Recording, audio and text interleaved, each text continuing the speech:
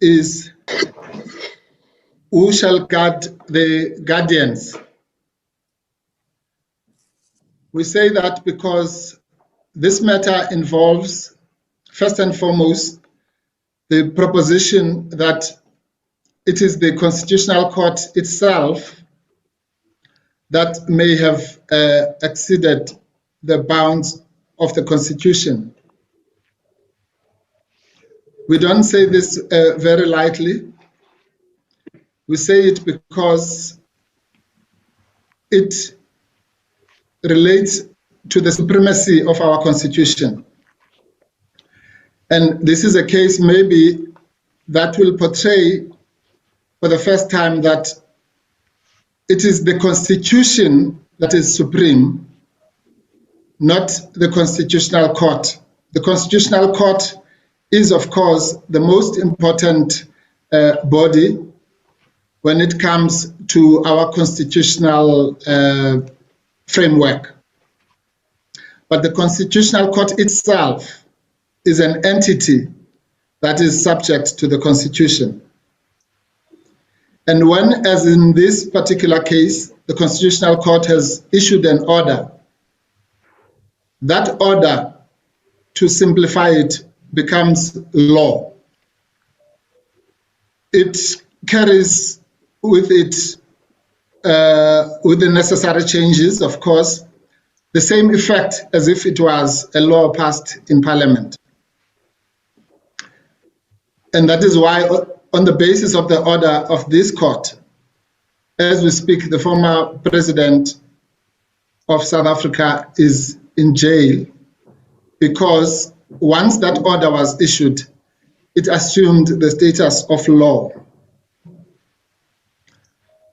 But of course, the supremacy of the Constitution, which is enshrined in Section 2 of the Constitution, says that all law, including that order, which is inconsistent with the Constitution, is invalid. So if for a minute you indulge us and assume that the order is unconstitutional or in one way or another exceeded the bounds of the Constitutional Court, then the question is, what should then happen?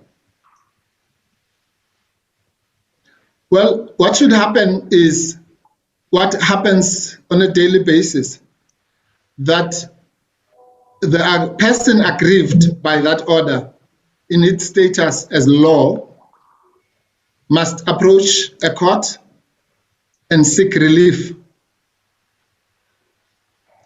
And it is on that basis that we have approached this court. Of course, there's the awkwardness of the fact that the law that we are bringing to this court is the order that was passed by this very court.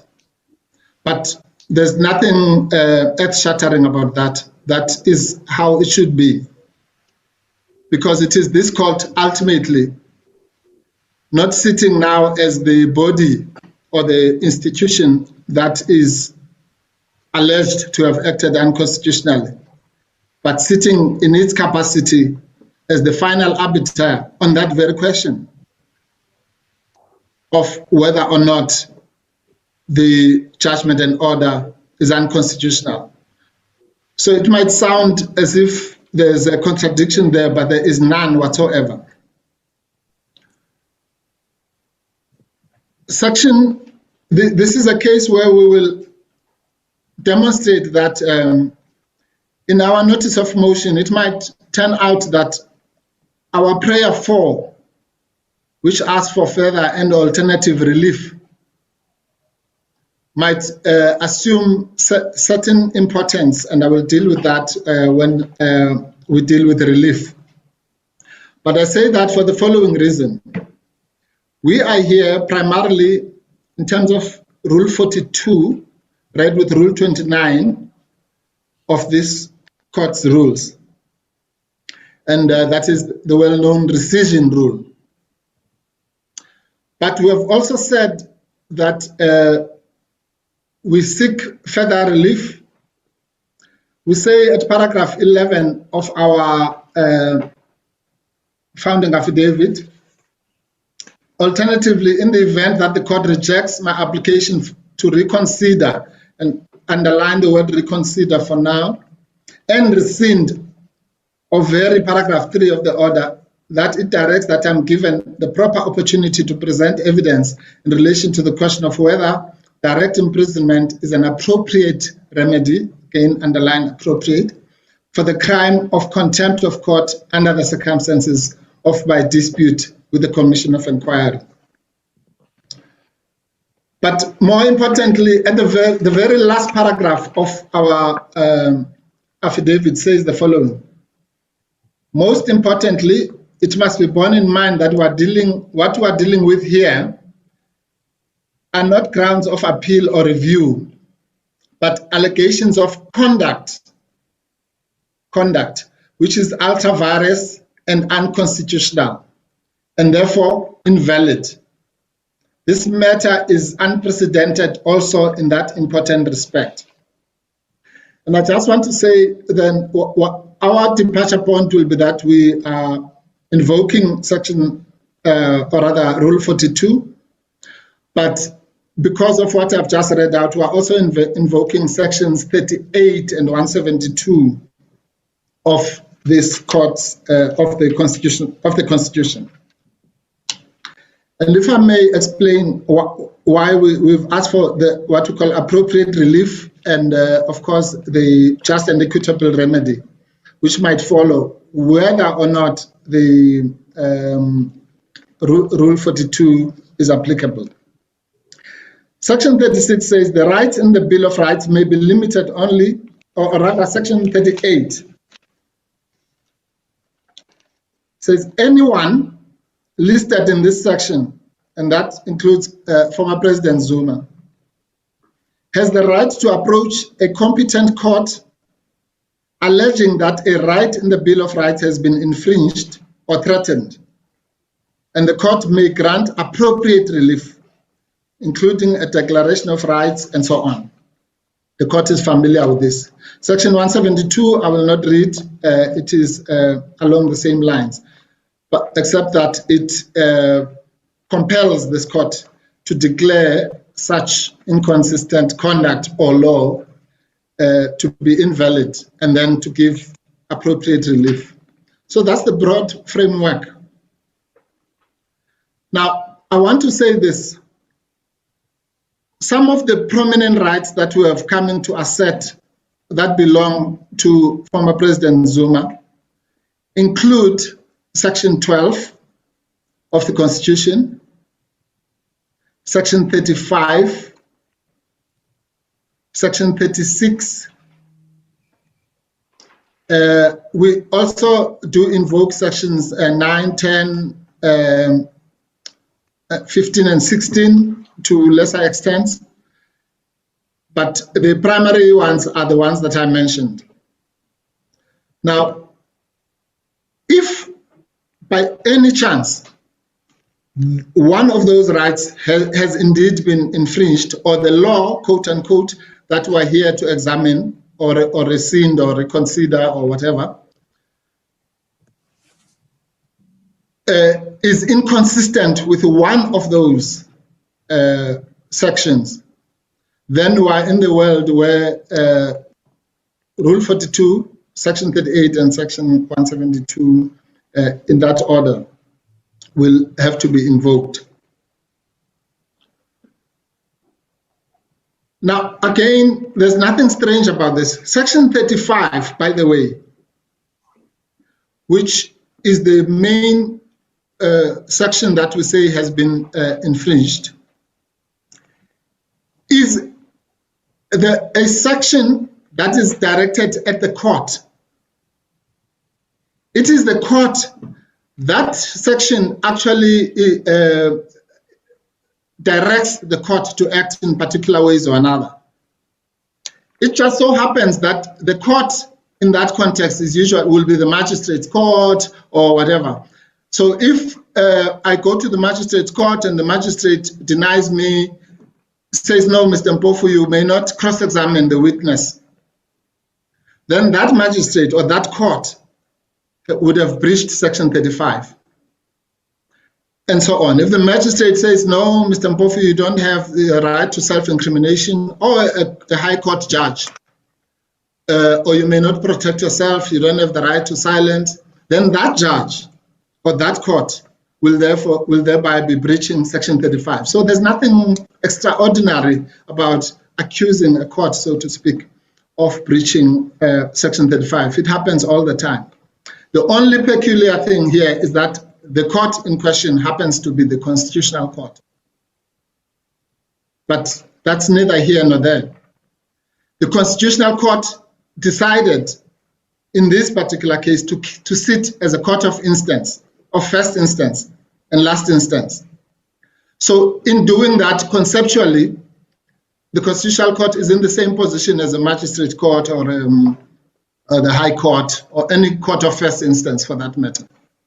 And it is equally susceptible then to have breached Section 35, just like any magistrate may or may not when they deny someone the right to cross-examine or whatever is in Section 35.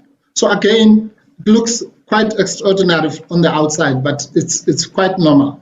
So once the court has assumed a status as a court of first instance, then it must be treated in the very same way like any other court that may or may not have infringed the Section 35 rights of an accused person. So all these, Section 36, which is also important, is also in the same genre of rights, in that it compels a court to do certain things.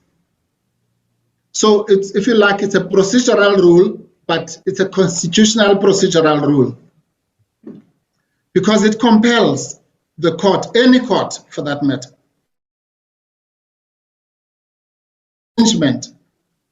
A limitation, I prefer to use the word limitation because it portrays this problem even better.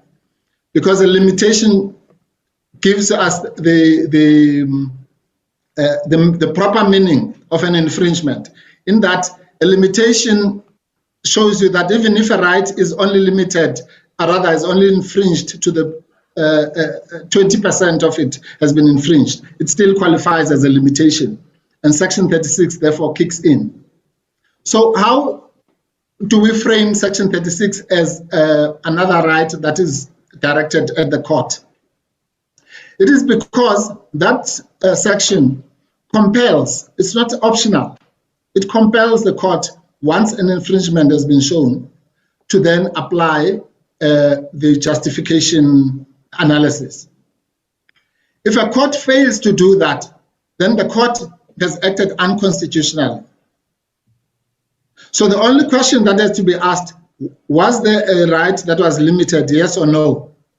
If the answer is yes, then the court is compelled, impelled, obligated to do a Section 36 analysis. If it does not do so, it is exceeding its powers, because it's not a matter of option or choice. Which then brings us back to square one. The central question in this case will be whether or not the rights that we invoke have been limited, yes or no. If they have been, then one, the court will at least prima facie at that stage have exceeded its mandate, subject of course to whether Section 36 will then rescue that infringement. And that's, again, there's nothing extraordinary about that. That's what happens to every functionary, every organ of state is susceptible to the very same examination. Did you infringe my right in issuing the tender, yes or no? If you did, then was it justifiable in a democratic society, yes or no? If it is, then that's the end of me as the applicant. If it is not, then I must get a remedy. Mr. Mpofu, your 10 minutes protection time has expired. Thank you very much, Justice Khampepe. If I may then continue on that mode. So what we really have here is, if we go, let's start on the first base, then Rule 42. What we are saying is that this court made fundamental, what we call rescindable errors. It's just a phrase that we have coined. And we have coined that phrase, rescindable errors, to distinguish. I'm sorry. Important. Can we, before you get, can you hear me? Yes, I can hear you. Hear me? Yes. Is the remedy of rescission available to a litigant who deliberately decides not to oppose an application? Yes. And I'm asking this question because in Freedom Stationery, the Supreme Court of Appeal said that when you take a considered view not to participate in proceedings, you are reconciling yourself with whatever decision a court will make. So this is against that background that I'm asking this question. Yes. Thank you, Justice Chik. Yes, that's a very important question because it will help us to quickly get rid of one of the defenses that have been raised along those lines. Well, let's start. Bear in mind then, Justice Chik, that as I've said, that we rely on the rescission section. We also rely on Section 38. We also rely on Section 172. But let's answer this within the strict confines of the rescission. Firstly, the answer is, of course, yes. It cannot be that if X owes Y some money, and then X goes to court, and Y decides, well, I'm not going to oppose this because maybe I know that I owe the money or I owe 100 Rand and so on. Deliberately so.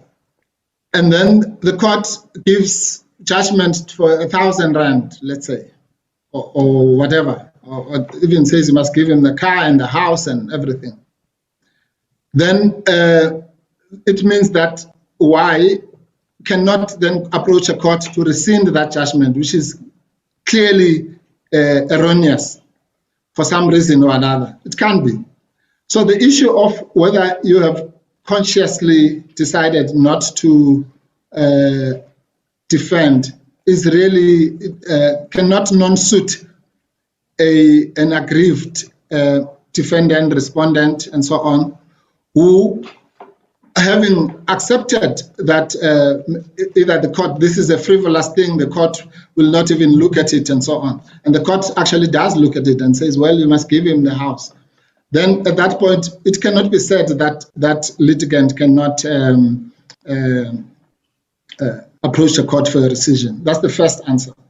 The second answer is that rooted in this notion, and this is a more constitutional answer, if you like, rooted in this notion of voluntary non-participation, as we've called it in our replying affidavit, the defense of voluntary non-participation, is lacking behind it is a concept of waiver.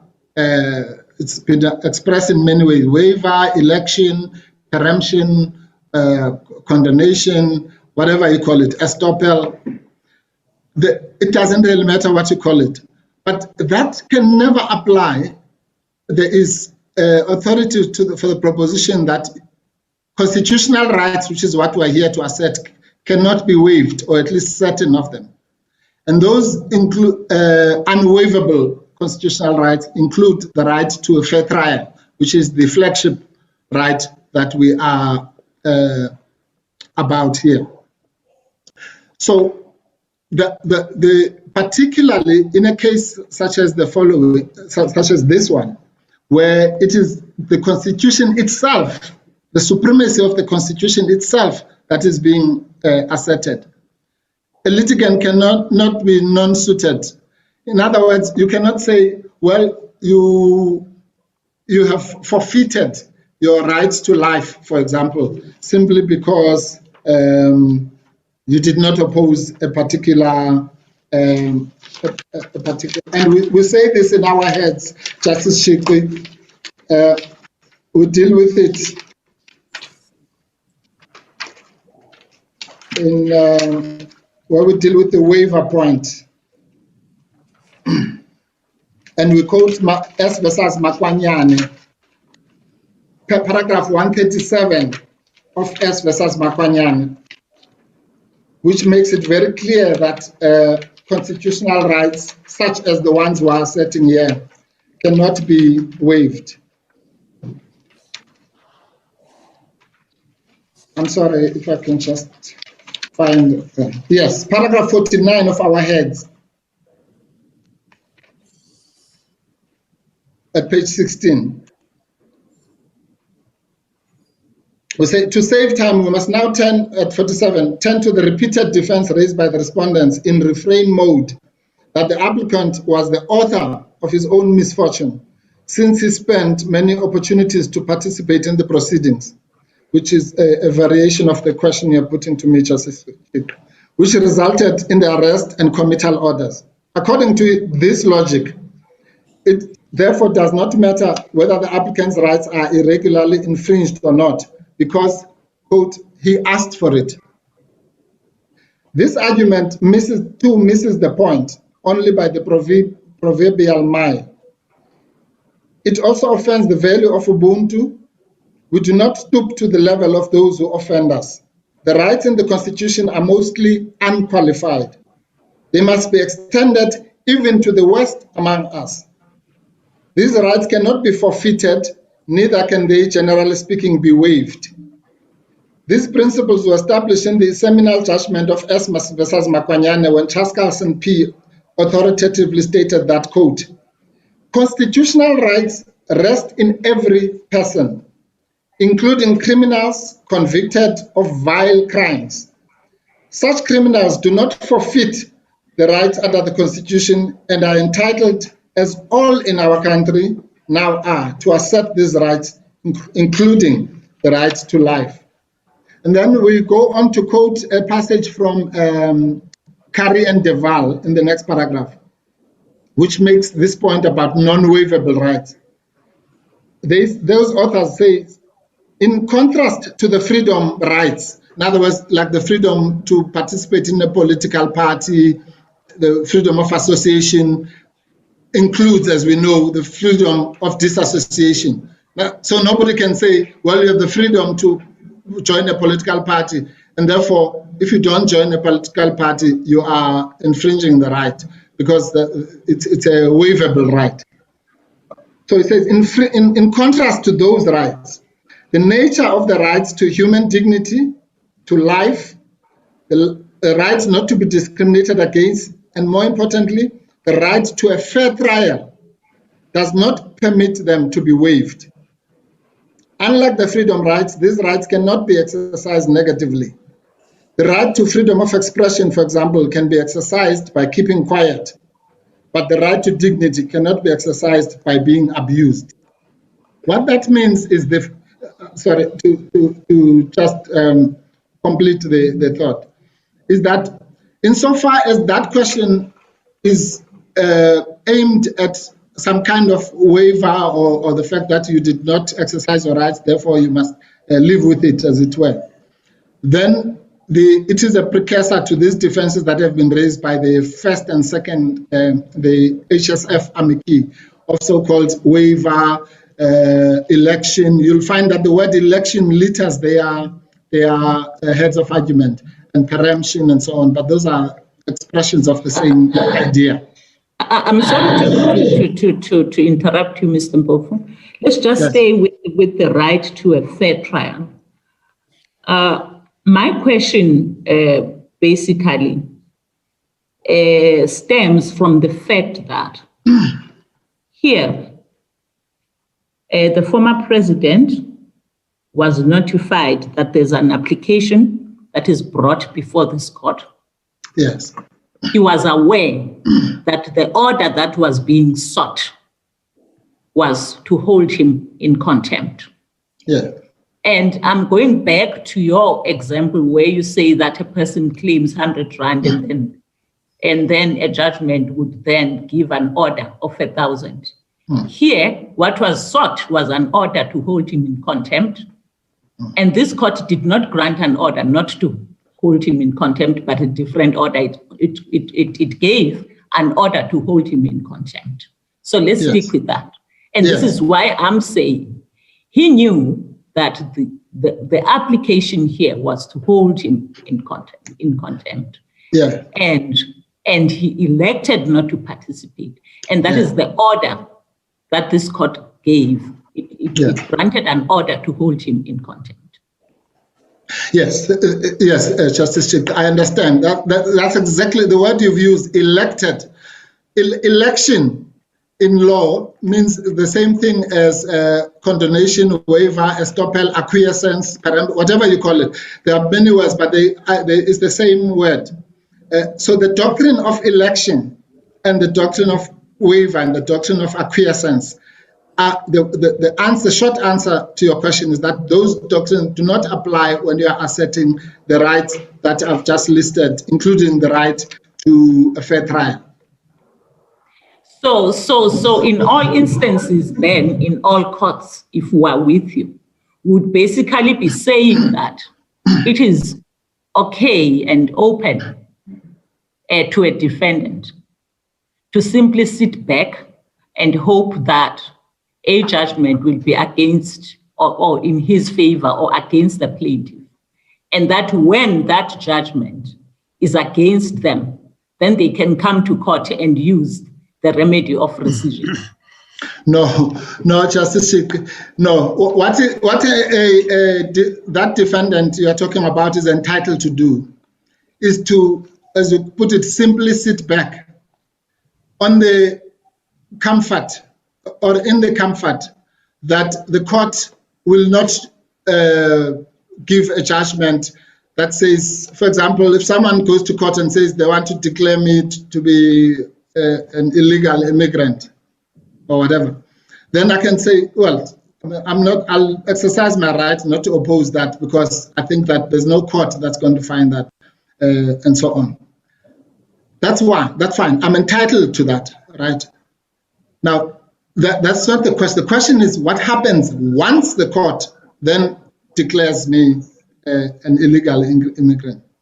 Am I now remediless simply because I knew that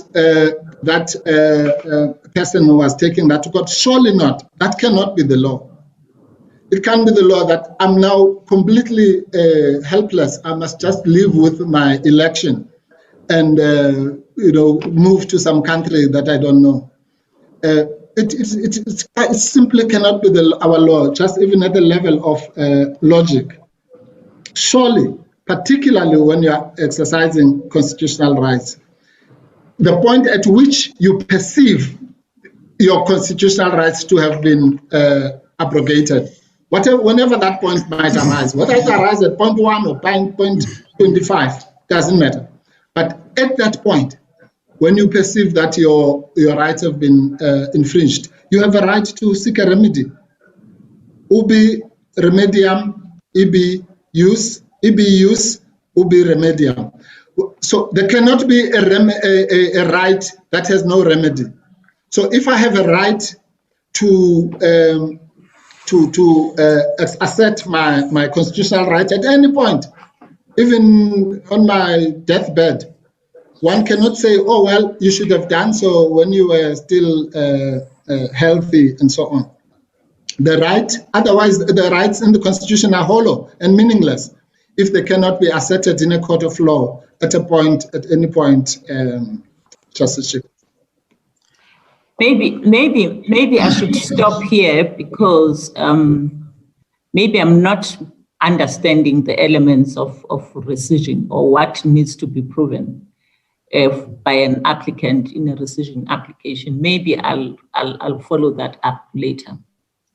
Yes, Thank you. Mr. Mpofu, can I raise 3 aspects with you, please? Yes, Justice Machit. The first one emanates from your opening address, where you said that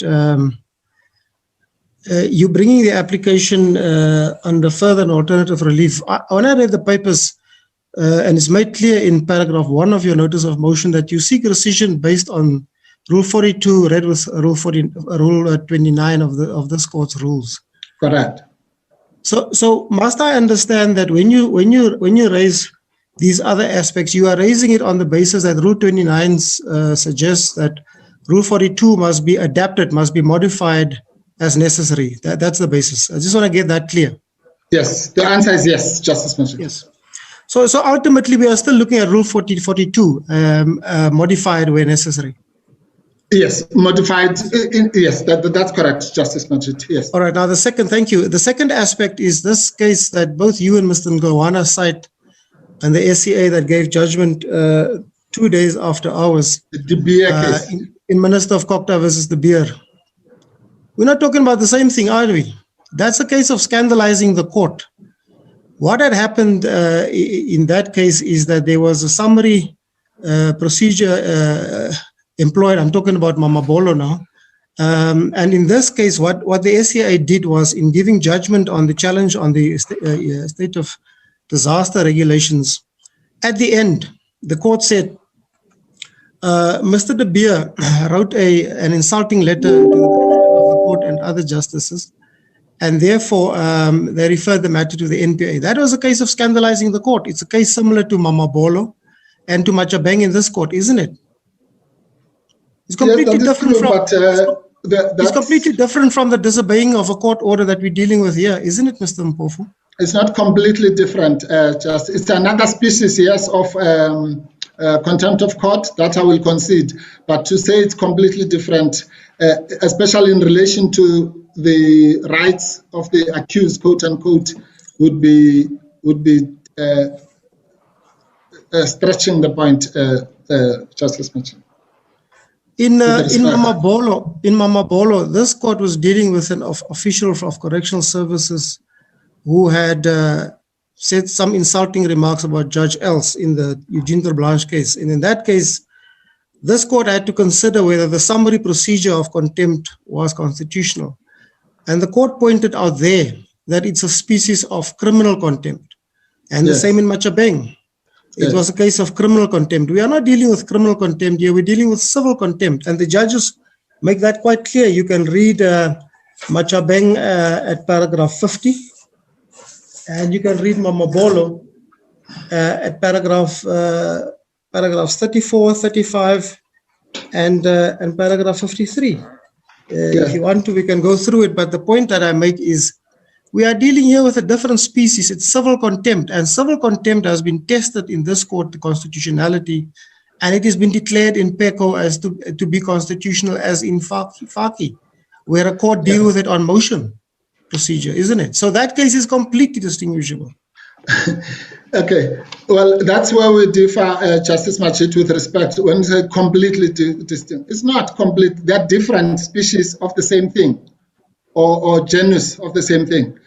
Criminal contempt is a crime. Civil contempt is a crime, right? So we're dealing with two crimes. The fact that it's like if you said, I want to assert my Section 35 rights, then you say, no, but the other person was charged with bank robbery. You are charged with murder. It doesn't matter.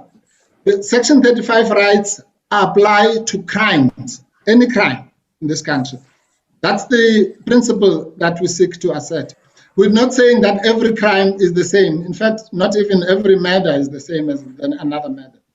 So we accept without qualification that two crimes. But are they crimes? Yes. And if they are crimes, does Section 35 apply? Yes.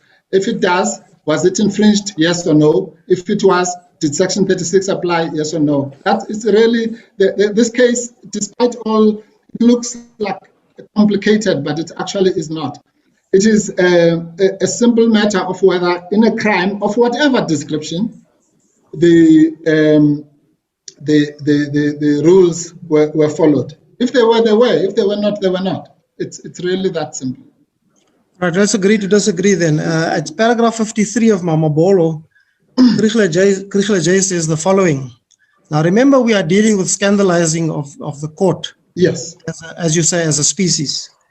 Krishla J says the following, quote, a person so summoned for scandalizing the court is an accused person as contemplated by section 35(3) of the Constitution.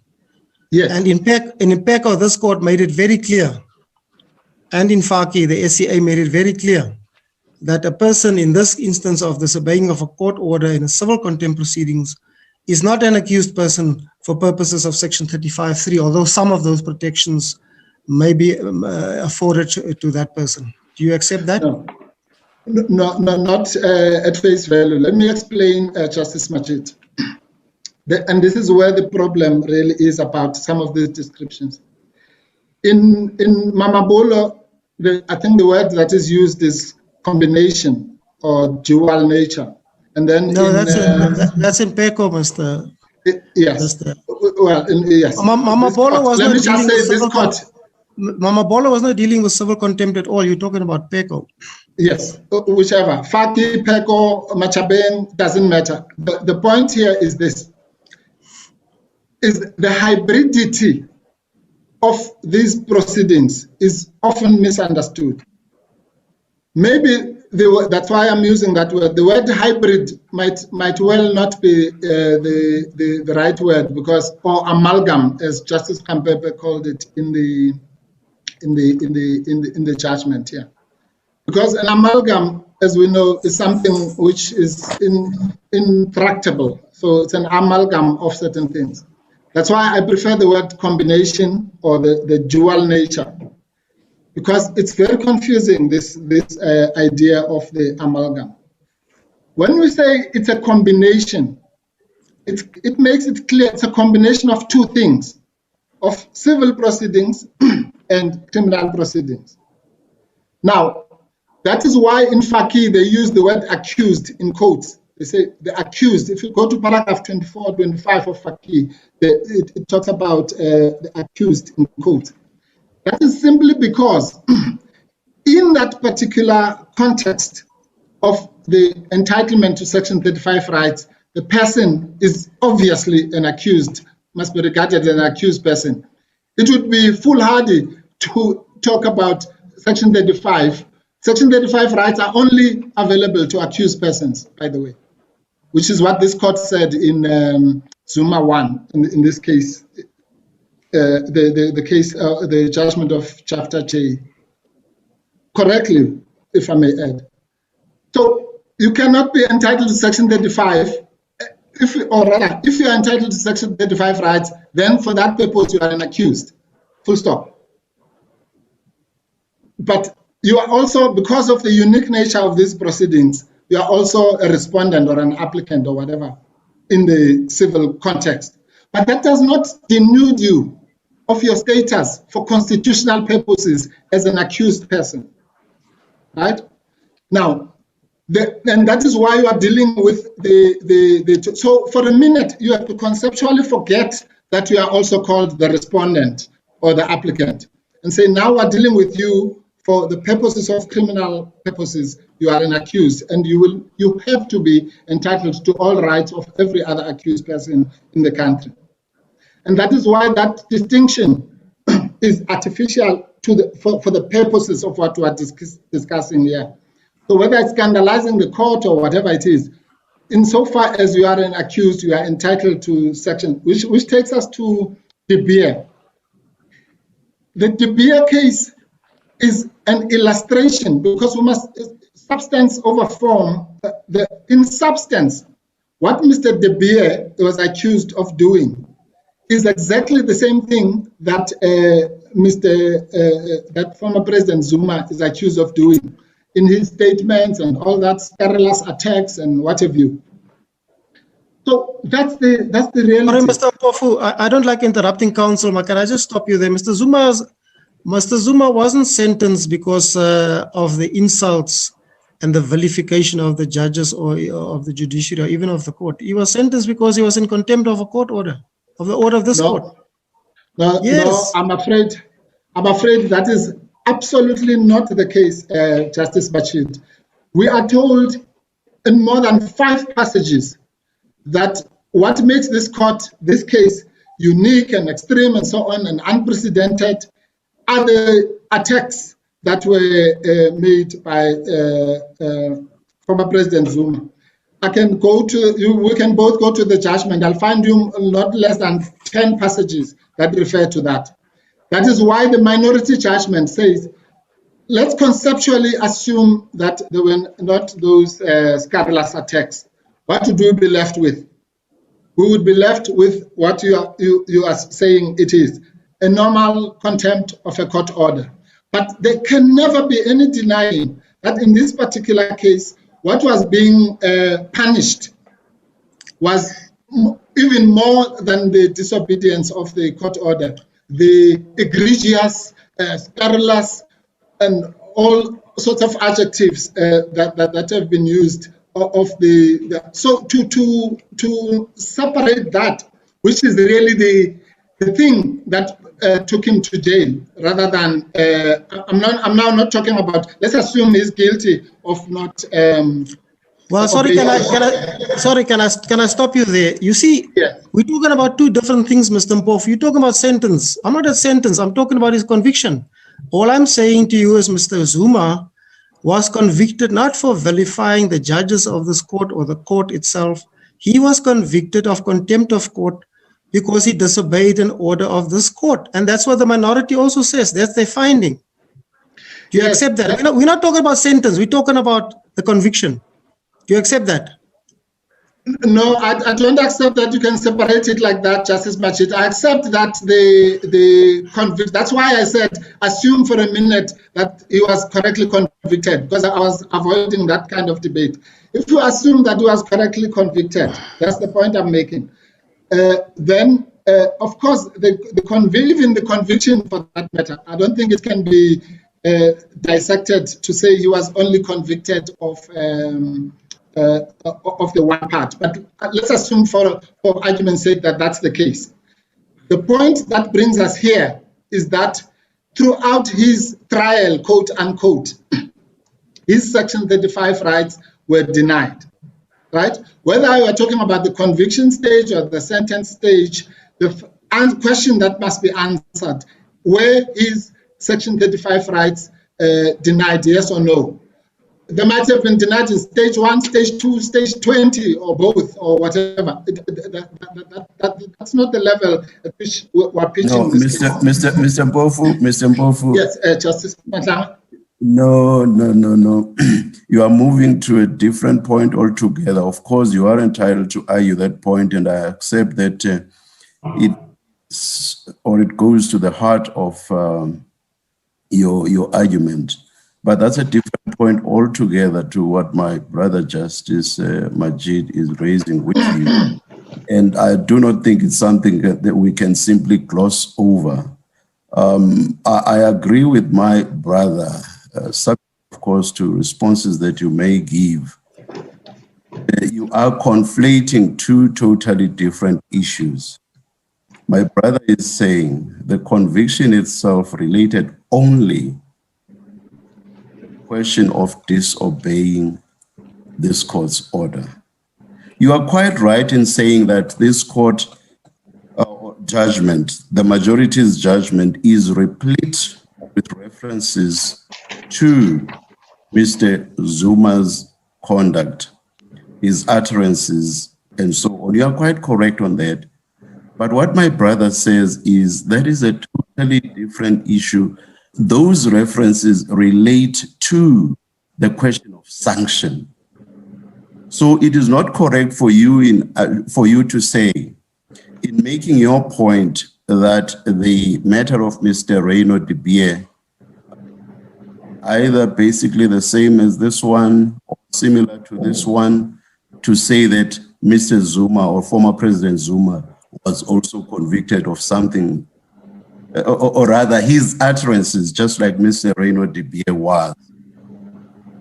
The short point is, as you correctly say, yes, this court, the majority does refer to those utterances, but it does so and relies on them in the context of sanction. If you insist that it does so even with regard to the question of guilt, I would ask you to show us in the judgment where we say, or where the majority says, we find former President Zuma guilty because he said this and that and that. The conviction relates only to, there was a summons for former President Zuma to appear, he did not appear. That is the basis of the conviction, not the utterances. And it's on that basis that my brother Justice Majid says, this case, therefore, differs from that of Mr. Reno de Beer. And Mr. Mpofu, before you answer, can I ask you to look at paragraphs 43 and following of the judgment of Kompepe J, the majority judgment, please?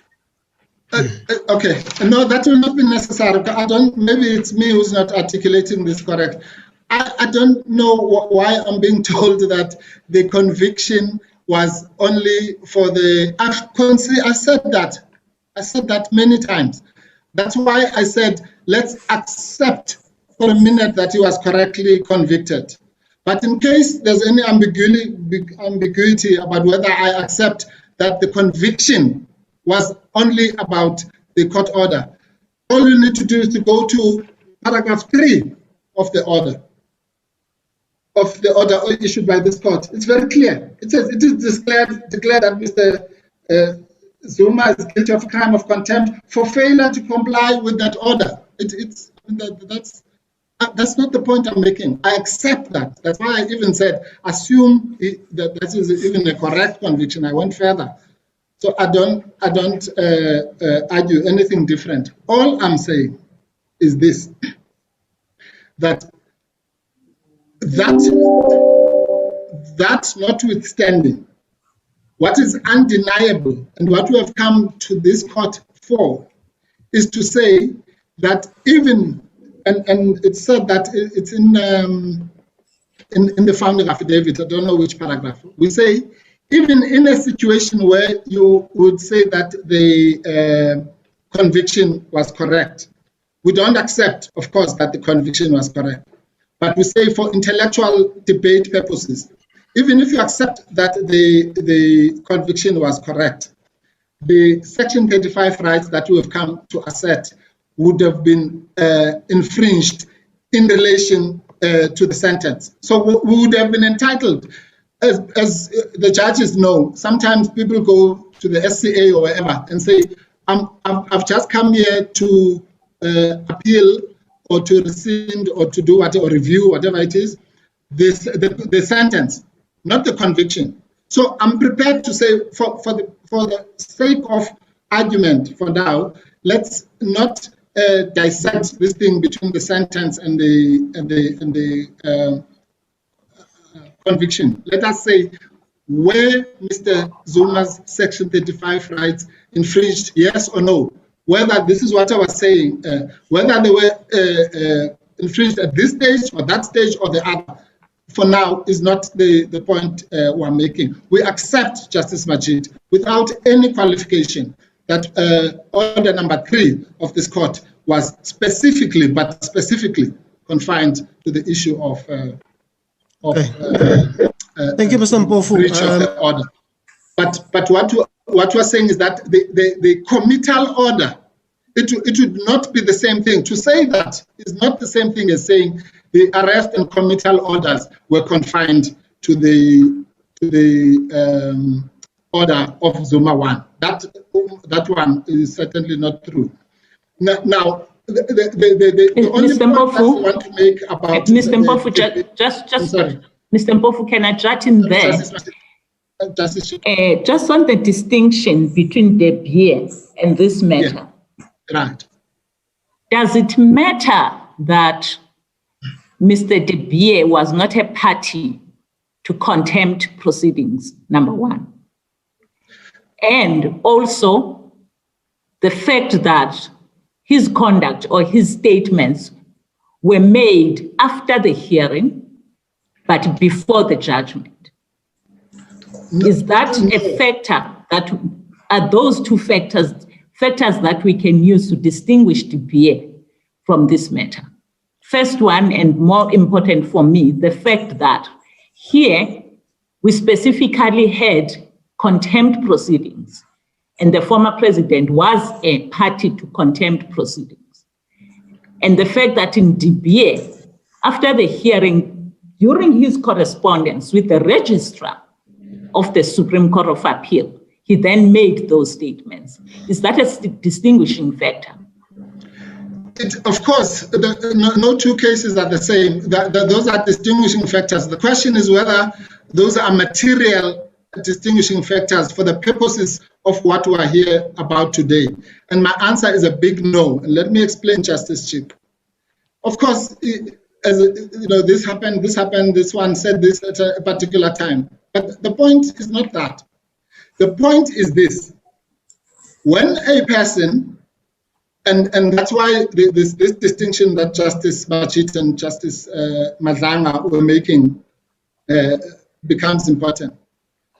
Because ultimately, it would be, let's assume Mr. De Beer and former President Zuma, for whatever they did, both end up in jail or having paid a fine or whatever it is.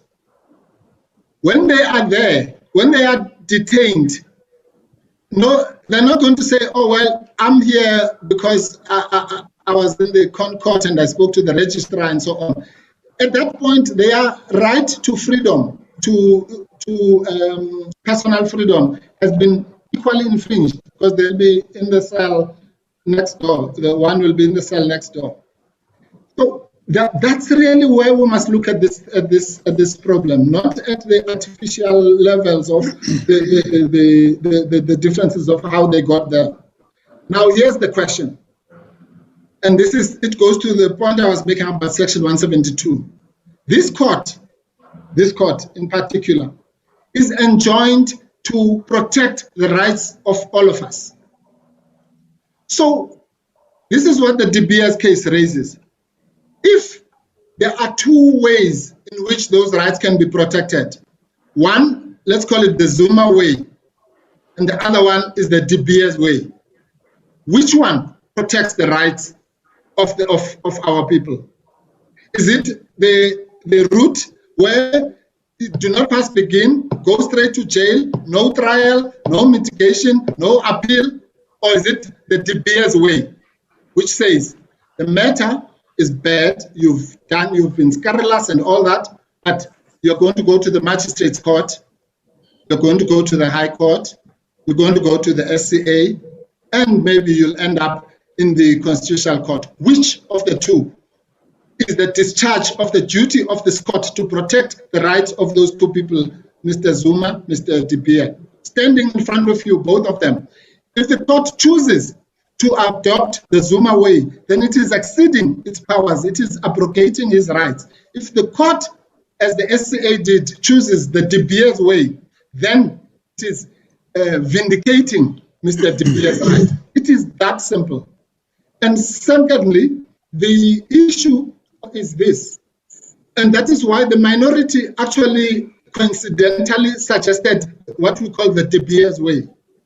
So what we really have here is that within the space, and this case is unprecedented in that fashion as well, within the space of 48 hours, 7 judges preferred the Zuma way, and the 7 judges preferred the De Beers way. That's where we are as a country. Sorry, Mr. Mpofu, I must take issue with that. Yes. You say in your heads, even if De Beer, you and I disagree on it, but as I see it, De Beer is scandalizing the court. It's a completely different case. You say in your heads at page 4, paragraph 8, significant differences in the approach of our 2 highest appellate courts in the handling of similar crimes require some attention. Now, even if De Beer was on point, if it was comparable to this case, then obviously the doctrine of stare decisis would have meant that that court would have been bound by this court's decision, isn't it? So it would have been irrelevant anyway. Yes, you see, of course, you are right, Justice. Because there's no two appellate courts, highest appellate courts in this country, Mr. Mpofu. There's only one. It's the apex court. It's been like that for 8 years, 2013. Yes, no, Justice Majid, you know, at the level of technicality and ranking the courts and all that, you're 100% right. But that's not the point I'm making. I know very well about stare decisis. What I'm saying is the following, that 2 crimes, and I have to go back to this, because this one was scandalizing the court. The word similar means exactly that they're not the same, right? But the point I'm making is that 2 persons, let's forget the technicalities and the Latin, 2 persons who have done the same thing. One is dealt with in a way that vindicates their Section 35 rights, and they get a trial, a proper trial as we all know it. The other one does not get that trial. It's the same as the distinction that is made with respect artificially about the case of P.W. Botha. Of course, P.W. Botha was charged under the Commissions Act. Of course, we all know that. But what is? Let's forget about these artificial things. What did P.W. Botha do? He defied a commission of inquiry. What did President Zuma do? He defied the commission of inquiry, assuming he's guilty of that. The point of the matter, the difference between P.W. Botha, the way he was treated, and the way this court treated President Zuma, is that P.W. Botha ended up going to court, getting a suspended sentence or a fine and so on, having all his rights of appeal, and he actually exercised them and appealed. Whereas former President Zuma did not have that. He does not have even the right, which this court said is so sacrosanct in terms of Section 35(3)(0). This court said in the case of Zukudza, State versus Zukudza. I don't know if the court received we sent some authorities yesterday, but let me cite it anyway. 2000-11 BCLR 1252 CC. We did receive it, Mr. Mpofu. I received it this morning. Thank you. Okay, then yes, that's paragraphs 11 and 12 of that of this court's judgment of Ackerman J are crucial. Towards the end of paragraph 11, the Leonard Justice said, an important aim of the right to a fair criminal trial is to ensure adequately that innocent people are not wrongly convicted because of adverse effects which a wrong conviction has on the liberty and dignity and possibly other interests of the accused. Let's just pause there. What does in the Section 35 is not just there to ensure, and this is the point that kills the distinction between a conviction and a sentence. Section 35 is there to not just to protect you against the wrong conviction, but about anything wrong with the process of that trial. There are, however, other elements of the right to a fair trial, such as, for example, the presumption of innocence, the right to free legal representation, a trial public, which is not unreasonably delayed, which cannot be explained exclusively on the basis of averting the wrong conviction. It's not all about a conviction, but which arise primarily from considerations of dignity and equality. Now, dignity and equality has no eyes as to whether now we're dealing with sentence, now we're dealing with Section 174, now we're dealing with this or that or the other. Mr. Mpofu, may I please of course. take you to the matter of Mr. P.W. Botha. Would a more apt comparator not be this? If after Mr. P.W. Botha had disobeyed the commission, there had been an application to court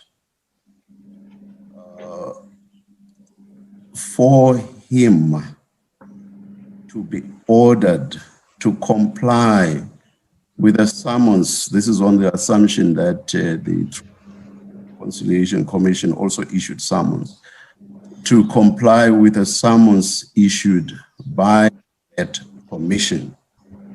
And then upon his failure to comply with that summons and therefore not appear before the commission in accordance with that summons, for there to be an application for contempt of court, wouldn't that be a more apt comparator?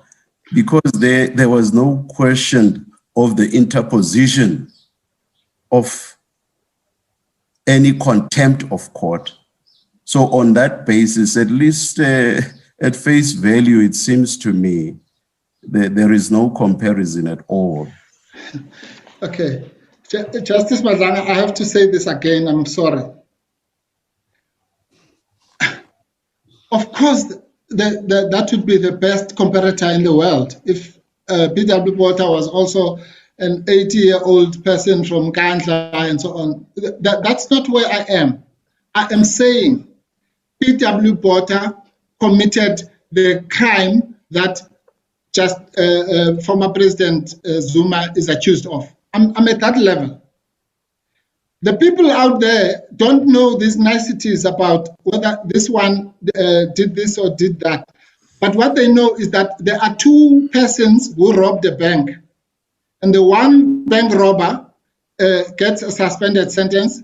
The other bank robber gets 15 months in jail. Now, of course, it is exactly why I want you and I as lawyers to disabuse those people of false impressions that they might have, because you and I at least do know some law. I will not say we know all the law, but you and I at least know some law. So we should disabuse their minds of any wrong impressions they might have. And for the reasons I gave, your comparator is not an comparator, but of course, yes, you are still responding. Yes, Justice Matlanga, please, if you hear nothing else I'm going to say today, just hear this. It does not matter what crime we are discussing at a particular time, whether it's stealing a loaf of bread or killing 1 million people. I am saying both those accused, the one who stole a loaf of bread and the one who killed 1 million people, are equally entitled to Section 35 rights. That's what we're here about. So I'm not going to stand here and say, no, P.W. Botha, yeah, this, and then, no, he absconded, and then, that might well be. I'm not interested in that. I'm interested only in saying crime in South Africa imposes upon a court, any court, including this one, duties, certain duties. Those duties are listed in Section 35 of the Constitution. Loaf of bread, 1 million murders, rape, whatever.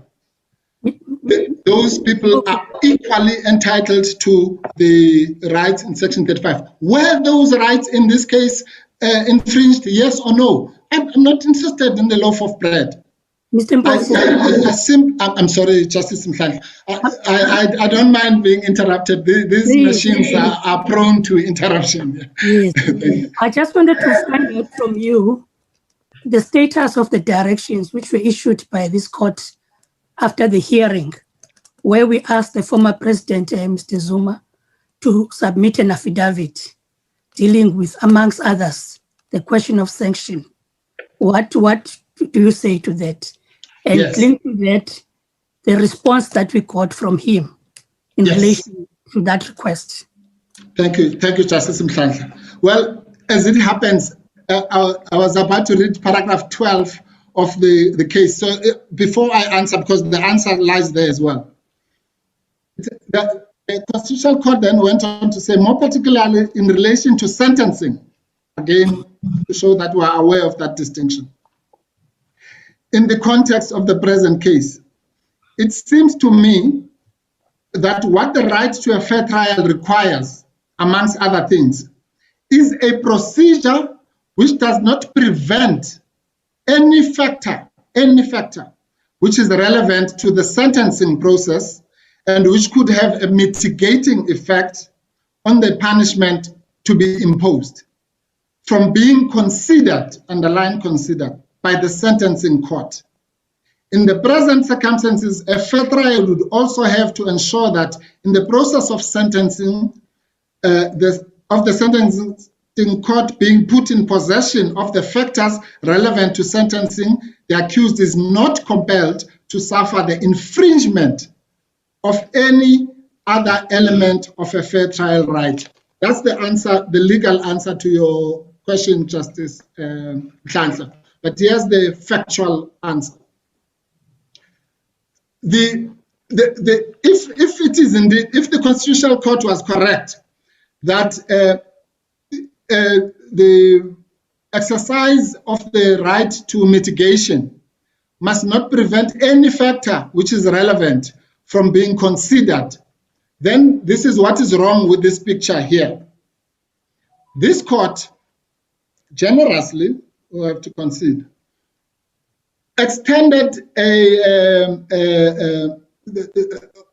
made those corrections on the 9th of April, asking for mitigating circumstances in a particular way. That was not done. We don't have no quibble with that. What we are saying is, let us look at that paragraph that I've just read and examine the facts in this case. And we say the right to mitigation was limited. And that's where that terminology becomes important. It was limited. We cannot say it was totally denied. But as I said earlier, the limitation of a right is the same thing as its infringement in constitutional language. So to the extent that the right to mitigation was limited, then it was infringed. And if we agree that it was infringed, that calls for a section 36. So you say it was limited where a person has been given an opportunity and decides to reject that opportunity. Yes, let me explain, Justice Mhlandla. We talk here about the timing of that opportunity that you are referring to. We say that to the extent that that opportunity was given before conviction, then the right was limited. Why? Because we all know that under normal circumstances throughout the whole country, and we make the point that even in non-criminal proceedings, even in labor-related disciplinary matters at work, you undergo your process, you get convicted, and then at that point, you are asked for mitigation. You cannot be asked for mitigation in April and be convicted on the 29th of June. I'm sorry. If that happens, to that extent, your right to mitigation has at the minimum been limited. I won't put it higher than that. Why do I say that, Justice Mhlandla? You know, as you know from the normal courts, Mr. X could be convicted on the 9th of April. And then he's called to court on the 9th of April. And they say, give us mitigation just in case we'll find you guilty in July. Now, Mr. X will say, okay, well, yes, you know, I'm in charge of 2 children and what have you.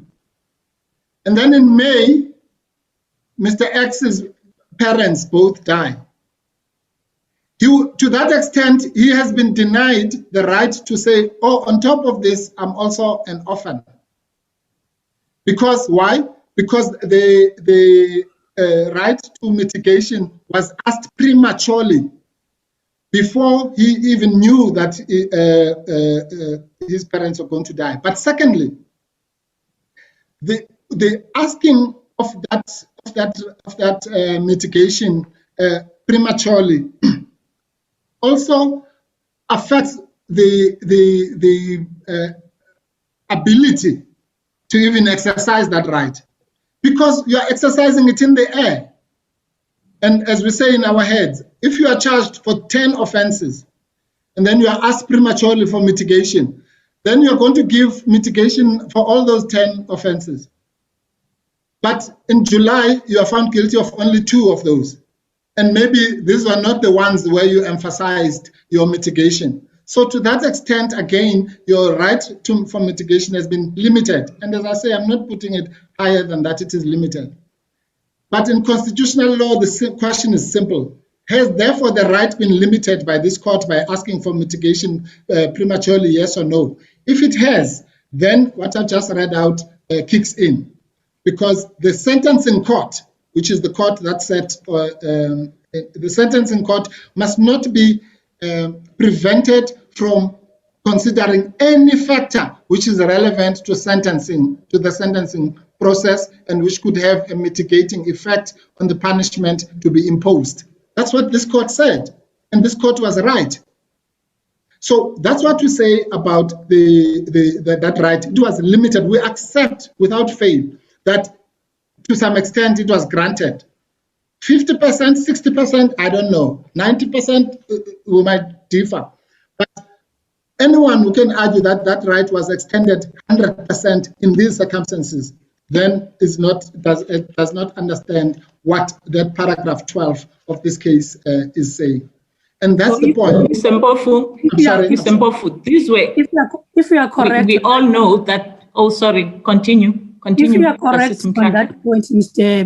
Mpofu, right, then what you are suggesting is that the court would have to then vacate the sanction, but the actual conviction of contempt, that is para 3, will still stand. And what would happen then? What would be the next step? Would that mean that the court would have to then again issue directions and ask a former president to submit, make submissions on sentence, or what? Well, if that's what justice takes time, I'm afraid, the real justice.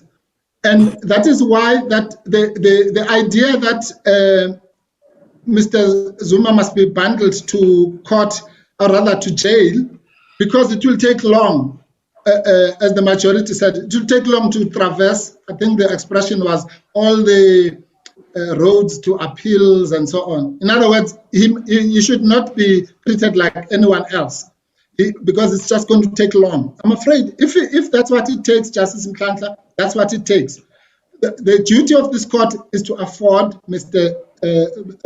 Jacob Zuma his rights in full, 100%. Now, let me then come back. If I like the way you pose the question, Justice Mkandla, because again, let me make my usual disclaimer. We're not accepting that the conviction was correct, but for the purpose of your question, let's say that it was correct. And your question is, what should then happen? Well, the answer is, what should happen is the same thing that happens every day in the SCA, in the High Court, where a person comes to only appeal against the sentence. It happens every day. There's nothing new about it.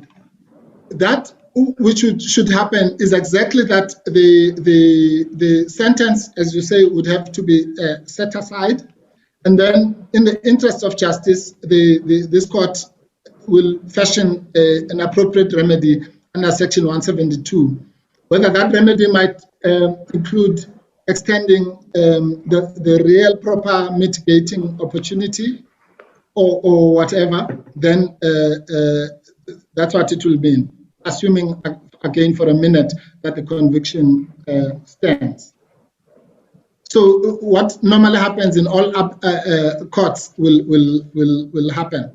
And that is why the remedy that we seek primarily, all these things, whether you are going to go through the Rule 42 route, Section 38 or 172, the real prayer that we want is prayer 3, which is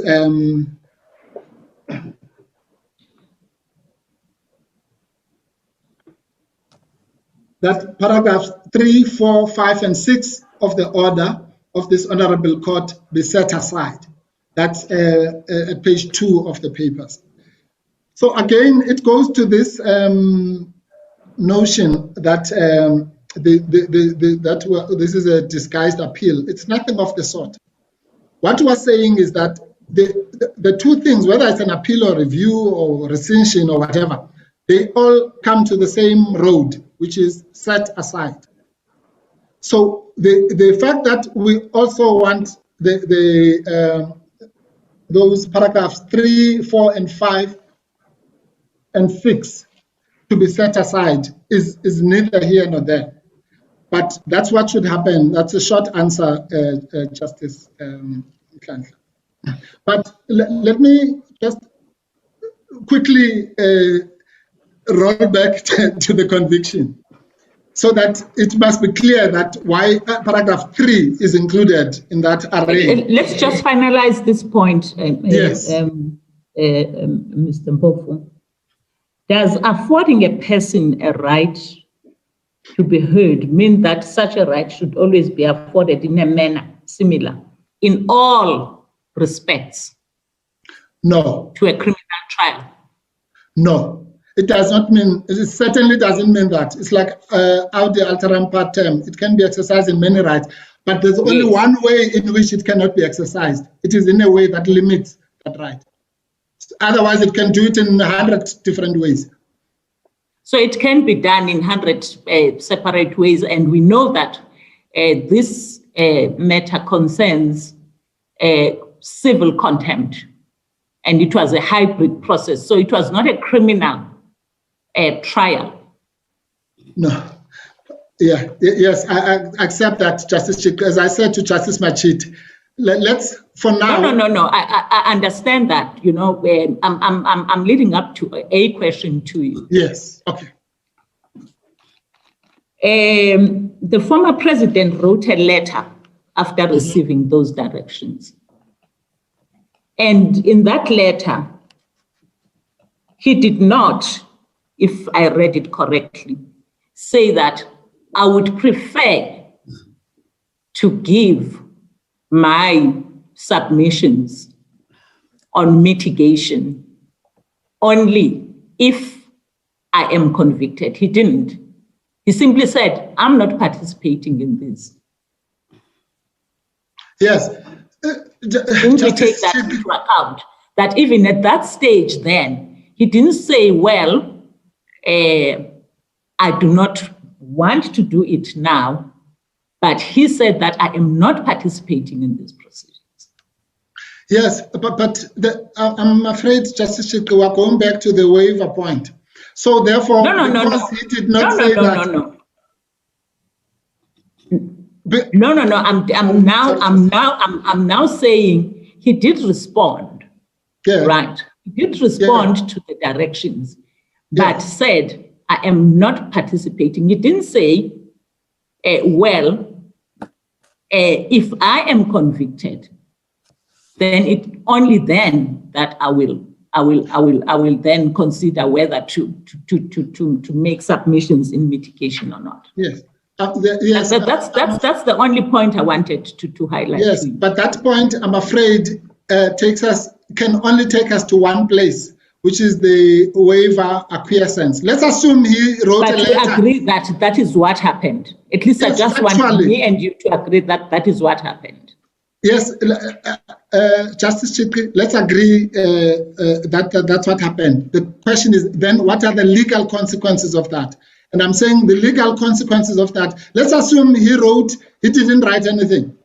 Or let's assume he wrote, I do not want to give mitigation, full stop.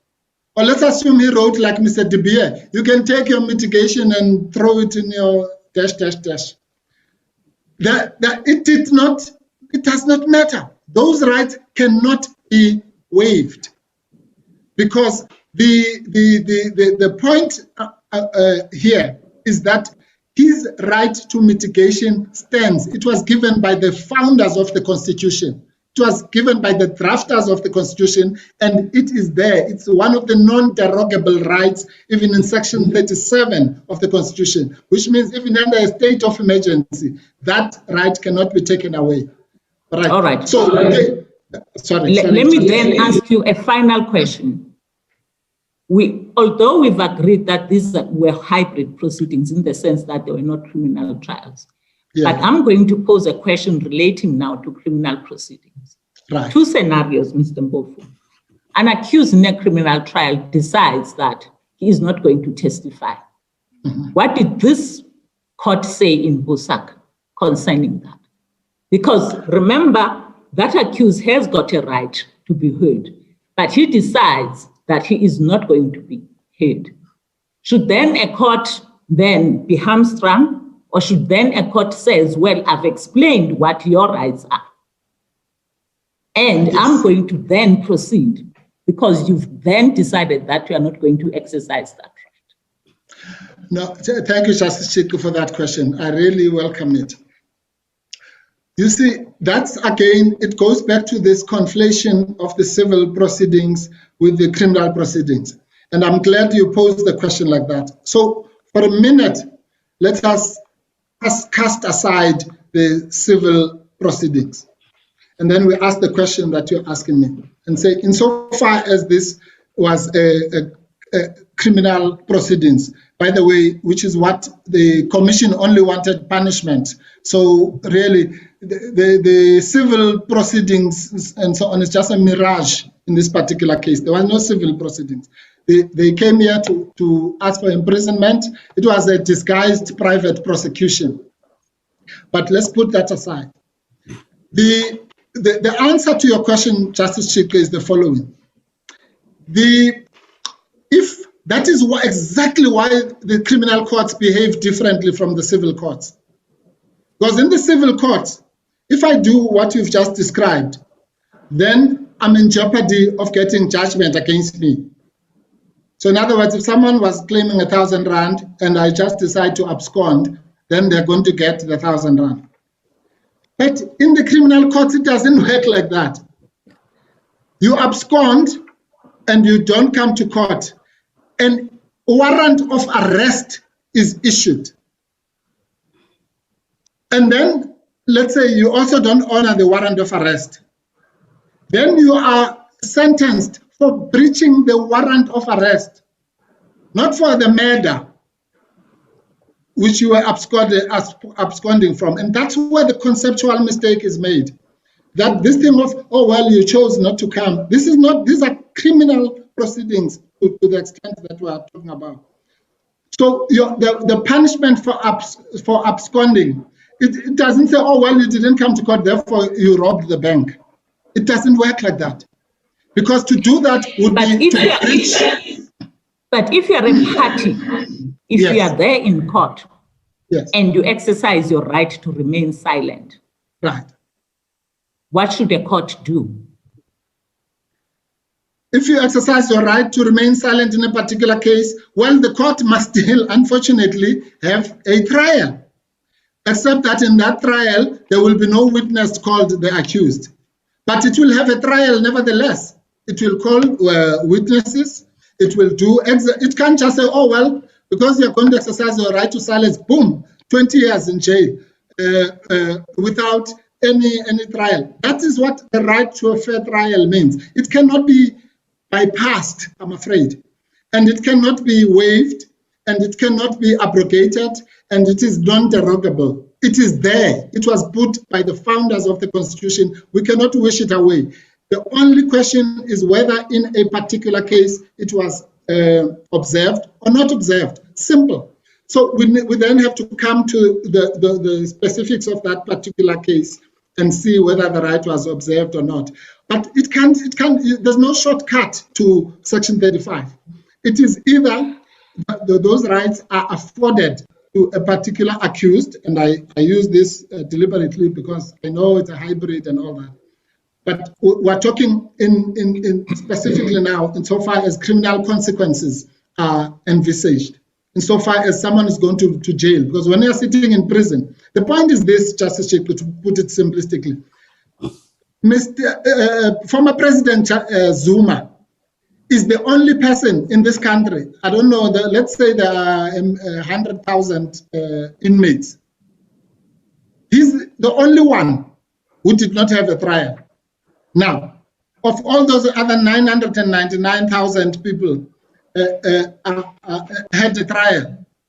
So it does not. Mr. Mpofu, I think before I ask this question, you are going to move to another point. Right. And I think you've responded to me. I just wanted to wrap up this whole issue about him having been given an opportunity to say something in mitigation. And when I looked at his letter, he deliberately did not say that, well, look, I'll only do it in the event I have been found guilty of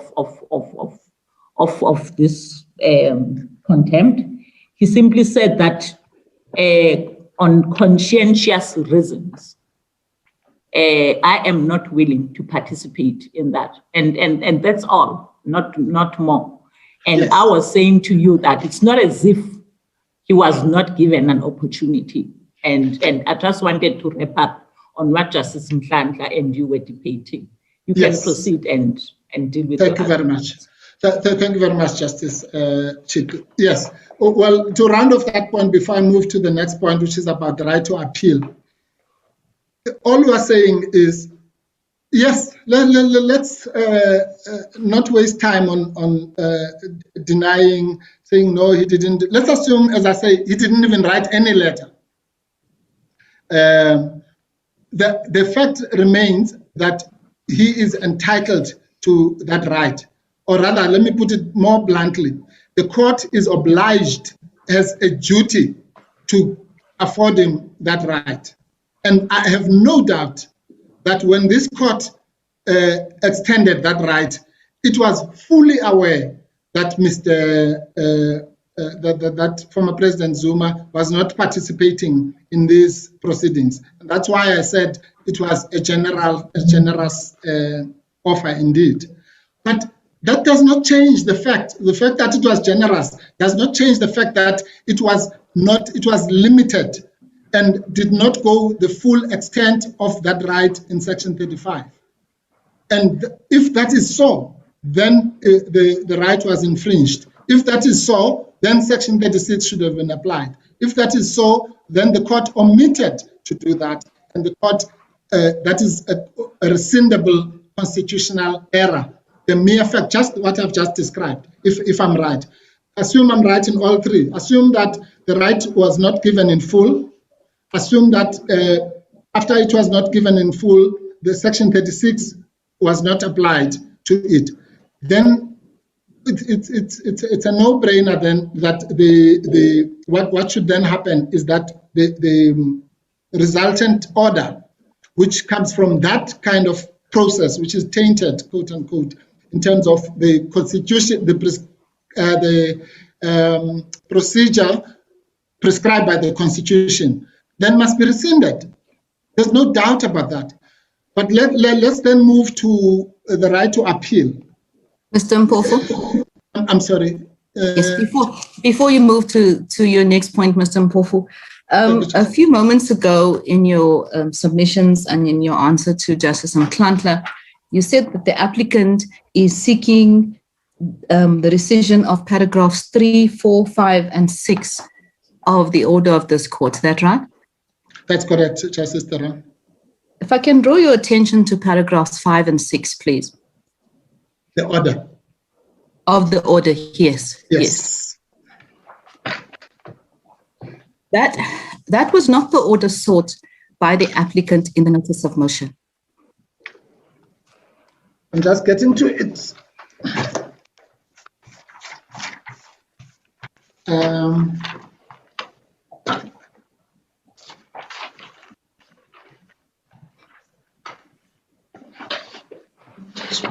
Sorry, I'm sorry. Yes, I'm there now, Justice Theron. You are referring to 5?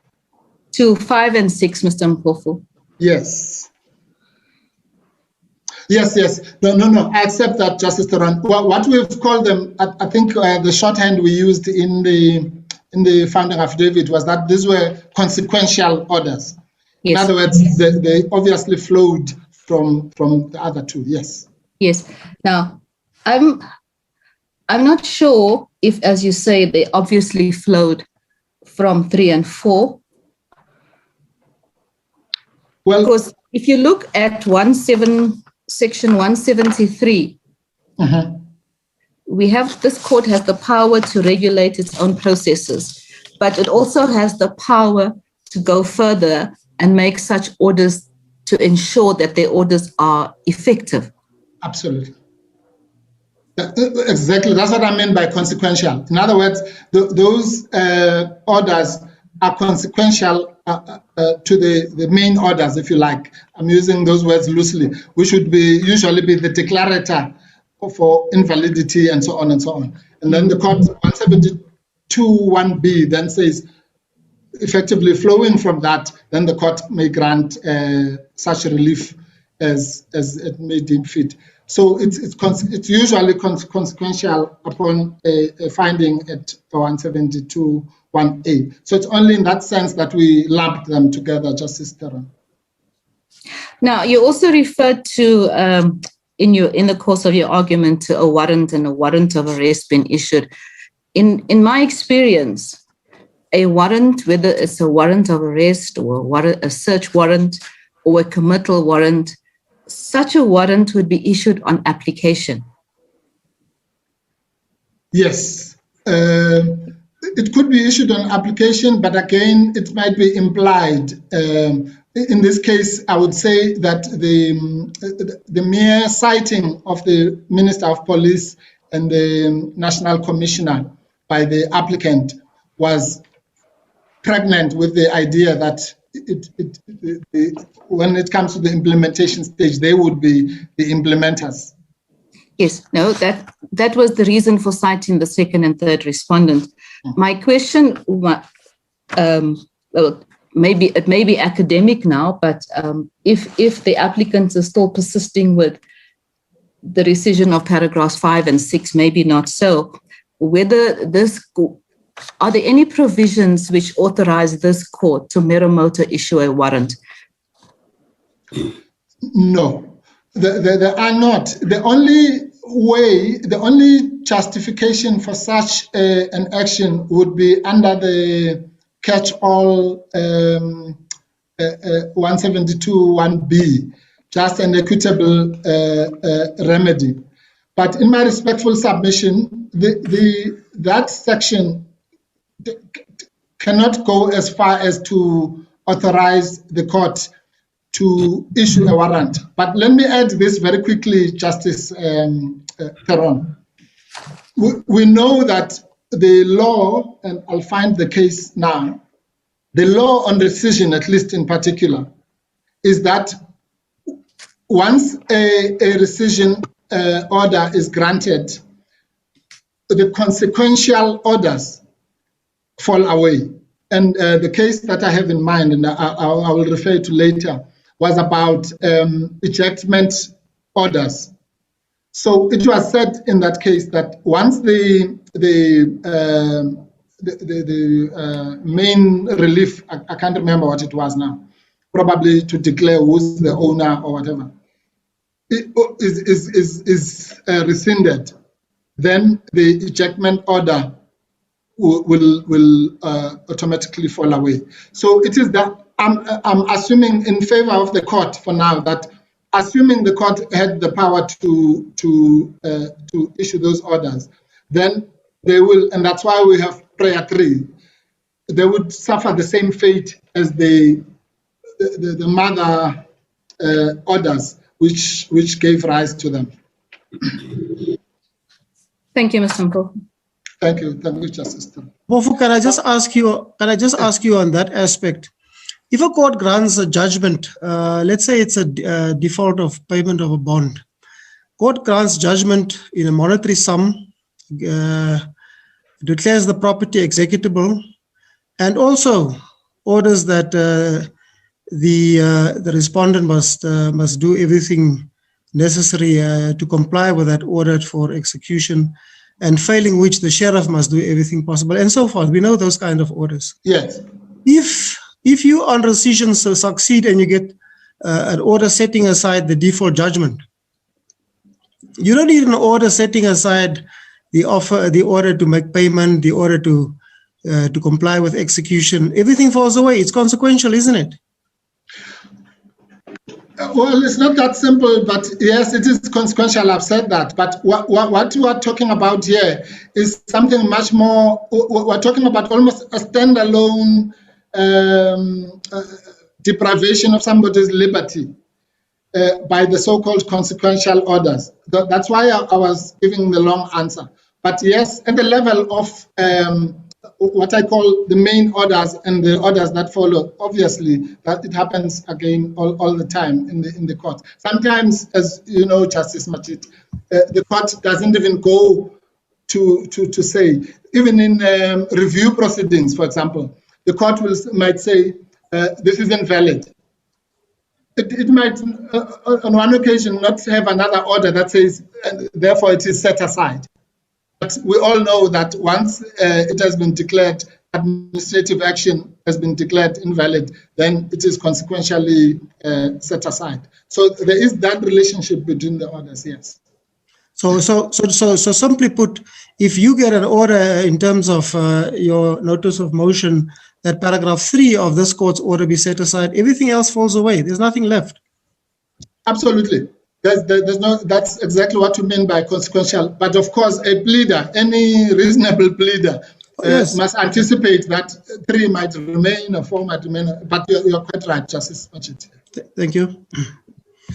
So the next point I want to address then is the issue of the appeal rights, and I'm doing that advisedly, because here now we're dealing with both the sanction and the sentence. Of course, the question of mitigation can only relate to sentence. But when we're talking about the right to appeal, then we're talking about the whole enterprise. Now, we ask the same question, and if I may, I know I'm preaching to the converted, but the starting point is in this book called the Bill of Rights Handbook, Carry and Devour. They simplify what a court has to do as follows at page 24.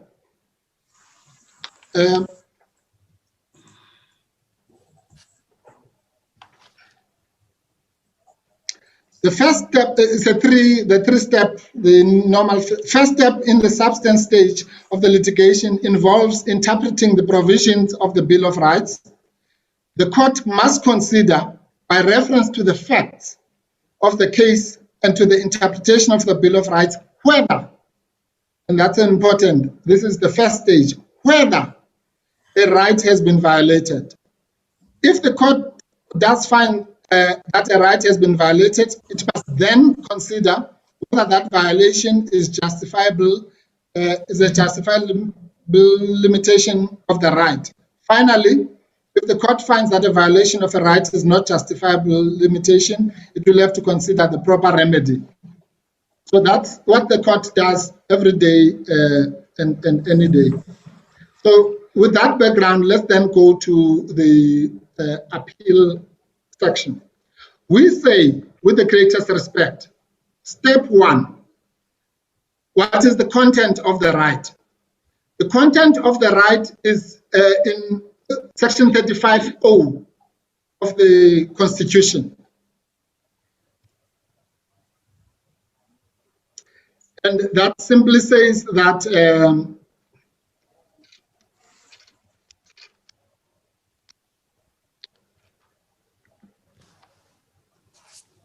every accused person, everyone who's arrested for allegedly committing an offense or has the right I'm sorry, yeah, every accused person has a right to a fair trial, which includes the right of appeal or review by a higher court. So every person, including former President Zuma, has a right of appeal or review by a higher court. That's the entrenched right.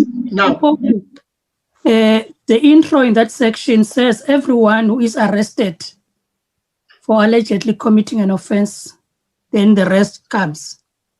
So are you then saying in the contempt proceedings, because no, I'm sorry, you're reading the wrong part, Justice. It's 35.3, not 35.1. Okay. Thank you. Thank you. All right. 35.3 then says that you are every accused person, quote unquote, is a right of appeal to a higher court. Now, this is what we say. Again, let's simplify it. Was former President Zuma afforded or denied this right by the conduct of the court? Yes or no? No.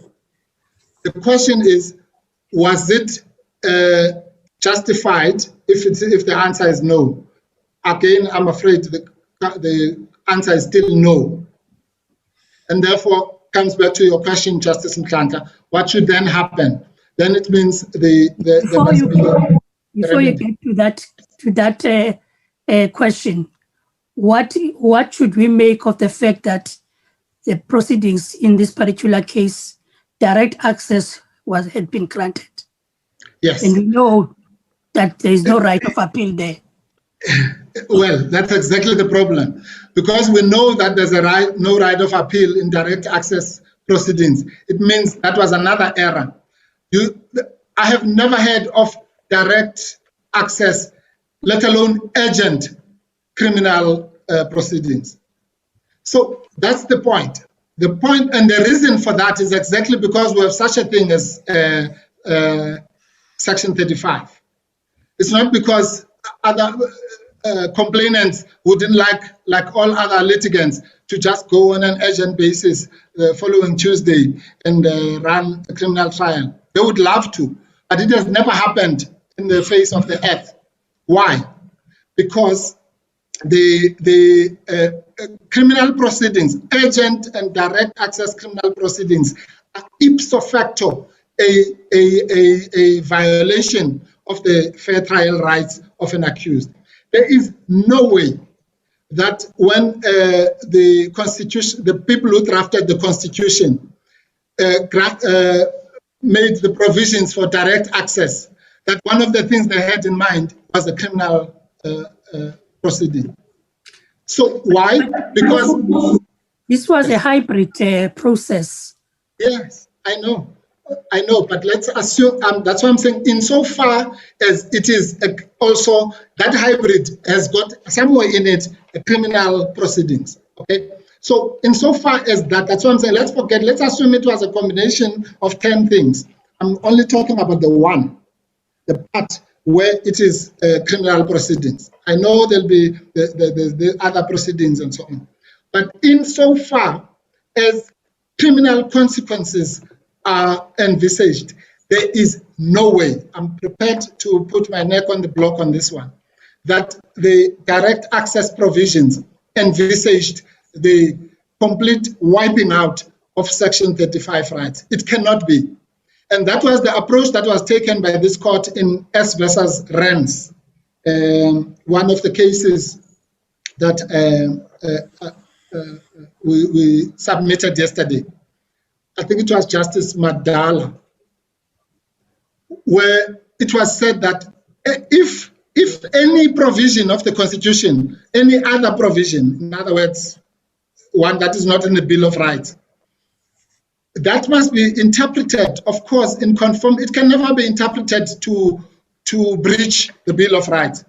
So the direct access provisions, I think in Section 167, can never be interpreted to deny somebody their birthright and fundamental rights which are enshrined in Section 35(0). That would be the biggest travesty of justice.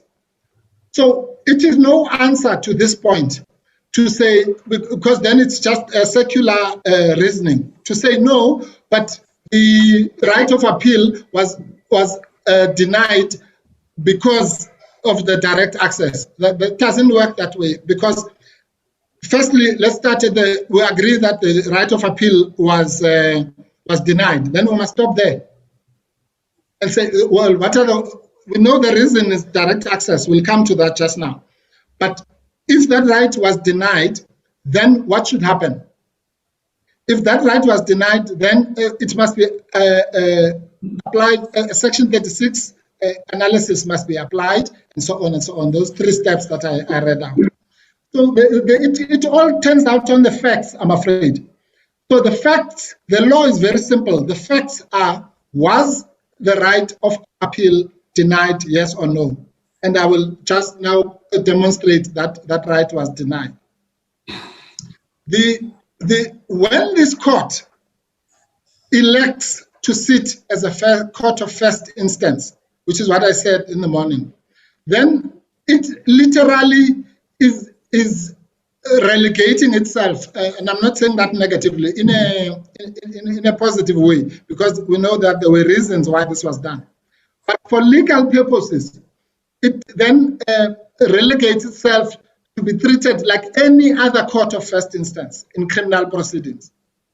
Whether that is the High Court, the Regional Court, or what have you, or the SCA, well, the SCA is never a court of first instance. But let's say it was a High Court or a Regional Court or a Magistrate Court.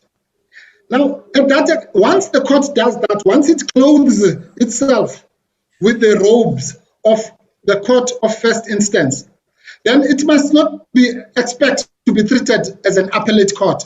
That's another conceptual mistake that is being made in this case. Of course, we know this is the highest court in the land. Of course, it's the apex court and so on and so on.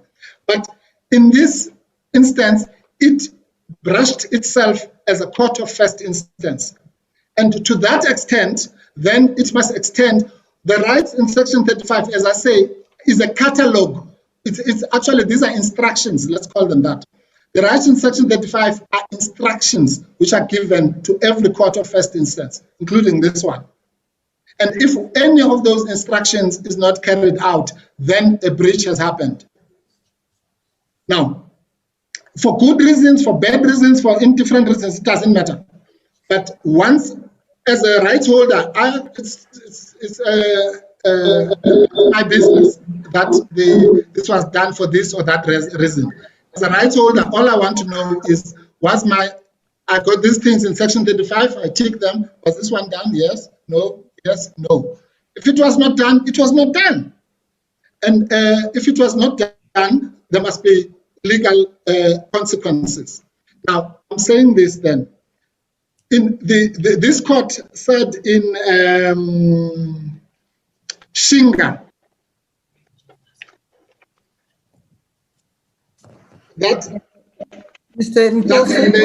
that every accused, I'm sorry, Justice. Mr. Mpofu? Yes. If I may request you a short adjournment. Thank you. As a court pleases. We'll take a short adjournment of 10 minutes. 10 minutes, thank you. Court will adjourn until 11:10. Please note that during the adjournment, you are welcome to switch off your video and mute your microphone, and then rejoin with video and sound when the hearing recommences at 10. Should you exit, you may use the same link to rejoin the hearing.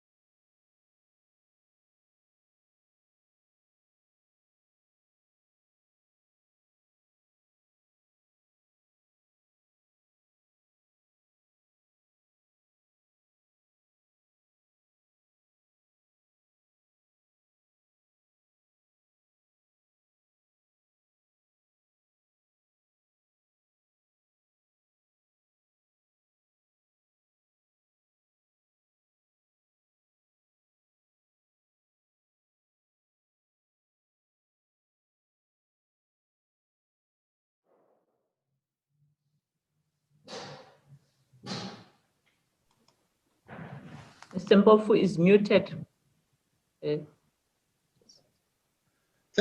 Thank you, Justice Kabeb.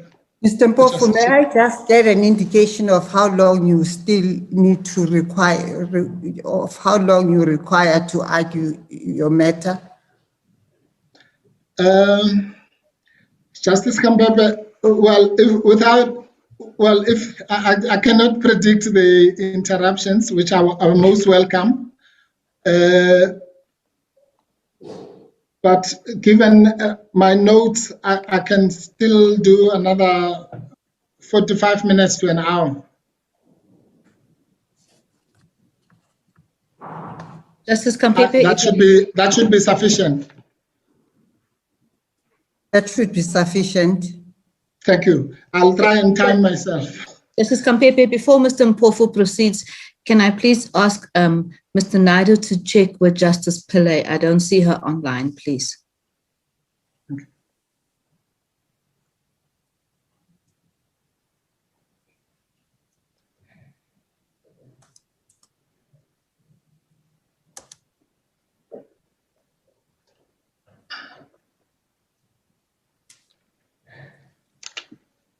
Justice Kampepe, may I suggest that Mr. Mpofu proceeds in the meanwhile, and I'm sure Justice Pillay will reconnect in the next minute or so. Okay. Thank you. You may proceed, Mr. Mpofu. Thank you very much, Justice Kampepe.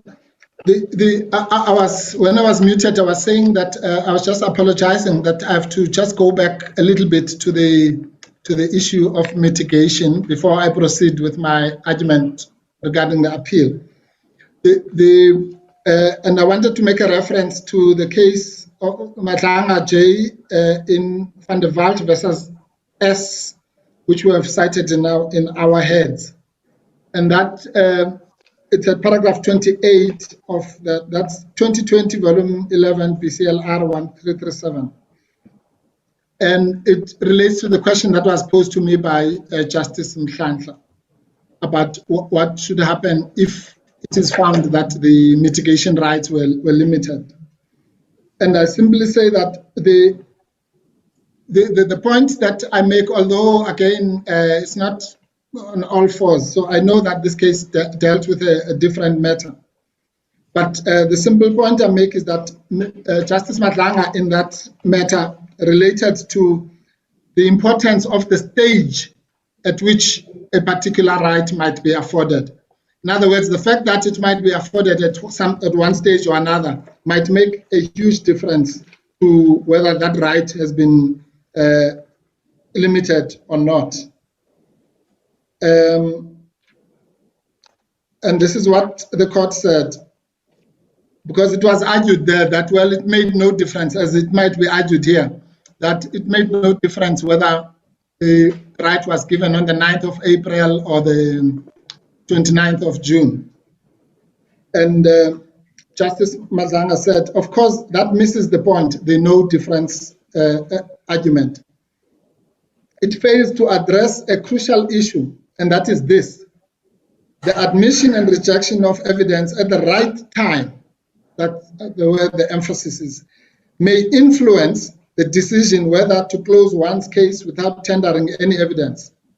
Nor can one ever guess with any degree of accuracy what impact evidence, if tendered, might have had on the outcome.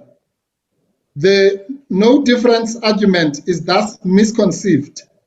It calls to mind the famous words of Margaret J. in John versus Rees, who said, quote, "As everybody who has anything to do with the law well knows, the path of the law is strewn with examples of open and shut cases which somehow were not, of unanswerable charges which, in the event, were completely answered, of inexplicable conduct which was fully explained, of fixed and unalterable determinations that, by discussion, suffered a change." And I'm quoting that in the context of saying we will never know what mitigation X, which was given in April, might have been different to mitigation Y, which is given in June. But let's then go back to the issue I was busy with, which is the issue of the appeal rights.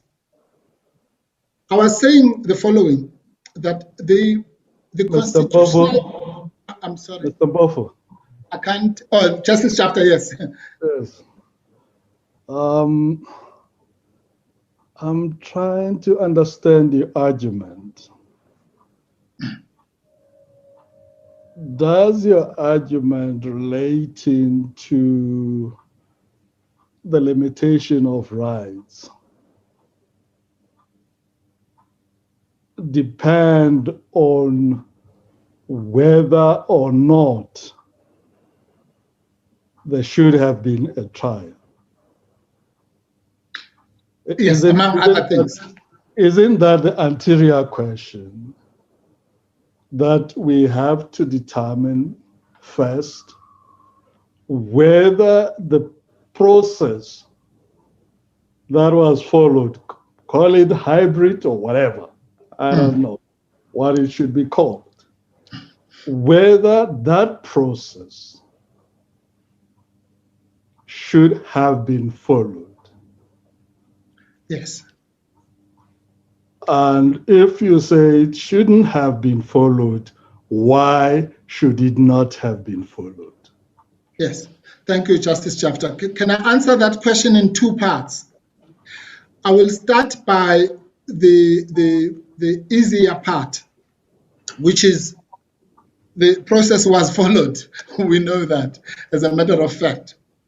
So the point is this: even if you accept that the process was followed, and even if you say the process was rightly followed, let's say, because it's a hybrid or whatever, even then, Justice Chapter, the real question will be whether in that process, whatever you call it, the rights of the accused person, quote unquote, which are listed in Section 35 were followed. So that's the first answer.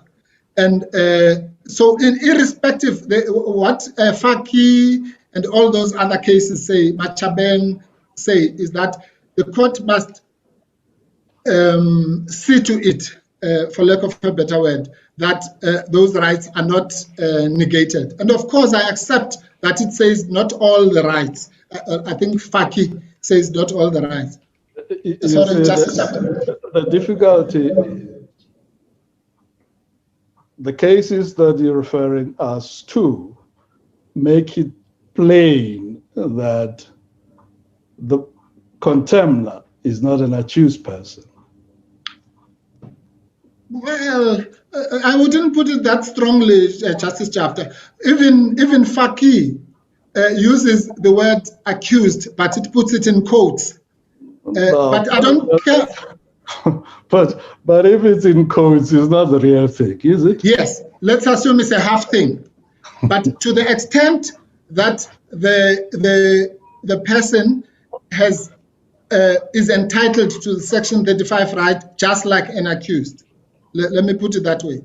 So sorry, Justice Chapter. You see the difficulty that I have, and I know it's not the fault of the litigants. It might be the fault of the judiciary itself in not clarifying some of these things.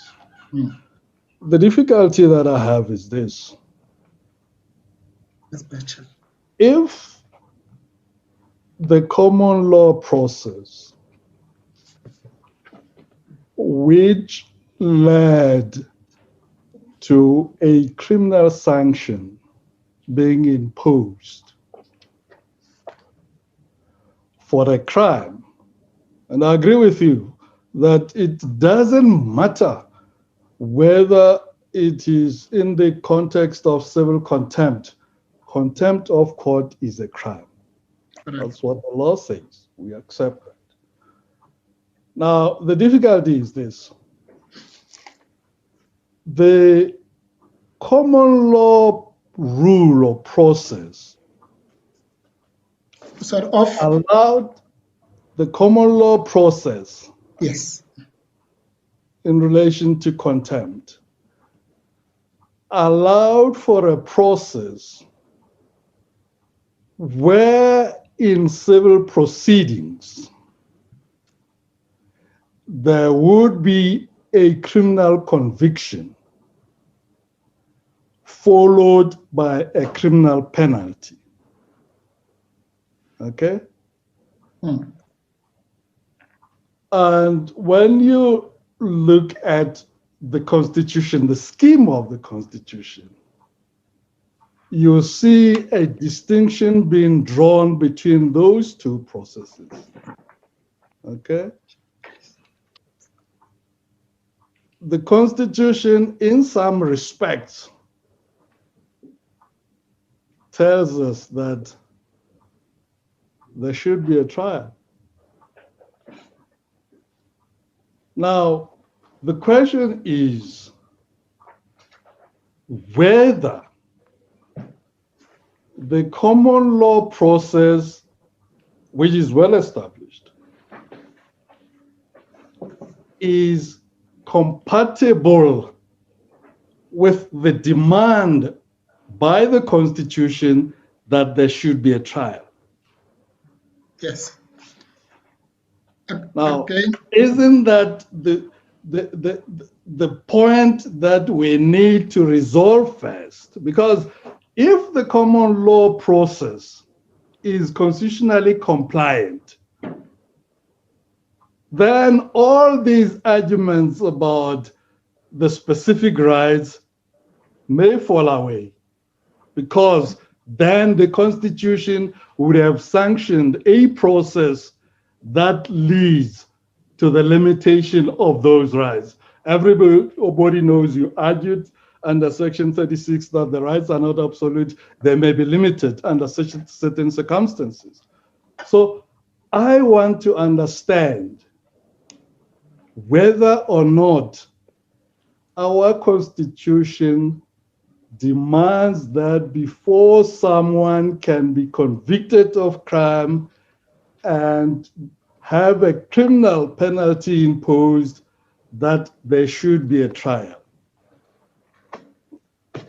Yes, again, Justice Chafter, forgive me, I'll answer it in two parts. The first part is that you are, let me start by saying, what we know for sure is that our constitutional scheme requires that even in contempt of court proceedings, the rights under Section 35 and 12 must be given effect to. That we know. All the cases say that, Machabeng, Peko, Faki, and so on. Now, your real question is this. Assuming that I'm right, that those rights must be afforded to the accused person, or half accused, or whatever you call it. Should those rights then be enjoyed necessarily in the context of a trial? And that's the nub of your question. The answer is twofold. It is that it may not necessarily be, in other words, it might not be a process issue. It might well be that in so-called sui generis civil proceedings of this nature, there is still room to ensure that Section 12 and Section 35 are not violated, which is what Faki really says, which is what all the other cases say. But the second part of the two-part answer is that if you go to paragraph 100 of our founding affidavit, we say there that we bring to the attention of this court that actually we have instituted proceedings to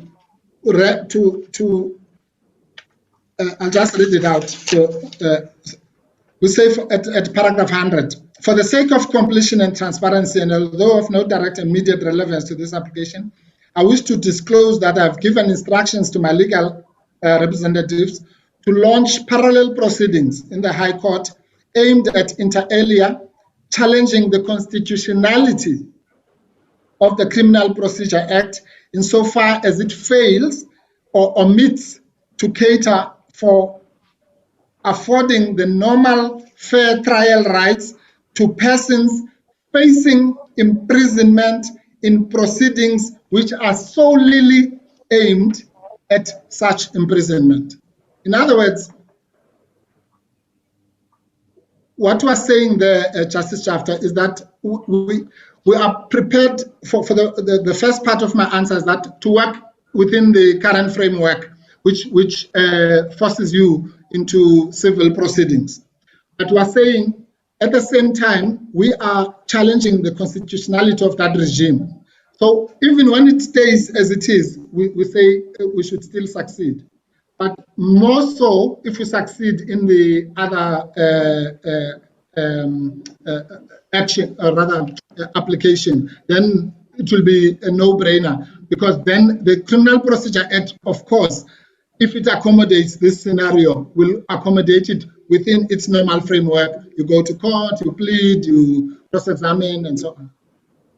No, but why would you want to go the route of a frontal challenge against the Criminal Procedure Act when the law of general application that imposes the limitation is the common law?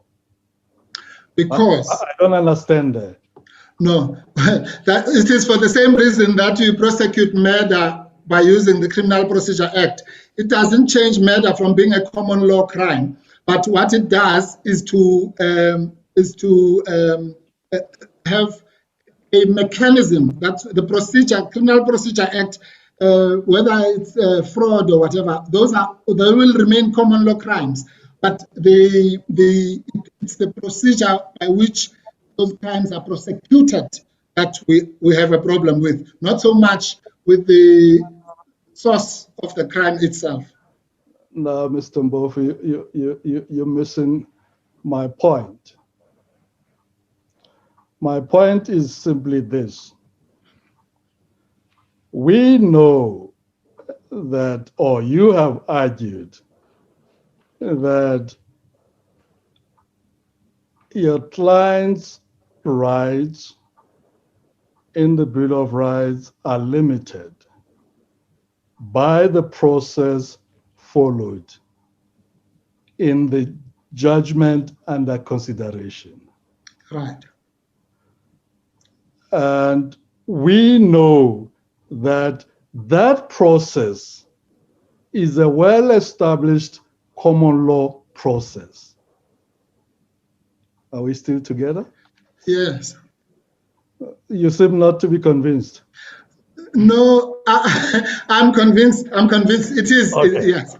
So far we're together. Because I don't want to go back to some submissions that you made in relation to the application of Section 36. As I understand it, Section 36 says you can only limit rights in the Bill of Rights if that limitation itself is imposed by a law of general application. Okay? Yes. Secondly, that limitation must be reasonable and justifiable in an open and democratic society. Okay? Now, we know here that what was relied upon by the Commission in moving the court to determine whether your client was guilty of contempt of court relating to not obeying a court order, that process is permitted under the common law. So the common law becomes the law of general application, which imposes this limitation your client is complaining about. Now, if that is the case, I don't understand the attack on the criminal procedure instead of attacking the common law to say this limitation imposed by the common law is not complied with the Constitution for ABC reasons. And therefore, you can't rely on it. Because as I read the judgment of the court, it sets out that this is well established. And in the past, if you were to put aside the Constitution, we wouldn't argue about this at all. We argue about it because there is the imposition of the Constitution. It's a well-established procedure under the common law. So that is in that context that I say, I don't appreciate the answer that says, we have gone to Pietermaritzburg to challenge the Criminal Procedure Act, because what is going to happen in Pietermaritzburg is not going to give us an answer relating to whether or not the common law process or procedure that had been followed is constitutionally compliant.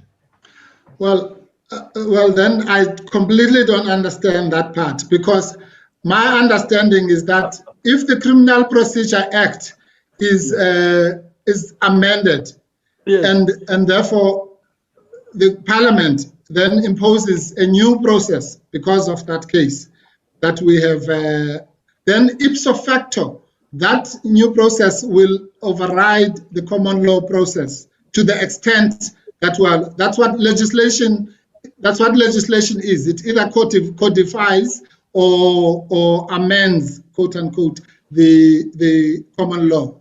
But let me put that aside for now. Maybe it will be debated in Maritzburg. The point I was simply making, Justice Chafter, is the following. Let's look at now these particular proceedings we have here as primarily as rescission proceedings. Then you will say to me, well, Mr. Mpofu, what is this rescindable error that you are complaining about in this area that we are discussing?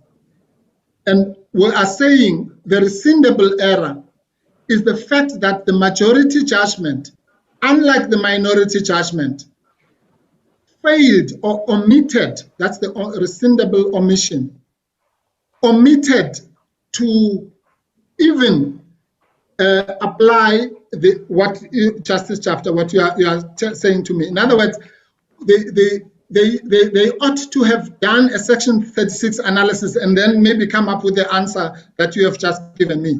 But they failed at the first block because they did not even, unlike the minority, they did not even think that there was a violation, let alone any need for a justification analysis. And if we are right on that narrow basis, that a Section 36 exercise, whatever its outcome is going to be in the end, it doesn't matter, was not done. It might well be that, let's say, if the majority had said, we're doing a Section 36, but we find that it's justified. And then the minority says, we're doing a Section 36, we find that it's not justified. Then we would have no reason to complain, because that would be like an appeal. But we're not appealing here. We're simply saying the failure to follow a prescribed process by the Constitution is itself a rescindable error. Now, Mr. Mpofu, I am not sure whether that is fair to the majority. For this reason, we did not have a frontal attack on any law of general application which would have taken us into the ambit of Section 36. if you look at Mamabolo that you referred to, there was a frontal attack.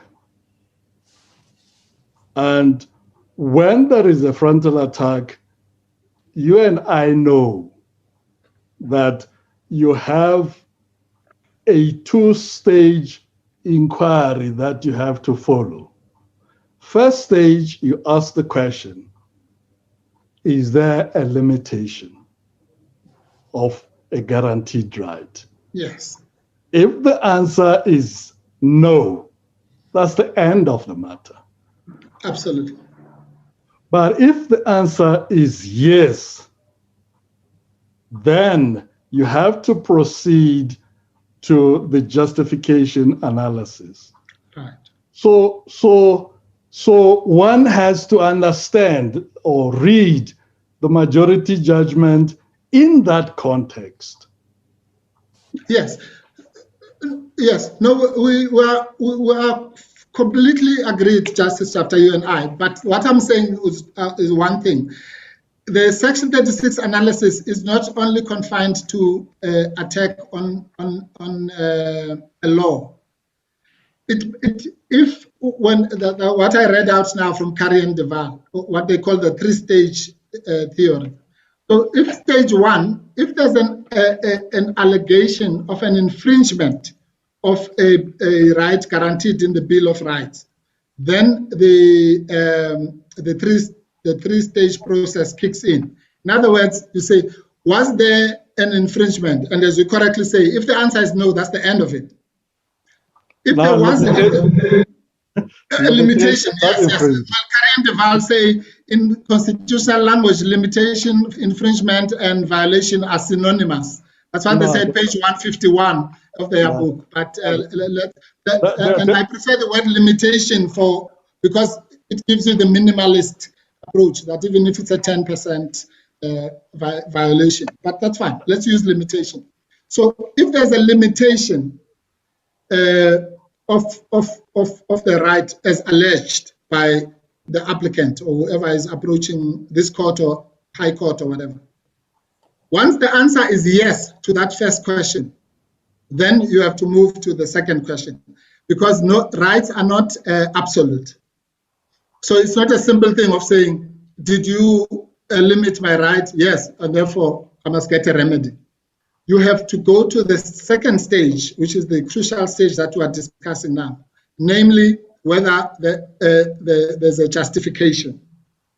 Now, all I'm saying, Justice Chafter, is that there was no frontal attack, you are correct in this case, but that did not stop the minority from applying a Section 36 analysis. Why? Because exactly of what I've just said, because there were allegations of, or at least there was an examination of whether or not Section 35, Section 12, and all those rights had been violated or not. And it's inevitable. Once you have that examination, it can only lead you to one thing. I mean, to two roads. The answer is no, as you say, then we'll all go home. But if the answer is yes, then you have to apply a Section 36 application. Now, what I'm saying is a very narrow point, which is that the mere failure of the majority, assume for now that we have established at a factual level that there were inroads, limitations, whatever you call it, into the rights of the applicant. Then the success of the minority to go to stage 2 and the failure of the majority to go to stage 2 is a rescindable error. That's all we're saying. Without preempting what the outcome would be, please, Justice Chafter, it would be different if we were coming here and say, as I say, the majority did a Section 36 analysis, but they found wrongly. Then we appeal. We say, no, we agree with the minority. But that's not what we're doing. And that's where the confusion with the other side, when they accuse us of having an appeal in this court, is misplaced.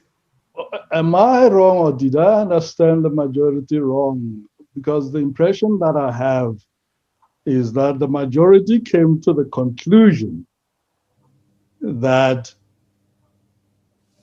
the justification analysis under Section 36 doesn't even arise in this matter. That is why they did not undertake it. So there is a finding, or rather a conclusion, a legal conclusion, that to the effect that justification analysis doesn't apply here. Now, short of an appeal, can we reconsider that legal conclusion? Is it not binding on us?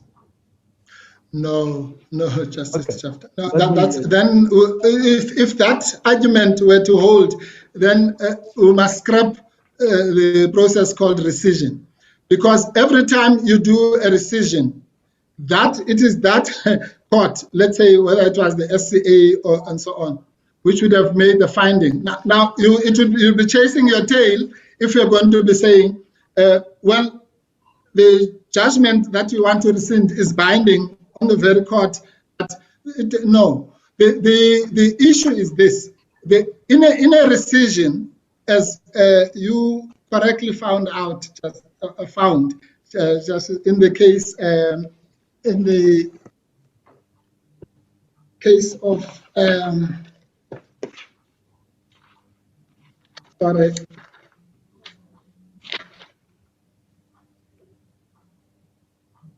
I think it's Nwabeta, which was the case in Mthatha. I'll find it now. You, Justice Chafter, as you then were at that point, said that if three things, I'm paraphrasing. If the error, explaining what the error might be, that it might be an irregularity or the court acting outside of its competence, and I might be misquoting you, but at least it's tried that if the court exceeds or acts outside its competence, then that's a rescindable error, as opposed to it might also be an appealable error. I don't know, but at least what we know is that it's a rescindable error. Now, what I'm saying, Justice Chafter, is this: it is exactly what you are saying that you are saying is the error. In other words, if I am correct that the appeal rights, the trial rights, the mitigation rights, what have you, were indeed infringed, limited to whatever extent, then it is an error, a procedural, if you like, although that doesn't really capture what I'm saying, a constitutional procedural error, let's call it like that, to fail to, in other words, the procedure that's prescribed by the Constitution, to fail to apply a Section 36 analysis. That is the very error. I'm not talking about the outcome of that analysis. I'm talking about its absence.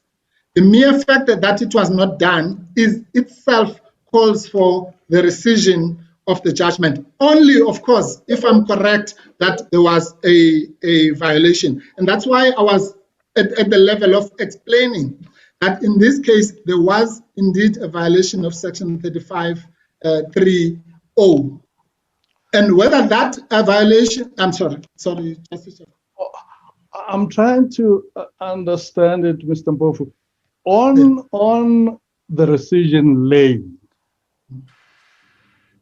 does it matter or not that there is this finding that you and I are talking about? Does it stand in the way of us reaching the limitations that you have referred to? Because if it doesn't matter, then my concern would be misplaced. But yes, if it matters, it forces us to say you have to remove it out of the way first before you can get at the alleged limitations. And my concern is that that would be something that you can do on appeal, because you are saying, well, the court was wrong in reaching this conclusion of taking out the consideration of the application or applicability of Section 36 of the Constitution. It should have followed it. So it was wrong. And therefore, we have to correct that error. I am not sure within the lane of rescission how we get there. Yes. No, I understand exactly that issue. In fact, I debated it with somebody a couple of days ago. Justice chapter, let's go to base 1. And I'm saying this, I know I'm repeating myself. If that was correct, then there'd be no rescission of judgments in the Constitutional Court, because we would forever be chasing, we would say, well, you can't want to rescind a judgment. Here's a judgment. Let's say it's unanimous. Forget about minority and majority. Unanimous judgment of the Constitutional Court, binding as they come. And then you say, it would then be unrescindable, because every time you want to rescind it, you will be told that, no, but there's a binding judgment. Which one? The one that, the one that you are rescinding. It can be. If there was a court of, if there was a higher court, let's say, higher than the Constitutional Court, then that court would, and this is the quagmire we're in, because this court, as I say, relegated itself into a court of first instance. Now, we know that as a matter of right, a criminal litigant is entitled, as a matter of right, Justice Chapter, to a I think it's called a reassessment of his or her conviction. That's what it says in Twala and Steyn and all those cases of the Constitutional Court. Now, where then would that, for an accused person, quote unquote, who was given, or rather was tried by means of direct access to the Constitutional Court, where would they exercise that right? That right that every other accused person has of having the matter reassessed by a higher court, or let's just say another court. The only way that can be done, Justice Chapter, is for us to accept as a fact that this is the highest court in the land. And therefore, that reassessment must also happen here. It's not ideal, but we can't impose another court just for. So if otherwise we're denying that person the rights of every other accused person to have the matter reassessed at least once. I think one of the cases says the matter must be reassessed at least once. In other words, that's the, sorry. I understand the thrust of that argument, Mr. Mpofu. Thank you. But I think my debate with you relates to rescission based on Rule 42. 42. And you and I know that the authorities suggest that that error must be of something that the court at the time it was granting the order was not aware of the nature, if the court was aware of, could not have granted the order. Yeah. Now, the debate that I'm having with you is within that background, within that context, If you are to say to me, well, Rule 42 has shortcomings, I'm not relying on Rule 42 for pleading for reconsideration of the order or the judgment by the Constitutional Court. If you were to say, for example, to me, look at Section 167 of the Constitution. It says the rules of court and legislation must facilitate the process of coming to the Constitutional Court in the interest of justice. That would be a different pathway altogether. But I am debating at present the Rule 42 pathway. And that Rule 42 pathway has its own requirements. They are well established. And it seems to me where a court has said, no, what you are doing, the minority, it's not relevant because Section 36 does not apply. To me, that appears not to fit neatly within the requirements of Rule 42. Well, unless that can only be so, Justice Chafter, if we are not permitted to then go and look at the facts and see whether or not indeed the Section 36 analysis was not triggered. And that's the point I was making.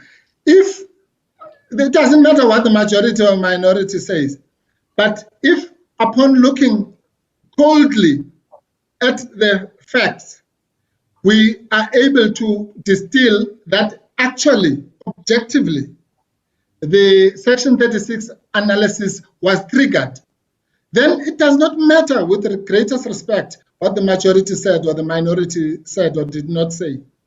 What matters is that there was what I've termed a constitutional procedural error of not doing that which is prescribed by the Constitution, which is even worse than something prescribed by the rules. Remember, Rule 42 applies to even procedural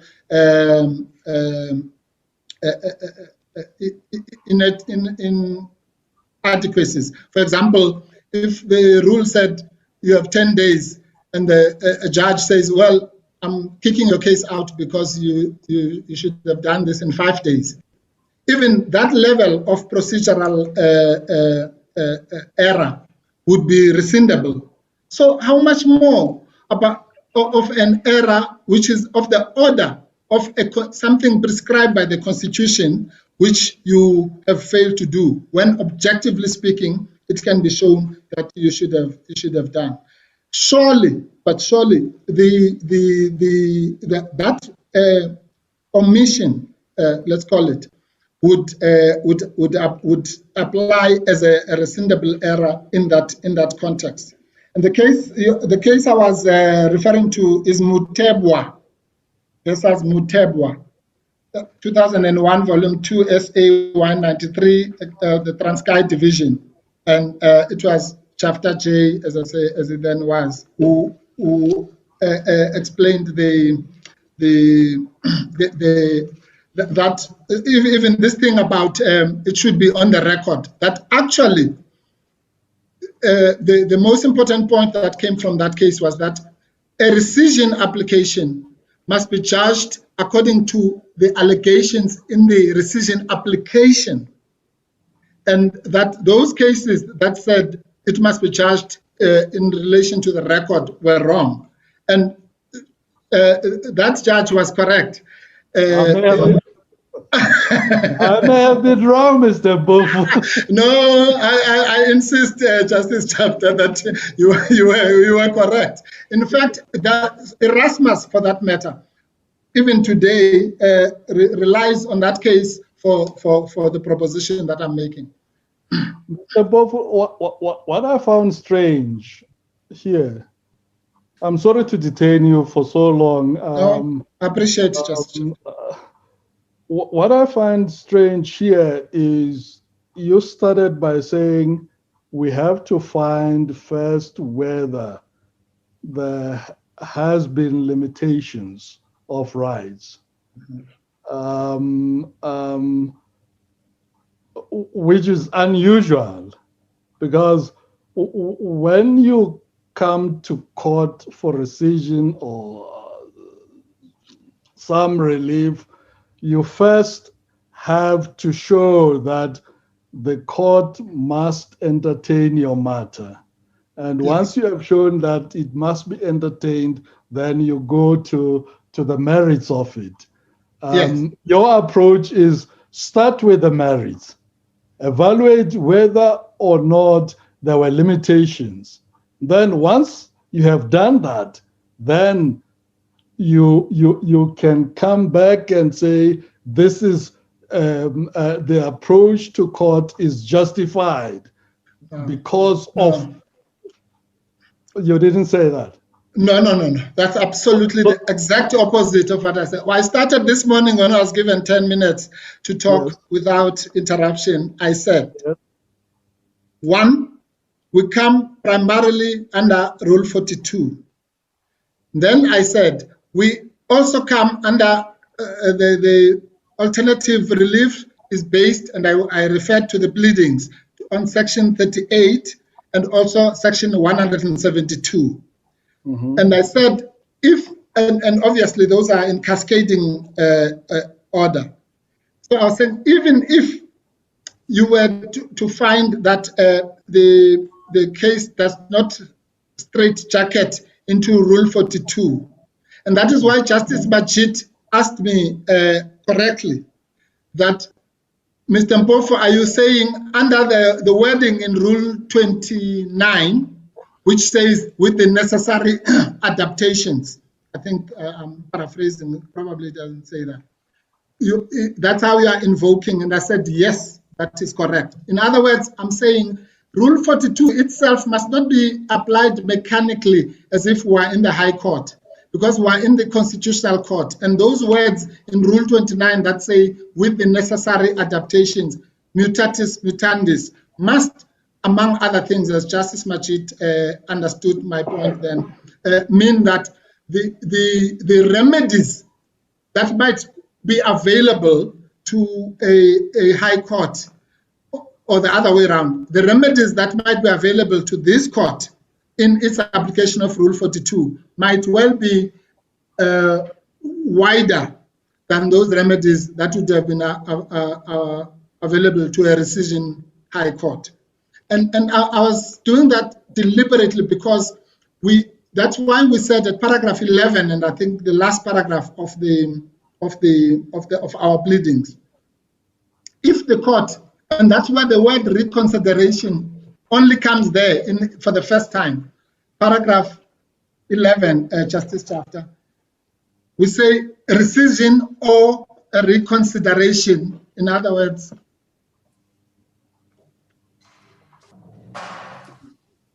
eleven of the founding affidavit. Just 1 second, please, Justice Chapter.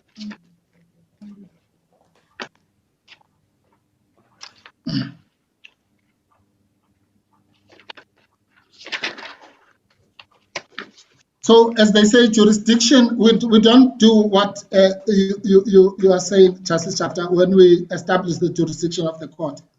We say at paragraph 11, alternatively, and in the event that the court rejects my application to reconsider and rescind or vary paragraph 3 of the order, that it directs that I'm given a proper opportunity, that's partly an answer to Justice Mhlahla, to present evidence and so on in mitigation. But more importantly, the last paragraph of that pleading is where we invoke the Section 172, what I call the Section 172 approach. Most importantly, we say it must be borne in mind that what we are dealing with here are not grounds for appeal or review, but allegations of conduct which is ultra vires and unconstitutional and therefore invalid. Those words are taken directly from Section 172(1)(a). And then we say this matter is unprecedented also in that important respect. In other words, assume for a minute that we don't meet the requirements of Rule 42. This court cannot then say, well, go away.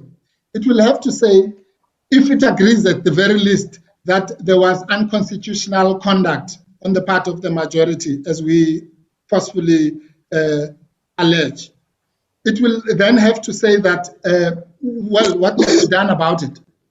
And what must be done about it is to set aside those, is to grant prayer 3. So it's a much simpler way of getting maybe to the same outcome. And you did say, with respect, Justice Shafter, or at least maybe you were not aware at the time, that we did invoke these different pathways, as you call them. So yes, undeniably, our primary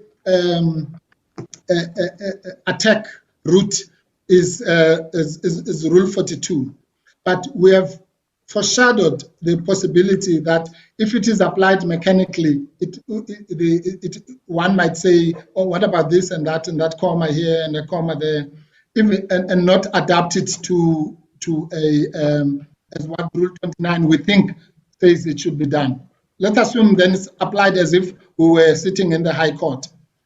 That will not absolve this court with respect from its duties under Section 38 and Section 172 to still set aside these orders on the basis that the unconstitutionality, which we have to establish on the facts, we accept that onus,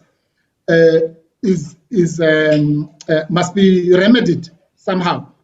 So how else can it be remedied if but not by granting the appropriate or adequate or just and equitable relief that is required? That's the structure of the case. Thank you very much, Justice Shafter. I really appreciate, because that then gives us the basis to look at the 3 pathways, as I say, in a cascading way. Thank you, Justice Shafter. Thank you. Now, I was just saying, and this is, I hope I'm getting to this point eventually, which is the appeal point. I'll paraphrase it because we don't have time now. The appeal point we make is this, Justices. One is the one that I've already made, which says that ipso facto, the error in this case was to, or at least one of the errors, was to grant direct access in criminal proceedings or quasi-criminal proceedings, call it what you will. In those quasi-criminal proceedings, then it means you have instant justice in a criminal matter. That is not allowed. You can't fast-track criminal proceedings by having urgent criminal proceedings. There's no such thing in our law as urgent criminal proceedings, for a good reason.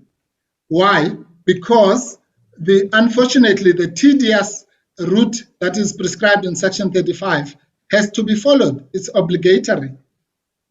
And that is why there is something called Section 35. If there was no Section 35, then criminal proceedings would be dealt with under Section 34 of the Constitution, in which case you would have such an animal as urgent criminal proceedings.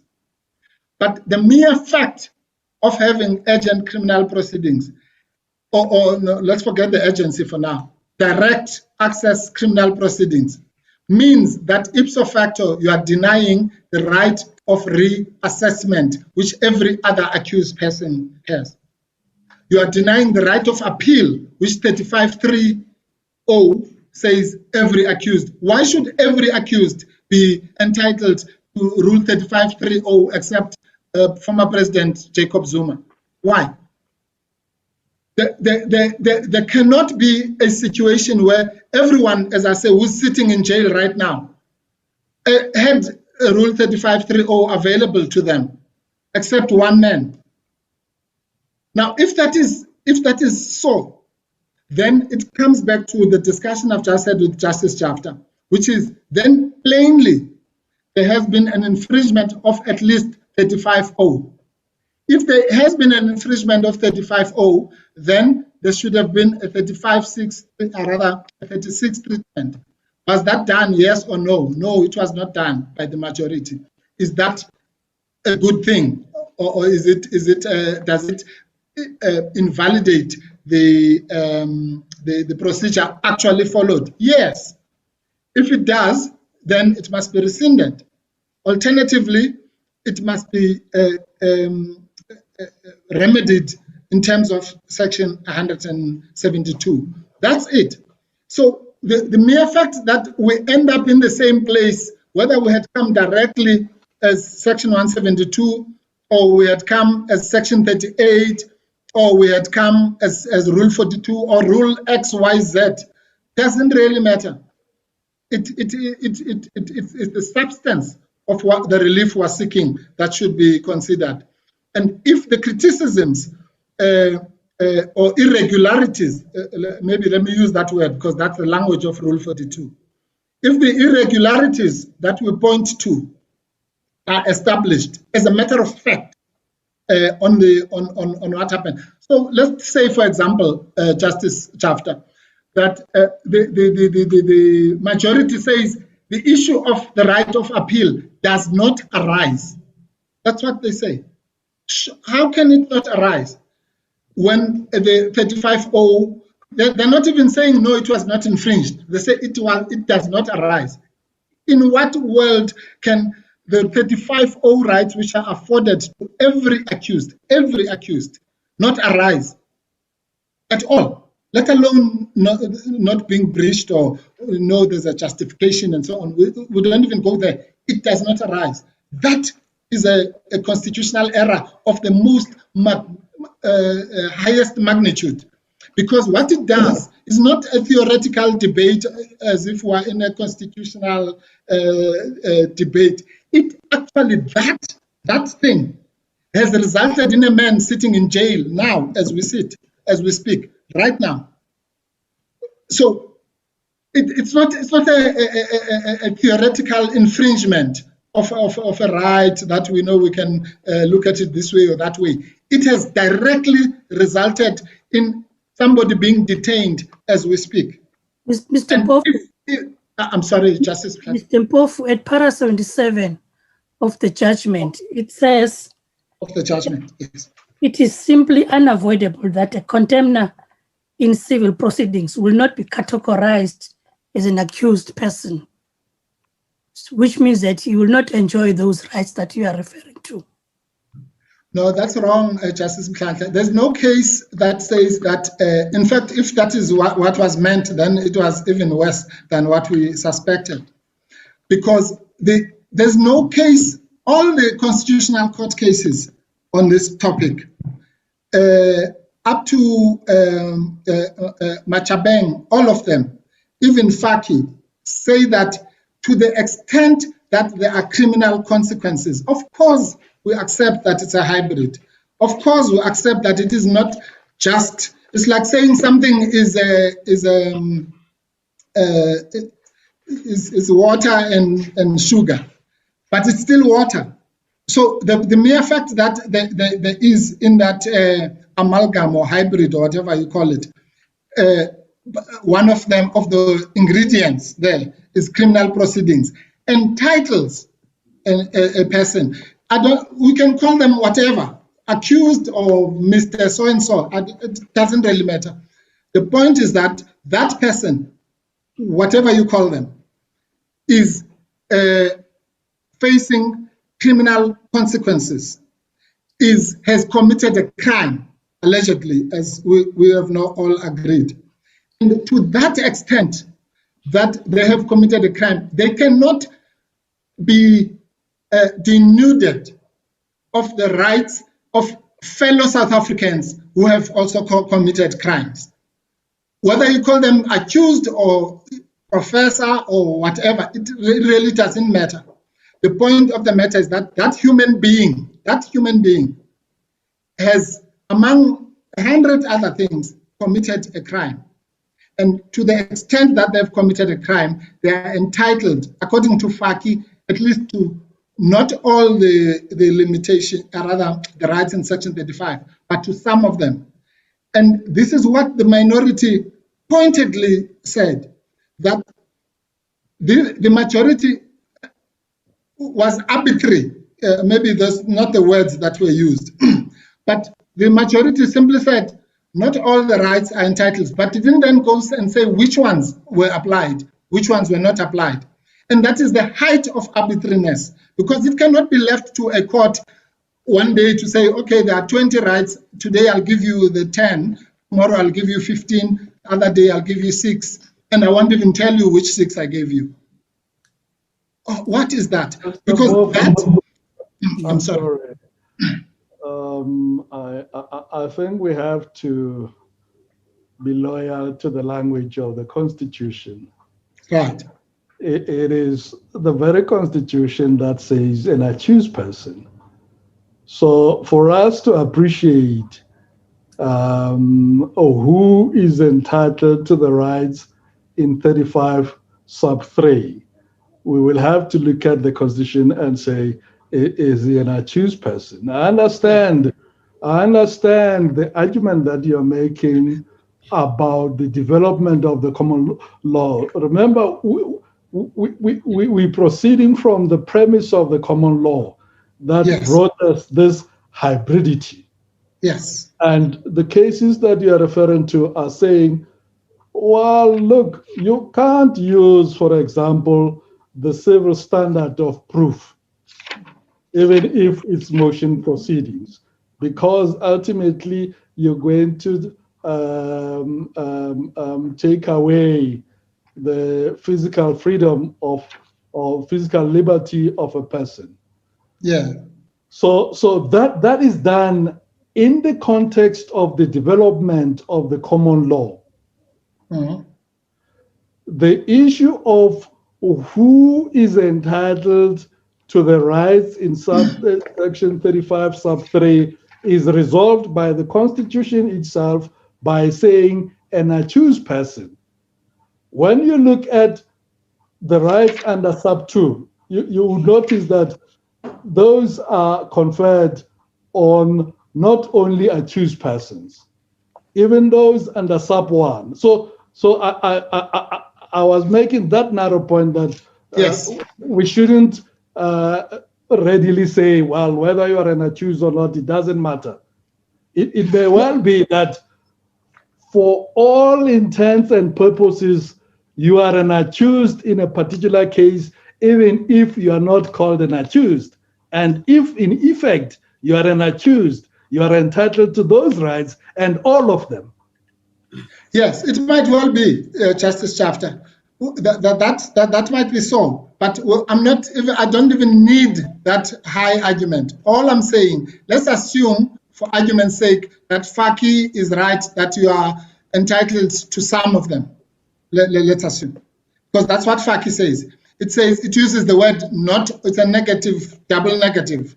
It says you're not accused, you are entitled to not all the rights in Section 35. So it's fine.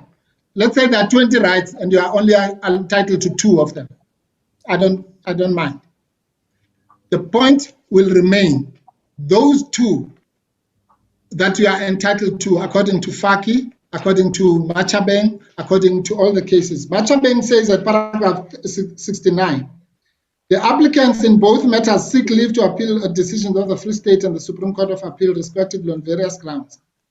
And they say the 2 matters raise constitutional issues as the rights in terms of sections 12.1 and 35.3 of the Constitution are implicated.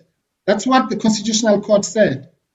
So the Constitutional Court didn't say, oh, well, because now you are not an accused like your cellmate next door. The Section 35.3 rights are no longer available to you. They said the exact opposite, that even though you are this quasi-accused, or whatever we call it, your rights in terms of Section 12.1 and 35.3 are implicated. So that's the answer to this. The answer is that, and the criticism really that I was leveling was simply of a lower level, which says that the majority found incorrectly that the 35.3 rights 530 does not even arise. But that's not why we're here today to visit the Constitutional Court. We're here because as a result of that finding, they then committed a rescindable error, which was not to apply Section 36 application, which is why the minority was correct. Because the minority was correct on both scores. It was that 35.30 is implicated, but it doesn't end there. The minority then went to do what we're really complaining about. And that's why this appeal rescission thing it can be confusing. Because we're not here to say it's the mere fact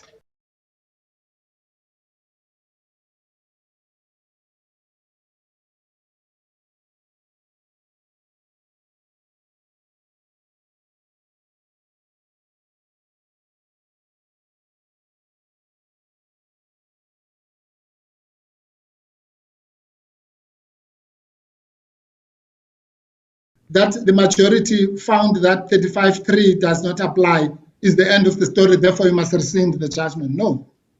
We're saying that fact led to the real rescindable error, which is that because of that appealable error, let's call it like that, the rescindable error then emerged, which is that the Section 36 application was not done. That can never minimize the impact of the procedural irregularity, for lack of a better word, that resulted from denying former President Zuma a process by which a Section 36 analysis was deserved and not implemented. So it's a step-by-step process, but it leads us to the same place, which is that the irregularity, and I'm using that word advisedly just to fit it in to the language of Rule 42, that the irregularity that or the error that were on the granting side is the failure to apply Section 36. But remember, Justice Chafter, that there's also irregularity, or rather the rescindable error of the seeking side.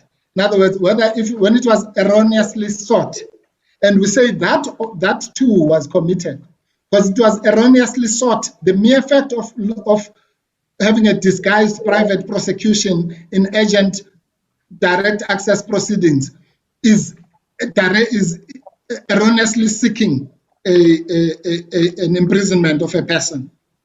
Because what the commission should have done, if they were really seeking the imprisonment of a person, is to do what was done in DBA, what was done in Bota, of ensuring that that person goes through not some shortcut route where they are denied their Section 35 rights and their Section 12 rights, but like every other accused person, they go through, and that's the importance of the DBA and Bota analogies, because it begs the very question. When we say the commission should have proceeded in terms of the Commissions Act, we are saying exactly that. We're saying the commission should have done what was done to P.W. Bota, which is to go through the Commissions Act, and then that way it would have ensured that all his Section 35 rights would have been looked after, just as Mr. De Beer's rights will be looked after, just as like Mr.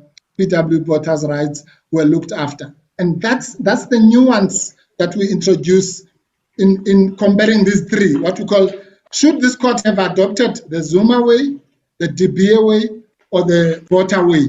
And we say whether it had taken the Botha way or the Beer way, that would have been, constitutionally speaking, the correct thing to do. What the court did now was not the correct thing to do, because it took the route that denies the God-given fundamental rights enshrined in the Bill of Rights.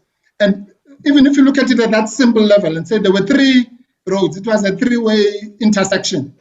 And the court could have taken this route, which was more just and equitable, or taken this route, which was also just and gives Section 35 rights. But it took this route, which leads to the hell that former President Zuma finds himself in as we speak. So that's really at the simplest level is what we are saying. The court granted, therefore, the order in error in those circumstances. But if we are wrong, and it was not a rescindable error, then in any event, this court should grant appropriate relief under Section 38. And if we are wrong in that, because it's optional, it uses the word may, then the court must certainly grant relief under Section 172, because its own, well, not its own, the procedures or the prescripts prescribed by the Constitution were not followed. So it's the same thing as if a high court did not follow Rule 12 or Rule 13 or whatever it is. That court would have to rescind its own judgment. Why? Not because it's appealable or whatever, but simply because it will be saying, oh, we failed to follow the prescripts of the Uniform Rules of Court or whatever. This court is in a similar position. And this court is not, just because it is an apex court, in a better position than any other court of first instance would be.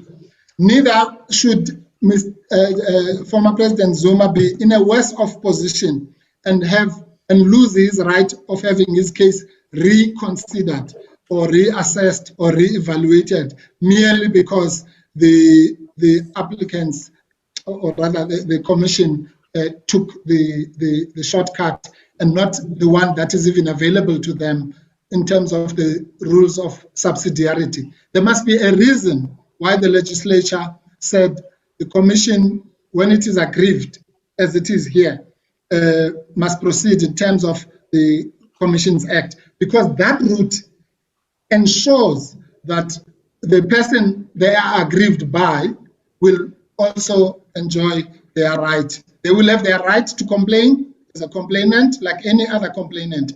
There's nothing in our law that elevates the commission to better complainant than me if my house has been broken into. If my house has been broken into, I go to the police station and I say, my learned friend, Mr. Masuku, has broken into my house. And then Mr. Masuku will be entitled to his Section 35 rights, Section 12 rights, like everybody else.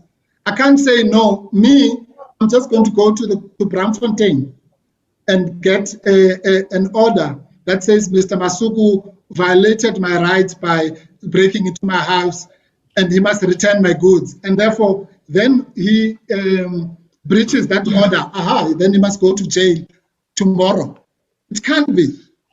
It can't be. If that is allowed, then it means we're undermining the intelligence of our people, because we're saying to them that the two people could have done exactly the same thing, but by the expedience, because you have lawyers and all sorts of people who can go and go directly to Braamfontein, while your neighbor next door must go to Hillbrow police station for the same thing. Then by that facility, you must deny an accused person. And I use that word advisedly in this context. Where your sole purpose of going to Braamfontein or Hillbrow police station is exactly the same, which is to put that person behind bars. You're not You say, I don't want a coercive order. I don't want any, all I want is for this person to go to jail, just like my neighbor whose house was broken into. But in this case, because, I don't know, you are the commission or the chair of the commission or whoever, you must bypass all those stages and go straight to Braamfontein on the one hand. On the other side of the coin, because this accused, the one who broke into this house, was of a poor person who cannot go to Braamfontein, then that other accused must then go through the tedious process of the regional court, the high court, the SCA, and the constitutional court. It cannot be like that. There is not a chance that that is what the framers of our constitution intended. Because it's unjust, because it is wrong, because it takes for granted the rights of a person. As I say, call them whatever. The one thing we must agree on is that they are human. Whether we call them an accused, whether we call them this or that, the question, are they human? And if they're human, then they're entitled to human rights. They're entitled to all the human rights that are listed in our constitution without fail. And it doesn't matter if you're a bad person, if you're a child molester, if you are an unpopular president, if you are involved in state capture, or what have you. In fact, the higher, the more vile a person, the more they are entitled to these rights. If they were charged for violating a traffic offense, maybe we can cut corners.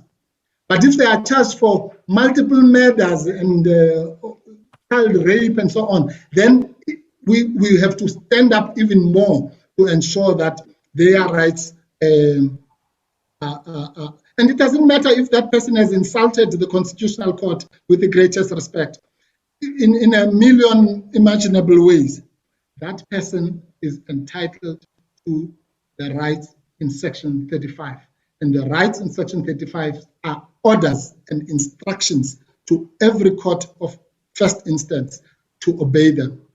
If that court of first instance fails to obey them, it has exceeded the Constitution. If it has exceeded the Constitution, its order must be set aside, as it is done every day with orders that come from the High Court or from the Magistrates Court or from any other court. The mere fact that that court happens to be the apex court is neither here nor there in the context that we're discussing. It's just a coincidence of history. Let's assume if there was another court called the Constitutional Court, then we would have taken the matter there. But for practical purposes, the hierarchy of courts has to stop somewhere. And it stops here with you, justices. And it is your unenviable duty to reassess as by whatever means necessary to grant former President Jacob Zuma the right to have his conviction and sentence reassessed that every other human being enjoys. And that right, in this case, can only be exercised through Rule 42, Section 38, or Section 172. But to say that that right exists and it is remediless, it would be a violation of our Constitution. Because if that right exists, then it must have a remedy. And there's nowhere else we can turn to get that remedy except yourselves.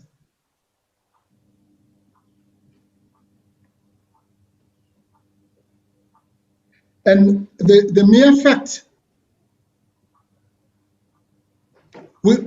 just to come to a question that you raised, Justice Jafta, if we go back again to the narrow Rule 42 issue. We have presented, and because of time, I will not go through them, but we have presented facts which we say were not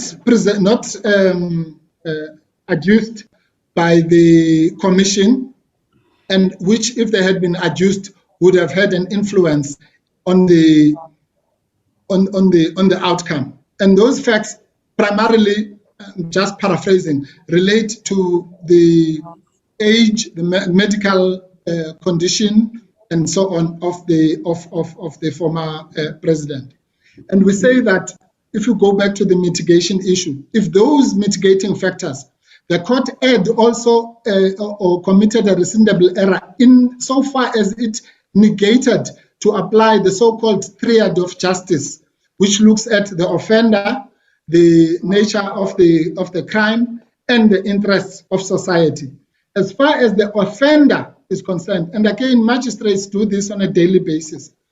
As far as the offender is concerned, it cannot be that in one passing sentence, you were just told, oh, well, his age was taken into account.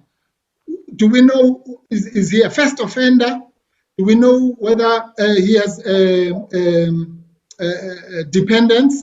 Do we know if he has old people or minor children that are dependent on him? What do we know about this offender? How can we sentence somebody that when we don't even know what mitigating factors exist or don't exist at the point of conviction? And I'm saying that for a reason, because I know that the question will be, oh, well, but in April he was given an opportunity. I'm saying if we don't know at the point of conviction whether he has COVID-19 or what, but we feel entitled to sentence him, then we are doing something worse than what every magistrate in this country does, which is to say, accused person, how many children do you have? And they make a note, even if they know what they're going to do. Right? Are you working? No. And then they say, okay, on the basis of this, I'm sentencing you to 15 months.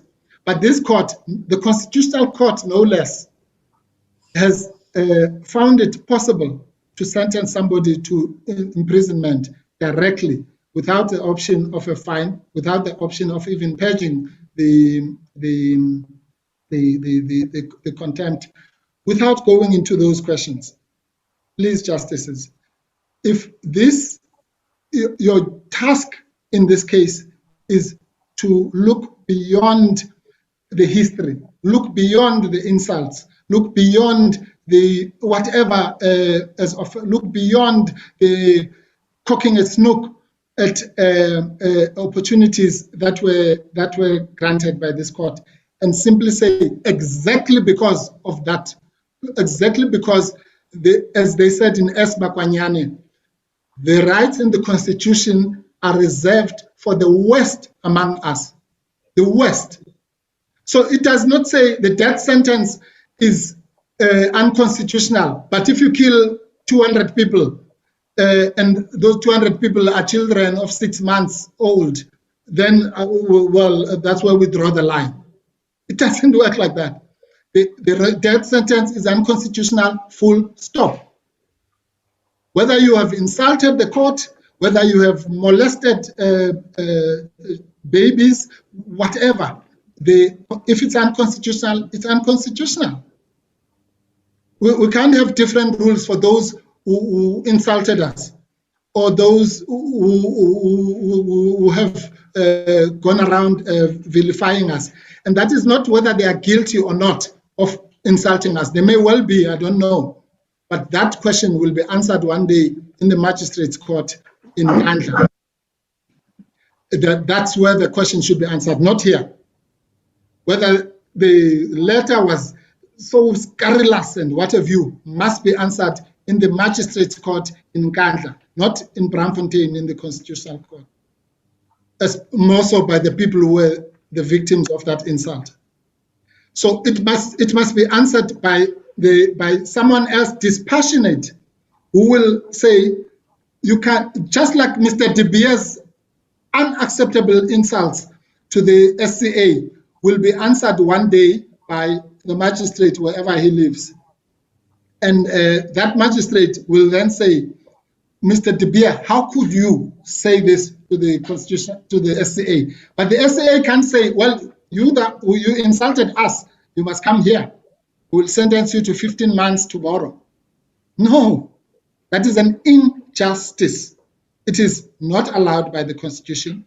It is unconstitutional. It should not be allowed to stand like any other unconstitutional conduct. If you look at it as conduct, if you look at it as law, as when I started, let's take that order now as a law, as a statute, then it's an unconstitutional law. And it is on the basis of that unconstitutional law or conduct that former President Jacob Zuma, as we speak, is sitting in a cell somewhere in Escort, where he should not be. For as long as this injustice is corrected and remedied, then the doors of the Escort prison must be swung open so that, like any other accused who is a victim of a constitutional limitation, the processes that should be followed. And Justice Mhlantla, just to come back to you, yes, we do say that those orders must therefore be expunged for those reasons. And whatever else will happen, as I say, will happen, which is what happens to every other accused. It might well be that the process, which the Commission now tells us that they did start it at the police station, will take its course. And that's another complaint we make, to come back, Justice Chapter, that even this was not disclosed. Actually, the minority was under the impression that that process was not followed. We're now told that actually a charge was indeed laid under the Commissions Act at the Hillbrow police station, and the papers have been annexed. So that is the process that must take its course. It doesn't matter that it will take long. It doesn't matter that we might be angry and we might want swift justice. And we cannot want it to have it both ways. We can't say we want swift justice on the one hand, and then we say, no, but this is not the Mamabulo situation. Because the Mamabulo, S versus Mamabulo situation is exactly where swift justice is asked for. So when we say this is a summary process, again, we're not wedded to the terminological executives of that term. We are saying it is a summary process compared to a normal criminal trial. So we can call it what we call it, but it is swift justice, and that swift justice must follow Section 35 and Section 12. Thank you, Justices. Those are our submissions. What we really say is that there are other... Mr. Mpofu, just before you... Yes, Justice Matanga.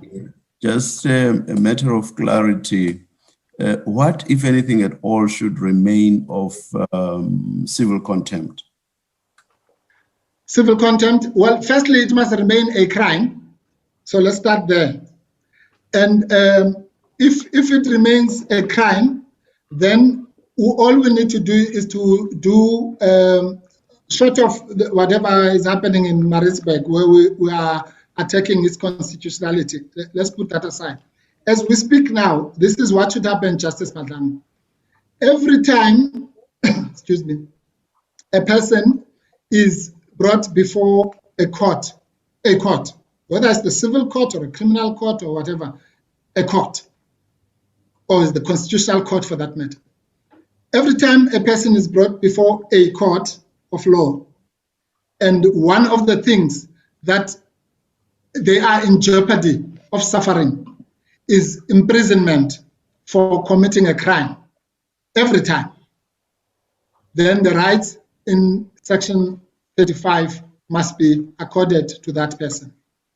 Whether that person is, as I say, is in a particular setting called the applicant or the respondent, whether in another setting they are called the accused, whether in another setting they are called this, that, or the other, a human being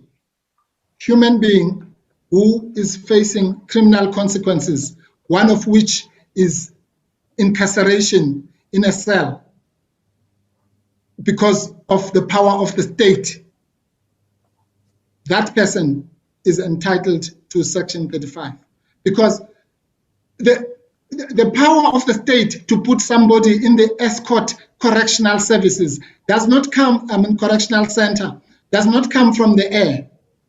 If those people who took former President Zuma there to that place, had taken them to their garage in their house, they would be guilty of a crime.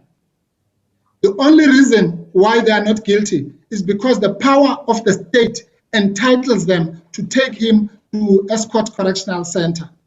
And once that is the consequence, then Section 35 accrues. Even, as I said, in a state of emergency, it's one of the non-derogable rights. Then dignity accrues. Then equality accrues. Then Section 12 accrues. Maybe to be more direct, even where a court, where the relief sought is a coercive order, which of course is sometimes coupled with the possibility of imprisonment. So you would still say the full gamut of your Section 35 rights must come into the. It's obligatory. No, I didn't. That's what I had in mind. You know, when I what, if anything at all, should remain of civil contempt. Yes. What should remain of civil contempt, Justice Madlanga, is what was said in the case of Faki, and what has been said in Machabeng, what has been said in Peko, which is that to the extent that, and it was in that context that those cases used the word accused in inverted commas, to the extent that the person, the human being, is facing criminal consequences, and they are quasi-accused, as I just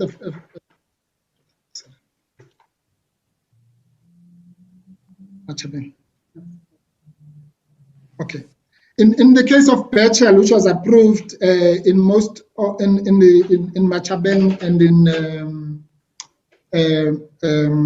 Peko, I think, it is said, Froneman J said the following at paragraph 8. Is committal for civil contempt still a criminal offense under the Constitution? That's the heading. Then he says, in my respectful view, this is a fundamental question that needs to be resolved right at the start of an analysis or discussion. If committal for civil contempt remains a criminal offense under the Constitution, then it inevitably follows that a respondent in such committal for contempt proceedings is an accused person under Section 35(3) of the Constitution. The constitutionality of the civil contempt procedure, as well as the nature and incidence of onus, the need to be assessed in the context of the respondent's right to a fair trial under Section 35(3). And it says, to hold that a respondent in civil contempt for committal proceeding is not an accused person would be a radical departure from our common law, right? So it cannot be clearer than that. To hold that a respondent in civil contempt for committal proceedings is not an accused person would be a radical departure from our common law. And it says at paragraph 11, upholding the rule of law and effective administration of justice would thus, in general, justify the retention of committal for civil contempt as a form of the crime of contempt of court under the Constitution. In my view, it cannot be denied that the entrenchment of the individual right to freedom and security is a fundamental right, and so on. And then under a separate section, he says, are civil contempt proceedings consistent with fair trial provisions of Section 35(3). Then he says, paragraph 14, two distinct but interrelated aspects arise in this regard. This is the part I was looking for, where the hybridity is explained better. The first is whether the civil application procedure lends itself to conformity with the fair criminal trial safeguards in Section 35(3). The second is whether the nature and incidence of the onus in a criminal trial, namely proof beyond reasonable doubt of the guilt of the offender to be discharged by the prosecution, should and can be accommodated in such proceedings. And then the last part, Justice, it says the same paragraph 17, the same constitutional considerations at issue in committal for civil contempt of court orders, upholding the rule of law, the need for effective administration of justice, the protection of an individual human being's right to freedom and security, and the fair trial provisions of Section 35(3) of the Constitution. It says, were present in some form or another in Singo and in S versus Mamabulo. So that distinction, as I say, is a distinction without any difference. Because in both instances, whether it is criminal contempt or civil contempt, as a la Mamabulo versus this case, the protections in Section 35(3) apply.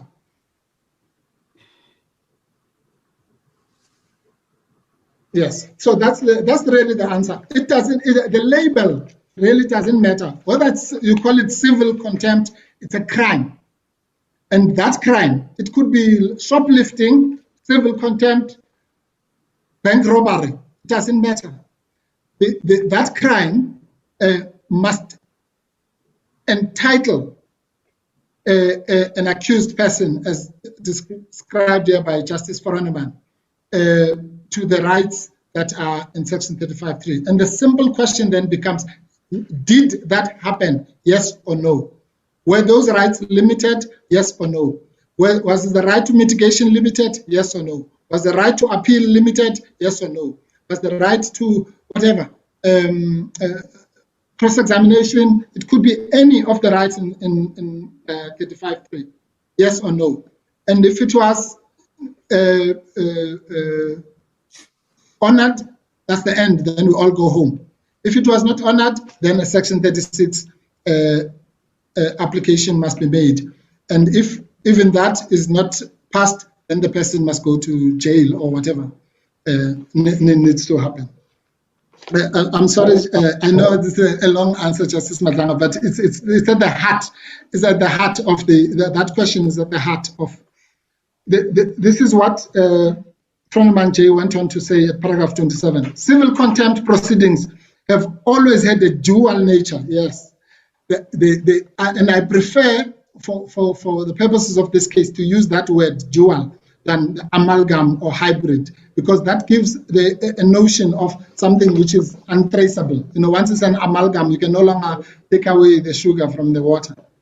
But here, a dual, in other words, it has two legs.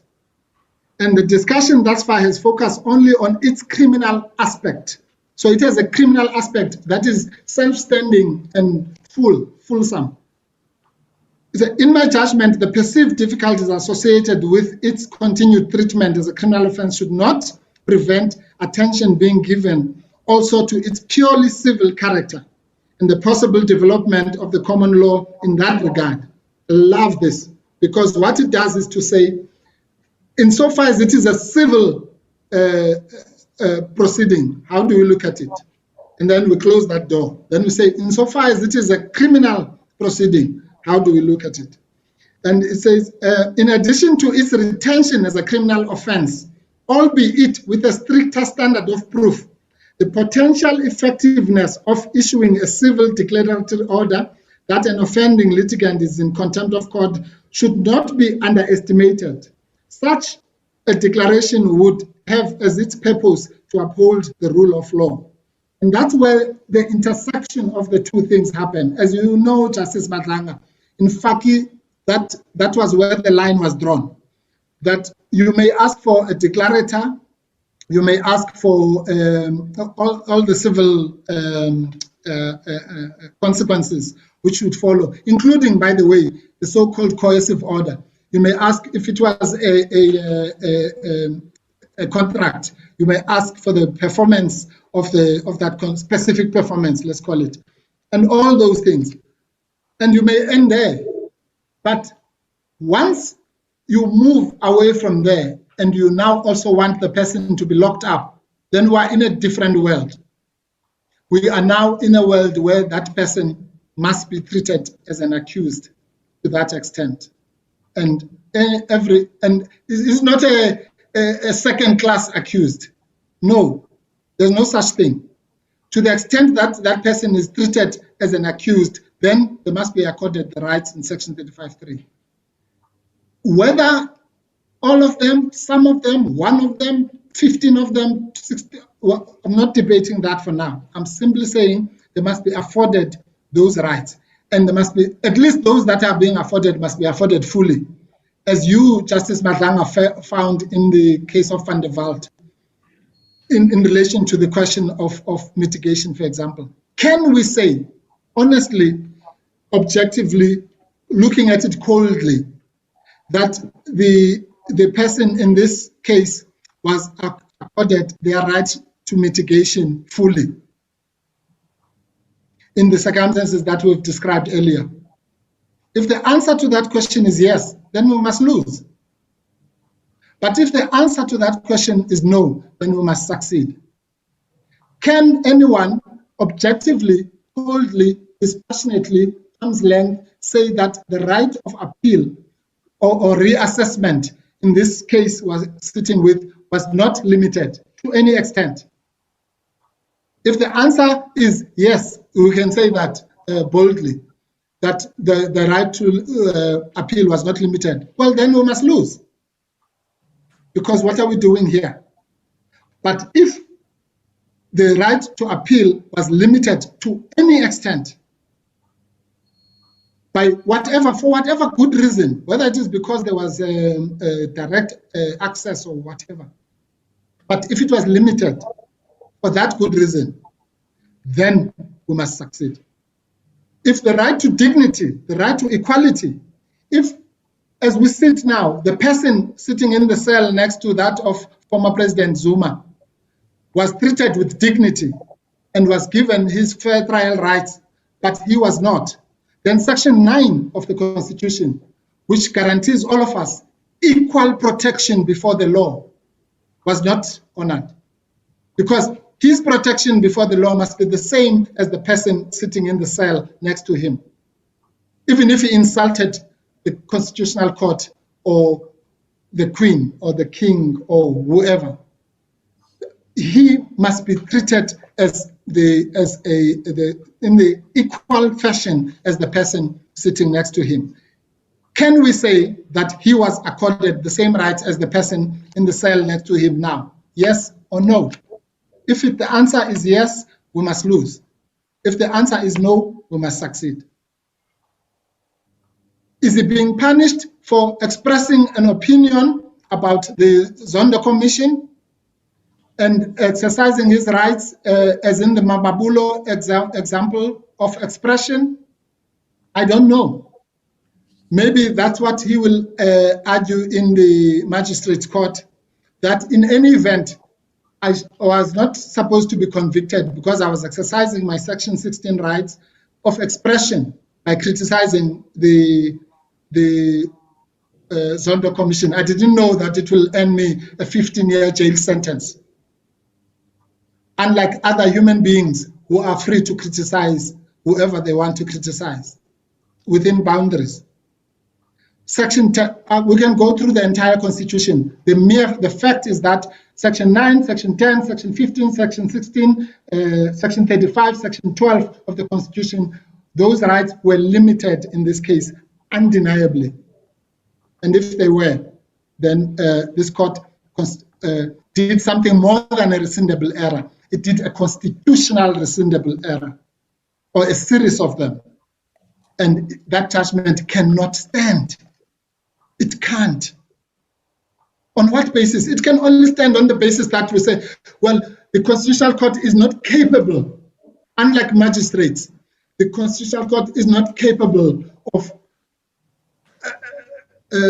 having a judgment that must be reassessed like all other judgments in criminal proceedings.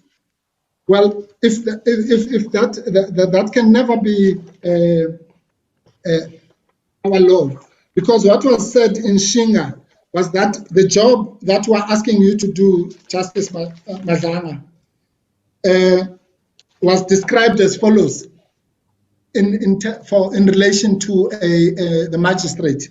And I dare say it applies equally to this court in this context. It was enforcing or re-emphasizing the rights 3530, the importance of that right. It says, although that task has now got to be carried out by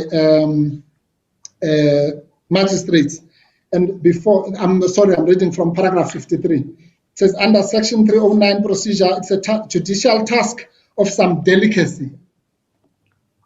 Oh no, sorry, let me start with the previous sentence. This task that has been carried out by the High Court judges for many years, but it is new to magistrates under section 309B procedure. But here's the important part. It says, it is a judicial task of some delicacy and expertise. In other words, the task of reassessing the thing. It should be approached on the footing of intellectual humility and integrity, neither overzealously endorsing the ineluctable correctness of the decision that has been reached, nor over-anxiously referring decisions that are indubitably correct to an appellate court. What that means is that the task that and we apologize for this, that we are imposing on this court is not an easy task. We know this. It's the same task, Justice Madlanga. I know that same task that you perform when you apply for leave to appeal. It's an unenviable task because judges are human beings, contrary to. Let me say this. You prefaced your last point by being apologetic. You should not be apologetic at all. Thank you, Justice. Thank you for the permission. Well, on that note, you might regret giving me that permission, Justice. I think I'm better off when I'm apologetic. Well, you know, but you know the rules of ethics. Of course. No, thank you, Justice. That was on a lighter note. The point I was making on a serious note, Justice Madlanga, is that judges are human. We are all human. As human as the magistrates are, as human as the judges of the Constitutional Court are. All of us, when we are assuming the judicial pose, must be susceptible to the very same rule that an accused person is entitled to a reassessment of their. There's no special accused or special tribunal that must be immune from that. And the reason why I was apologizing is exactly because the suggestion that comes from that quote might be that I'm suggesting that this court will not approach the matter with the requisite doses of humility and and integrity, and I am not. Speaking for myself, I have no doubt that this court will approach this matter like any other matter. Whether it was this court, indeed, it was, that was allegedly insulted, is neither here nor there. It could have been any other institution. This court will be true to the fidelity of the oath taken, of office taken by all of you with respect, that whatever provocation might be there, the simple questions must be simplified to the basic level, where the rights in section 35 followed, yes or no, where the rights in section 12, and so on and so on and so on. And if this court finds that yes, those rights were abrogated, and yet it failed to go to stage 2, as the minority was imploring it to do, or that it failed to take the approach taken by the SCA, which I accept is a lower court, but the point I'm making is that 5 judges and 2 judges of the Constitutional Court within 48 hours felt correctly, in my respectful submission, that an accused person like this should be sent to the NDPP. 7, that's 7 judges. 7 judges making up the majority felt that that is not necessary to go to the NDPP. That is where we are as a country now, where we have 7 judges of the highest courts finding that one should go what I call the De Beers way, the NDPP way, maybe let's call it that. And the other 7 judges of the same country finding that we must do it the Zuma way, which is no trial, detention without trial, which is exactly what 12(1)(b) says should not be done, which is a violation of 35(0), dignity, equality, and so on. That's it. That's the choice this court has. The Zuma way, the NDPP or the Batoyi way, let's call it, because this matter should, if we are going to be true to the Constitution, be referred to the proper authorities to deal with it as any other criminal offense, which I concede this is, if assuming for now again that the conviction was correct, then it's nothing else but a crime. Why is it different? Why? Because the chairperson of the State Capture Commission was the one who was defied. No, can't be. Whether it's the chairperson of the State Capture Commission or the owner of a Plaza shop in a township who was insulted, the crime should be the same. Whether it's somebody who has access to senior counsel who can go to the Constitutional Court, it should be the same. Whether that person elects to oppose or not to oppose those proceedings in the Constitutional Court, that's got absolutely nothing to do with it. Whether that person then is given an opportunity for mitigation and they write a rude letter in return, what has that got to do with it? Absolutely nothing. Mr. Nothing. Nothing. Mr. Mpofu, let me see if I understand the argument broadly. You're not asking us to allow your client to exercise his right to appeal. You're not asking. That's a difficult question, Justice Chapter. Let me say why I'm saying it's difficult. Case, that's why we ask difficult questions. Of course. No, I'm saying that in the most welcoming manner of the word. Yeah. The reason that it's difficult is this, Justice Chapter. I'm not asking you primarily. In other words, I'm not saying you should give him a right of appeal here, for example. But I'm saying if you do what was done in De Beers, then by logical implication, his right, like any other human being, his right to appeal will be incurred. So it is in that sense that I'm saying it's a difficult question. So I'm not saying this court must now put an order that says President Zuma must be given the right to appeal. No. The mere fact that he is afforded that right of appeal is already, it won't be given by you with the greatest respect to you. It was given to him by the Constitution. So it's not for you to give or to take it. My question was, if you listen to how I carefully prefaced it, is yes. You're not asking us to allow him to exercise the right. He has the right. He has not exercised it. So that's my question. Yes, I agree. You see, what concerns me, on the one hand, we have this court as the apex court. Yes. And that must mean that its decisions are final. Correct. They can't appeal against further. Correct. But as I understand, your argument is that, no, courts, apex courts all over the world have the power to reconsider their decisions.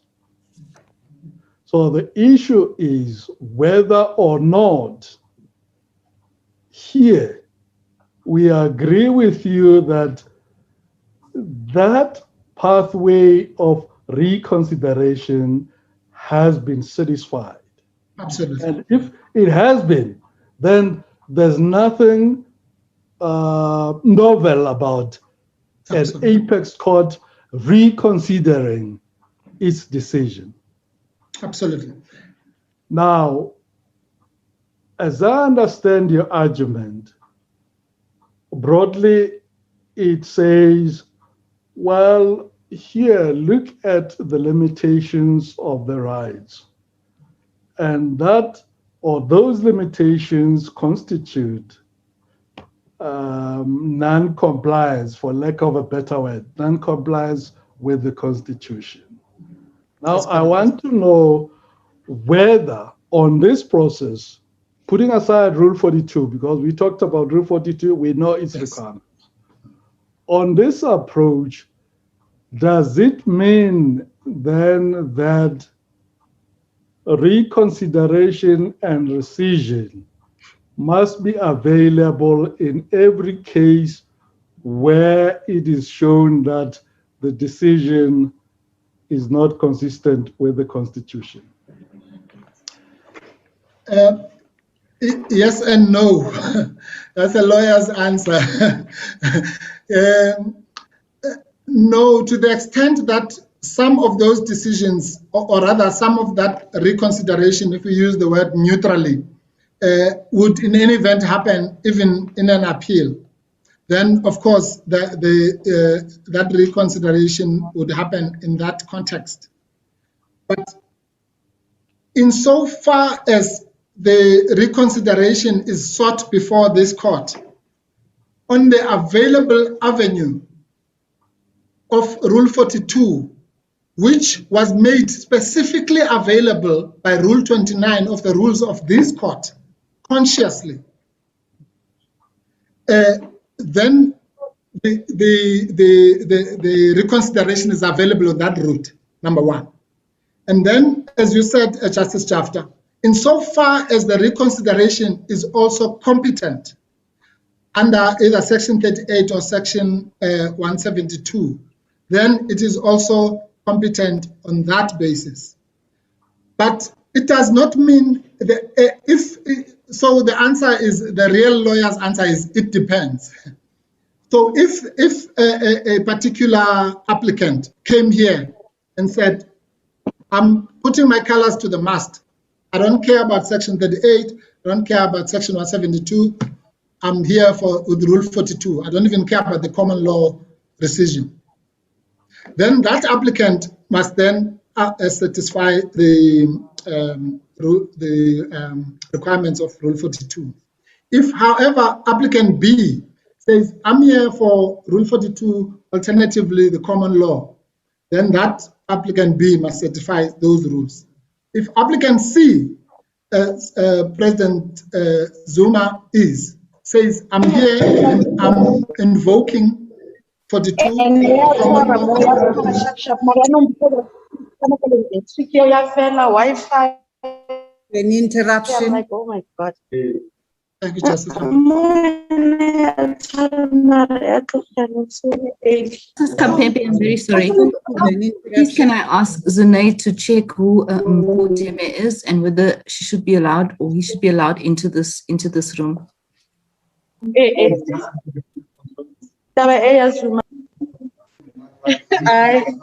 think it's the fake. I have managed to mute them, Justice Kampembe. I think we can carry on in the meantime. Thank you. Yes, Mr. Mpofu. Yes, well, the answer is, the short answer is, after that interruption, I'll shorten my answer. The short answer is no, not every applicant. It depends on which applicant you have before you and what relief they are seeking under which provision of the Constitution. And in Makwanyane, it was said that these assessments must, well, not just in Makwanyane, in almost every case, must be done on the case-by-case basis, particularly under Section 172, because as you know, that's a flexible remedy. There's actually no end to what remedies you might be entitled to under Section 172. It's up to the court. It can order literally anything, well, within the bounds of reason. Now, you see, my problem is law must be clear. That's what the rule of law requires. Yes. If we are to say, in addition to the requirements of Rule 42, rescission is available, we have to specify the circumstances so that litigants beforehand can know that I can ask the Constitutional Court to reconsider its decision because I fall within the group or category of litigants who can do that. So I wanted to know whether one can go in so far as to say any decision that is not consistent with the Constitution is subject to reconsideration. So anybody might say, in this matter, the decision is not consistent with a provision of the Constitution, even if it's not the Bill of Rights. They can say, court, please reconsider your decision. I want to know how far we can go, because now we are on uncharted territory, so to speak. Well, Justice Chapter, at least if the one thing that the majority cannot be accused of, it's not saying that. They did say many times we're in uncharted territory. So here we are. So the answer, that's what I said, the answer was yes and no. I answered the no part. I say yes to the following extent. To the extent that, Justice Chapter, one can be able to distill from whatever it is that you are accusing the court of having done or not done. But if that thing amounts to a violation of the Constitution, then inevitably you are in the land of Section 2 of the Constitution, read with Section 172, 1A. What does Section 2 say? Any conduct or law or court order that is not consistent with the Constitution is invalid. Full stop. So if you can show that the conduct or law or court order or regulation or constitution of a soccer club is inconsistent with the Constitution, then it is invalid. But then what do? You are now a litigant. So what? Then you proceed under Section 38 or 172, or rather the court then says what I said earlier, ubi ius, ibi remedium. Once you have that right, there must be a remedy. Where is that remedy to be found? It will be found in Section 172, which says that 172.1a, any law or conduct which is inconsistent with the Constitution must be declared, must be so declared and be invalid to the extent of its inconsistency. And so the mere fact that that act comes from something called the Constitutional Court, or whether it comes from the Johannesburg City Council, is irrelevant for the purposes of this discussion. That conduct which is inconsistent with the Constitution must A, be declared invalid, and B, must be a remedy must then flow. So there's no special rule. It's irrelevant. That is the Constitutional Court. It's just another organ of state, well, okay, maybe that's pushing it. It's just a public entity. Let me call it like that. You know what I mean, Justice Chaft. So so any conduct on the part of anybody that is inconsistent with the Constitution is invalid. And on your submissions, this expanded rescission is only available to decisions of this court. Yes. If it's a decision of the High Court where an appeal is available, it should not be allowed. Is that the argument? Again, not quite. The point I'm making is that it might well be that that statement is correct for the following reason, Justice Chaft, and I'll qualify it later. Because we know, as a matter of fact and as a matter of law, and we all accept that the decisions of this court are not appealable. So if a client comes to my chambers and says this decision of the High Court the court exceeded its mandate or jurisdiction, what can we do about it? I might say to that client, well, it depends, as we always say. If that is an appealable matter in any event, well, we might as well then just proceed in terms of Section 19, or rather Rule 19, and also raise this issue that the High Court exceeded its mandate anyway.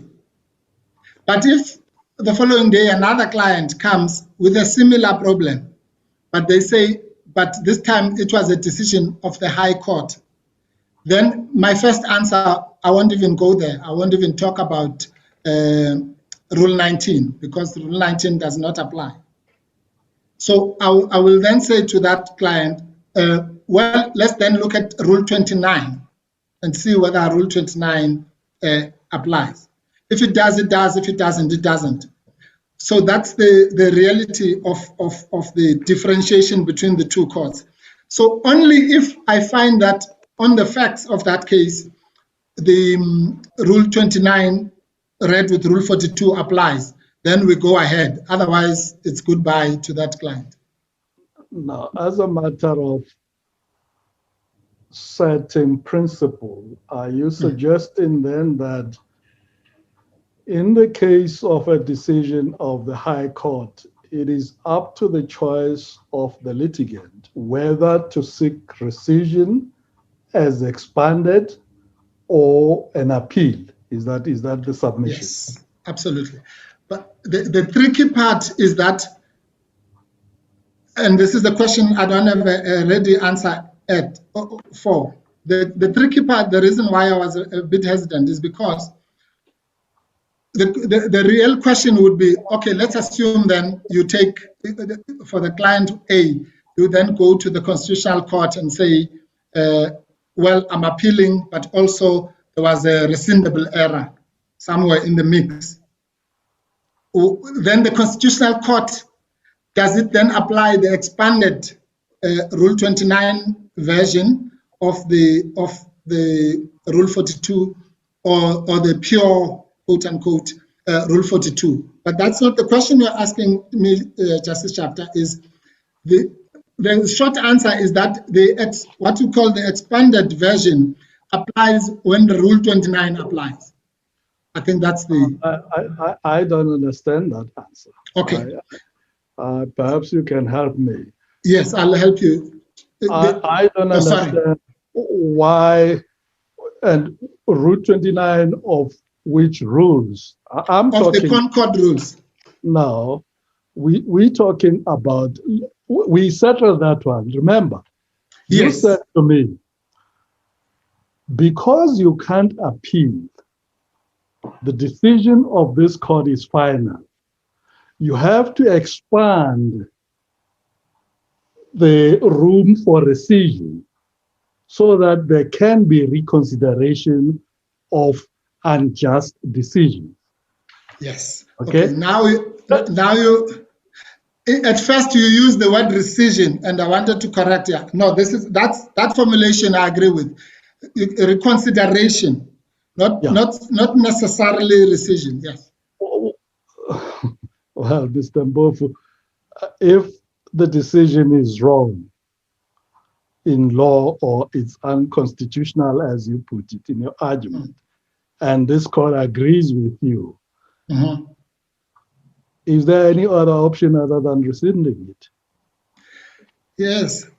What is the option? The first option is in fact, there are more options than even those we have discussed. The first option would be rescission, as we all know it, right? Normal Rule 42. So you could go that route. The second option would be rescission a la Rule 29. In other words, with such modifications as may be necessary. That's another route related to the first, but it's what Justice Majid and I were discussing in the morning. Take me to Rule 29 so that I can follow. Rule 29 says what? Are you there, Justice Chapter? Yes. Yes. The following rules of the uniform rules of the High Court shall, quote, with such modifications as may be necessary, otherwise mutatis mutandis, apply to proceedings in the court, in the Constitutional Court. And then one of those is Rule 42. So now, Rule 29 incorporates rules of the High Court into the rules of this court. Yes, with such modifications. Yes, but Rule 29 itself doesn't grant you rescission. And your submission was Rule 29 grants you rescission. No, that's not our submission. For that, that's easy to dispel. If you can go to page 1 of the record. I'm talking about, sorry, Mr. Mpofu. You see, I was listening to your oral submission now. What I'm trying to get at, and because it's late in the day, I want us to cut to the chase. I understood your argument to be this. We are not asking for an appeal here because you can't appeal. We are asking for the expansion or, opening up of the scope of rescission, because this court is the only court that can reconsider its decision. Then that I understand. Now I was saying to you, will that apply? Because remember, we went through the exercise of saying, in every decision which is not consistent with the Constitution, a decision of this court which is not consistent with the Constitution, there must be a reconsideration because it cannot otherwise be corrected. Okay? Now, I moved away from that. I said, what would that expanded rescission also be available to decisions of other courts where there is an option to appeal? We talked about that, and you ended up saying to me, well, it would be a matter of choice of each litigant whether, if they are faced with a decision of the High Court that is not consistent with the Constitution, whether they want to appeal against it or they want to institute a rescission. So we were debating that, because if we are to say that in our judgment, it has profound implications to the law relating to appeals. Because remember, you and I know that if a decision is still susceptible to be corrected by the court that made the decision, you can't appeal against that. You have to deal with it there. Yes. So that is why I'm trying to understand how far we should go in clarifying the law on this uncharted territory. Yes. Thank you, Justice Chapter. Well, for the purposes of this applicant, you should not go further than what I've argued. But for the purposes of developing the law, I accept without any, in fact, that's what I was explaining, Justice Chapter. I'm saying for the purposes of the options that would be available to any litigant faced with what you and I are calling an unconstitutional or exceeding of the Constitution or a violation or whatever you call it. Then I was simply saying that litigant is faced, has got at least four, there might be more, I don't know, options. That litigant could come to you and say, I am coming to rescind this judgment, simpliciter. Or the litigant might say, I'm coming to ask you for the rescission of that judgment, bearing in mind that you are the constitutional court, and therefore you must put such modification as may be necessary. Or they might say, I'm coming to you purely, forget Rule 42, I'm not interested in Rule 42. I'm coming to you to say, under Section 38, you must grant appropriate relief because my rights have been infringed. Or fourthly, they might say, I'm not interested in Rule 42, expanded or unexpanded. I'm not interested in Section 38 either. I'm here because under Section 172(1)(a), my conduct or law that is inconsistent with the Constitution has happened, and I want you to declare it as such and give me a remedy under 172(1)(b). Those are, as I say, the minimum, at least off the top of my head, those would be the four options available to such a litigant. There may be others. So what am I saying? I'm saying that a litigant is not forced to want to squeeze in some expanded definition of Rule 42. If that litigant is confident that under the other four options, they would equally get the joy of the Constitutional Court. But if a litigant, for argument's sake, has chosen, as this one has, to come and say, I'm asking the court to consider the whole gamut of these available options. A litigant is entitled to do that because the prize is one, setting aside those. So whether you set them aside by means of an appeal, by means of an expanded Rule 42, by means of 172 attack, or this or the other, really, from the point of view of the litigant, that's not an issue. From the point of the court, I would say you draw the line at saying that if you come before us under Rule 42, then at the minimum, you must satisfy the requirements of that rule, except the following. This is where the qualification comes in. In defining what is a rescindable error or a rescindable omission in the context of constitutional litigation, surely that concept cannot be limited to a breach of the rules of the Concord. It must also extend to a breach of the procedural rules, such as the application of Section 36, which are prescribed by the Constitution, or the other prescriptions of the Constitution, such as those prescribed by Section 35, and so on and so on.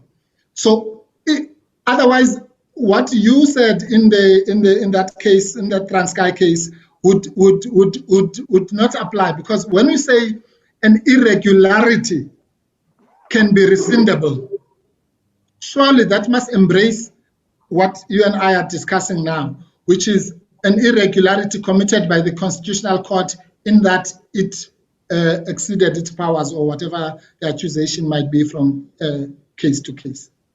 Because that's a higher form of irregularity. So the higher form of irregularity must a fortiori be embraced if even a mere procedural irregularity could entitle me to rescission.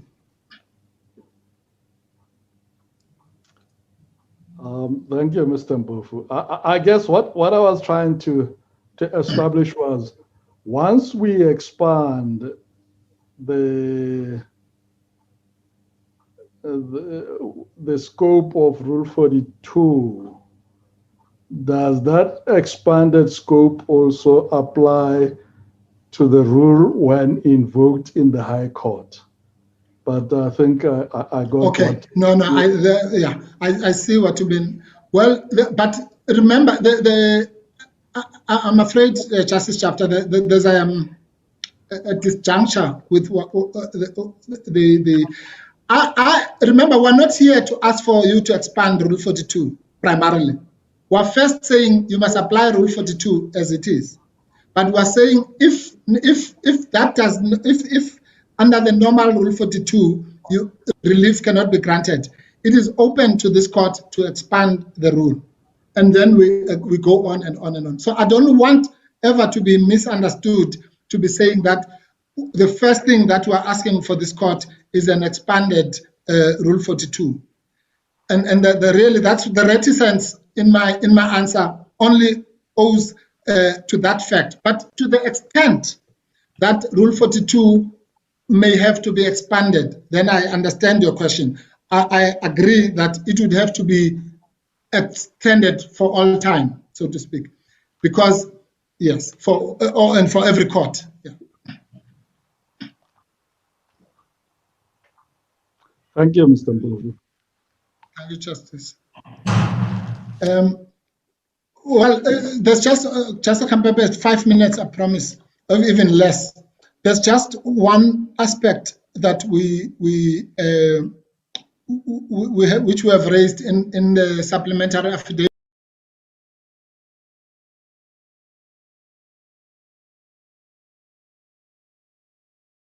We filed on Friday. Yes, Mr. Mpofu. Thank you, and it's a quick one. It really applies to this issue of assuming if the judgment of this court will be reserved, then what should happen in the interim?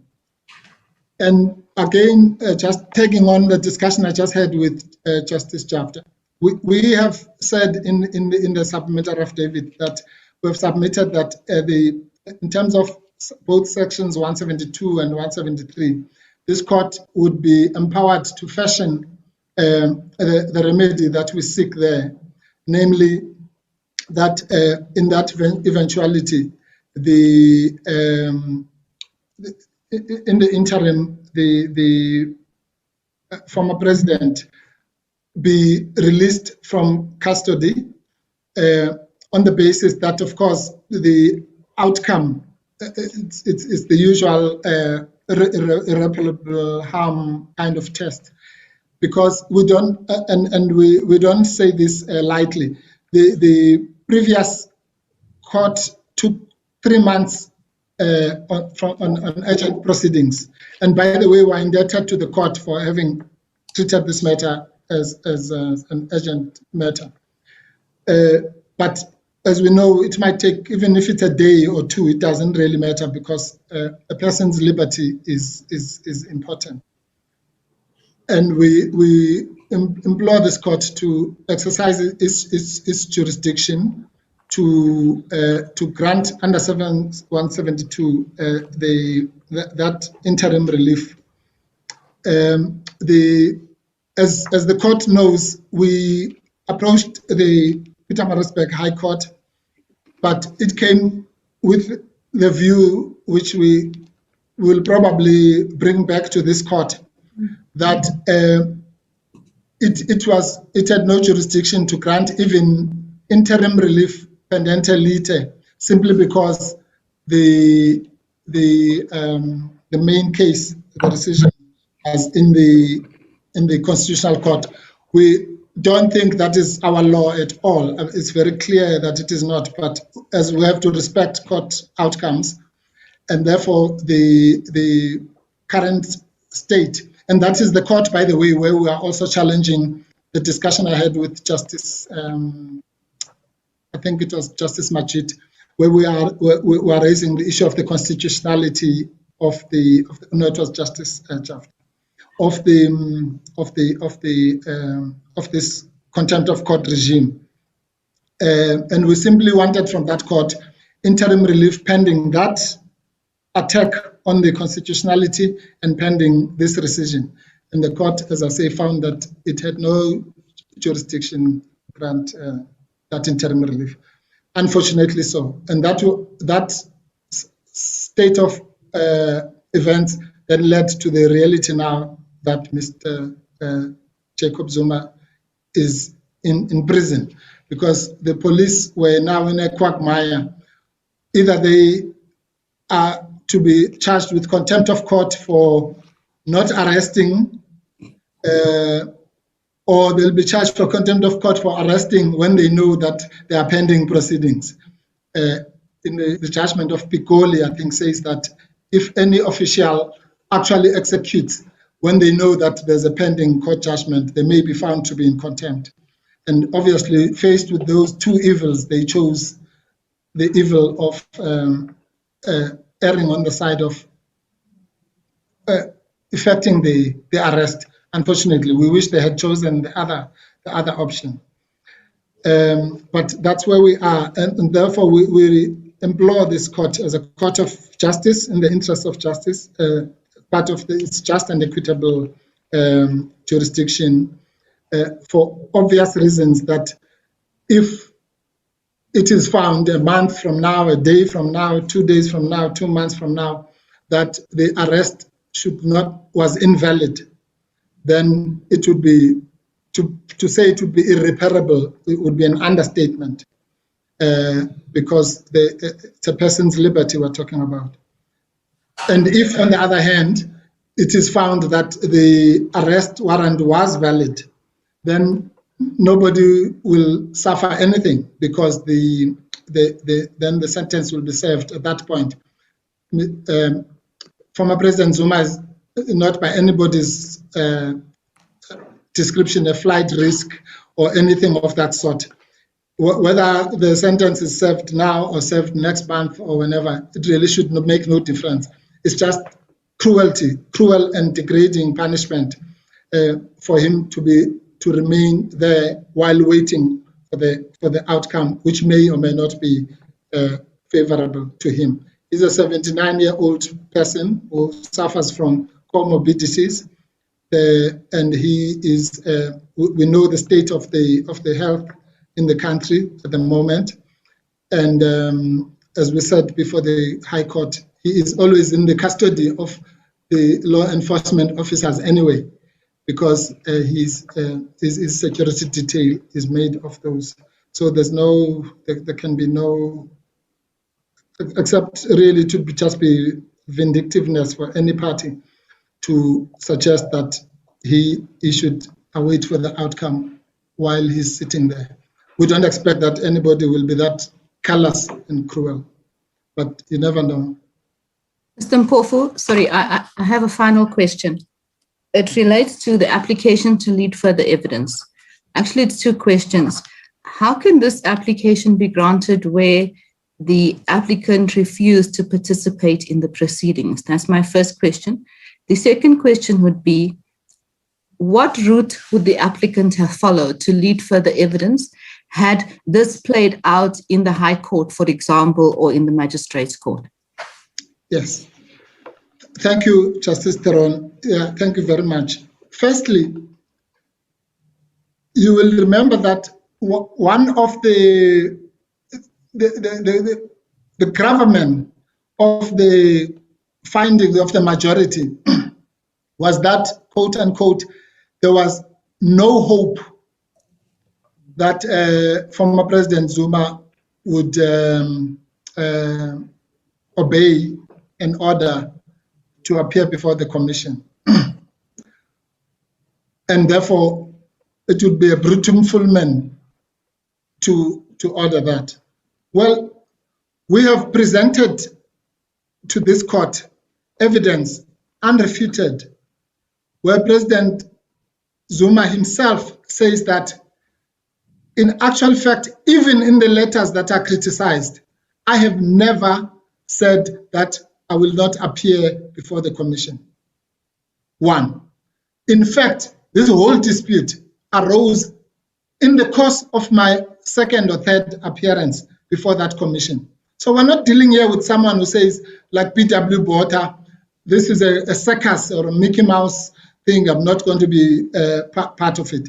He has been there, everybody knows in the country. He has been there more than once. The only issue that needs to be resolved is whether, rightly or wrongly, he has the right, like all of us, to say, I will not be tried by a person that I'm saying is biased against me. And that does not mean that that person is biased. It simply means that former President Zuma perceives that person to be biased. That's sufficient in our law. And former President Zuma has conceded before this court that in the best way to assert that right would have been to approach another court for interim relief pending the review application. And that has been established in the public protector cases. And when we say that, people out there, they say, no, we're saying that he got the wrong legal advice or bad legal advice. That's not what we're saying. What we're saying is that any lawyer can give you different advice. I probably would have given them the same advice, which is that it's unlikely that the Constitutional Court would hear a criminal case on an urgent basis and direct access. And if it turns out to be wrong, well, it turns out to be wrong. But it can be that the mere acceptance of that advice must land you in jail, with respect. So that's my first answer. There is no evidence that former President Zuma would not appear before the commission subject to what I have said. On the contrary, there's evidence that he's a willing participant. In his statements, some of the scurrilous statements make that point exactly. But can this court then go as far as to say Mr. Zuma must be forced to appear even if he thinks that the person is biased? No, it can't.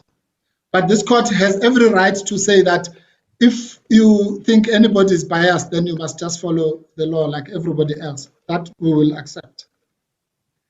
The second point related to that, by the way, is the fact that the term of the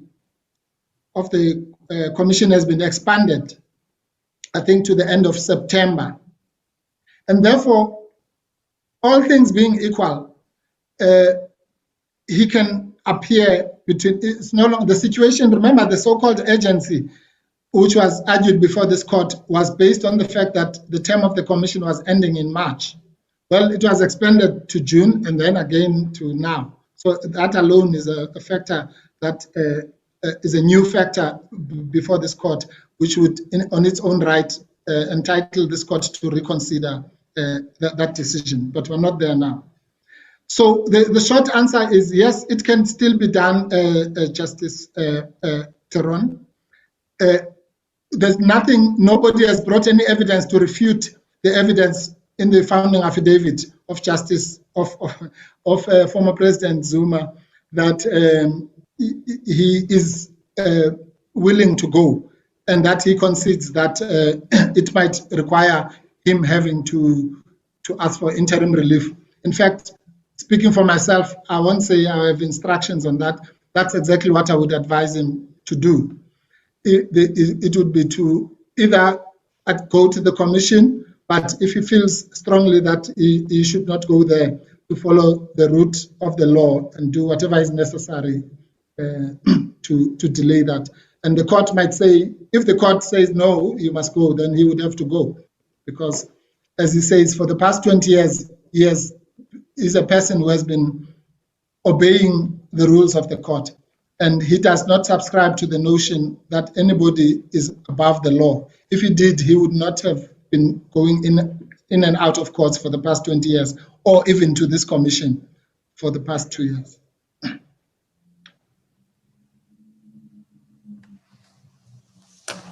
Yes, Mr. Mpofu. So, sorry, Justice Mpepe. You haven't answered my second question, Justice, Mr. Mpofu. Thank you, Justice Taran. If you can remind me. What options would have been open to the applicant if this matter had played out in the High Court regarding the application to leave further evidence? Okay. Whichever court would have, if it granted him that the mitigation on the mitigation issue in particular, because that's where he really that's what he was referring to, the medical evidence and all that. Then if it was in the High Court, well, it wouldn't matter which court, Justice Taran, in my respectful submission. But if any court granted him that audience, it would have to be either this court to determine the issue of sentence. But remember, that's not what we are primarily asking for. We're asking for the relief that was envisaged in the minority judgment and in De Beer, in which case the matter would be referred to the correct authorities, let's say the NDPP. And in that arena, then of course he would be free to raise or refuse to raise any issue that he wants, like all litigants. If he said, like many people did in the 70s and the 80s, I'm not going to participate in this court because of this and that, I'm a conscientious objector, then he'll be treated like those people were treated. And the trial will be conducted in those, under those. There'll be nothing extraordinary that would have to be extended to him. He would have the same rights like any other accused person.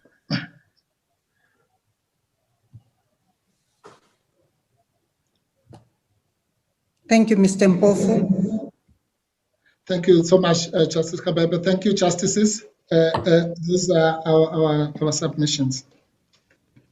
Thank you, Mr. Mpofu. The court will take a short adjournment of 30 minutes. Thank you. As the court, please. Our court will adjourn until 2:10. You are welcome to switch off your video and mute yourselves, and please switch on video and sound when you rejoin. Mr. Mbali, the adjournment was for 30 minutes. Oh, for 30 minutes.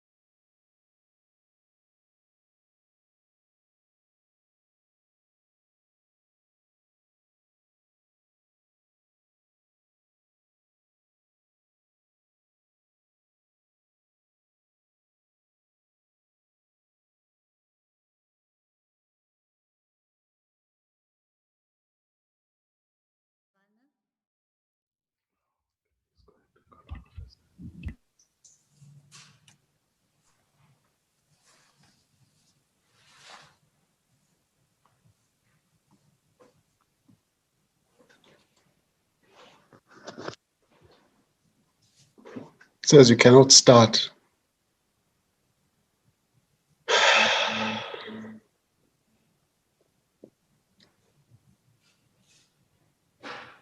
I'm trying to start and it's not. It says co-host. Oh. Yes, Mr. Ngalwana. Yes. Thank you, Justice Kampembe. Thank you, Justices. We're starting with a bit of a handicap because we had less than 24 hours to prepare our written submissions, and we missed this morning's meeting where there was time allocation. So may I seek an extreme indulgence, and the reason for us not being able to join the meeting this morning was connectivity issues. May I seek an extreme indulgence, Justice Kampembe, if you will indulge us, if we could have something in the order of 12 minutes to address you uninterrupted. Chances are we may be able to perhaps anticipate some of the questions that may be in your minds and deal with them. And then we can take any further questions after the 12th minute. We only have about 5 issues that we want to raise with an average of about 3 minutes each. Yes, Mr. Ngalwana, you missed today's pre-hearing meeting with counsel. We had arranged with counsel at that meeting that counsel for the amici will have 5 minutes uninterrupted time during which to address us, and they will have 30 minutes within which to wrap up their oral argument.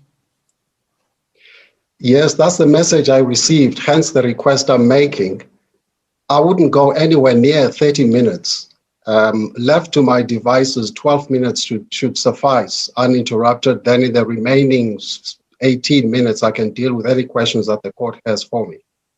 Yes, if that's the attitude you're adopting, you'll have your 12 minutes uninterrupted. Thank you, Justice Kampembe. We address 5 issues. The one is to start with what the appropriate standard is in the rescission application. That should take us to the equality equation, followed by us dealing with section 12(1)(b) and 35(3) of the Constitution, and then we end off with what the proper approach should be. The appropriate standard we submit is to look at what is in the interests of justice.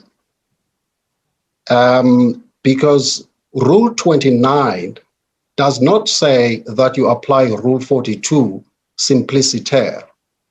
Rule 29 says that you apply Rule 42 with the necessary changes.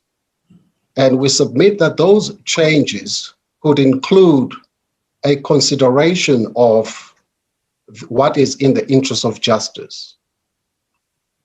Now, that immediately takes us to the equality argument. And in this regard, we say that it is correct, of course, to assert that everyone is equal before the law. But then the same provision of the Constitution that reinforces the principle of equality also asserts that everyone has the right to equal protection and benefit of the law in section 9(1). It would seem to us from the general tenor of the majority judgment that in pursuit of the principle of equality before the law, the applicant doesn't appear to have been afforded equal protection and benefit of the law. We'll deal with that when we deal with section 12(1)(b) and 35(3) of the Constitution.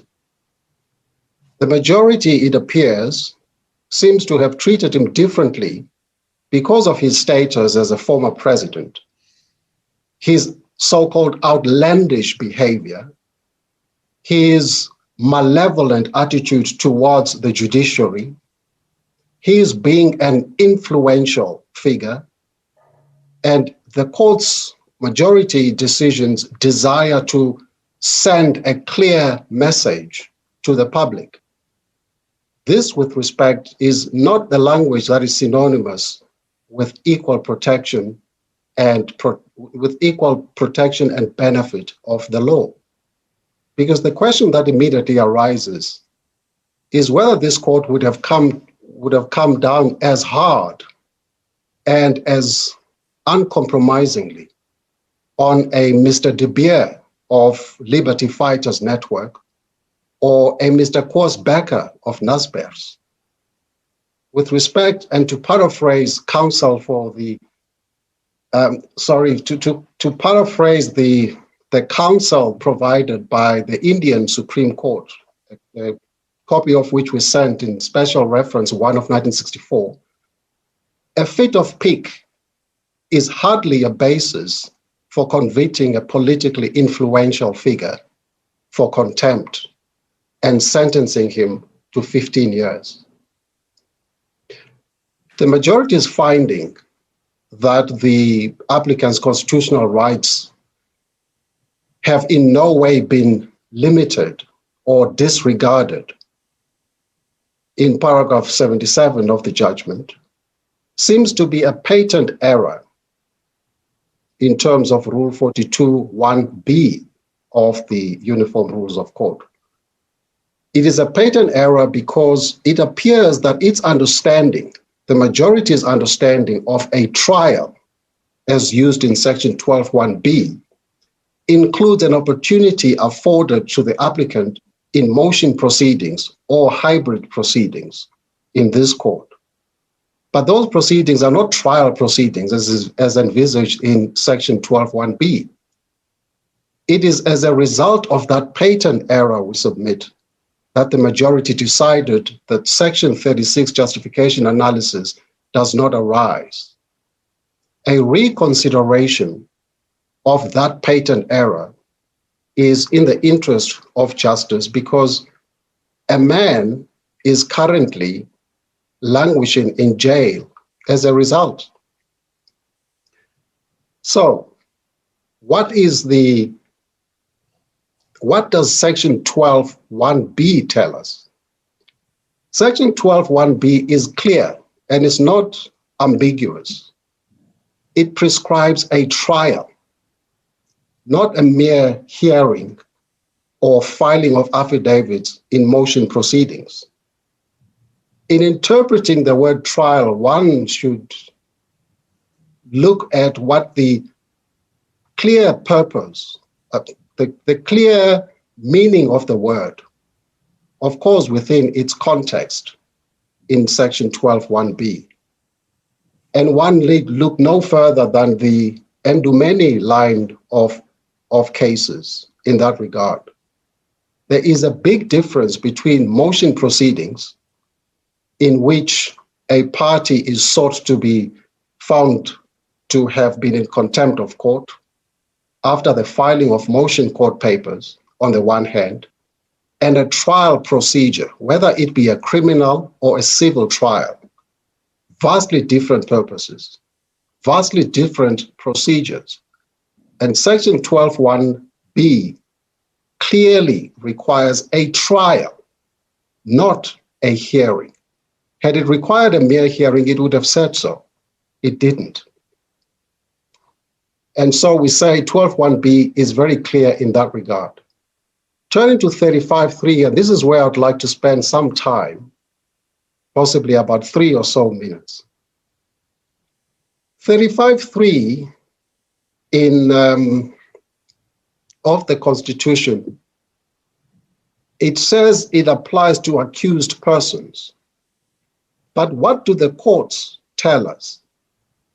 Burchell, the full bench judgment of the Eastern Cape High Court, said committal for civil contempt orders remains a particular form of crime of the contempt of court under the new constitutional order, and that the respondent brought before court for committal in civil contempt proceedings is an accused for purposes of section 35(3) of the Constitution. We are not aware of any subsequent decision of a higher court that has expressly overruled that decision. In fact, Faki in the SCA confirms the finding when it says in paragraph 22 that, and I quote, where the state prosecutes an alleged contemner at common law for non-compliance with civil order, the requisite elements that must be established beyond reasonable doubt. In such a prosecution, the contemner is plainly an accused person in terms of section 35.3 of the Bill of Rights and enjoys the interrelated rights that section 35.3H confers. And it tabulates them as the right to be presumed innocent, the right to remain silent, and the right to appeal. And that's in paragraph 22 of the Faki judgment. Now, that being so, it would seem on the authority of Faki that the applicant was within his rights with respect not to file an affidavit when invited to do so. As we understand it, this was an invitation to him. He wasn't ordered to file an affidavit.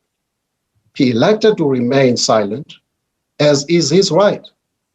The effect of that silence is that this court was left with an undisputed facts as regards the commission of the crime of contempt. Now, Burchell tells us that in circumstances where the court is faced with undisputed facts and inferences have to be drawn, it would have to be kept in mind that the ultimate inference as to the guilt of the offender must be the only reasonable inference, not merely the most plausible or probable one. The majority seems to have taken into consideration public statements which it could not confidently attribute to the applicant and admitted them into evidence for purposes of guilty finding of contempt. But the question is, was this the only reasonable inference that the applicant had made these statements? Well, the majority seems to have adopted the most plausible or probable standard without engaging with a Burchell judgment and say why it was wrong in this regard. What's more is that the full bench in Burchell confirmed that in civil contempt matters, sufficient care should be taken to ensure that fair procedure in accordance with, as far as possible, the provisions of section 35.3. This is consistent with Faki at paragraph 22. And what happened in Mamabolo with respect is not materially different from what happened here. The only difference would seem to be that there is a complainant, but that complainant is not an ordinary complainant, but the Deputy Chief Justice, who is a member of this court. That effectively could be said is in Mabobolo, as in Mabobolo, to have charged the applicant, prosecuted him, convicted him, and sentenced him without affording him fair trial rights like the right of appeal and the right to remain silent. I would commend paragraphs 54 to 59 to this court in this regard. So Mabobolo does not support a summary imprisonment for contempt. It rails against it. I should close off by saying this. Our submissions are confined to the effective imprisonment for contempt of a punitive measure, not as a coercive or for a coercive purpose. I should also make mention that in our submission, the distinction between civil contempt on the one hand and criminal contempt on the other is really a difference without substance. It's a difference in form with respect. At the end of the day, both in civil contempt cases and in criminal contempt cases, there is one thread that runs through it. Both of them impinge upon the authority of the court. So it is the authority of the court that is sought to be reinforced. And so there is no exceptional reason for the courts to depart from section 12.1b and section 35.3 rights. Those are our submissions, Justices. If I may continue, then I will take any questions that then arise from our submissions. Mr. Ngalwana, I'd like to take you to some of the two of the judgments, please. Yeah. Do you have FARCI before you, the SEA judgment? If I don't, I will find it, Justice. Yes, I have it in front of me. Yes, look at paragraph 42.2. Cameron JA is summing up there. Yes. Is it the following?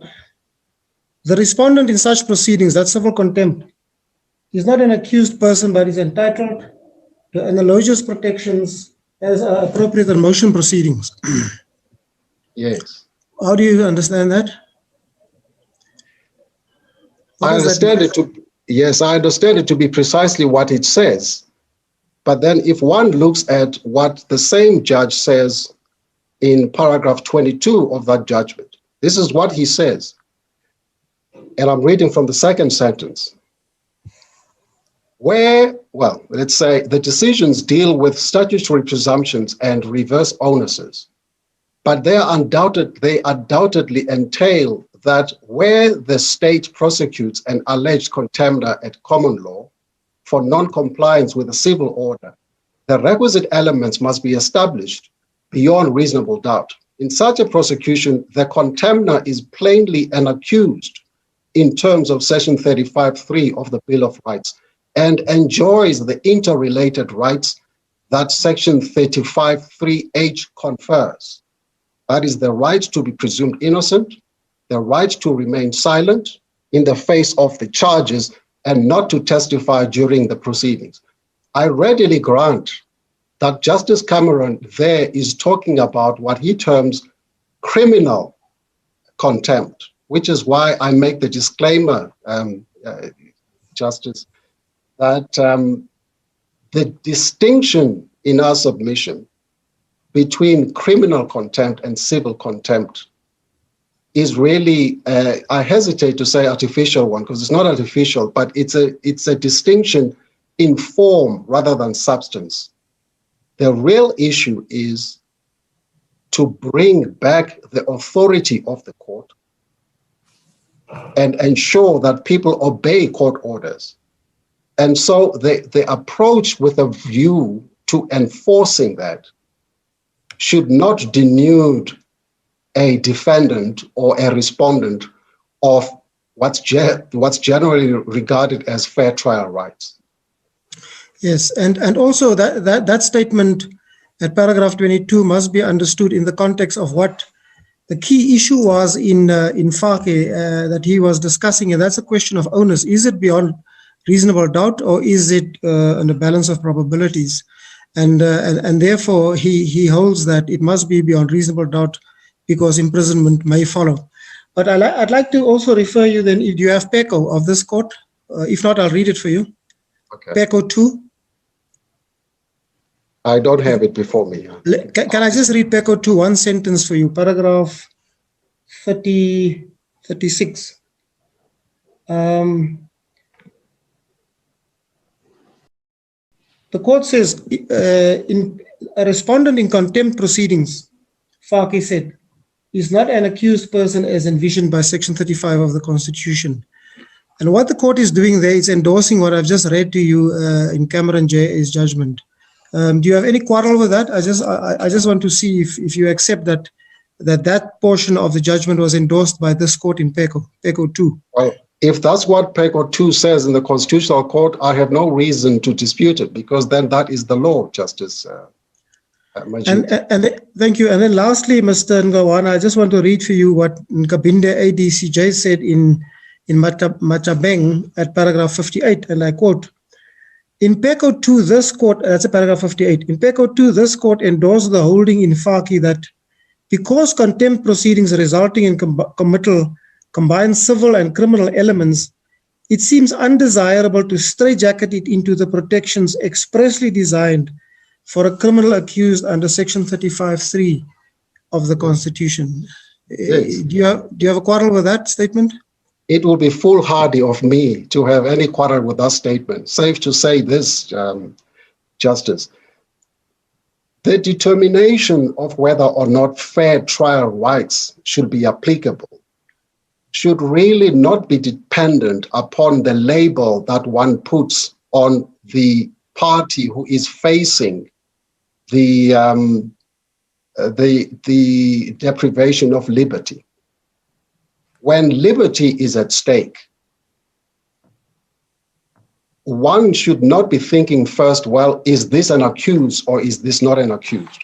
If a right is conferred and it is the exercise of that right that will arrest the deprivation of liberty, then by all means that right should be conferred. And I think there is a paragraph in the minority judgment that says this, that it should not be the label that determines whether or not a right is applicable. And I'm not saying that one should second guess what the introductory part of the Constitution says. That's Section 35.3 applies only to accused persons. What I'm saying is, using a purposive interpretation to the Constitution, one should, if one likes, either broaden the meaning of an accused, because an accused is not, in my submission, necessarily a criminally accused. It could be a person who is accused of doing something but not criminal. But also, at the same time, or the other side of the coin, one should not be looking at what the label is that is applicable to the defendant before one decides whether or not their rights are to be enjoyed by that defendant. So the short answer, Justice Majid, is I don't quarrel with the PECO 2 excerpt which you've read to me. I don't quarrel with Matlabeng as you've read to me, because I can't. It's what the law is. What I'm saying is this court has an obligation, when faced with specific facts, specific circumstances. Here you're dealing with a 79-year-old person, as the guardian of the Constitution, the court should lean more on the side of ensuring that the rights are, as it were, enjoyed to the fullest, than to look to limiting them because the person doesn't fit a particular label. I want to ask one last question, Mr. Ngowane, on that score. On occasion, it has happened in the past, and I've had experience as counsel in one such case. But for example, MK combatants would refuse to participate in a criminal trial out of objection to the apartheid state who was prosecuting them. In that case, counsel is there physically, but the instructions are clear that you are not to cross-examine any witnesses. You are basically a holder watching brief. You do not participate at any stage, even until sentence and afterwards. So there's a conscientious objection. So that accused does not participate at all. Now here we have a situation. Sorry, the evidence is then led, and the judge convicts that MK combatant and sentence him or her to whatever imprisonment. Here we have a situation where the commission has instituted proceedings in terms of the Commission Act with the SAPS, and then when nothing happens, it comes before this court, it gets direct access. There's no opposition to it. And then when it comes to the contempt proceedings, the order gets served on both the attorney and the applicant, and the applicant says not only that he will not, through his attorneys, that he will not participate at all in these proceedings. The affidavits get filed, and then ex abundante, as Mr. Mpofu says generously, this court invites the applicant on sanction to make submissions. He does nothing. He writes an insulting letter of 21 pages to the court, to the Chief Justice. And then the court proceeds and convicts him A, of contempt, and B, sentences him to 15 months imprisonment, the majority judgment. What's the difference between the proceedings here and the MK combatant who refused to participate in the proceedings in the criminal trial? Well, the difference is this, Justice. I can't quarrel with the narrative you've put to me. But the difference is the Constitutional Court is not bound by a mistake of law that has been committed or may have been committed either by the litigant or by the legal representative of the litigant. The Constitutional Court has an obligation, when faced with undisputed facts as you've narrated them, not only to draw inferences by looking at whether this is the only reasonable inference to draw, but also the Constitutional Court has the obligation to protect, to give the litigant the full protection and benefit of the law to the extent to which the litigant is entitled. And so the mere fact that there has been non-cooperation by the litigant, whether it be on legal advice or not, the Constitutional Court, in fact, no court is bound by such a choice. In fact, there is a judgment on a different tag of 2018. I think it's AfriForum versus the University of the Free State, a judgment of this court, where I think it's in the early 20s. I'm afraid I think it's in the updated written submission that we've done, where Justice Mogoeng, Chief Justice Mogoeng, there makes it plain in a different context, as I say, that a court is not bound by what the parties may have agreed upon or by what a party may have conceded. The court still has to make its own independent decision. And that's all I can try and convince this court to do. But the short answer is there is no material difference between the narrative you put to me and what happened in this case, Justice Majid. Yeah. Thank you, Mr. Ngowana. I said lastly, but I need to add that you see, the challenge that I have here is that we are dealing with a rescission application where a litigant has consciously refused to participate in the proceedings at all, and then this is the quandary. There are defenses disclosed afterwards now, and the SCA said in Lodi 2 properties, quote, the existence or non-existence of a defense on the merits is an irrelevant consideration, and if subsequently disclosed, cannot transform a validly obtained judgment into an erroneous judgment. That's at paragraph 87 of Lodi 2. Yes. That is the quandary. We sit with a matter where the respondent then did not participate at all. 3 times invited to do so, declined or refused, and then now we are asked to rescind the judgment which was carefully deliberated. Earlier, Mr. Mpofu reminded us that it took 3 months. Now that's careful deliberation, I would suggest. So where's the error? Quite so. I hear what Justice Majid is saying, and I feel for the applicant and his counsel. It's an Herculean task that they have to fulfill in convincing this court to grant the orders sought. But my refrain, to borrow from my learned friend Mr. Mpofu's vocabulary, is to say this court must do that which it considers to be in the interests of justice. Is it in the interest of justice for this court to punish an octogenarian for having snubbed it? Is it in the interest of justice to punish as an 80-year-old, almost 80-year-old, because he's made statements that are disparaging of this court?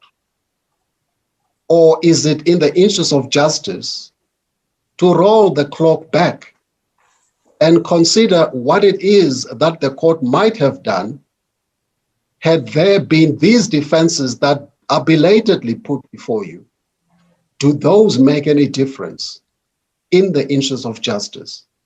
That would be my consideration, not to defend what the applicant may or may not have done. In fact, what the applicant has done or omitted to do, whether that is in terms of legal advice or not, It was unacceptable. There's no running away from it. But it has happened. The court is now seized with this request, a mea culpa of sorts, to say, look, I've erred in what I did. I've listened to advice, and the advice was not to my benefit ultimately, as I now learn. So please reconsider and see whether this is in the interest of justice for me to languish in jail at my age during what is undoubtedly the most devastating pandemic that we have had since at least 1918, as far as I'm aware. Yes, Mr. Ngabane, I have no further questions. I'm duty bound to point out to you, as I did to Mr. Mpofu, the applicant in this case was convicted of contempt, not because of what he said, but because he did not comply with an order of this court. What you're talking about, what he said was aggravation in terms of the sanction, but he was not convicted for contempt because of what he said, however bad that may have been of judges of this court or of any other court of the judiciary. Thank you, Mr. Ngabane. I accept that distinction, Justice Majid. Thank you.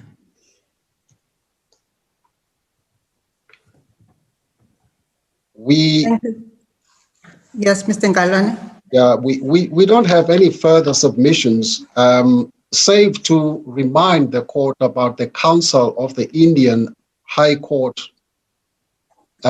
which says that judges should be careful about employing or utilizing or using contempt proceedings when it is upset, to paraphrase. Thank you, Justices. We don't have any further submissions unless there are any further questions for clarity. Mr. Ngalane, let me understand your argument regarding Section 12. Does it mean that Section 12 requires in every instance where a court is likely to order detention of someone, that there should be a trial? Yes, that's our submissions, Justice Jafta. And in virtual, I'm sorry. In virtual, you would have seen, I think it's paragraphs 21 to 26, where Justice Froneman addresses seeming or what were identified as difficulties in having a trial in every such case. And I thought he dealt with them swimmingly. I don't want to waste time by having to read them to you. They appear, I can only take you to paragraphs 22 to 26 of the virtual judgment, and particularly in paragraph 25, where he summarizes that it doesn't necessarily make things inordinately difficult or inconvenient for the process where a trial or Section 35(3) rights it is dealing with there are applied. And or am I mistaken to say you made a submission that Bacho was approved? I'm not sure whether you said by the SCA or even by this court. No, it was the negative of that. I said, okay, I am not aware of a judgment that has expressly set aside virtual. Expressly. Now, I didn't say it was approved. Yes, no, I understand that. I'm trying to think back. I was involved in Machabing, and a reference was made to Birchall in Machabing. I'm not quite sure in what sense that reference was made. But you see, your argument, if if we uphold it, it means then that there can never be imprisonment of a contemner following civil proceedings like motion proceedings, because that would not have amounted to a trial. Yes, well, that is my submission. Outrageous as it may sound, that is how I read the Constitution. When it says it requires a trial, yes, then it requires a trial.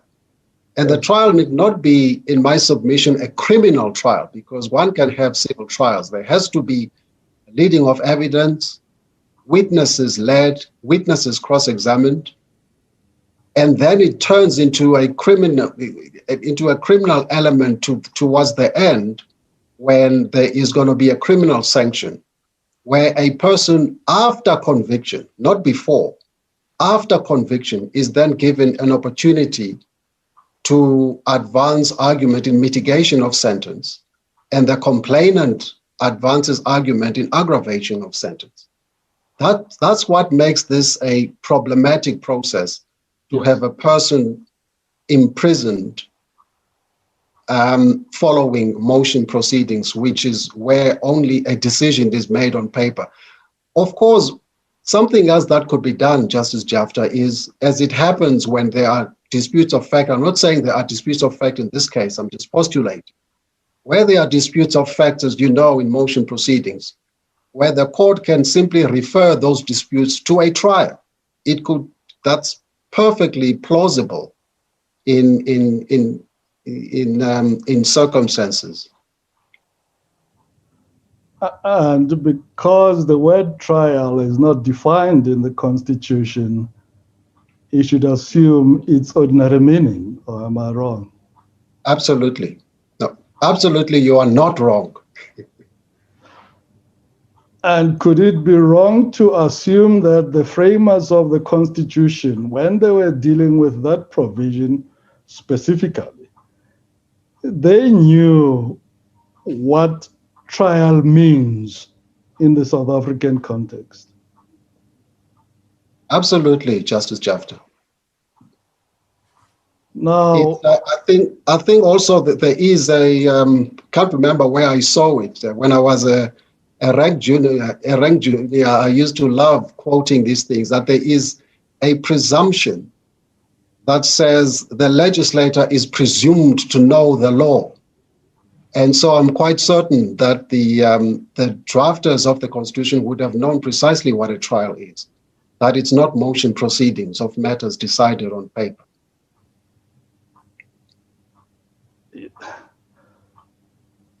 And you see, what troubles me,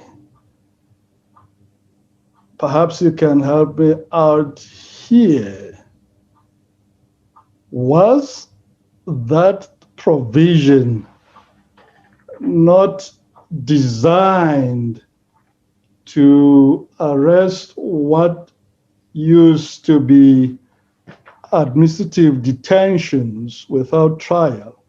Police could just collect you and put you in detention indefinitely under apartheid, and you would never see the door of a court.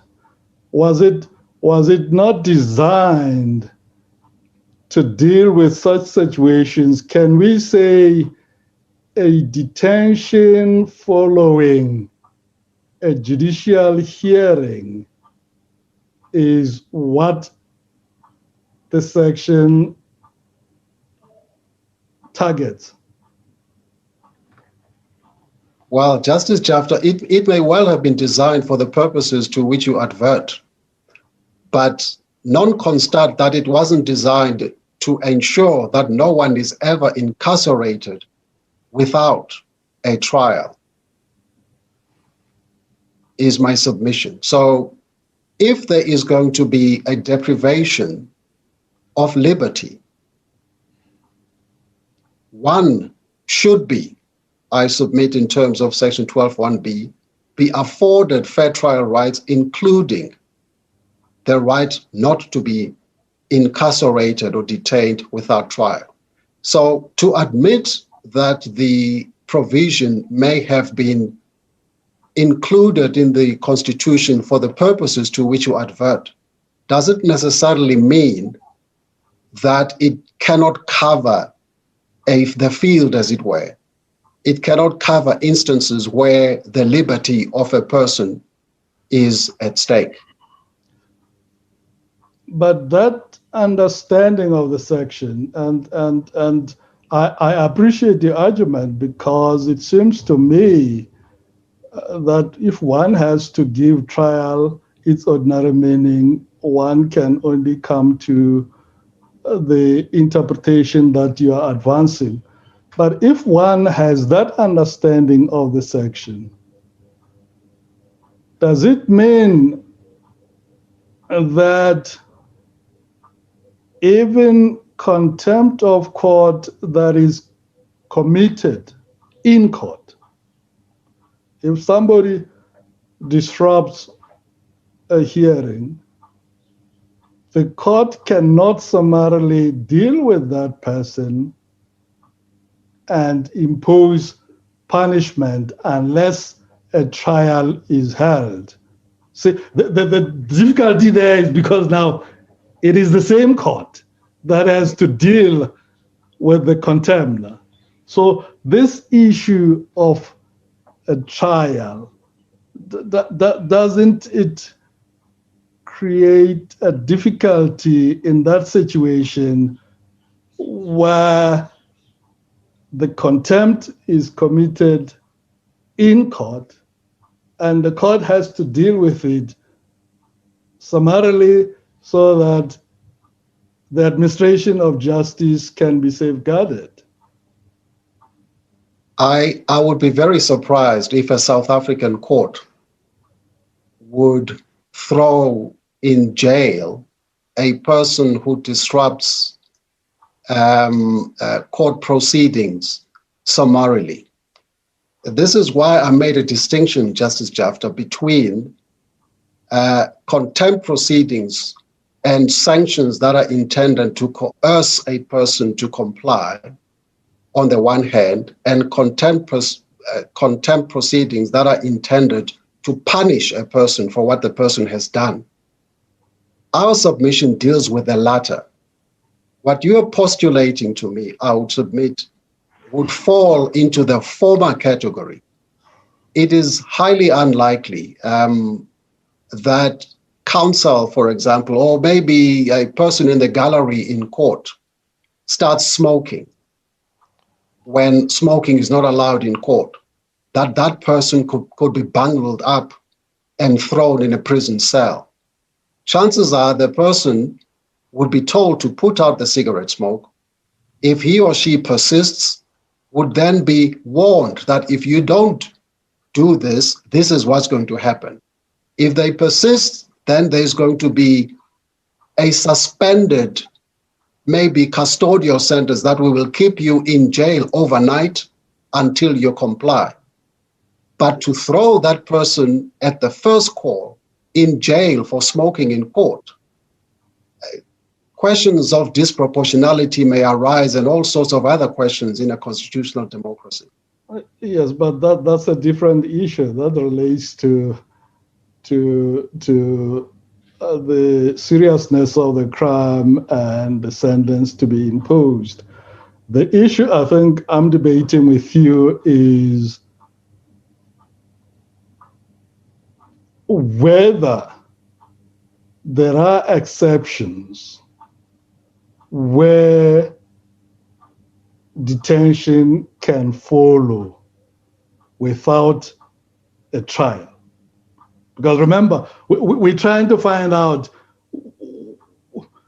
what actually does Section 12, is it 1B, mean? Does it mean that you can never have a detention of someone without a trial?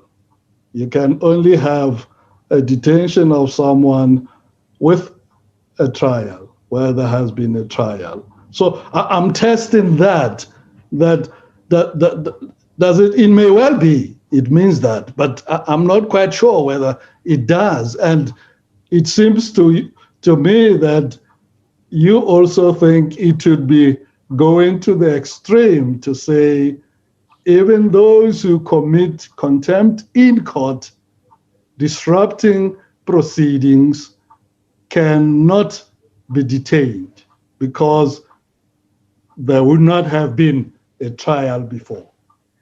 Justice Jafta, I love the way this is playing out. I'm supposed to be, well, not trying to convince you, but to assist you in the deliberation of these difficult questions. But that is why I'm asking them.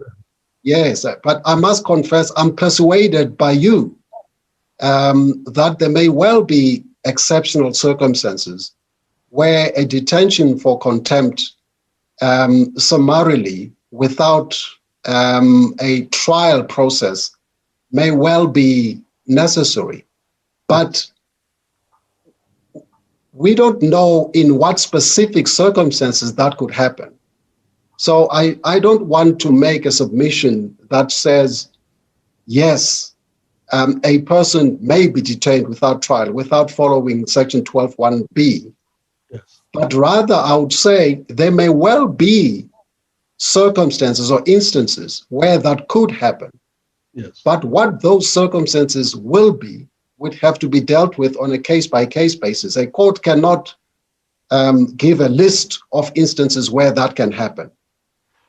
Actually, so the short answer to your question, Justice Jafta, is there may well be exceptional circumstances. Yes. So that should inform our interpretation of Section 12(1)(b), shouldn't it? I accept that, yes. Okay. And actually, Mama Bulo tells us, it gives examples of when the unconstitutional summary procedure may apply. And I think the first one is the infa contempt of court, and the second one is where the NPA would have declined to prosecute. Yes. And in paragraph 59, as I recall, Justice Krickler then says the matter should be referred to the National Director of Public Prosecution, which is where I would have come in closing.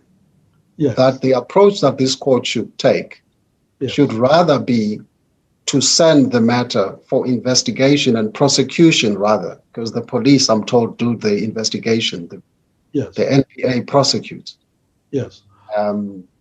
Yes. Now, do I have to understand your argument then that is no longer sort of absolutist, that quite right. Where there's no trial, there can be detention. So your argument now rather is, but this is not the sort of case. Is that the argument? That yes. Here you don't have factors justifying the exception of a trial. A trial should have been followed before detention was imposed. That is correct with respect, Justice Jafta. Particularly, perhaps this is also a factor that the commission, which was rightly criticized by this court, but differently constituted for the manner in which it has approached the matter, because they are the ones who came up with a ruling. I think it was the second respondent, the Deputy Chief Justice, who I believe is now the Acting Chief Justice, who made a ruling that they were going to institute criminal proceedings. So that may well have created an impression. I know I'm speculating, but perhaps it may be a factor that the court may take into account, that even the commission had in mind some kind of a trial process with a view to bringing Mr. Zuma to book for defying it. Yes. Lastly, just for clarity in my mind, would I understand then the position to be this, that it is not helpful to inquire into whether the common law principle that permits contempt to be pursued in motion proceedings to be generally unconstitutional. One needs rather to look at the circumstances of the specific case to say, in this specific case, the process followed was not justified because of its impact on the rights of the person whose liberty is going to be taken away. I accept that entirely, Justice Jafta. Okay, thank you. Justices, those are our submissions, unless there are any further questions. Thank you, Mr. Ngalwane. Mr. Ngugaitobi. Thank you, Justice Mpempe. I'm grateful to the court for the opportunity. There are two reasons why the court should dismiss the application. The first is that the threshold provision under Rule 42(1)A of the Uniform Rules of Court, either as formulated or even on the expanded understanding of Rule 42(1)A, which is yet to be crystallized into a legal standard. The second, independent of the first, Mr. Zuma always to his prison cell, his pocket. He could tender to comply. It is an extraordinary feature of this case that to this date, Mr. Zuma persists that in a commission of inquiry chaired by Justice Zondo, he will not appear. I listened carefully to Mr. Mpofu's tender towards the end of his address, but it is still a conditional tender that for as long as Justice Zondo is chairing, Mr. Zuma will not comply. But despite the brazen contempt, because he has been told by this court to attend the commission as chaired by Justice Zondo, despite that brazen contempt, which is persisted with in these papers, Mr. Zuma does not want to take punishment either. Let me turn then to the Rule 42 argument. In the founding affidavit of Mr. Zuma, there are 6 grounds for rescission. In the heads of argument, they are reduced to 3. In the oral submissions, only 2 were persisted with. And those 2 were the failure or the alleged failure to give Mr. Zuma the right of an appeal and the alleged failure to give Mr. Zuma the right to mitigate or sanction. Neither of those 2 constitute an error for the purposes of Rule 42(1)A. We have cited the text of the rule in paragraph 34 of our heads of argument, where we say Rule 42(1)A provides that a judgment or order may be rescinded on the basis that the judgment was erroneously sought or erroneously granted in the absence of any party affected thereby. This rule has been the subject of debate in at least 6 judgments of the Constitutional Court. One of them is Daniel versus President of the Republic of South Africa. In paragraph 5 of Daniel, this is how this court has explained the meaning of Rule 42(1)A.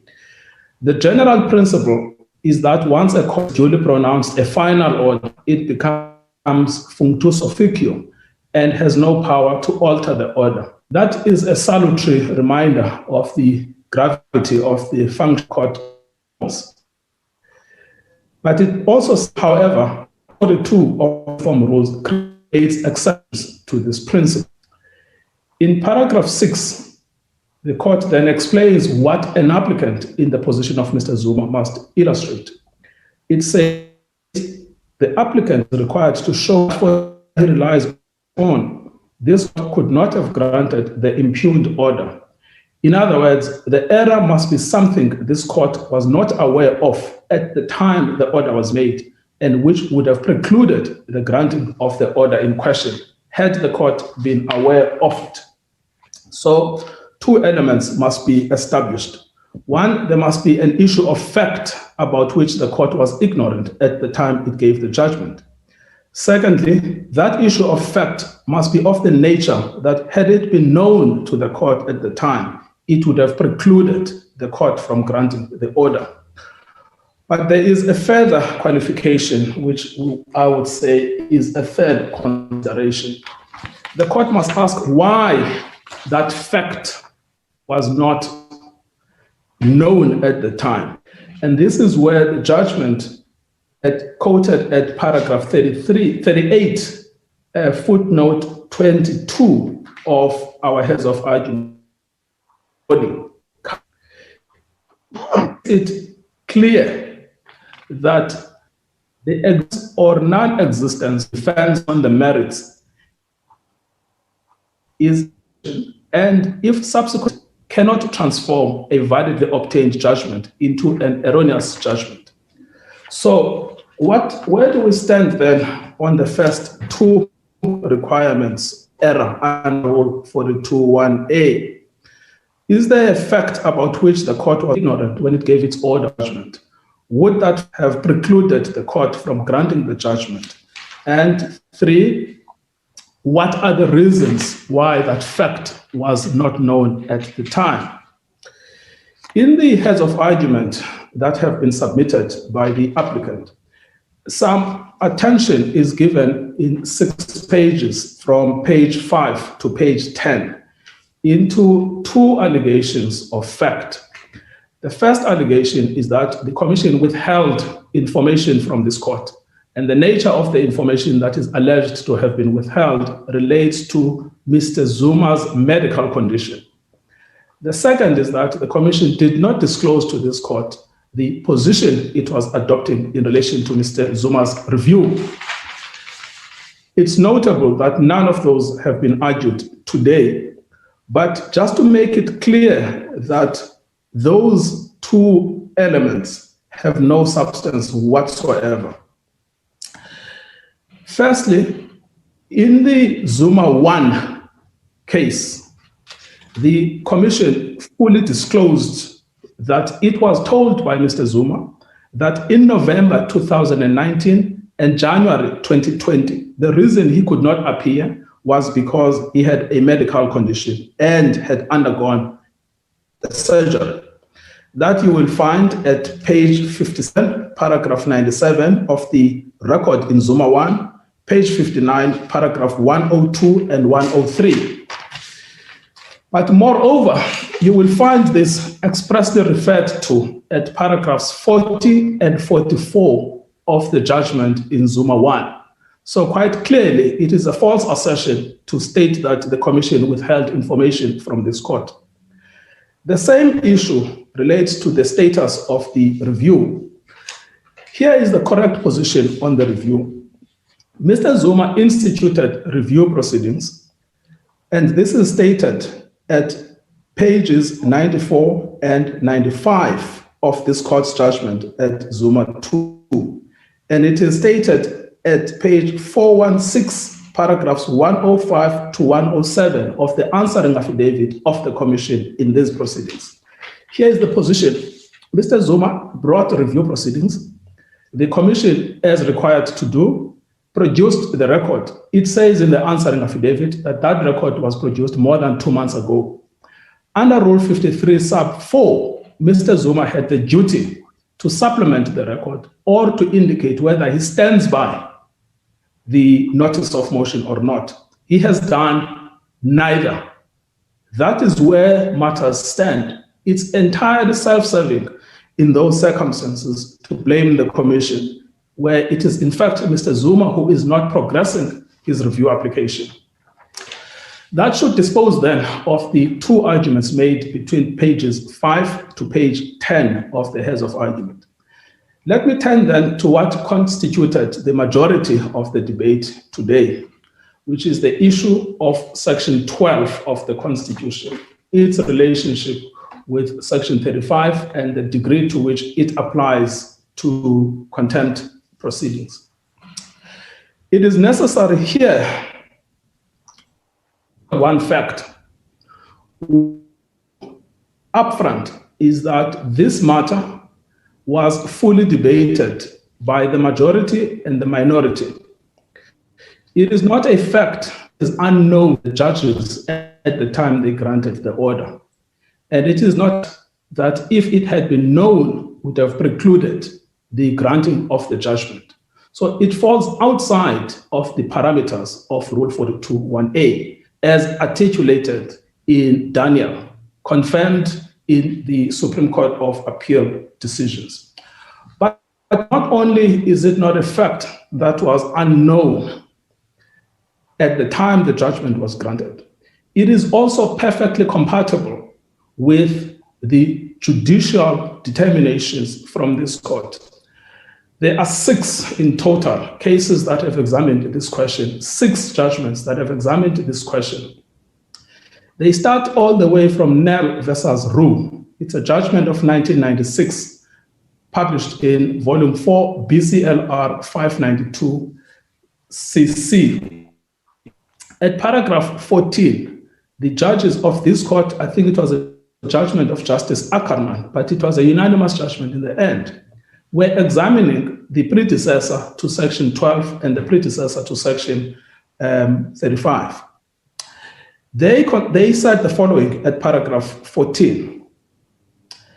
The Section 11(1), which was the Section 12(1)B of today's Constitution, relied upon by the applicant, is the right not to be detained without trial.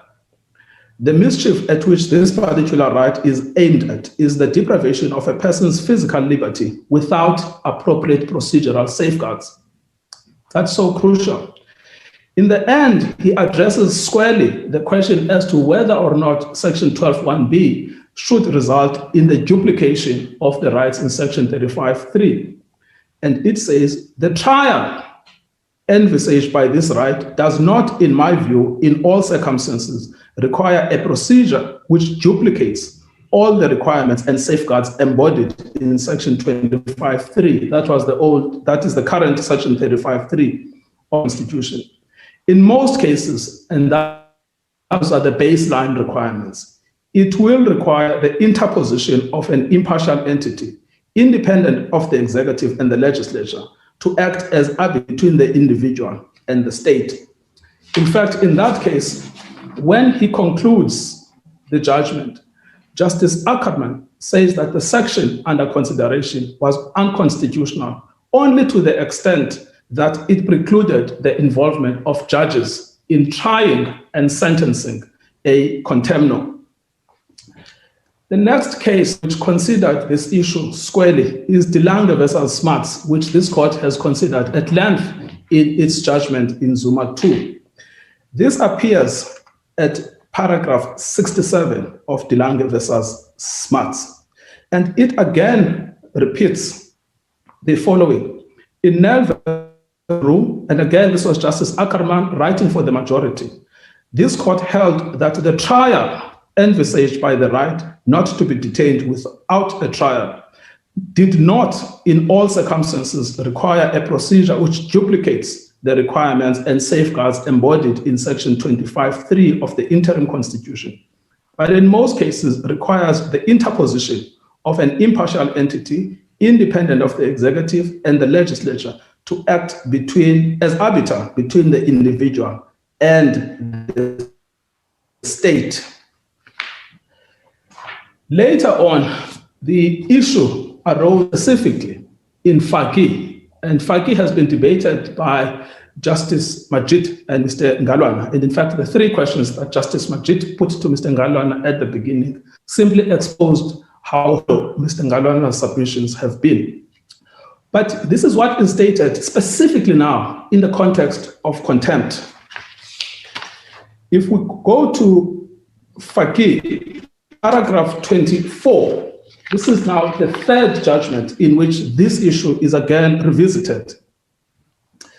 It says there can be no reason why these protections should not apply also where a civil applicant seeks an alleged contempt committal to prison as punishment for compliance. And then it says, this is not because the respondent in such an application must inevitably be regarded as an accused person for the purposes of Section 35 of the Bill of Rights. On the contrary, with respect to the careful reasoning of the Eastern Cape decisions, it does not seem correct to me to insist that such a respondent falls or fits within Section 35. Now, let me pause here and say one thing. Towards the end of his submissions, Mr. Mpofu referred to the Bachel decision.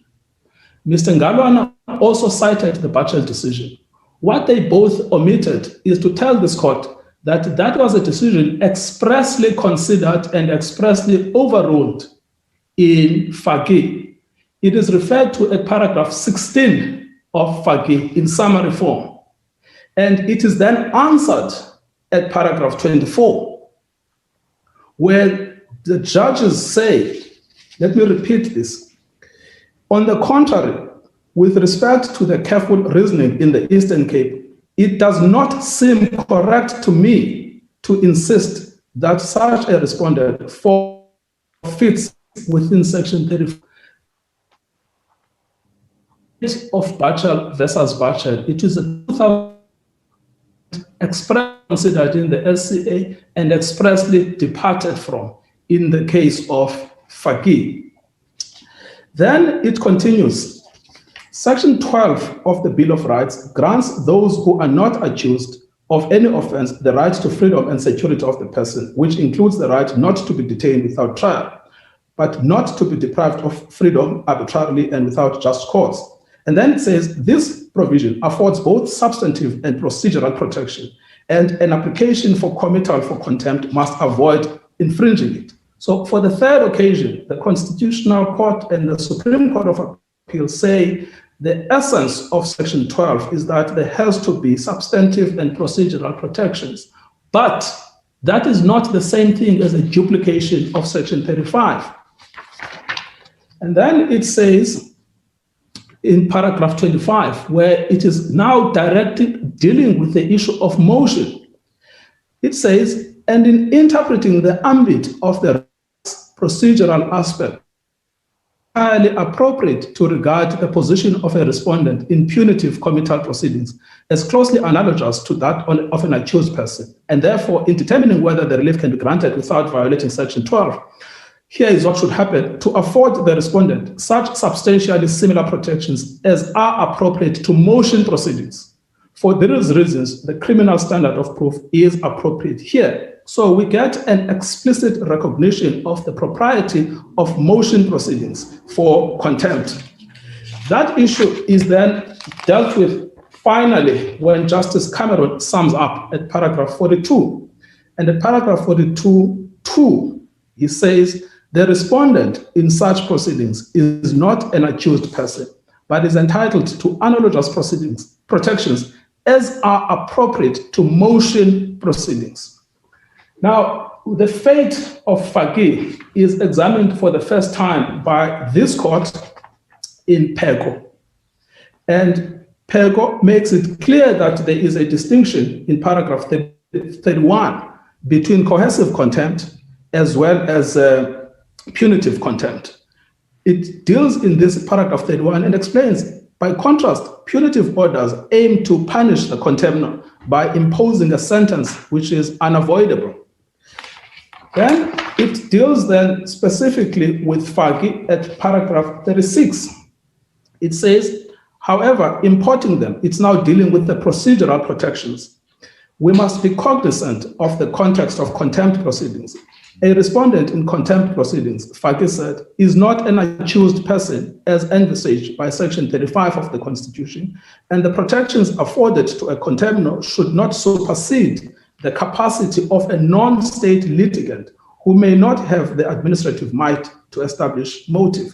Therefore, the presumption rightly exists that when the first three elements of the test for contempt have been established, mala fide, willfulness are presumed, unless the contender is able to lead evidence sufficiently to create reasonable doubt as to their existence.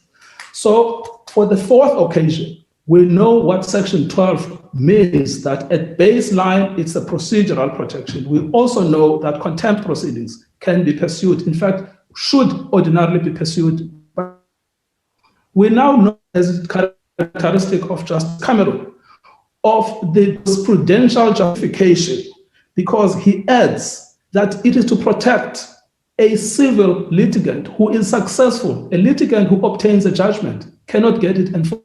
It has no mechanism of ensuring the success or the fruits of their success unless they go to court on motion proceedings. So this is now the Constitutional Court in 2. Therefore, which is now the fifth judgment, when this court engages with this topic in a careful judgment from paragraph 63 right up to paragraph 83, it consolidates all of the development of the law on Section 12, Section 35, and contempt proceedings and motion court proceedings. And it is so clear that it is fully cognizant of the law.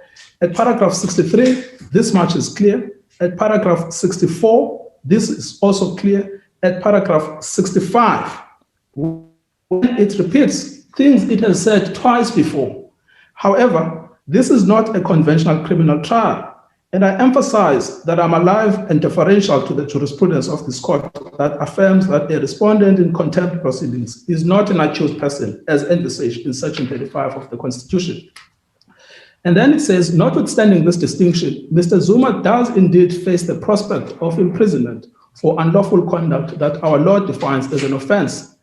It is useful and instructive to consider the Supreme Court of Appeals characterization of contempt application, which describes it as a peculiar amalgam, for it is a civil proceedings that invokes a criminal sanction or its threat. But it again repeats the propriety of motion proceedings. It again repeats the same point that Section 12, the trial in Section 12, can be covered by motion court proceedings. Then the entire judgment, one can see from 67, 68, 69, is on precisely this issue. The same point is made about the appeal, as well as the Section 36 complaint. The Section 36 complaint is dealt with by this court at paragraph 74 of the judgment. And where it ultimately concludes is to simply say that there is no need to engage on a Section 36 analysis. And the reason why there is no need to engage on that Section 36 analysis is because the motion contempt proceedings is perfectly compatible with Section 35 of the Constitution. Again, the court answers explicitly the issue of the at paragraph 77. The majority judgment says, I shall not belabor this point any further, other than to emphasize that a situation that contempt through civil proceeding, and that many of the specific rights listed in Section 5.3 cannot fit comfortably or at all within these motion proceedings. I agree with Cameron J.A. that not all of the rights under the provision will be to or could easily be grafted onto the hybrid process. This is because the Section 35 rights were crafted with a specific criminal process in mind. Then it says, moreover, if one is prepared to accept that contempt of court may be litigated through civil proceedings, as our jurisprudence unequivocally does, and Justice Kambembe is right, it has happened 5 times before. It is simply unavoidable that a contender in civil proceedings will not be categorized as an accused person and enjoy each of the rights enshrined in Section 35. Thus, since the constitutional rights to which Mr. Zuma was entitled have in no way been limited or disregarded by this court in determining this matter, a justification analysis under Section 36(1) simply does not arise. In paragraph 78, the judgment comes back to the issue of the appeal, and it considers it carefully, and it eventually rejects the notion that there is no appeal. So far from a scenario in which there has been an error because a fact that should have been known was unknown, and that fact would have precluded the granting of the judgment, we have an extraordinary situation in this case. Each and every complaint that was raised today by Mr. Mpofu and Mr. Ngalwana is exhaustively considered by the court, and it is exhaustively and carefully determined. And ultimately, it is found against them on each point. And we have Justice Theron to thank for that, because it is in her judgment that these concerns arise. And it is in response to the minority judgment that the majority judgment is then made conscious of these objections and has to answer them point by point. But that is simply a reflection of a mature judicial system in operation. The idea that the debate between the two judgments somehow lend itself to an error capable of rescission simply no application whatsoever. So if we know for sure that Section 12 comprises a trial, motion court proceedings have been approved by this court to constitute a trial for purposes of contempt proceedings. And it becomes quite clear that Mr. Zuma repeated refrain has been convicted and sentenced without trial is just false. Mr. Zuma had a trial, and it was a trial in accordance with the approved procedure for contempt of court proceedings. He knew what case he had to meet. It was set out exhaustively in the papers of the commission. He knew what sentence was being asked for. It was also set out exhaustively in the case of the commission. On the 9th of April, he was invited by this court to put any circumstances that would influence this court to grant the appropriate sentence. At every turn, Mr. Zuma said he is not interested. He told this court, he told the public, and he told the commission that he is not interested in participating. Not only did he tell us that he is not interested in participating, it's also necessary to look at the language that he used in telling us, because it is one thing to say, I don't want to participate, but it is also another, the language that is used. Mr. Zuma said he has reconciled himself with being a prisoner of the Constitutional Court. So he actively, consciously knew that imprisonment was a possibility, and he reconciled himself with this possibility of imprisonment. Mr. Zuma also deliberately did not respond to the applications. We have cited his explanations for not responding from paragraph 16 to paragraph 23 of the heads of argument. He has told us in these papers, in explicit language, that my reasons for not engaging with the applications to the Constitutional Court were based in large part on the lack of finances to engage lawyers to focus on the agency basis and in terms demanded by the Commission and accepted by the Constitutional Court. I must also say that I put my trust in the clearly mistaken view that I could not be forced to appear before a judge whose recusal was the subject matter of an ongoing process. And then he says, I was clearly wrong in this belief, which I held in good faith. Then in paragraph 40, he gives another reason. He says, the second reason was that I was advised that I had the option not to participate in the proceedings and to trust the court to engage with the Commission's application on its own merits. Then Mr. Zuma also tells us, quite astonishingly, that he intentionally did not comply with the judgments of this court. We see that at paragraph 54 of his own founding affidavit. He says, we've quoted this at paragraph 25 of our heads of argument. My response was difficult and robust. And even though I said things that regrettably and seemingly appear insulting, I am entitled to express strong views against an oppressive system. Let's just pause there. expressing strong views against an oppressive system. This court is regarded by Mr. Zuma as the oppressive system because these were views expressed against this court. And then he continues, so I did not comply with the orders of the Constitutional Court because I believed that they were unlawful. To issue an order that I should appear before a by inquiry and to obey its instructions was fundamentally because of two reasons that I set out in my review application. It is a review he is not pursuing. But what we know here that it is a case of a litigant who has told the court, I did not comply intentionally.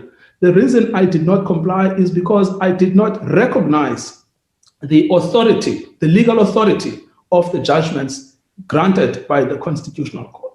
But that is where we are, Justice Khampempe, I'm afraid.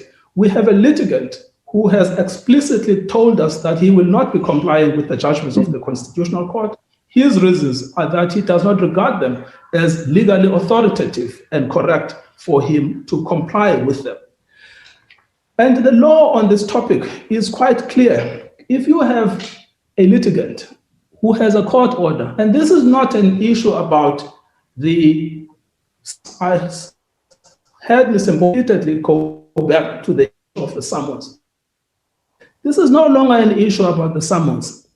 The application to this court in Zuma transformed the status of the summons into a binding judicial determination. This is a matter now that failed to be rated under Section 165 of the Constitution. That section, it's crucial to record two of its provisions. The first one is no person or organ of state may interfere with the functioning of the courts. I cannot imagine any greater interference than a litigant who has come before you and has told you, I did not comply because I thought you acted unlawfully. And that decision means he chooses when you have acted lawfully and he chooses when you have acted unlawfully. Cases before this, Justice Khampempe, one of them you actually wrote in the Minister of Transport case, where you specifically said, even if a litigant believes a judgment to be wrong, they ought to comply. They can challenge it later. Once they win, then at that point, they will be excused from complying. But the mere fact that a litigant chooses for themselves what to comply with, what not to comply with, is a direct breach of Section 165(3). It's a breach of the fundamental law of the country. Secondly, in Section 165 sub 5, an order or decision issued by a court binds all persons to whom and organs of state to which it applies.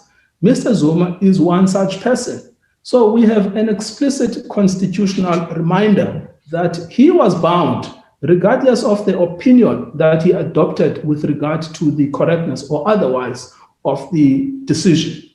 And his application today to this court, what it ultimately boiled down to is that he has a preference to the judgment of the minority. I could also have that preference that the minority judgment is the correct expression of the law. But I have no right to disobey the majority judgment because I prefer the minority. But Mr. Zuma's preference of the minority judgment does not translate into an error in the majority judgment. It does not mean that the majority judgment, even if it is wrong, it does not mean the majority judgment is now the subject of rescission. And what has been underlying today's proceedings has been the repeated accusation that you, as the Constitutional Court, have violated Mr. Zuma's rights. And that Mr. Mpofu has repeatedly stated that you, as the court, are exactly in the same position as a minister or an administrative official or a magistrate's court. That, of course, as a matter of law, is plainly wrong. The reason the Constitutional Court is established is so that it can be the final arbiter of what the Constitution means. It does not mean that the executive should not decide what it means. It does not mean the legislature should not pass legislation in which it interprets the Constitution. But it is only the Constitutional Court that takes a final view on the meaning. That we know from Section 167 of the Constitution. Not only are you the apex court in terms of the judicial hierarchy, you are also the final court of appeal. Once you have made a determination, that's it. The buck stops with you. So to be told today that in a careful judgment in which you balanced the rights of Mr. Zuma with the public interest and with judicial authority, by giving that judgment, you acted in an unconstitutional way. That itself is an extraordinary submission. It's in fact reflective entirely of Mr. Zuma's own attitude to this court, where he says, I did not comply because I considered it to be lawful and unconstitutional. In other words, I took the law to my own hands. So we would say, based on those three reasons, where there is no error, quite clearly under Rule 2, there is no error. There is a persistence on the papers that Mr. Zuma did not regard himself as bound, and he has told you that he did not regard himself as bound. And based on the third consideration, that your own jurisprudence has made it abundantly clear that the Section 12 rights are perfectly compatible with motion court proceedings in contempt of court proceedings. You should be able to dismiss the application without more. What we then got from Mr. Ngalwana, who Justice Majid's inquisition, or rather inquiry from him, illustrated the depth of the hollowness of what he was saying. What we got from him was that we should not apply what he called Rule 42(1)A simpliciter. What we should do instead is we should apply the interest of justice standard. Now, let me say one thing before I answer the issue. Interest standard is not novel. It has been dealt with by in Minister of Justice and Constitutional Development versus Tonto and others, which was also a rescission case, reported in 2010, Volume 7, BCLR 629CC, in which it says that it is not deciding whether or not Rule 42 comprises the full extent of the powers of the court to rescind, vary, or amend its own orders. And then there is also another judgment called Bapalane Ramokuka Community versus Impela Family and others, in which at paragraph 26 and 27, the following appears. In invoking and applying Rule 42, this court has previously left open the question what power it may have as a court of final appeal to vary its powers under the common law or under its inherent power to protect and regulate its own process or under its power to develop the common law, taking into account the interests of justice. In Mulawudzi, which is a judgment by Justice Teron, the court comes back to this topic. And then it says, one, it is important for this court to speak once and to speak finally. And that is necessary in order to safeguard the rule of law. Which that comes from the court ought to be unambiguous, so that those people who are required to comply know that they must comply. But then she says, you should not be too fixated and too rigid about the possibility of rescission. And then she explains the circumstances where this might happen. And in paragraph 40 of the judgment, this is what she says, where she sets out one of those examples. The applicant is serving a sentence of life imprisonment, of which he has already served 10 years. His co-accused, convicted on similar evidence, had their convictions and sentences overturned. A grave injustice will result from denying him the same relief simply because in his first application, he did not have the benefit of legal representation, which resulted in the failure to raise a meritorious constitutional issue. Now, we know from this judgment that what the court was concerned with, in fact, Mulawudzi was a unanimous judgment, What the court was concerned with is they had a criminal accused who was serving a life imprisonment. His co-accused, having been convicted of the same offense, had their offenses overturned. His own decision, when he tried to apply to the Constitutional Court for leave to appeal, had been, but it turned out that the reason it had been turned down was poor legal representation. Can we honestly say that we have had poor legal representation in the case of Mr. Zuma, a person who throughout has had 2 senior advocates acting for him, in circumstances where he himself does not say that I've had a problem of poor legal representation? So we cannot even begin to compare the type of circumstances that would have arisen in the S versus Mulawuti case. What we have here is the opposite. Not only has Mr. Zuma been represented by 2 senior advocates throughout, he has also been represented by a senior attorney. It is significant that at the critical moment, on the 14th of April 2021, it was in fact his attorney, Mr. Mabuza, who attached what Justice Majid labeled today as an insulting 21-page denunciation of the court. It was done with the attorney's participation. He sent the letter under his cover. So we have someone who is clearly cannot be compared to the bewildered litigant in S versus Mulawuti. We have a former head of state who has acted consciously all along.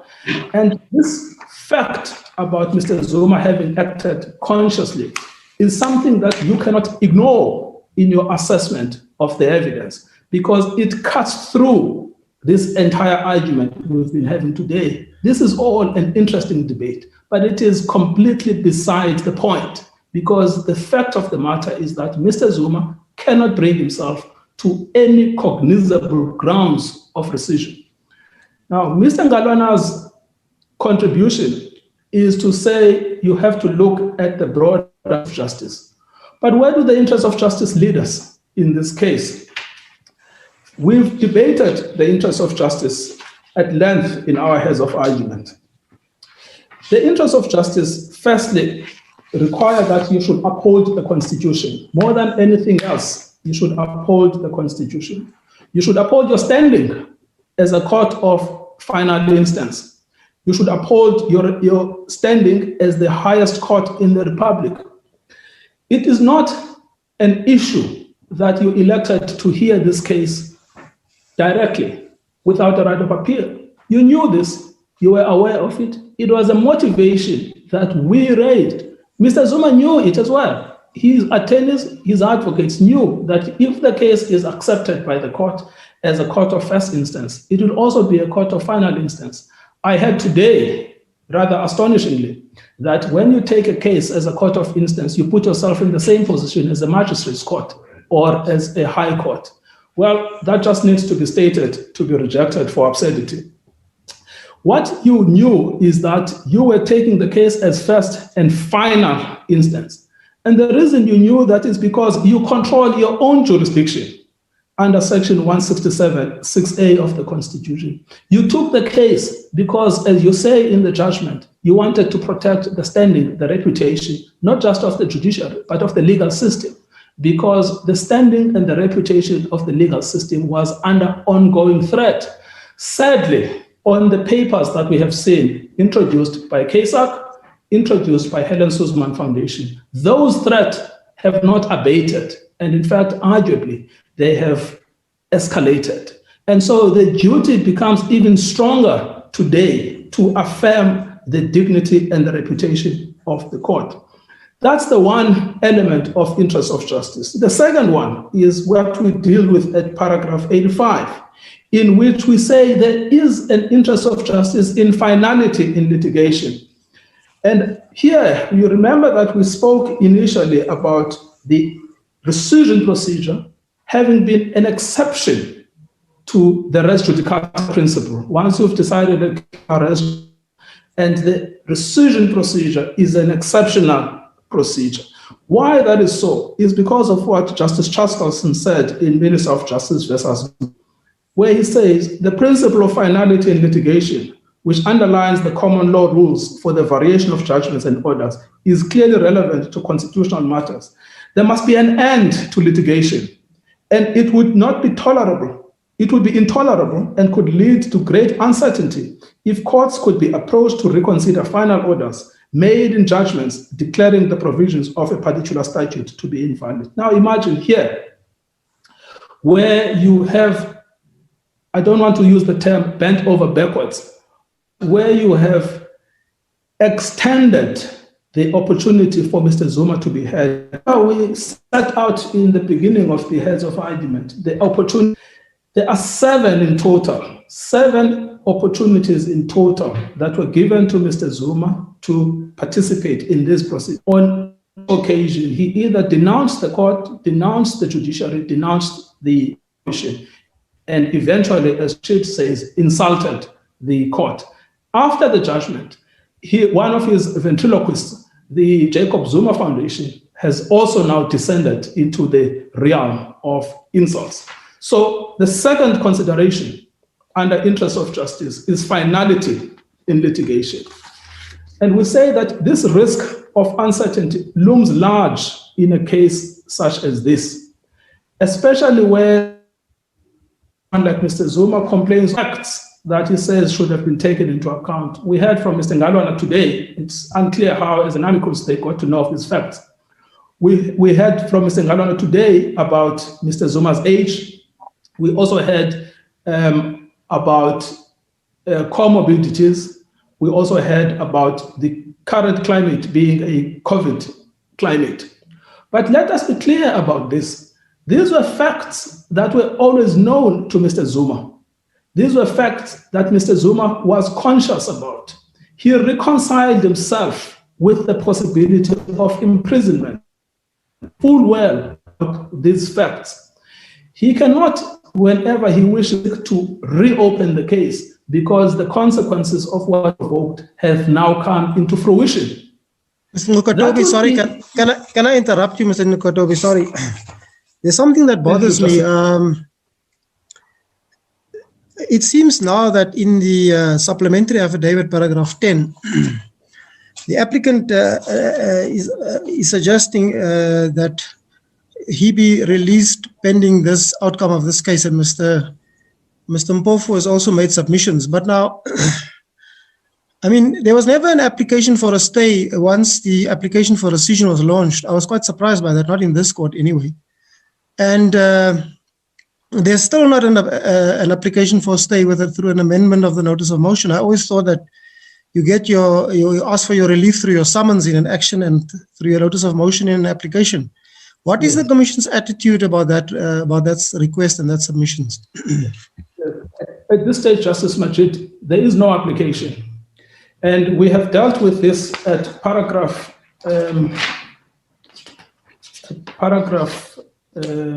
of our heads of argument, where we've pointed out that in any event, yes, it's paragraph 89, where we say Mr. Zuma's alleged health concerns are noted. There is no reason put forward why they were not raised when this court specifically invited mitigating circumstances. Moreover, these concerns are completely unsubstantiated. Laconic statements do not constitute admissible evidence, which would require this court to relax the rule of finality in litigation. A litigant must plead a case by defining the relevant issues and by setting up the evidence upon which it relies to discharge the onus of proof, resting on it in respect thereof. Vague, unsubstantiated statements do not amount to pleading a case. This court is thus precluded from having regard to such statements which are not supported by any evidence. So you have two problems. The one problem is that you have no application before you in which the stay is requested. What we did have, according to the evidence introduced by the supplementary affidavit, is an application instituted last week on Tuesday before the Pietermaritzburg High Court. And I hear Mr. Mpofu being critical of that court, but he has not lodged an application for leave to appeal.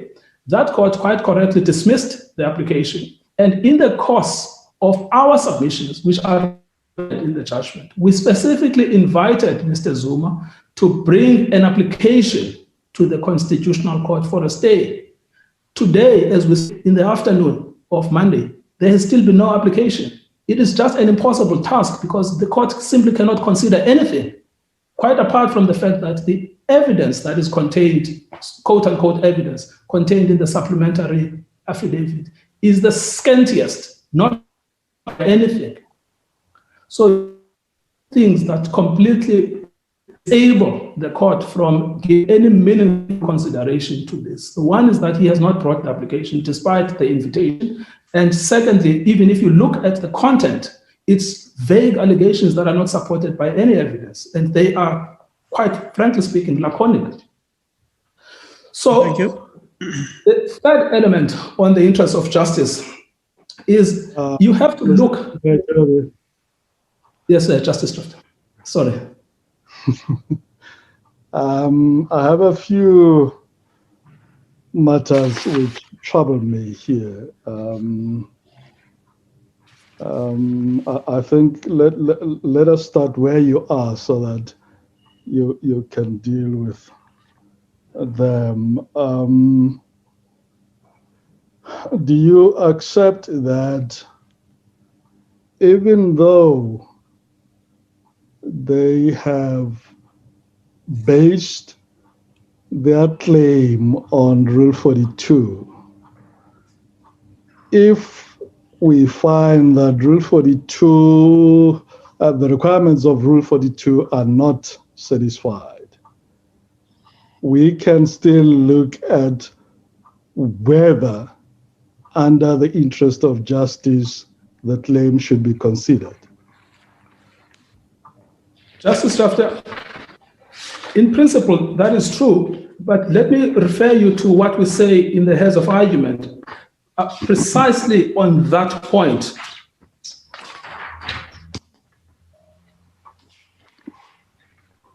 it is, yes, it is the point about pleadings,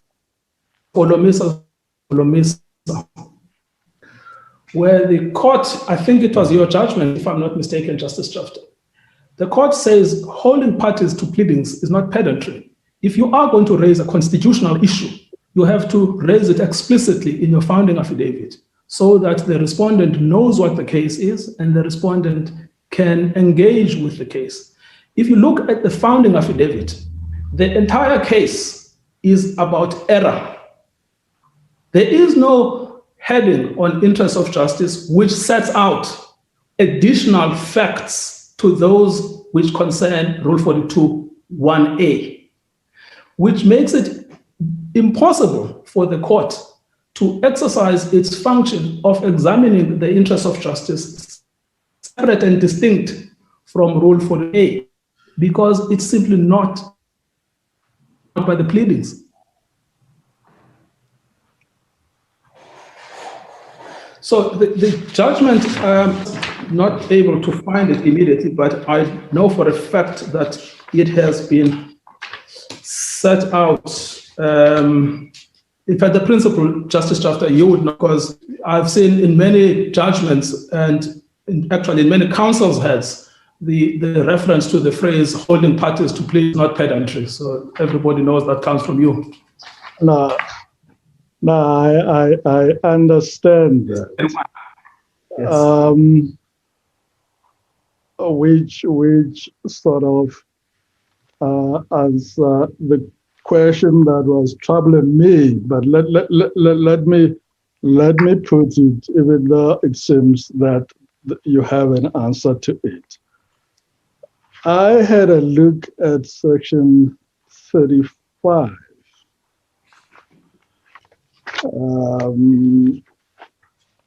35 to D, which says everyone who is detained, including every sentenced prisoner, has the right to challenge the lawfulness of the detention in person before a court, and if the detention is unlawful, to be released. Yes.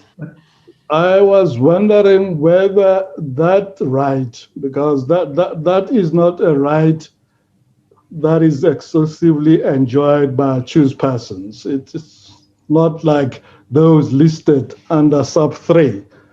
It's a right that is also enjoyed by a sentenced prisoner. So yes. I was wondering whether that right has any role in the assessment of where the interest of justice lie in determining whether or not the matter must be entertained. I understand your argument that says, but even so, it must be foreshadowed in the affidavit.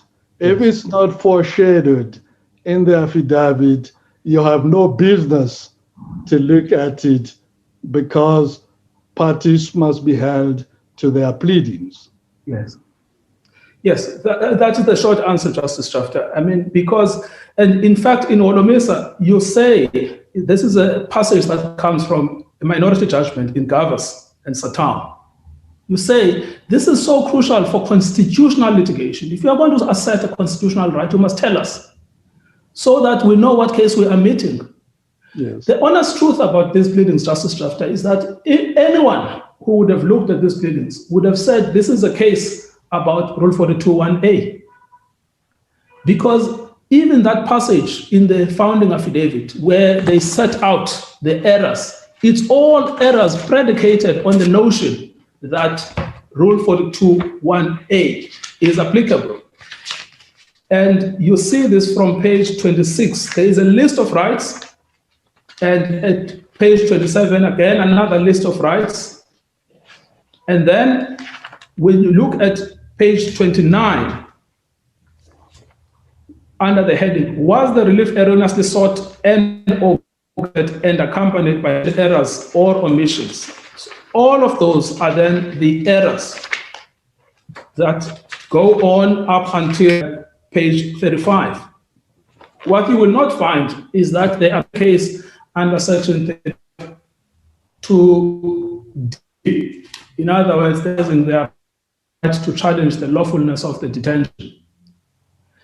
Quite apart from the fact that challenging the lawfulness of the detention mentioned by the Constitutional Court would inevitably put you in collision with the judgment of the Constitutional Court, which you must say is a wrong judgment, which is a test for appeal, not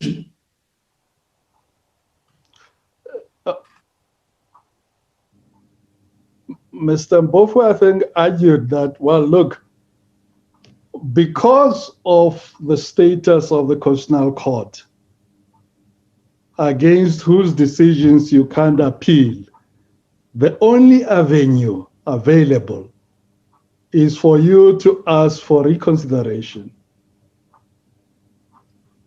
What do you say to that?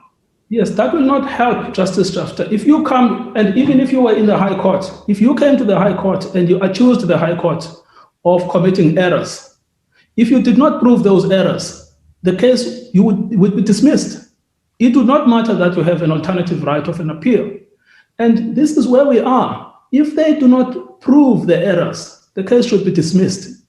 The issue of the reconsideration does not take place outside of the pleaded grounds of rescission, because they say rescind for us because you have committed errors. And then they say reconsider for us because you have committed errors. Today, those errors crystallized into two. One side is you did not give us an appeal. On the other side, you did not give us a chance to mitigate. That's the full extent of the case. But you have, in fact, considered the implications of not giving them an appeal. You have considered the implications of Section 36. You have considered the implications of Section 35. So what we ultimately have here is that we want to redebate the case.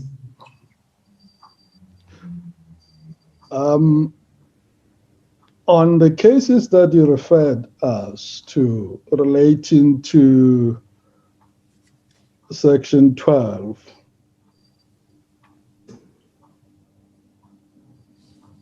can I ask you to specifically give me references where they deal with the actual meaning of trial as envisaged in Section 12, if they do say trial as contemplated in Section 12 includes motion proceedings? Yes, so firstly, the question of the meaning of trial. In other words, the argument we have here, whether or not the trial is the same as Section 35.3, that you will find at paragraph 14 of Nel versus Roe. It's clear that sorry, that I understand.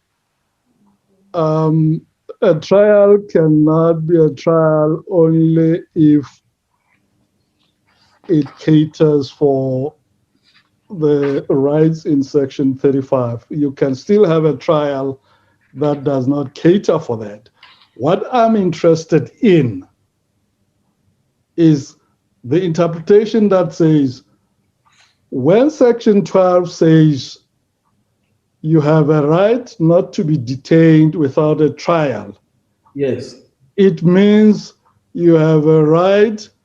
The word trial includes if you have a hearing in motion proceedings, yes, that would constitute a trial. Yes. No, yes, that's what is in paragraph 24 and 25 of FACI in the majority. That's where, in fact, in paragraph 25, and in interpreting of the procedural aspect, it seems to me entirely appropriate to regard the position of a respondent in punitive committal proceedings as closely analogous to that of an accused, and therefore determining whether the relief can be granted violating section to the respondent such substantially similar protections as applied to motion proceedings. You see, it does describe them differently, not as a trial. It seems to me the concern of the court there, the focus was whether or not the procedure or process had the fair right, fair trial right safeguards, as opposed to saying this, which is what we know as lawyers, we know that motion proceedings do not constitute a trial normally. Now, if the court were to say the word trial does not carry its normal meaning as used in Section 12, in Section 12, it also includes motion proceedings. I would expect it to say it explicitly, because motion proceedings are not a trial. Yes, well, Justice Shafter, firstly, just to go back to paragraph 14 of Nel versus Roe and paragraph 67 of DeLange versus Smarts. Nel versus Roe is clear. The trial envisaged by this right does not, in my view, in all circumstances, require a procedure which duplicates all the requirements and safeguards embodied in Section 25.3 of the Constitution. But what's the positive content? In most cases, it will require the interposition of an impartial entity, independent of the executive and the legislature, to act as arbiter between the individual and the state. And you then go to... I still understand that. I understand that. I have no quibble with it. But I still understand it to mean it must be a trial.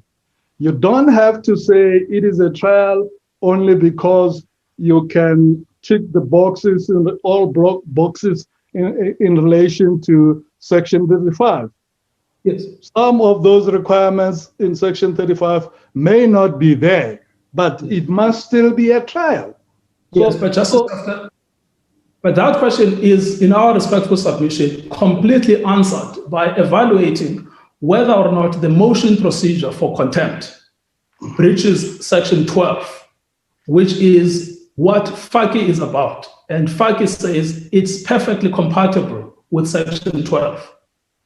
And Section 12 is the trial right. In fact, the minimum requirement for a trial, according to Nel versus Rule, the minimum requirement is an imposition of an impartial entity independent of the executive. And you can look at this trial issue. When I looked at these cases, you look at this trial issue as a spectrum. On the one side of the spectrum is a summary procedure, a person in FACI committing contempt. That is a trial which in some instances has been found to be lawful. In the middle is motion court procedure, where there is a full exchange of pleadings, where there is no exclusion of oral evidence if the respondent, by the way, which may even, in fact, even give them greater protections, where a respondent may ask for a matter to oral evidence. And then on the extreme end of is then witnesses giving evidence. But those three are themselves manifestations of the trial, from summary procedure to a full-blown sitting with witnesses giving evidence. But that's all a trial. Well, I thought, Mr. Ngugachev, and correct me if I'm wrong, I thought if we are called upon to interpret what Section 12(1)(b) means, yes, we have as a starting point to look at the language of the section and determine the content and scope of the right in relation to that language. And if we do that, we have to say, and it may well be that this is what it means. We have to say, trial as contemplated there, having determined, includes motion proceedings. Yes. If we do that. Yes, there's a different way of putting the same proposition, Justice Chair. Firstly, let me answer the one question about what question is before the court. That is not the question before the court. The question before the court is examining an error, a basis to re-enter the debate. And I have shown now that you have no basis to re-enter the debate. So the narrow question is, do we have the basis to re-enter the debate? The answer is no. Then you've asked me the question as to how, in fact, you should approach the question of interpreting the trial. So I say there is a different way of putting the same proposition. And that way of putting the same proposition is a motion court process for contempt an infringement of Section 12? That, in fact, is the pertinent question. And if you but the section uses the word trial. No one would be detained without a trial. You have a right not to be detained without a trial, meaning you can be detained if there was a trial, isn't it? Yes, no doubt. I accept that entirely. What the point of simply being caught is your oath towards Machabeng and Peko. The SCA is the most exhaustive and the most learned. In fact, after the SCA is probably this judgment by Justice Khampempe that is the most learned on the topic, because you examine the textual violations, you ultimately come to the conclusion. And so if you were to drill this thing down, remember in Nel versus Roux and in the Smarts versus the Lange, those were instances about what to do with a witness who is recalcitrant from testifying and whether or not you could arrest them summarily. And the finding there was you can, as long as the summary arrest is not done by, I think it was a body of creditors in the Nel and Roux case, as long as at the base minimum, that is done by the judiciary. So if you look at what Justice Ackerman ultimately says in the finding, he says the section is unconstitutional because it does not interpose the judiciary. So the focus of the section is always, do you have an independent judiciary making the determination? The language trial is seen in a spectrum from summary to motion to what we call a trial, which is witnesses giving evidence. But all of those are mechanisms of giving effect to section 12. But motion for contempt, you have said it twice, it's perfectly constitutional under section 12.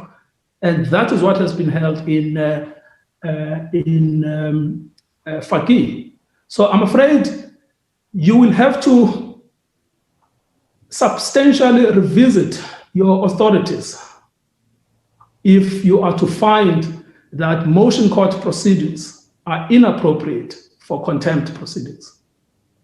Well, I'm not quite sure about that because my recollection of Phekwe and Machabeng, for example, is the distinction that is drawn between civil contempt and criminal contempt. And civil contempt, as I understand it, is a process which does not lead to a conviction and a criminal penalty. It's a process that leads to some civil remedies. So that distinction was drawn.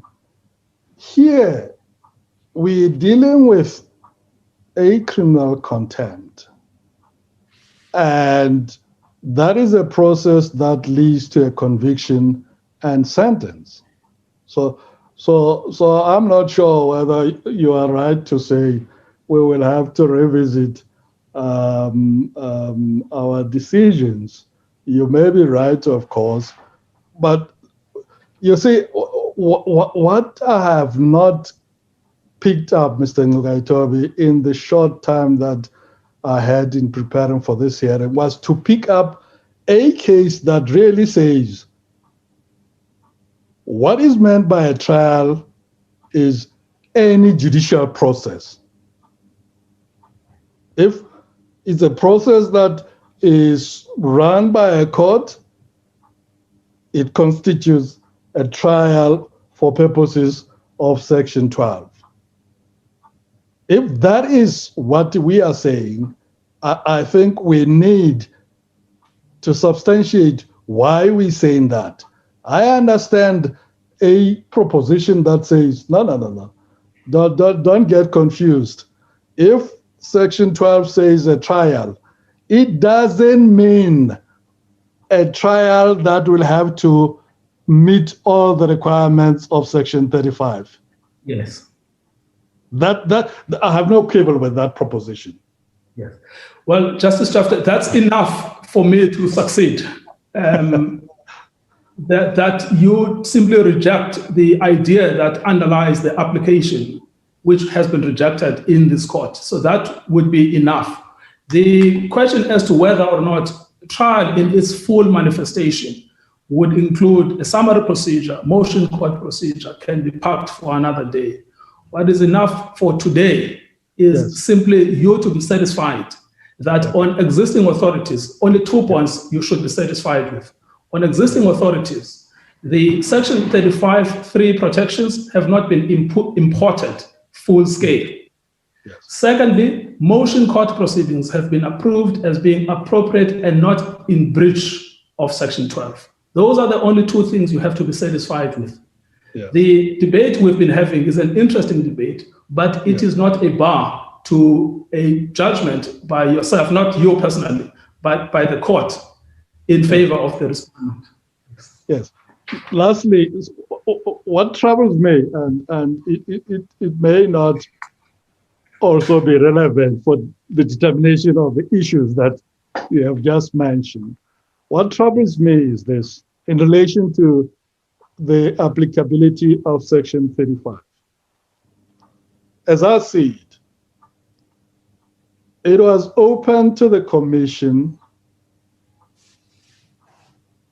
to go and lay a criminal charge when Mr. Zuma did not comply with the court order? Or am I wrong?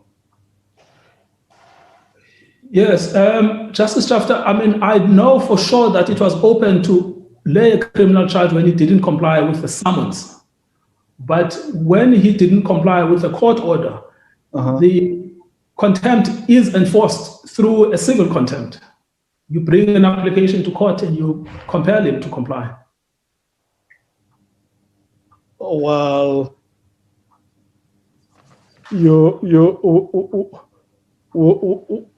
would the process suggested in the De Beer matter not lead to the laying of a charge? No, Justice Chafter, we must remember that De Beer is a substantially different case to what we are dealing with. De Beer is closer to S versus Mamabolo. Because De Beer is not a case where you have issued an order in which a respondent refuses to comply with. De Beer is a case where a respondent, in correspondence to the registrar, impugns the court. But there is no order against De Beer to do something which he then resists. In the same way as what had happened in Mamabolo. Yeah. In Mamabolo, what was then recommended was a charge to be laid with the NPA or with the police rather. And the same thing in De Beer. But what we are dealing with here is a person who refuses or resists explicitly, openly, brazenly to comply with a court order. That process, as pointed out by Justice Cameron, would simply not be conducive to the proper administration of justice if the remedy of contempt by motion, because we must remember that this remedy, I know that we have been criticized by Mr. Mpofu that there is a Deputy Chief Justice who's a member of this court and he has used senior counsel to bring a contempt directly to the Constitutional Court. Quite frankly, I don't know where that enters into the equation. But you must remember that what is crucial about this remedy of civil contempt is an individual who has been successful in court but is facing a recalcitrant respondent. So Justice Cameron says it must remain open to them to come to court and to compare compliance, failing which, as pointed out in Machabeng, to sometimes as an alternative, sometimes as the primary relief to ensure their incarceration. So I'm not sure that it is entirely accurate that we were precluded from coming to court to seek the incarceration. I think in fact it was the primary relief in the head. No. I'm not exploring that. I'm not saying my understanding of it, and it may be wrong, is that if it is a crime, if we move from the premise that contempt of court is a crime, whether one has disobeyed a court order or has done some other form of contempt, they have committed a crime. Hence, we have this whole notion of a conviction followed by a penalty. Am I wrong? Yes, no, I get your point. I mean, in those circumstances, I think that is whether it was appropriate for us to approach the court on proceedings seeking punishment. No, I think the answer to that is, I mean, the answer to that is in Pegor. I accept that, Mr. Ngogai-Tobi. My concern was lying in this. There are two options available to a litigant who has an order made in their favor and it is not carried out, as I see it.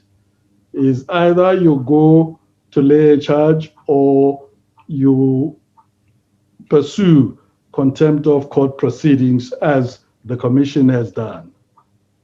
Am I right? Yes, you may be right. We'll have to look at the first part of the case because I cannot, at this point in time, confidently give you the answer. But let us assume that's correct to facilitate the debate. Yes. The concern that I have then is, in relation to Section 35, it seems to me that for the person, the contemner, who would have enjoyed the protections in Section 35 had a criminal charge been laid, somehow does not enjoy the same protections if the route of civil proceedings is followed. No, that's true. I mean, but that's water under the bridge. That debate has been had. It's been found, and this is the point, since 1996. It's been found that you can actually bring a civil contempt, and it's been found that civil contempt need not duplicate the Section 35(3) rights. And it's been found that is constitutional. And there are strong public interest reasons for that, which have to do with the proper administration of justice. These are all set out in Faki. They are all endorsed in both Machabeng and in Pego. They say it's much better to have a functioning judicial system, and we need the mechanism of contempt in order to keep the judicial system functioning. So what is it a case of the means, or rather the end justifying the means? Well, it is a question that this topic that we are debating has been exhaustively discussed. And it has ultimately been concluded that the civil contempt process is compatible with the Constitution. If we had adopted an approach that is not compatible, that would be a different debate. Finally, Mr. Nguyen, as I understand it, lawyers have different understandings of what civil contempt means and what can be granted in a civil contempt. There are those of us who believe that you can get a conviction and a sentence in a civil contempt. Some of us believe that you can't do that.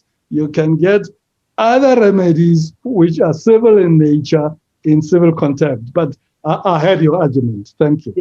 Well, I mean, the one thing that is unique about a contempt, it is one of the few crimes that can be purged. You know, you cannot purge murder. You cannot purge theft, but you can purge a contempt. Yes. And that, in fact, is the last point I should be making. Thank you. Yeah. Can I ask this, Mr. Nguyen? This is, I'm just curious. Yes. The last time you were here, you told us that the commission was not insisting that Mr. Zuma go testify because it was about to wrap up and there wouldn't, practically speaking, be time for him to testify. Now that the extension has been granted, would the commission be interested in having Mr. Zuma to testify? Justice Jafte, I'm glad you've raised this because it's another false allegation made by Mr. Zuma in his allegation, in his papers, because the actual papers that when we brought the contempt proceedings, we specifically left the door open for Mr. Zuma to undertake to comply.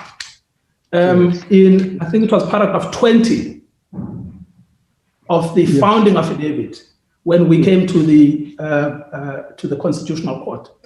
We had never made the case that because the Commission's time frame is coming to an end, therefore Mr. Zuma cannot. We simply said in that paragraph 20, if the court is of the view that Mr. Zuma should be compelled to comply first before an arrest, arrangements, it was I think footnote 47, arrangements would have to be made so that that is possible. Now, in the founding affidavit here, Mr. Zuma falsely claims that he never had the option of complying before the decision was made to find him guilty and to impose the sanction. Yeah. I came to argue the case, and this is one of the reasons why this is just inexplicable how the allegation, which is clearly untrue, could have been made. When I argued the case before the Constitutional Court, I think on the 20th of March, if I'm not mistaken, 25th of March rather, the point was Mr. Zuma has explicitly told us that he will not comply. This is precisely what is at paragraph 51 of the majority judgment. And this is what Justice Khampembe says. I reiterate that with or without a coercive order, Mr. Zuma has made it clear that he will not purge his contempt. He has offered neither contrition nor apology. And it's actually interesting that Mr. Ngalwana tells us today that Mr. Zuma has apologized because he uses the word mea culpa. There is just no evidence of that apology. Mr. Zuma himself doesn't apologize, but an amicus comes to apologize on his behalf. Contrition, no apology, let alone any suggestion that he intends to obey an existing or future order of this court. So the submission, quite contrary to the fact that it was to do with timing of the commission, the submission was, in the light of the attitude adopted by Mr. Zuma towards complying, it serves no purpose to issue a coercive order. The only appropriate order is a punitive order. So it's actually not accurate that the commission took the view that Mr. Zuma had no option of complying. The correct position was, in the founding affidavit, he was told that there is that possibility. He told us he was not interested, and that's why the submission, as correctly upheld by Justice Khampembe, was in the light of your attitude, because contempt is one of the few things that you can purge, and if you purge it, you get away. Now that the circumstances have changed, he's in custody, his attendance at the commission can be achieved by simply requisitioning him. Is that not so? No, Justice Shafter, I am not sure about that aspect. What I know, what you can work on are the pleadings. And on these pleadings, Justice Shafter, with the greatest of respect, Mr. Zuma persists with the contempt. He has told you many times that he will never appear before a biased chairperson. This is despite your own court order. And one should not factor in extraneous evidence on an issue as sensitive as this. Mr. Zuma had the option in these proceedings today, in this application today, he had the option of heeding what was said by Justice Khampembe. He had the option of offering the contrition, the apology, the suggestion that he will obey the existing and the future court orders. On the pleadings today, he has done none of those. So you have no basis assuming that something that will happen, the requisition, and on his appearance, there will be called. He could have said that he did it. He told us the opposite. Thank you. So thank you, Justice Shafter. Two more points on interest of justice. I've already made the first two. The third one is this one that I'm grateful that you have invited me to articulate. That is paragraph 89 of my heads of argument, what you should do about the health concerns. I've answered that in relation to Justice Majid's question. And paragraph 90, which is the fact that he has not purged. And then the last point is, if you look at the language that he has used, he has been chastised for this language. In paragraph 91, we've summarized everything he has said about this court. What you are left with is the clear impression that you are left with. You are left with the impression that you have a person who is, despite the punishment, despite the imprisonment, has still not taken the view that actually judgments of the Constitutional Court to be complied with. When I began my submissions, I started by reminding everyone that Mr. Zuma has always held the keys to his own prison door, which he could use by the simple act of tendering to comply, not on his terms, but on the terms that have been prescribed by this court. This court has told us previously how to treat a person in the position of Mr. Zuma, found to be in contempt, ordered to do something, but refuses to do it. It is in paragraph 4, our heads of argument, where we say, what do the interests of justice actually require in a case like this? This court unanimously, it was a judgment by Justice Colapel.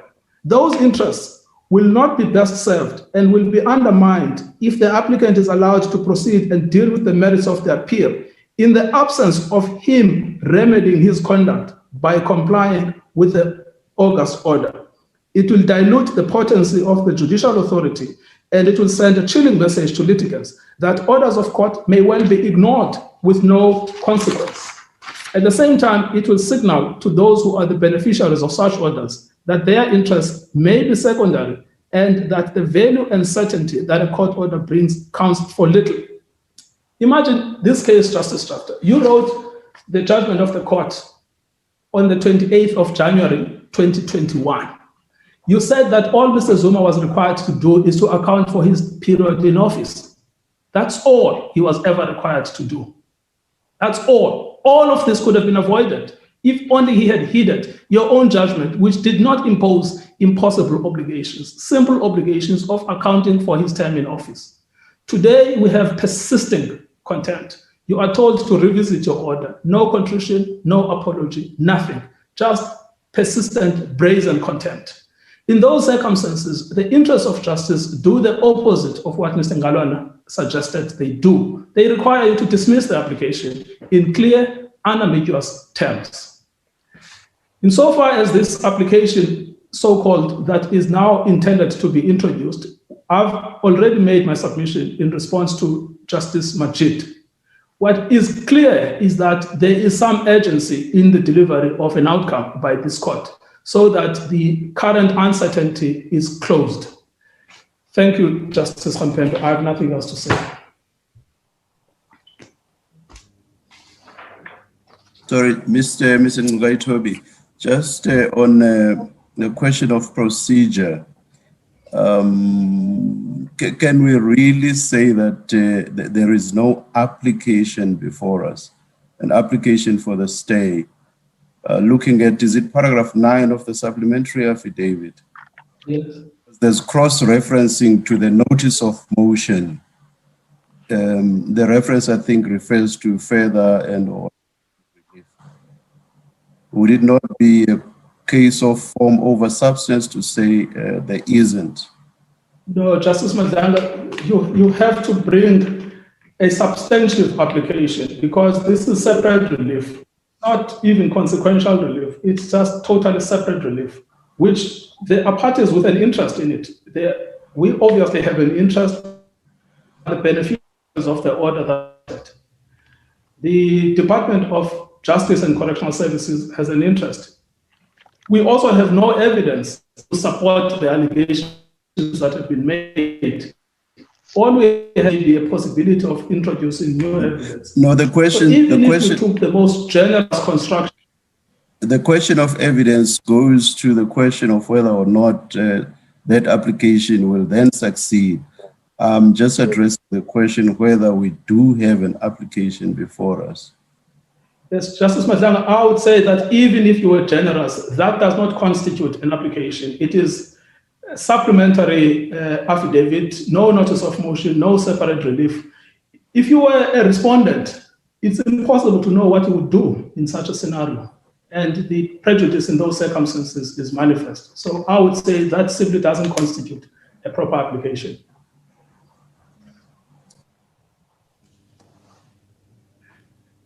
Thank you, Justice Madlanga. I've already told the presiding judge that I have nothing useful to say to this court anymore. Thank you, Mr. Ngugaitobi. Mr. Du Plessis.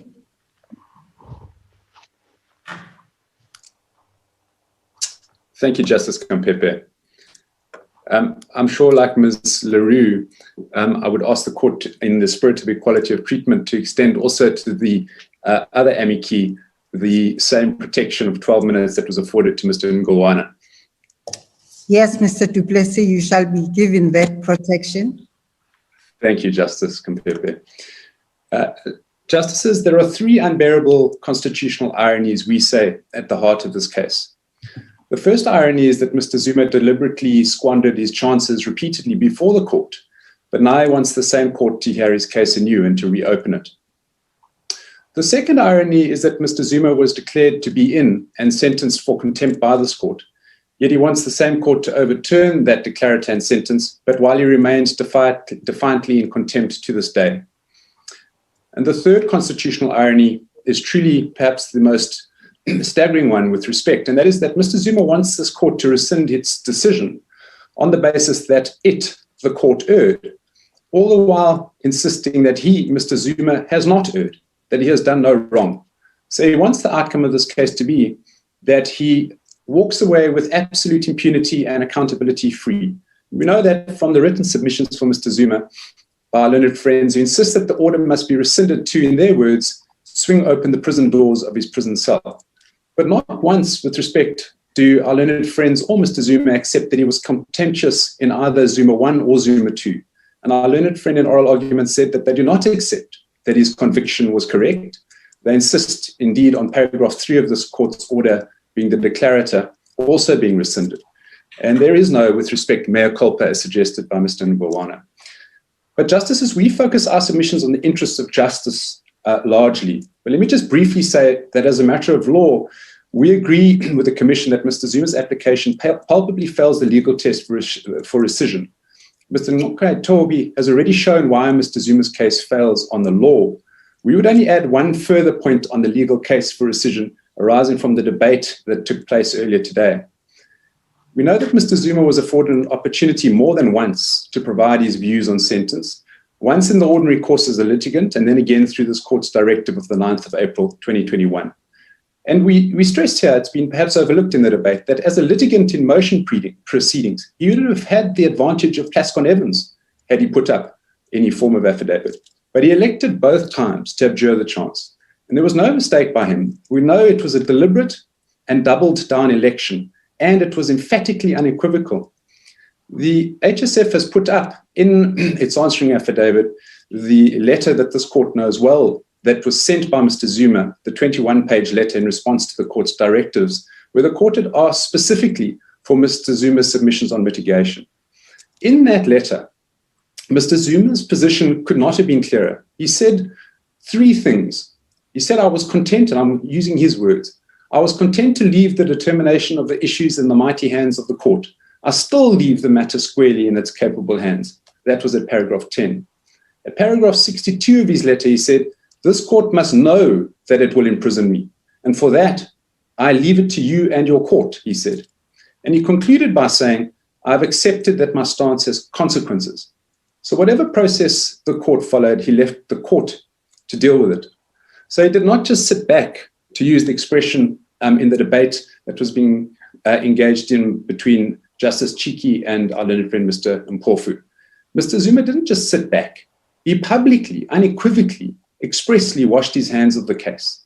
And as this court said in its judgment at paragraph 72, his conduct thereby demonstrates a deliberate choice to, instead of furnishing this court with mitigating factors, once again air his views through inflammatory statements. So if I might just briefly highlight that Mr. Zuma's counsel now in this court in the debate this morning says that despite that election, that clear, express, unequivocal election, Mr. Zuma's rights cannot be waived because they are constitutional ones. Well, with respect, there are three fundamental problems with that argument. The first is that it's inconsistent with this court's and other courts' case law on preemption of one's right to rescission. And that's the important point. This is a case about the right to rescission. Does Mr. Zuma have the right to come to this court and ask for what his notice of motion says is a Rule 42 rescission case, and his finding affidavit says is a rescission case? Has his right, which he claims before this court, been rescinded by his conduct, or in that context, preempted? It's clear, we say, that a right to appeal or to seek rescission can be preempted. And it can be preempted even though it's a constitutional right. And in that respect, we reference this court's decision in SARS versus CCMA. It's 2017, volume 1, SA 549 CC. This court at paragraph 26 said that preemption is a waiver of one's constitutional right to appeal. So constitutional rights can be preempted and they can be waived. And in Carter versus First Rand Bank, which we've referenced in our written submissions, His Lordship Mr. Justice Rogers extended the right of preemption to rescission. So in this case, the litigant, Mr. Zuma, washed his hands of this court and its process in toto. The position with respect that his counsel now advances appears to be the following: that you're afforded an opportunity to have your say. You're repeatedly rejected. The consequences you have washed your hands of then follow. You thereafter claim that you did not waive your rights because you could not waive your rights because they were constitutional rights. Well, with respect, that firstly misses the point that the right in issue is the right to preemption and the right to seek, the right to rescission rather, and whether that has been preempted. But it's also clearly untenable as a matter of logic. The position that our learned friend wants this court to adopt would be fatal to the finality of any fair process. Imagine the law of prescription. You deliberately let your claim prescribe, but then you insist that it must be reopened because of a Section 34 right of access to court. Or PADGA, which this court knows well. You deliberately refuse to honor the delay rule, but you insist that you can nevertheless have your review heard because of Section 33 rights. Or an accused right to a trial. You deliberately refuse to plead or intentionally remain silent, and you're convicted, but you insist that you can reopen your trial afterwards because of your Section 35 rights. With respect to our constitutional democracy, the rule of law and judicial authority would grind to a halt if a party could, despite such intentional elections, and this case is the paramount example of an intentional election, if such a party could then after the fact seek to reopen the litigation. The second fundamental problem with respect to Mr. Zuma's argument is this. In Scumbi, this court said that it was difficult and the bar was high in relation to waiver of constitutional rights. But the court didn't say that it was impossible. This court has never ruled that it is impossible for constitutional rights to be waived. What Mr. Mpofu, with respect, never properly deals with is that in this case, this court very carefully considered Mr. Zuma's choices, made against the background of the fair process that it extended to him and then held him to his choice. And it's important to recognize that conceptually. From within that process that had been extended to him, Mr. Zuma was time and again afforded his rights, but he elected to say nothing and offer no defense. He chose not to exercise his rights. That was his choice. But the correct question then is whether the right to rescind has been preempted, and it was. And then third, and very briefly, and finally on this point, this issue of waiver and this issue of whether constitutional rights that Mr. Zuma had, and which this court extended to him, could be, in this context, ultimately waived by him, has already been decided by this court in its 29 June judgment. It's finally ruled on this score. And that is clear from the fact that the minority judgment, again, by Justice Turon, and in this respect, the debate is easier because one can highlight that this debate has already happened before the court. At paragraph, in that judgment, the court was clearly aware that there was a minority paragraph 196 of the minority judgment, which specifically raised the issue of whether constitutional rights could be waived. But that was ultimately and effectively rejected by the majority because the majority's decision was that in this case, Mr. Zuma had been given all of the perfectly fair chances time and again to be engaged in the process, but he had decided not to do so. And in those circumstances, nevertheless, said the court, it could go on to find the declarator necessary and issue the sentence that it ultimately imposed. So on the law, the legal test is clear, Justices. The pleaded case for rescission by Mr. Zuma doesn't get out of the starting blocks for all the reasons already given by my learned friend, Mr. Nkai Toby, but also because of preemption. As Justice Majid says, where is the error in this case? There is no error. And a debate ultimately in this case, which in the end conduces to something that our learned friend said, is between a majority and a minority judgment, cannot give rise to rescission application. That would not only be destructive of our rules on precedent, that any party who ends up having a final judgment issued against them says, but I've read the minority judgment. I want to come to the court and I wanted to rescind the majority judgment. Well, that would be the end of precedent. It would also, and we say this boldly, it would also probably be the end of minority judgments. Who would want to write a minority judgment that then repeatedly forms the launch pad for rescission applications before this court or others? So as I've said, it's ultimately the question of justice interests that we wish to focus on. So we respectfully submit in the remainder of our submissions that in this case, the matter in any event falls to be dismissed because of the interests of justice. Let me say in that regard very briefly the following by way of introduction. Mr. Zuma's case has been, and we say this with respect, it's been difficult to pin down, but it now appears to have become about fashioning some or other exception for Mr. Zuma under Rule 42. But I stress that's not his pleaded case. His case in his notice of motion in paragraph 1 specifically says that he is seeking Rule 42 rescission. And in paragraph 10, he says this is an urgent application as contemplated in Rule 42. And you see that as well. I won't read them to you. Paragraphs 56 to 65, he speaks about the legal framework of his case, and he says it's a Rule 42 case. And in paragraph 69 and paragraph 94, he reiterates that he is claiming that there were errors made under Rule 42. But with respect, we say he comes nowhere close to making out a case that those errors were committed under Rule 42 because of the obvious point that Daniels, this court's decision in Daniels, says that you don't come for rescission in respect of errors that the court was aware of or mistakes or defenses that it was aware of. It has to be errors that the court was not aware of. This court was aware of all of the defenses that Mr. Zuma now attempts to flout before the court, and it dealt with them comprehensively and dismissed them. So ultimately, it doesn't get out of the starting blocks as a Rule 42 case, which is, and we say this with respect to our own friends, where that case has to be kept. You don't get to, in a case as important as this, plead a full case on 42, and then in the court, an oral argument, begin to make out a different case. But that's what's happened. A case under the interests of justice. And we say in this context that there is nowhere in our learned friends' founding papers any proper explanation of what the interests of justice are in this matter. Our learned friends make out no case why, on the basis of exceptional circumstances, any of the grounds that he raises could justify a reopening of the matter. And we say this with respect because pleadings are important.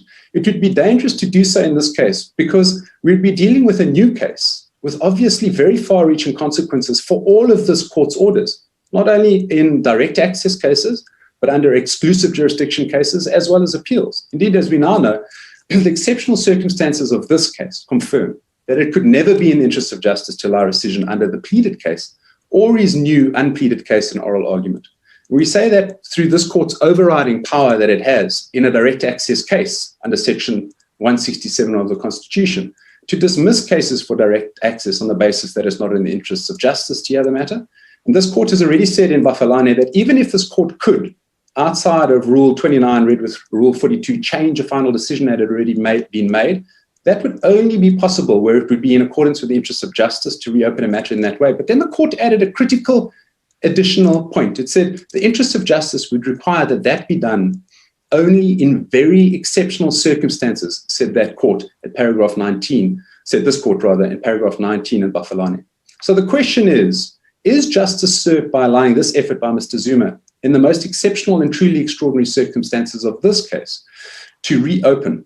And we say the interest of justice test doesn't help Mr. Zuma. They count very firmly against him for 4 reasons. For 4 reasons, we say, and we'll be brief in respect of each of them, that the dangers of Mr. Zuma's conduct pose to our democracy was recognized by this court in its 29 June judgment, and this court cannot be moved off the line that it drew. The first reason is this: the severity of the harm to the rule of law by Mr. Zuma's conduct. Mr. du Plessis? Yes, Justice Kempepe. Thank you, Justice Kempepe. I assume that you meant that the protection time is up. Thank you. Yes. Thank you. The judgment that so the first point we make as to why, in the interest of justice, this court should not entertain some form of interests of justice exception is that the judgment that Mr. Zuma wants rescinded is not an ordinary case of contempt. We know that. This court said it's the most exceptional threat to the rule of law that this court in the country has faced since the start of our democracy. So 2 weeks ago, in paragraph 1 of its judgment, this court described Mr. Zuma's attack against this court as a series of threats and direct assaults and calculated and insidious efforts by Mr. Zuma to corrode its legitimacy and authority. And that's why the court said that it was ultimately moved to take this case by direct access and urgently.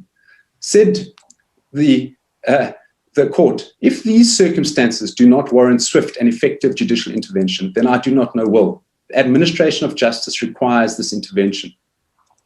So Mr. Ngwane very correctly accepted that there may well be exceptional circumstances where and when there may be a necessity for a contemnor to be committed to prison.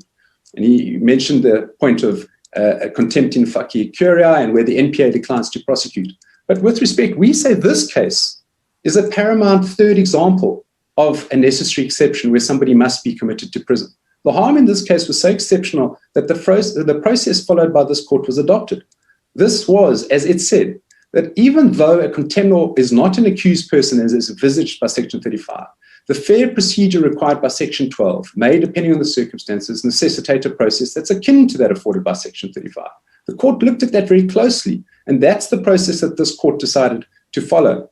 It's unthinkable, we say with respect, that given the severity of that harm, its nature and its source, that it could be in the interests of justice to grant rescission.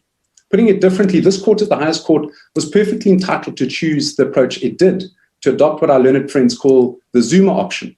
But it was entitled to do so on the facts. It had to do so on the facts, as we'll point out in a moment. But it was also entitled to do so in light of its own previous jurisprudence. This court said in the EFF case at paragraph 19, said the following: as the highest court in constitutional matters and the ultimate guardian of the Constitution and its values, it has to adjudicate finally in respect of issues which would inevitably have important political consequences. This court, the highest court in the land, is the one the Constitution has said must deal with disputes that have crucial and sensitive political implications. This court did just that. The second reason, Justice, is the interest of justice counts against Mr. Zuma is that the threat continues. It's not stopped. This court in its 29 June judgment took time to record at paragraph 30 that Mr. Zuma's assaults and his alleged contempt are ongoing and relentless. He belatedly now comes to the justices to insist that the court must reconsider its order, but the threat has not dissipated, justices. Since 29 June, the assaults have not abated. They've been aggravated in three ways. The first way is he's willfully defied the sanction that was imposed upon him. We know that the court had ordered in terms of paragraph 5 that he had to hand himself over by Sunday, the 4th of July. He deliberately refused to do so. And his open defiance plunged the country into a constitutional crisis. It forced the police to do their duty under paragraph 6 of the order. And that willful contumacy of this court's order was brazen, justices. It lasted from Sunday night, 4th of July, until when the police arrived at his home to arrest him, late on Wednesday night. He thus refused to undergo imprisonment or to hand himself to the police ongoingly for that time. And to say that he had purged himself of contempt by eventually handing himself over to the police is to ignore with respect that he only went at the 11th hour and only when the police had arrived. It seems obvious that had they not arrived to arrest him, Mr. Zuma would still be at Nkandla. The second means by which he has continued to defy the order is that he's refused to recognize that he's in contempt of either this court's order in Zuma 1 or Zuma 2. He said so through his counsel. This court has ruled in Zuma 1 that Mr. Zuma must appear, and this court knew about his rescission application, but it said that his refusal to appear was contemptuous. He refused to comply, we know that.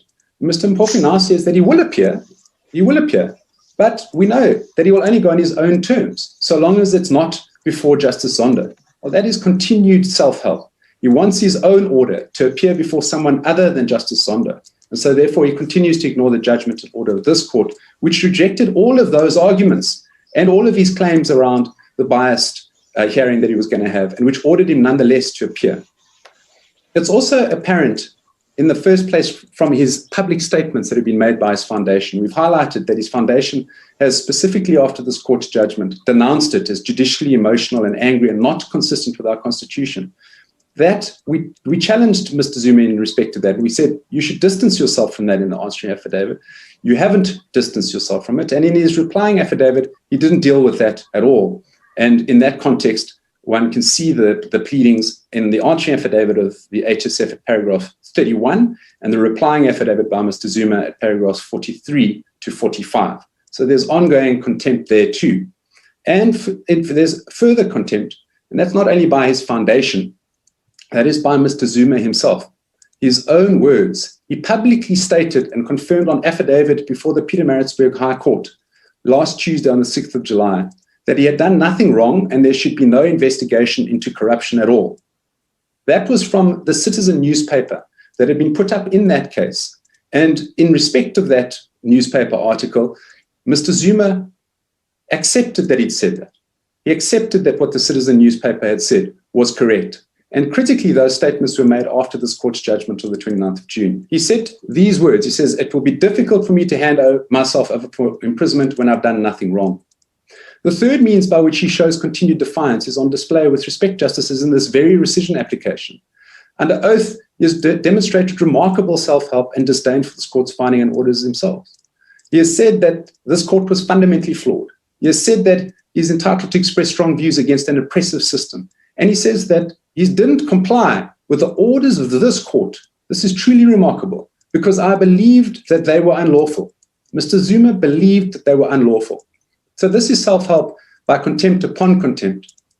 And again, we say with respect that in those three ways, Mr. Zuma has now continued to show directed and deliberate contempt for this court, its orders and reasoning in a calculated attack on the rule of law.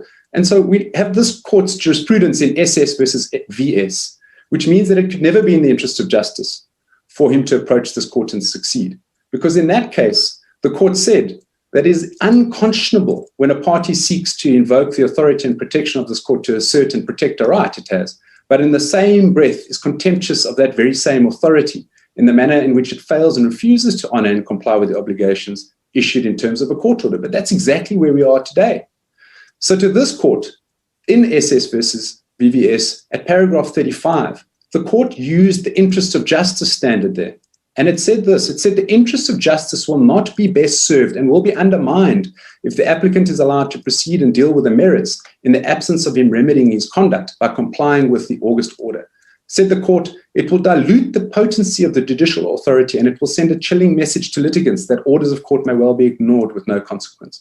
And so this court made that clear in SS, but it went one step further, Justices. It said, there is a heightened obligation where court orders touch interests lying much closer to the heart of the kind of society we are seeking to establish. And in the present matter, that couldn't be truer. This court's orders touch interests that lie at the heart, soul, and the future of our constitutional democracy. It's not just the litigant's interests, but the nation's interests. And that's not only in respect of the State Capture Commission and its work unearthing corruption. It's also in respect of this court's order of the 29th of June. This court said in making that order, never before has the judicial process nor the administration of justice been so threatened. Yet, and Justices, on this point, in the interest of justice weighing, we say the following. The hope of never again that this court expressed has been dashed by Mr. Zuma repeatedly since, again and again.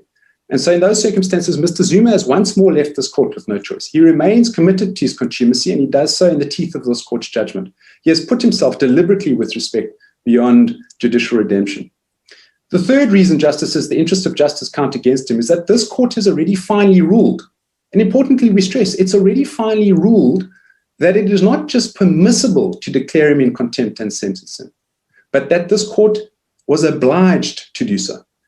That its discretion left it with no choice whatsoever in light of the circumstances. So in confronting the attacks in its 29 June judgment, this court has already ruled finally on the interest of justice test as to the relief that was necessitated. Its rulings on the interest of justice then stack up firmly against Mr. Zuma. Those interests, said this court, were so severely threatened that the court felt that it had to take the case urgently, that it had to take it by direct access. And then it said that it had to deal with Mr. Zuma because the continued and persistent contemptuous conduct, said the court at paragraph 35, risks denigrating the rule of law, and in paragraph 36, that it's therefore in the broad public interest that this court sends an unequivocal message that its orders cannot simply be ignored with impunity. So this court, the Constitution's highest guardian, looked at the risk in a clear-eyed way, and it carefully weighed the source, the nature, the severity of the risk to the interest of justice, and it then turned to the relief necessary that had to deal with that risk.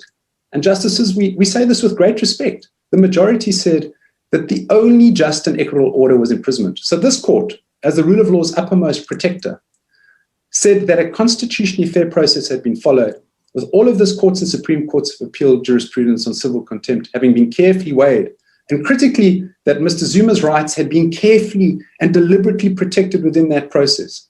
And then it said, after all of that, and given the harm, this court, in a final passage, paragraph 41, said, it has been left with no option but to commit Mr. Zuma to imprisonment in the hope that doing so sends an unequivocal message in this, our constitutional dispensation, the rule of law and the administration of justice, constitutionally obligatory for it to sentence him in the way that it did, as a necessary defense of our constitutional democracy. Now, justices, if the interest of justice meant that there was no other option but that sentence on the 29th of June, there's even less of an option now. If anything, by his aggravation, he has confirmed the need for the contempt finding and the sentence to stand. The interests of justice, of course, guarded by the justices of this court, couldn't possibly countenance anything less. And then fourth and finally, and we will be short on this fourth and final reason, the interest of justice count against Mr. Zuma is that there's the overwhelming public interest in the finality of the rule of law and rules and this court's decisions being applied firmly in this case. This court knows that the rule of law ordinarily holds the twin principles of finality and legality as higher principles. This court said so on multiple occasions, and Ms. LaRue for CASAC no doubt will speak further on this in a moment. But the approach that Mr. Zuma seeks to establish is not only anathema to the rule of law and judicial authority, it's one that would paralyze the judiciary, would ensure chaos over certainty. Apparently, through some form of expansion of Rule 42 for this court to reconsider its decisions through some or other interests of justice test, but that expanded rescission jurisdiction would, even leaving aside the facts of this case, would clearly open all of the floodgates. But the point is, therefore, that ordinarily this court would guard strictly against any attempts to reopen cases because of the untold and the obvious damage that it could inflict on the rule of law. And that's why Mr. Mpofu was driven to accept that the only time this expansion of Rule 42 could happen is where there's a clear unconstitutionality inherent in the court's judgment. Yeah, there's not. The very supposed issues raised by Mr. Mpofu were clearly considered and ruled on. But the facts of this case confirm that it should be the heightened duty on this court not to do so here, because the precedent set would go beyond damage to the rule of law. It runs the risk of being utterly destructive of our system of law and this court's authority as the final and dispositive voice on what our law means. We had hoped that it was not necessary to say so, justices, but we must, alongside this court, be clear-eyed in making this submission for two critical and closing reasons. The first is this is not a case that lends itself to allowing an exception to the usual rule of finality, because just 2 weeks ago in this court's judgment at paragraph 97, when explaining why Mr. Zuma stood to be imprisoned for his contempt, this court said the following. It said, Mr. Zuma is no ordinary litigant. He remains a public figure. He continues to wield significant political influence while acting as an example to his supporters. He has a great deal of power to incite others to similarly defy court orders because his actions and any consequences or lack thereof are being closely observed by the public. If his conduct is met with impunity, he will do significant damage to the rule of law. Yet that's exactly what his application will ensure today. Impunity for Mr. Zuma. He doesn't admit any wrong. He simply asks that this court's orders must be rescinded. And of course, that would mean inevitable decay for the rule of law. The second reason is that by his application, Mr. Zuma has put this court to a deliberate challenge. With respect, the challenge is clear. It's him or the Constitution. We respectfully say that this court's defense of the Constitution must be equal to and greater than Mr. Zuma's defiance of the Constitution. This court's judgment and order are the line of defense. It's a vital line of defense of our constitutional democracy. That the constitutionally necessary response to Mr. Zuma's ongoing, long-held and publicly stated rejection of everything this court has tried to hold dear. So in closing and in conclusion, we ask this court to see the case for what it is. And we say so obviously with deep respect to the court as our ultimate guardian. With his options running out, Mr. Zuma is now supposedly warned to the court that he repeatedly cold-shouldered. But it's not a good faith approach. It's by a litigant who for months deprecated this court, and whose deprecation continues even now, and who refuses to acknowledge that he's done anything wrong, and that wishes to revisit a final and binding judgment of this court through the lens of a minority decision. While the defense of the Constitution required and continues to require that Mr. Zuma be declared to be in contempt of court and to remain in prison. And to allow this challenge would mean, with respect that this court and our lower courts that look up to it for guidance will be thrown into the realm of chaos. They would operate in an open-ended tangle, vulnerable to whim, to fancy, to abuse, and sadly, as the last week has shown, threats of violence. Law would not rule. So we would ask that the application for rescission be dismissed. Mr. Duplessis. Thank you. Mr. Duplessis. You mentioned the question of waiver. How has this court in its judgment, dealt with the question of waiver and whether constitutional rights can be waived? Well, it did so, Justice Turan, by recognizing, of course, that there was a very deeply written and closely written minority judgment, and the minority judgment dealt with the question of waiver.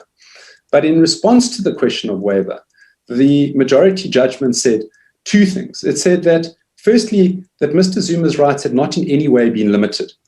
They had been respected. So there wasn't a question of his rights having been in any way infringed whatsoever. We're not talking about limitation now, Mr. du Plessis. We're talking about waiver.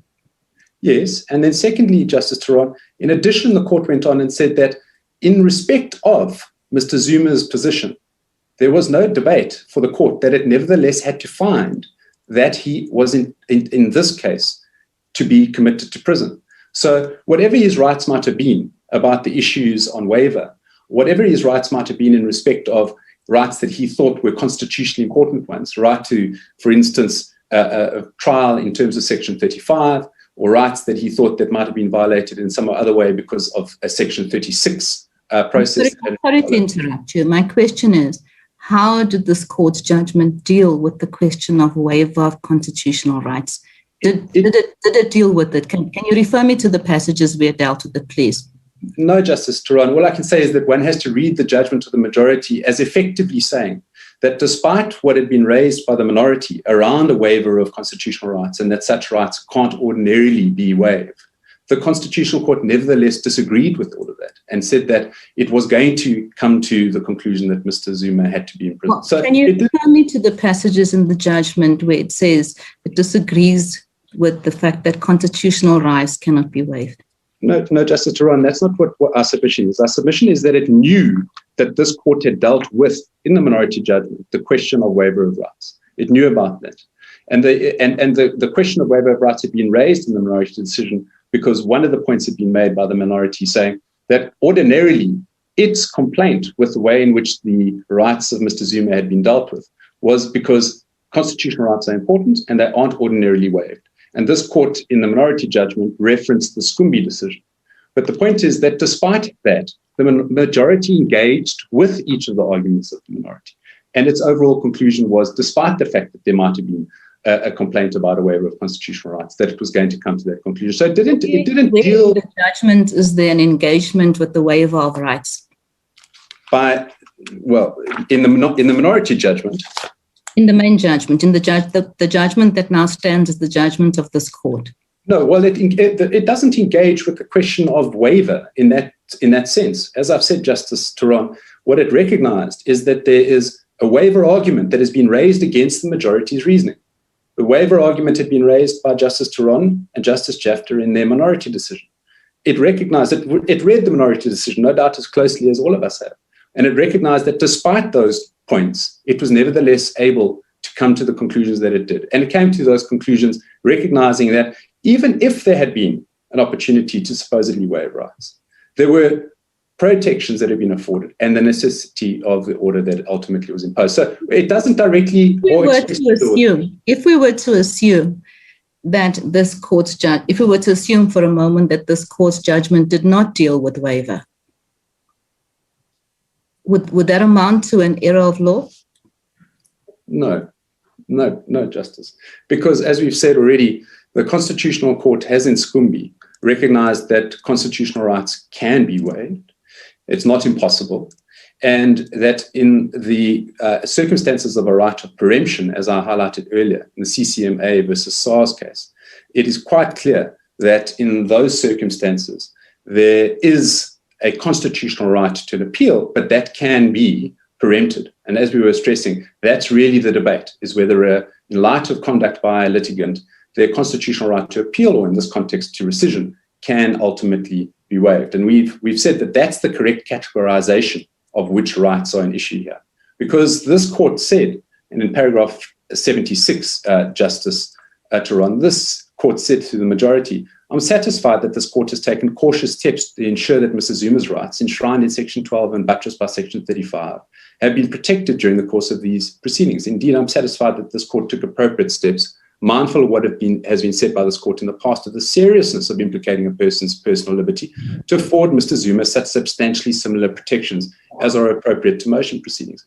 That effectively is to say, through the majority decision, that it has taken account of all of the criticisms of the minority decision and all of the concerns, of course, ultimately to say that Mr. Zuma's rights would be protected.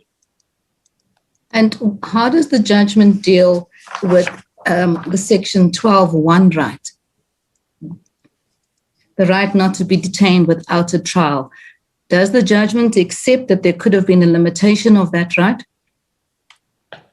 Well, Justice Turan, of course, the judgment references the Lange versus Smuts. It references all of the court's previous jurisprudence in this respect. And at the end of the day, it balances all of that. And it says that it's not so much a question of a Section 12 right violation. It's a question of whether the process that had been afforded to Mr. Zuma. That's my question. My question relates directly to Section 12.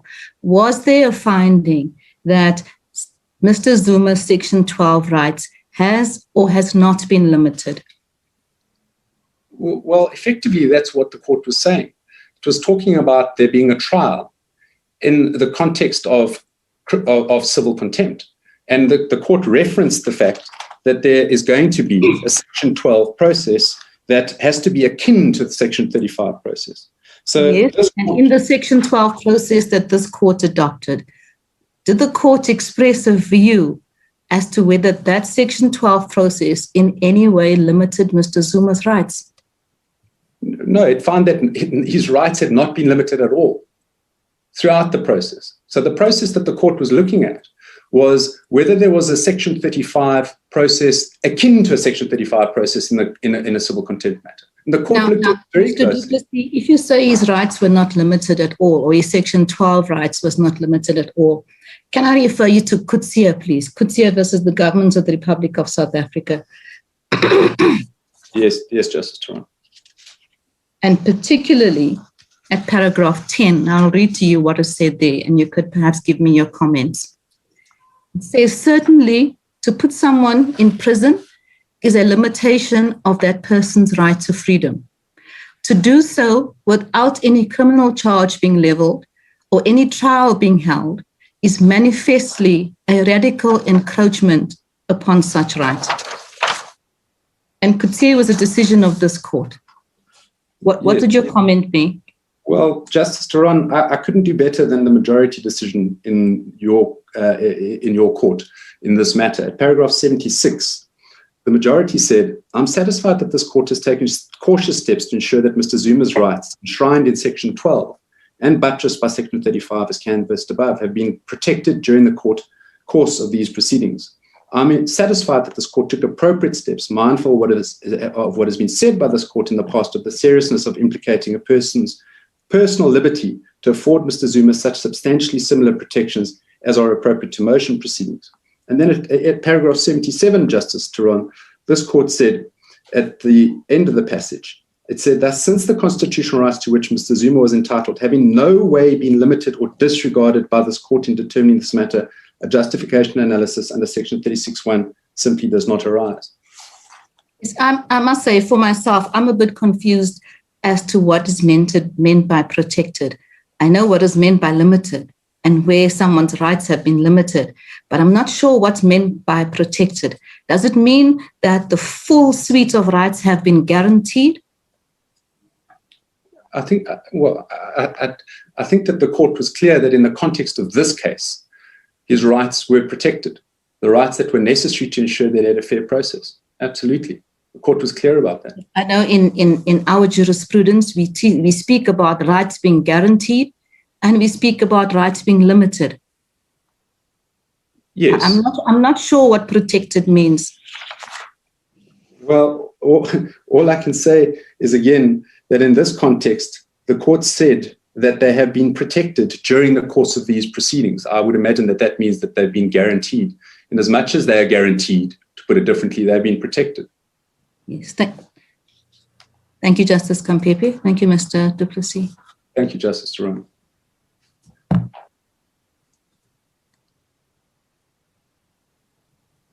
Mr. Du Plessis, do you have any further submissions to make? No, thank you, Justice Kampepe. Ms. Leroux.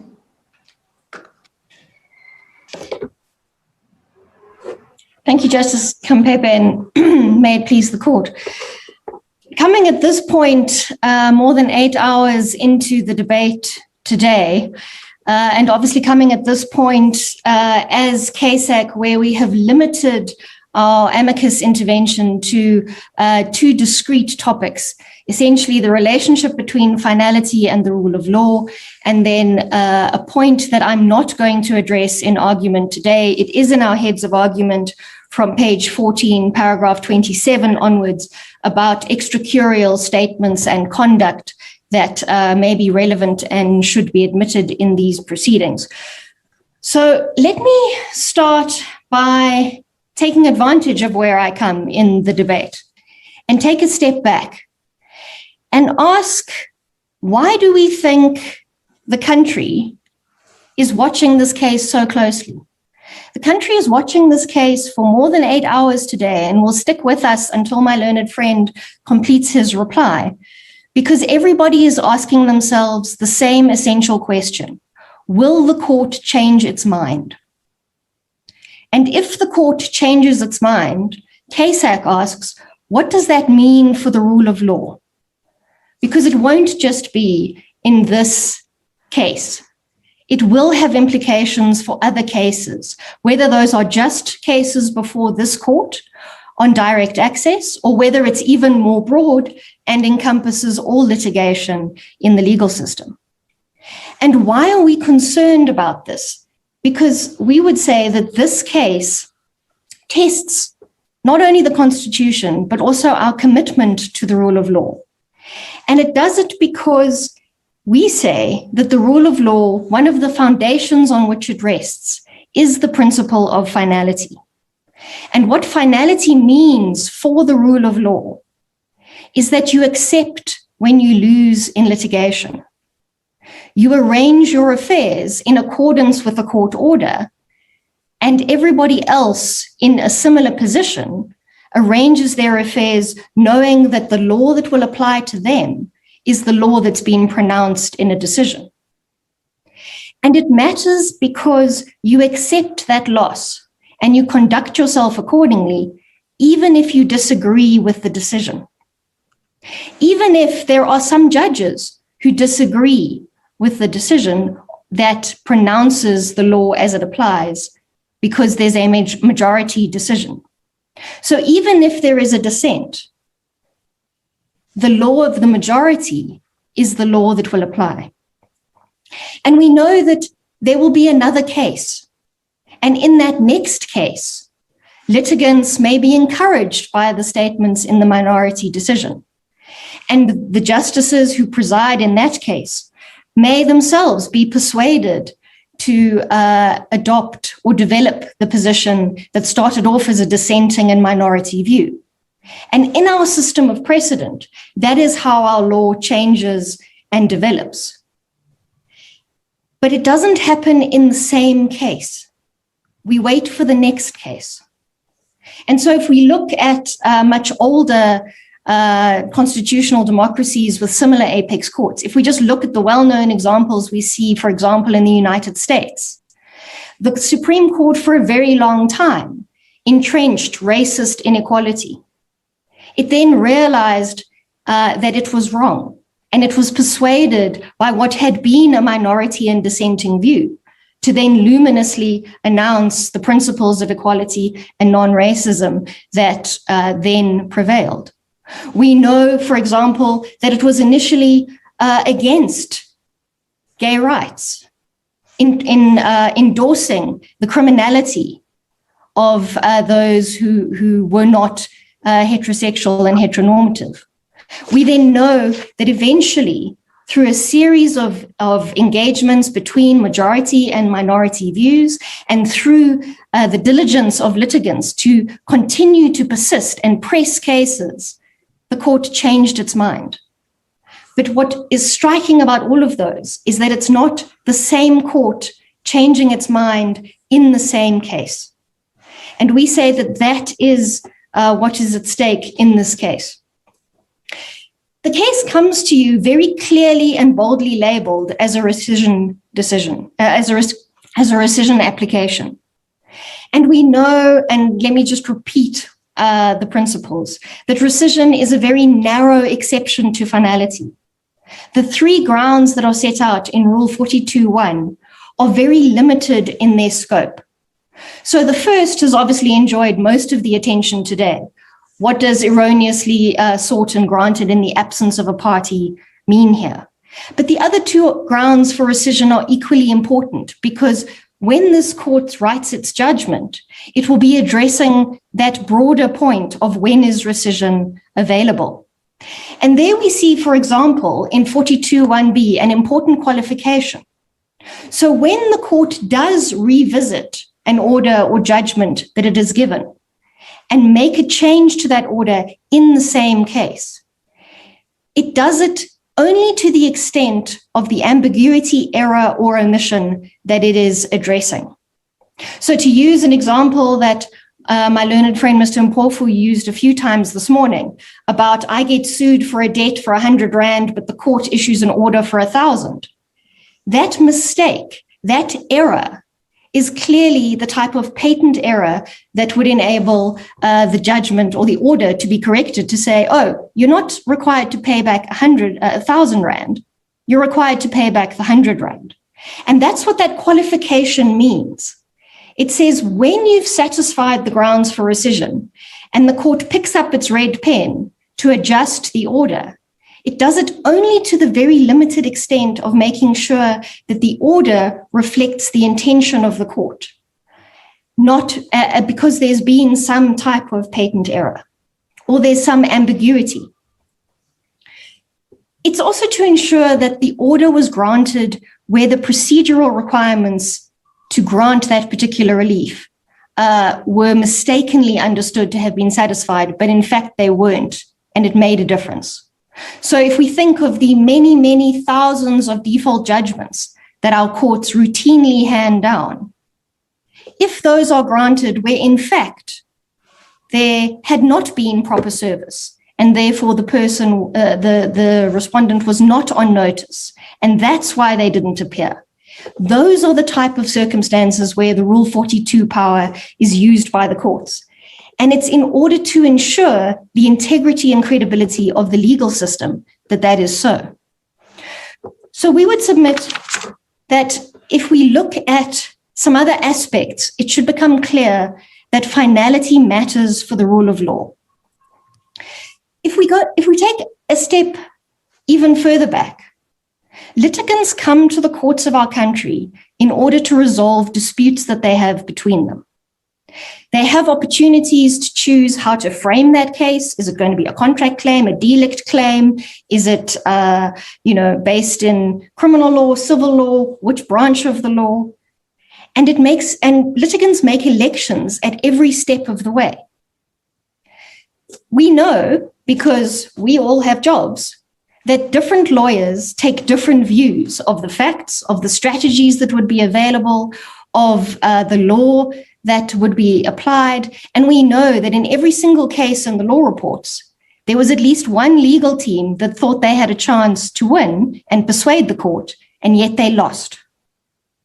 And it means that just because you could have had a different strategy run by different lawyers doesn't mean it becomes a basis for the court to change its mind in your case. So you lose the case, you're desolate and distraught, and you go out because you're not in lockdown level 4, and you go and have a drink to drown your sorrows. And you encounter a lawyer who says, oh, but that's crazy. I could have got you off that. There's this and this and this case that you could have used, or this strategy. You don't get to go back to court unless you can fit that mistake into the very narrow confines of the Rule 42 avenues to revisit a decision. But it doesn't just mean that litigants are held to the elections they make, the choices they make throughout the course of a litigation.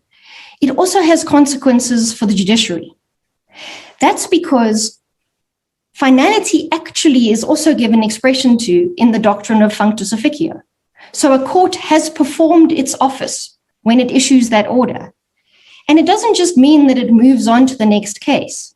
It means it no longer has authority over that dispute. It's discharged of that authority. And so again, there must only be very narrow and limited grounds where a court reinvests itself with authority on that particular dispute. A third and final point is the consequences of permitting rescission in broader circumstances than the current law. And that is what would happen to the status of parties. And here I will dip into the facts of this case as an amicus, just to show the confusion that the mere setting down of this rescission application caused. We saw the Minister of Police and the Commissioner of SAPS write to the court and say, what do we do now, since you've set down this rescission application? We saw Mr. Zuma himself write through his attorneys and say, I've got my Peter Maritzburg case. I understand your order has particular timelines attached to it. Where do we stand? Now imagine that type of confusion as to the status of parties and how they should regulate their affairs, rippling across our entire legal system. And we would submit that it's possible that the false hope of this application may play some role in the unfortunate events that we see rolling across the country. Because there are people who think, and I in fact saw newspaper headlines this morning describing this as an appeal, that the court will change its mind in the same case, the way an appeal court can change the outcome of a case where it sits in an appeal over a lower court. There are also obviously practical consequences here. The time, the delay, the additional cost, the waste of our scarce judicial resources, if a rescission application can be interposed throughout the course of litigation. We would submit that it undermines our appellate hierarchy, because you would have these continuous attempts to revise and revisit what should be final judgments. And a final practical risk that we can see is that we don't know why, as a matter of principle, if this court were to open up rescission, why should rescission only be available once? Why shouldn't we have rescission on rescission? So this court entertains the application, it changes its mind. Why should the commission not come and say, well, now I've got some rights that I've identified in the Constitution, and I think you got those wrong too. And maybe the court will change its mind again. Then Mr. Zuma will presumably return, because there's no in-principle break on this slide into reconsideration/rescission where it seems to stray into the merits of a particular judgment. So for all of those reasons, we would submit that the law of rescission as we know it, and as it has been affirmed repeatedly by this court, should be where we stand. That is firm ground for us in our legal system, both in terms of the rule of law and in terms of the administration of justice. So when we hear the debate today, there are a few elements of this that we would also like to highlight as cause for concern when you retire to write your judgment.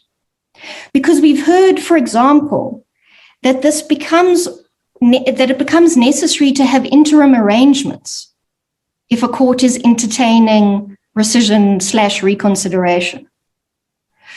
And that effectively changes the outcome.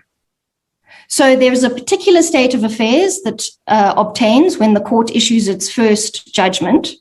Then when it decides to entertain a rescission/reconsideration, it requires interim arrangements that presumably go back to the status quo before the first judgment.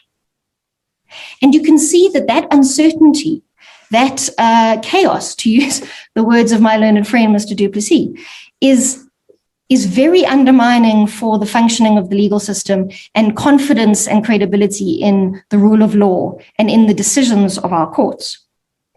We've also heard the debate this morning around whether this would only apply in direct access constitutional court cases, or could it apply more broadly? And we know that, and there was debate about, is it case by case? What's the general principle that could be identified here? And all of that means that in every case, there will be incentive to switch lawyers, get a fresh set of eyes, get some more ideas about what you could come to court with, and reopen and re-argue your case, changing outcomes at every step. What that essentially does, whether it's limited to direct access constitutional court cases, or whether it's the broader position, which I understood my learned friend, Mr. Mpofu, to be adopting, that there probably wouldn't be a basis to exclude the High Court decisions and presumably those of the Supreme Court of Appeal as well. Where we effectively end up is in perpetual rule nisi land. We end up where every order becomes a conditional order.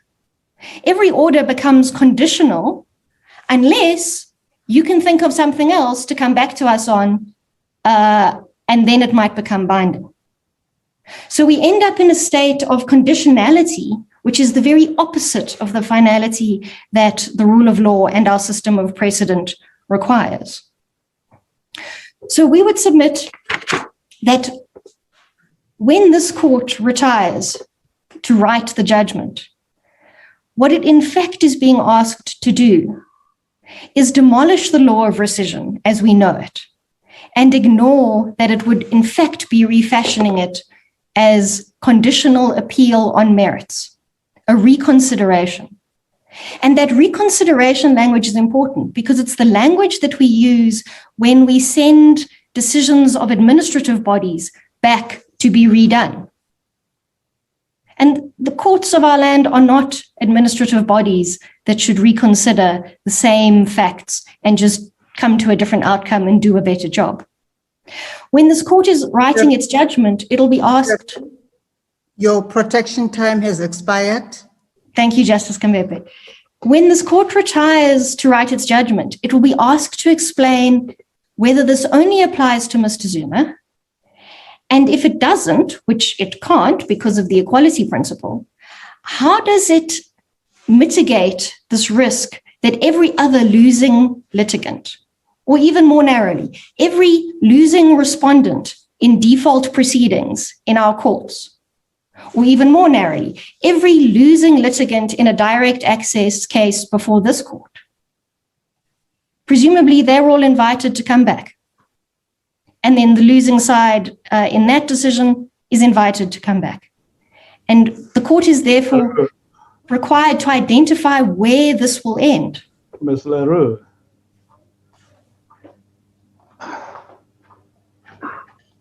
Can we understand where we are?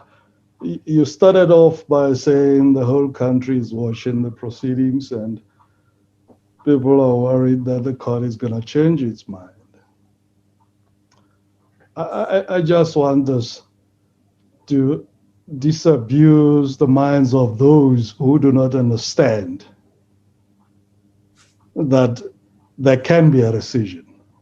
As I understand your argument, you're not saying that there cannot be a rescission.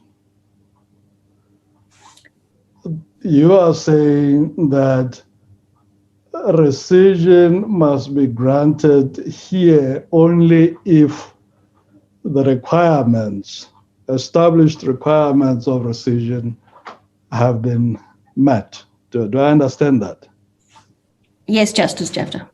So everybody who's watching from home should know from now that this court in law can rescind its decision provided certain requirements are met. Now, the submission, general submission, maybe you did not intend to make it, that courts do not do reconsideration. they do, isn't it, that the SCA, when leave to appeal has been refused by 2 judges or so, the applicant can apply to the president of the SCA to reconsider that. Or am I wrong? No, Justice Jafta, that's correct.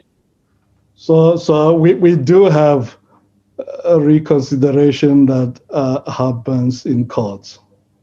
So to say that reconsideration is a matter of administrative bodies may have been overemphasis on the point. And Justice Jafta, I take that point. I would just say that even when the president of the SCA, in the language of the rules, reconsiders a petition, it's because there's a particular mechanism that enables that to happen. And the submission here, and I think the arguments that have been made by the Commission and by the Helen Suzman Foundation today, and even by Mr. Mpofu and Mr. Ngowana, is that rescission is a particular mechanism or device that at the moment we understand to be available in 3 narrow and defined grounds.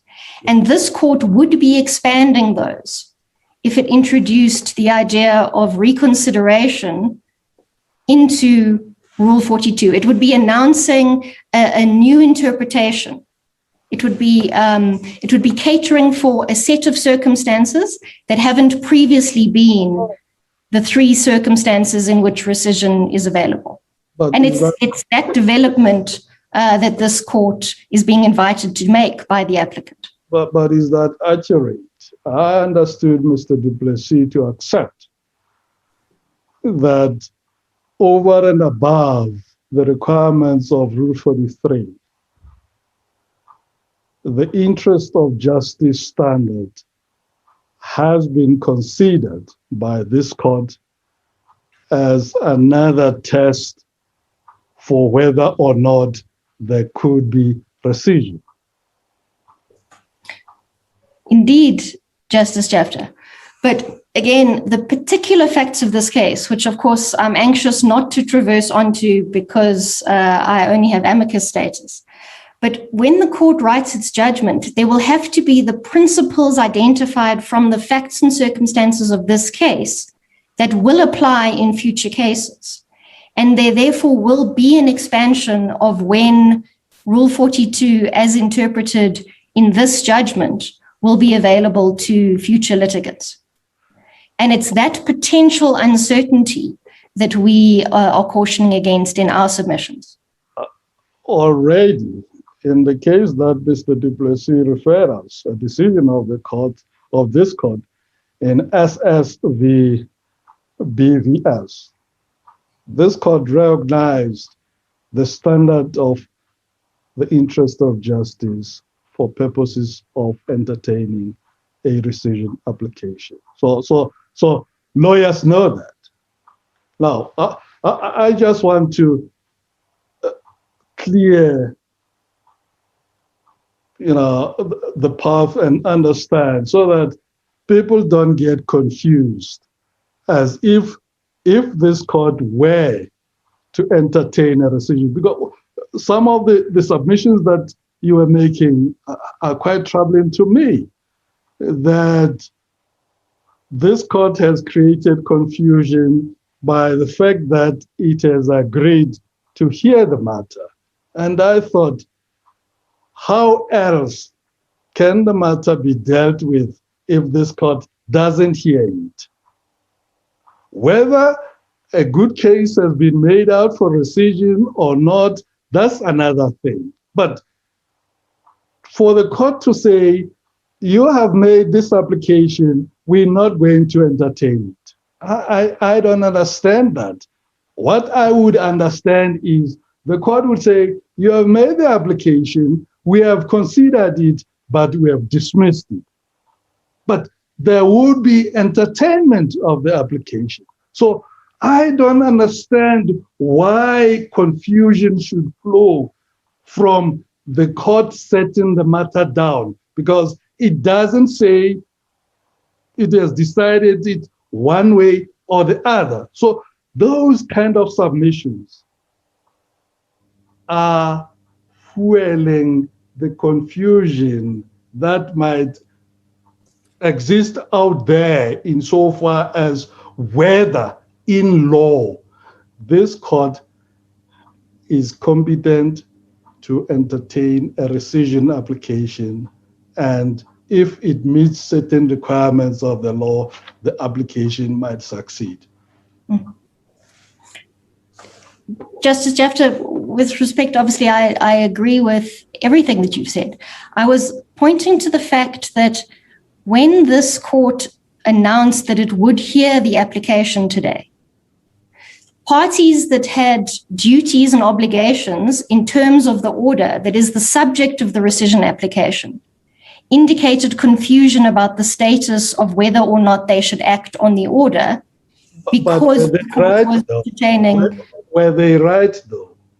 One thing is when parties are taking advantage of certain things, the order was clear. Certain steps had to be taken at particular times.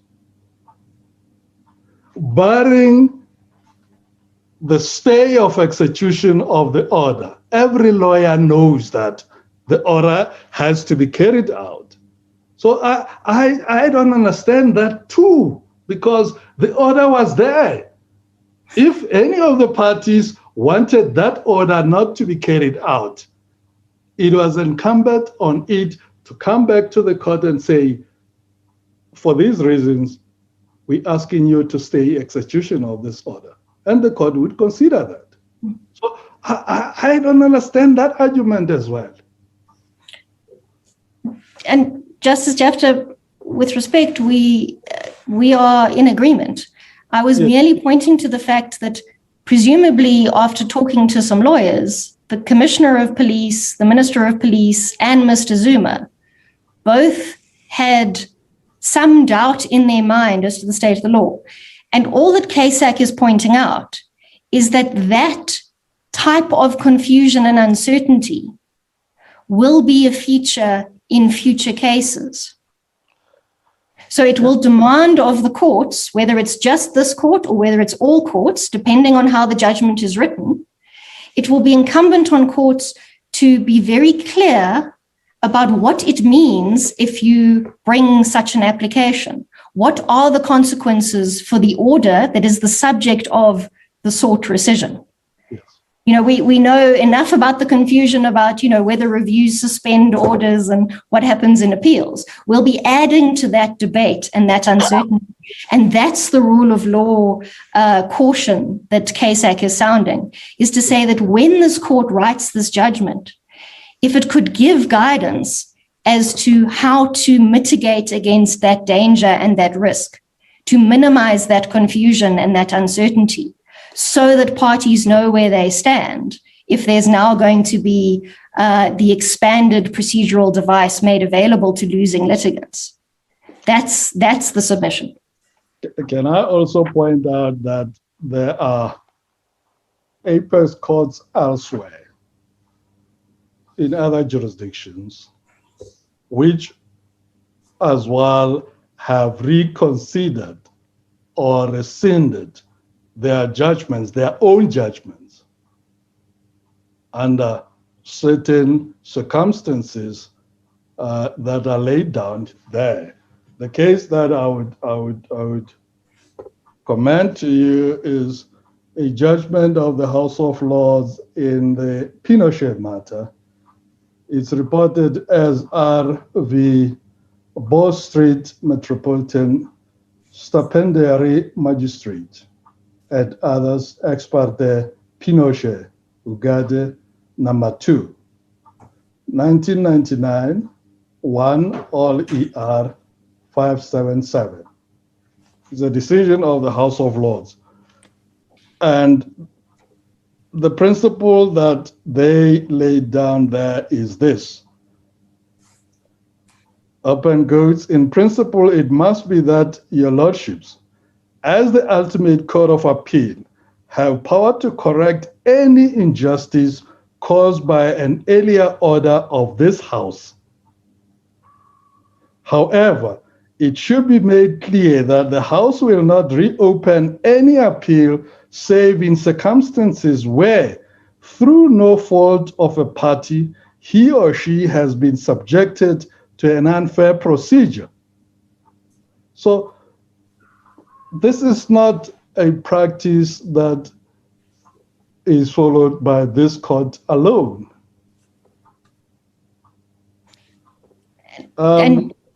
Yes. And Justice Jafta, I'm obviously indebted to you for reading the relevant paragraph. I would just highlight that even there, it's qualified by these requirements of no fault of the party. Yes. And so if this court were to follow that kind of reasoning, then the question would be, in your judgment, was there any fault by the applicant that needs to be taken account of here? So even that qualification, if we were to go down a similar path, it wouldn't be a blanket. There would still be requirements. The judgment would still need to guide future cases. Now, Ms. Leroux, speaking for myself, I accept that rescission should be used sparingly. And there must be strict requirements for it to be granted. And only if those requirements are met that it should be granted. It can't be a willy-nilly kind of remedy, because it undermines the principle of finality that you have articulated so well. Thank you, Justice Jafta. Justice Khampepe, then just to make the final point, all that CASAC asks is that this court's judgment clearly do four things, whatever its contents in determining the merits of this case. It must affirm this court as being the final word on cases that come before it. It must affirm the limited circumstances and make clear the requirements of those circumstances where the procedural device of rescission in terms of Rule 42 will be available in future litigation. It must affirm finality and the related point that even if you disagree with the outcome, it's important that the final pronouncement of our courts be respected. And by doing all of that, this court's judgment will have affirmed the rule of law and our Constitution. Thank you, Justices. Those are our submissions. Thank you, Ms. Leroux. The court will take a short adjournment of 5 minutes. Court will adjourn until 18:03. You may now switch off your microphone and mute yourselves.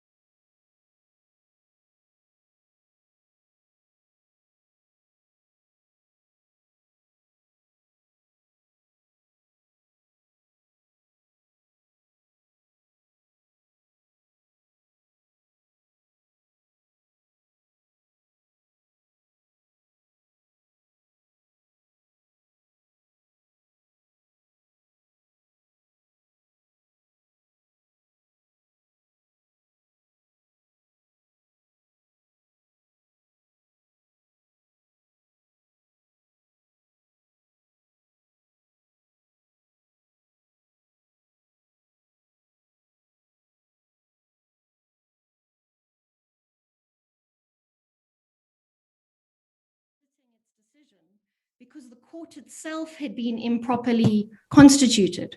So as I recall it, Lord Hoffman sat, he shouldn't have because he had a conflict of interest or something with his wife, he hadn't disclosed it. So the court itself needed to reconstitute. So it may not be totally on all fours with a typical rescission case. Just to make that point. The principle that we debated, namely that there must be strict requirements to guide future opportunities where that device is used, obviously still stands. Thank you, Justice Kampepe. I'm indebted. Thank you, Ms. Leroux. Mr. Mpofu.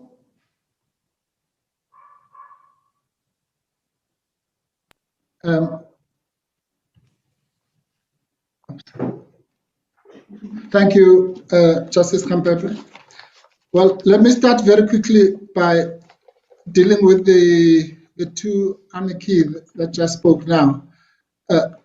Firstly, the very idea, with the greatest respect, that the mere existence of Rule 42 is a threat to the principle of finality merely needs to be stated to be rejected. Rule 42 has been with us for a long, long time. And this doomsday theory that suddenly there'll be a rush of people to courts all seeking rescission has never materialized and will never materialize.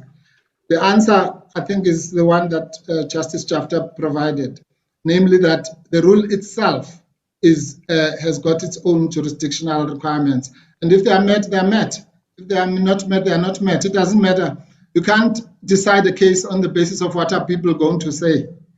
Whether the court will change its decision or not. The court will change its decision if the Rule 42 requirements are met, or if the other grounds upon which we rely are met. And there's nothing that people are going to say. They must just read the judgment. So there's no doomsday theory, a fear of a long queue to Braamfontein with everybody armed with a rescission application. If that was going to happen, it would have happened a long time ago. So that's all that needs to be said about KSAC's intervention. As far as the Mr. du Plessis is concerned, the HSF, well, firstly, they have made it clear now, no pretense of being an amicus. Actually, they were trying to fight to be a party, to be an adversary of former President Zuma.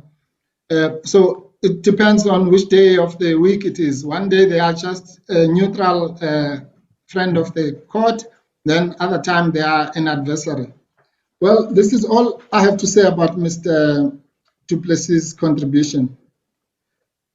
80% of his submission are that, well, former President Zuma is a bad person. Because he said this in this letter, he said that in another letter. And that's the discussion I had in the early morning with Justice Chikri. All that can only come to one conclusion, namely that because he's such a bad person, therefore he has waived his constitutional rights. And that just doesn't gel, because that's why he was at pains. He couldn't answer the question put to him until Justice Theron couldn't put it any further, as to whether, assuming he's a bad person, are the rights that are asserted here, including the right to a fair trial, waivable? If they are not waivable, they are not waivable. It doesn't matter how good or bad the person is. If they fall under the category of rights, which I distinguished in the morning from the so-called freedom rights, and these are the other rights, the non-derogable rights that cannot be waived, then they cannot be waived. For a good person, or whether you are a priest, a pope, or a serial killer, then they cannot be waived. Doesn't really take the matter further. So all the cases that he refers to about the fact that rescission can be preempted, as he says, or waived, can obviously only apply to rights that are waivable. There's no procedural rule called rescission that can change a constitutional principle that certain rights are not waivable. And by the way, preemption is just another word for the same thing which he said, which is election. In other words, if you have elected to abide by a certain decision, then you are held to that election. And the preemption, the leading case on preemption for a long time has been, Debna versus South African Railways and Harbours. It's a 1920 AD 583. Until today, every case on preemption quotes it. And this is what that Ines CJ said. If the conduct of an unsuccessful litigant is such as to point indubitably and necessarily to the conclusion that it does not intend to attack the judgment, then he is held to have acquiesced in it. Let's just pause there. So for when it says appeal, you must put rescission. So if the conduct of the party is to show that he does not want the decision to be rescinded, then he will be taken to have preempted the decision. But so what? Because in this case, the litigant has shown indubitably the exact opposite, that he wants the decision to be rescinded. And it says, but the conduct relied upon must be unequivocal and must be inconsistent with any intention to appeal. In other words, any intention to bring a rescission application. So, and the onus of establishing that position is upon the party alleging it. In other words, Mr. du Plessis' client. In doubtful cases, acquiescence like waiver must be held to be non-proven. So that's the end of that. The conduct must be unequivocal. In this case, the conduct is unequivocal that rescission is sought. Actually, on day one after the judgment came out, it was said that it was going to be rescinded. And within 72 hours, the application had been brought. So I don't know which conduct has shown that the rescission application has been waived. So that's thank you for Mr. du Plessis, but that really doesn't assist anything. But what must be said about him is that this thing, they talk about confusion. This idea, as he says, that to put this court, pit this court, as it were, against former President Zuma, as if this is some showdown between this court and former President Zuma, is what is fueling the confusion that they are talking about. Because he says now it is either this court or it is former President Zuma. And that's not it. This court is not a party in these proceedings. This court, this is a showdown, if it is a showdown at all, to the extent that it can be called that, between the commission and former President Zuma. So they must not drag this court as if everyone is now waiting who's going to win between the Constitutional Court and former President Zuma. There's no such contest. Let it be said in public. We are, at least those of us who brought this case, did not bring it to have some showdown with this court. We brought it in order to vindicate former President Zuma's rights as provided by Rule 29 and Rule 42. So there's no such thing, because that is exactly what fuels the very thing that they say they're here to avoid. This court has done absolutely nothing wrong. This court has discharged its duty. And let me just say this. If, at least I'm speaking for myself now and my party and my client, if the idea that brought us to this court was that this court sat in some dark corner and conspired to take Mr. Zuma or former President Zuma to prison willy-nilly, come what may, then I can tell you one thing, at least speaking for myself, I would not be here. I am only here because I believe that if this court committed any error, that error was committed in good faith, in the discharge of the court duty, and there's nothing wrong with that. We're all human. An error, that is why there's something called Rule 42, because courts are capable of committing errors. Nobody is above that. And there is no Rule 42, by the way, for a deliberate vindictive victimization of former President Zuma. If that was the case, then it's impossible to invoke Rule 42. In fact, there's no rule that caters for that. So let that be clear to anybody who cares to know that we're not here because we're saying this court went out of its way to twist the law and so on. That's not what we're about. We're about errors that we say have been committed, and we're about the right of every accused person to have their cases reconsidered and reassessed, and that no accused person in this country must only have one court if it's a criminal case that considers their case. And as I said, unfortunately, there's no other higher court to this court. So we have to come back here. And that idea, Justice Kampepe, was communicated in the Twala case that I referred to earlier at paragraph 17, where it is said, the essential conclusion was that 25(3)(h) required an appeal or review in the broad sense of a reassessment, which is what we are here for, of the findings of a trial court, provided that any statutory requirement governing appeal or review should be fair.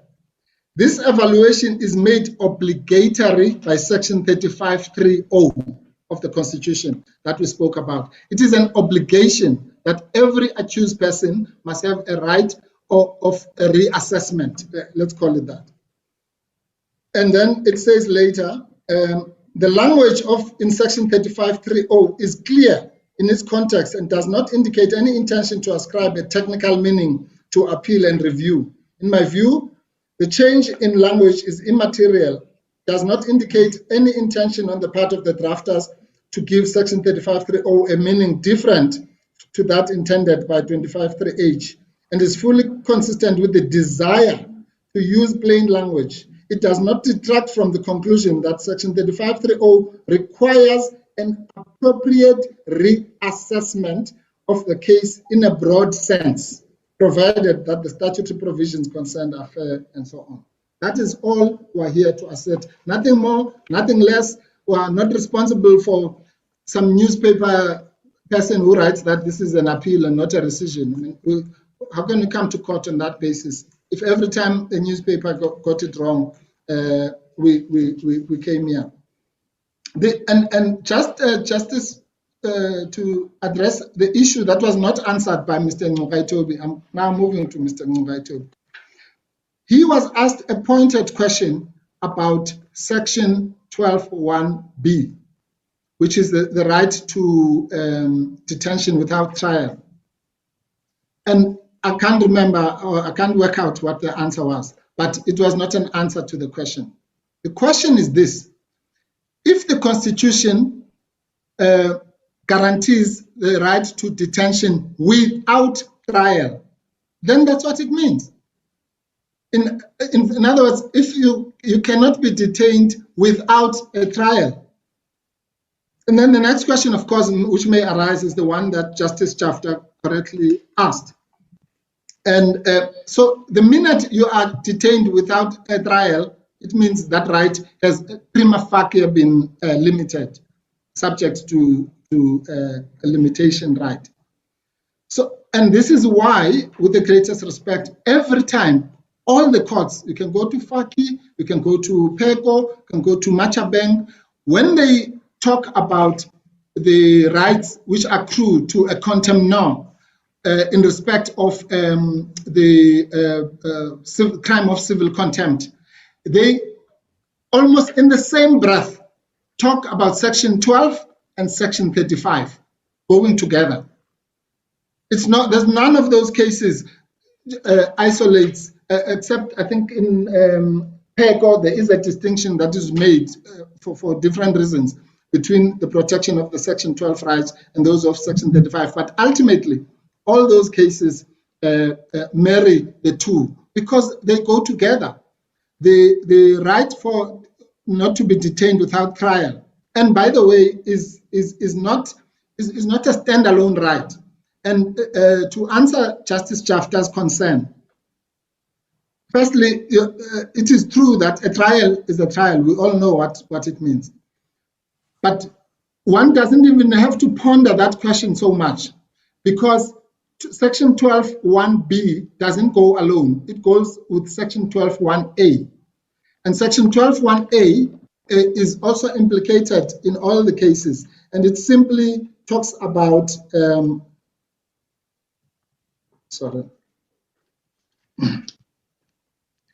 right not to be deprived of freedom arbitrarily without just cause.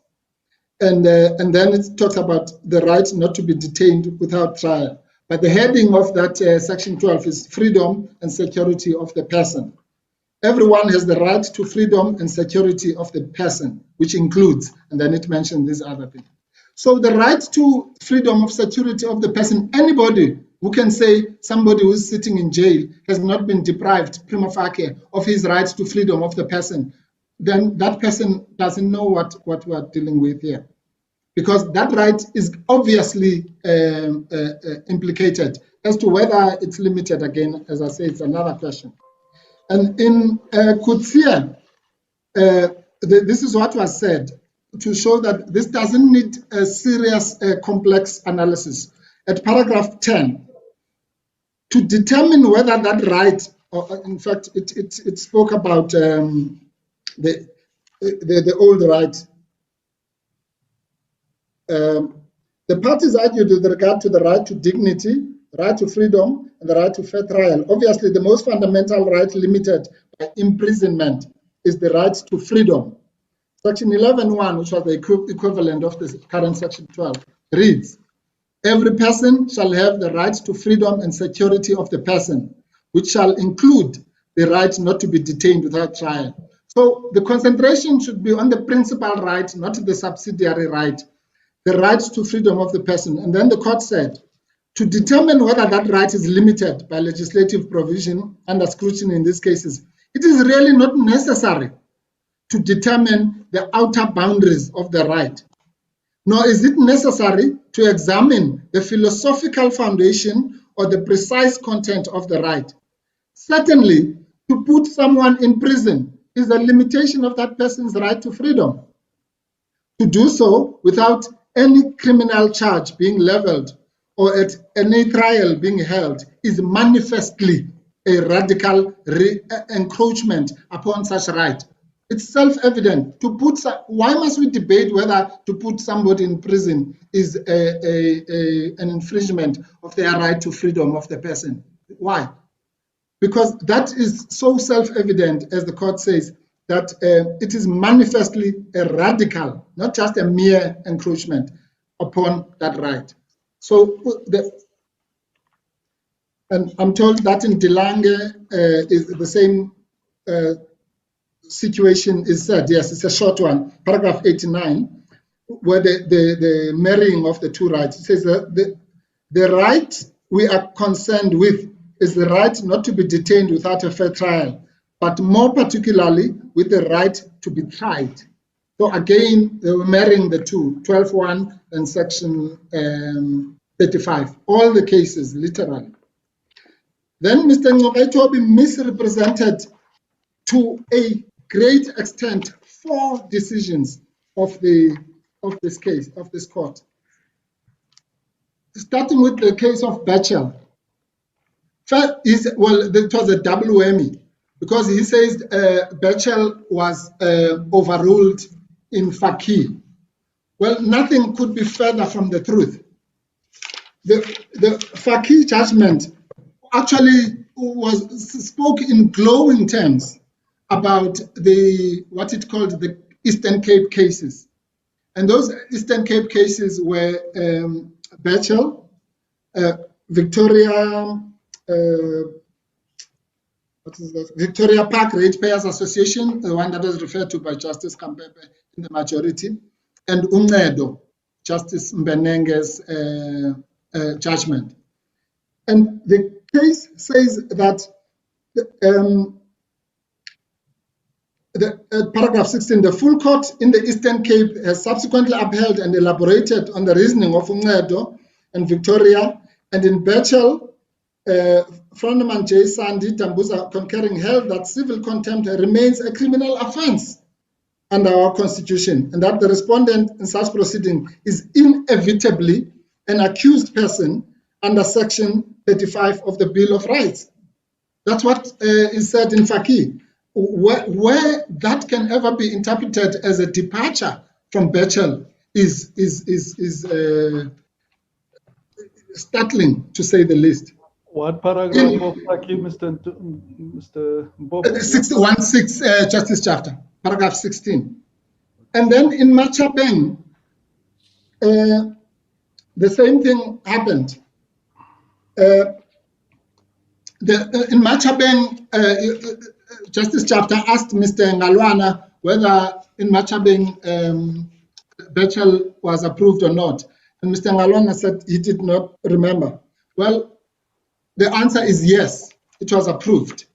This is what it says actually in the list of the second case under where it says cases cited. The first case is a case called Bannatyne. The second one is Bechel versus Bechel, approved, it says, by the Constitutional Court. And this is what was said in paragraph 51 of Machabeng. The full court of Bechel elucidates the criminal and civil features that can be intertwined in contempt proceedings and serves as an example of how the distinction can exist. In that case, Froneman J., as it then was confirmed that committal for civil contempt remains a form of a crime under the Constitution, but also reaffirmed its purely civil character. And it quotes then from Bechel, the paragraph that I quoted earlier, so I won't repeat that. But,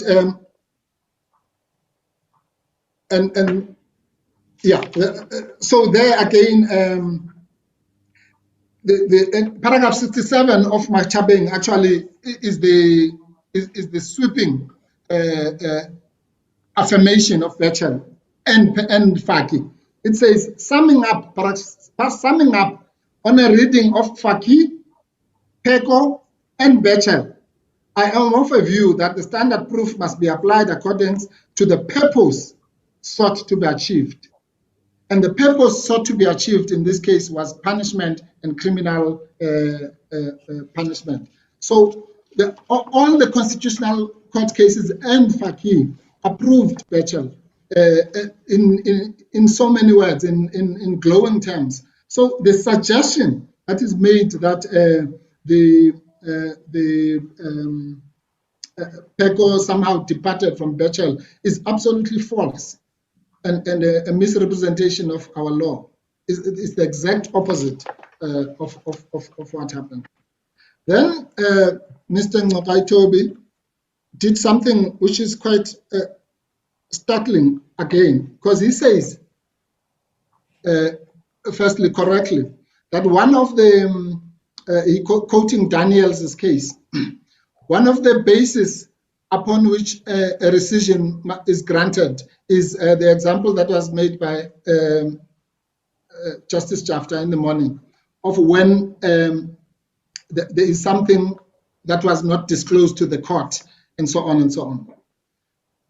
Well, there are two answers to that. One, that is, but what that how that can be an answer to the Rule 42 case is a mystery, because the Rule 42 case pleaded in this case is based on 3 grounds. The order was erroneously sought, the order was erroneously granted, and that there was what we called rescindable omissions to do with Section 36, not the two grounds that Mr. Ngogaitobi invents, that we only rely on mitigation and appeal. That's not true. But so if this was a case, as in Daniels, where you only relied on the one ground, which is that the order was erroneously granted, that what he said, it applies. That the principle that Justice Chafta correctly enunciated in the morning, which Mr. Ngogaitobi latches on to now as if it's a principle for the whole Rule 42, is not. It's a principle for one of the grounds that we have pleaded, namely if the order is erroneously granted. The heading of Daniels says the following: the general principle, once the court is duly pronounced a final order, it becomes functus officio and so on. However, a court may rescind an order erroneously granted in the absence of a party affected by it, provided that the applicant shows that the error relied on could have been granted if it was impugned and so on. Then the last sentence, it says, the court finds that President's failure to appoint a commission of inquiry did not constitute an issue that fell within the exclusive jurisdiction of the Constitutional Court, and therefore impugned order not granted erroneously. Everywhere, it's a very short judgment. That's what it is. So even if he was right, which he is not, about that the leg of erroneously granted was answered by that, which it is not. It would not answer the other remaining premises upon which this application has been advanced. And then what is even worse is that on the facts, Mr. Ngogaitobi then tells us that no, there are two factors, and one of those is that sorry. Oh, and by the way, he also doesn't address the Section 38 and Section 172 points. I'll come to the Holomisa defense that he tries to let's just go to the misrepresentation of the facts. We have said that the commission came here to ask for one thing and one thing only, and that is committal to prison. He says, no, we are wrong, and uses all sorts of epithets. And then when he has to justify why that is so, he says, no, at paragraph 14 or whatever of Zuma 1, this is what was said. And then at paragraph this of 44 of Zuma 1. But how can that be an answer to what we're saying? We're not talking about Zuma 1. We're saying when they came to Zuma 2, they came to ask for a punitive order. So the answer to that cannot be, no, in another previous case, we had said that. What if we were in the High Court and there was one judge facing the case called Zuma 2? Then you'll say, no, last month we had another case before another judge, and we disclosed the fact there. No, that's not an answer. It's just dodging the question. Then the second thing is that he says from the bar that the Rule 53 was served 2 months ago. Well, knowing Mr. Ngogaitobi as I do, I accept that statement from the bar, except that I've made all the inquiries to, and that application, rather Rule 53, is nowhere to be found. But I have no doubt that it was served somewhere. The point I'm making is simply this. If it was served 2 months ago, as Mr. Ngogaitobi says it was, then so what? Because when he argued this case in February or whenever, that was not 2 months ago. So that is the point that we're talking about here. Apart from the fact that I can also at least confirm to this court from the bar that on the search that I made, which may or may not be 100% accurate in the last hour or so, that document he's talking about is nowhere to be found. So on both counts, his answers to what he says are the misrepresentations of facts which are being produced here are completely wrong and misleading, at least to say the least. Then, of course, he also goes on to say that it's a bad person. Well, we've answered that. Whether he said this or said that, his rights must still be vindicated. And he says this court must be the final arbiter. Of course, it must be the final arbiter, but why not here in respect of this court as the final arbiter? Why here in respect of this court as a court of first instance? And it was in that context that we were saying, in that limited context, this court must be viewed in the same way as any other court. We were not making the ridiculous suggestion that he makes that this court is the same as the magistrate's court. That's not what we're saying. What we're saying is that this court is, insofar as it's a court of first instance, it must be viewed in criminal proceedings in particular as any other court of first instance. I thought again, Mr. Ngubetobi said that former President Zuma had access to a senior attorney and 2 senior counsel. I don't know who or what he's talking about, because there was no attorney on record in any of these cases. The only thing that ever happened is that Mr. Mabuza became a post box at best, or for lack of a better word, to convey a particular letter. That is not hardly a proof that there was senior counsel of whatever description who was in the mix, or that at that particular point, simply because a party may have an attorney, therefore it means that they are full of, they've got a lot of money and they can afford this or that or the other.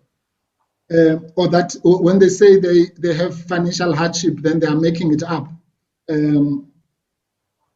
Then he says that there's no application for a stay. Well, this is what we have said. We have said that, let's just be factual here. This case, justices, as you know, was not actually brought on an urgent basis. And as I said in the morning, we're not looking a gift horse in the mouth when we say that. So we do appreciate the fact that it was set down, but this case was brought under Section 11, rather Rule 11, not Rule 12. So the reason why the stay application, which was made simultaneously with this case, was brought in the High Court, was because this court has said so many times that this court is not geared. It says in the ANC case, this court is not geared for urgent applications, and one has to appreciate that, because this court has to sit on bank and all the reasons that have been given. And it was for that reason that the application in this court was brought as a normal application, but the application in the High Court, which is the stay application, was brought on an urgent basis. Now, that application was unsuccessful for the reasons I articulated in the morning, rightly or wrongly. So we had 2 options. We could have brought here an urgent appeal, and then we would have been told that this court is not prone to urgent appeals, and we don't want to overburden this court with those kinds of applications. Or we could have said, as we did, and I think it was Justice Madlanga who pointed this out, say that under the general rubric and the jurisdiction of this court under Section 172, we using the notice of motion that is already there, because it says there's no notice of motion. Obviously, if you read the supplementary affidavit, it says that it's linking to the notice of motion that is already there, prayer number 4. You can say whether that is good or not good enough, but you can't say there's no notice of motion when the affidavit tells you that this relief that is sought here is linked to the notice of motion, and the court is being asked under Section 172 and 173, linking to that particular prayer in the notice of motion. Then you say there's no application. Why? Did you want us to reproduce that notice of motion and put it again in front of the affidavit, then there's an application all of a sudden. Surely that is not what he wants to communicate to this court. Then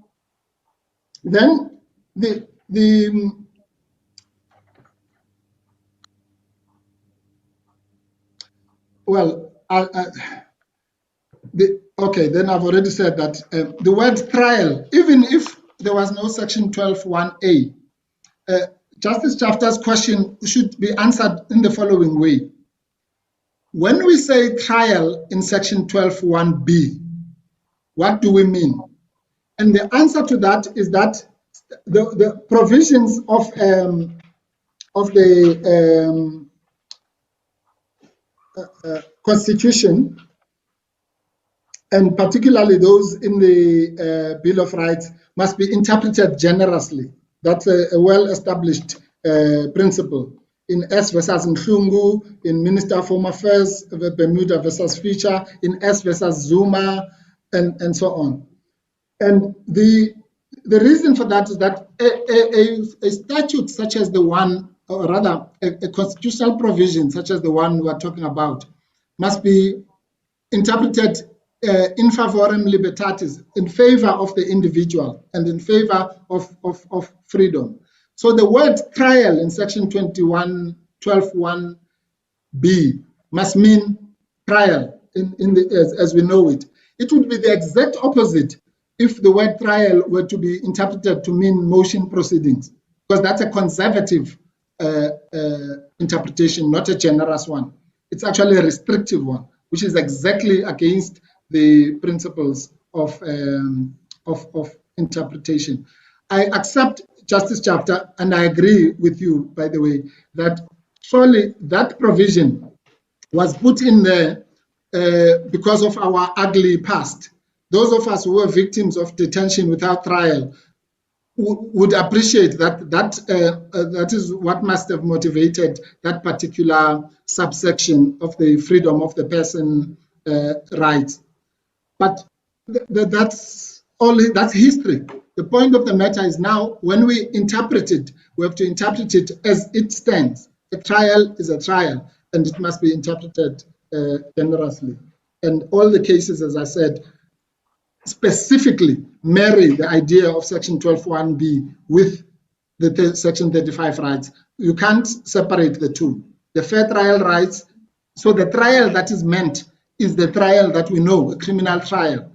It can't be any other. That is why those two are always twinned together. Section 12, section 35. So the word trial there must mean a criminal trial. So you cannot be detained and imprisoned without a criminal trial. It should be obvious at least if the two are read together, that's what it, or whenever the two sections are read together, the trial envisaged is a criminal trial. Then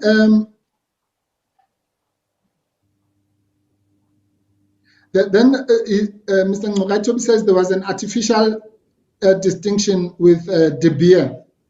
And at the risk of repetition, I want to say this. We are saying here this is a substance over form issue. In both the De Beer and the PW Botha cases, we acknowledge, of course we must, that there were different circumstances, different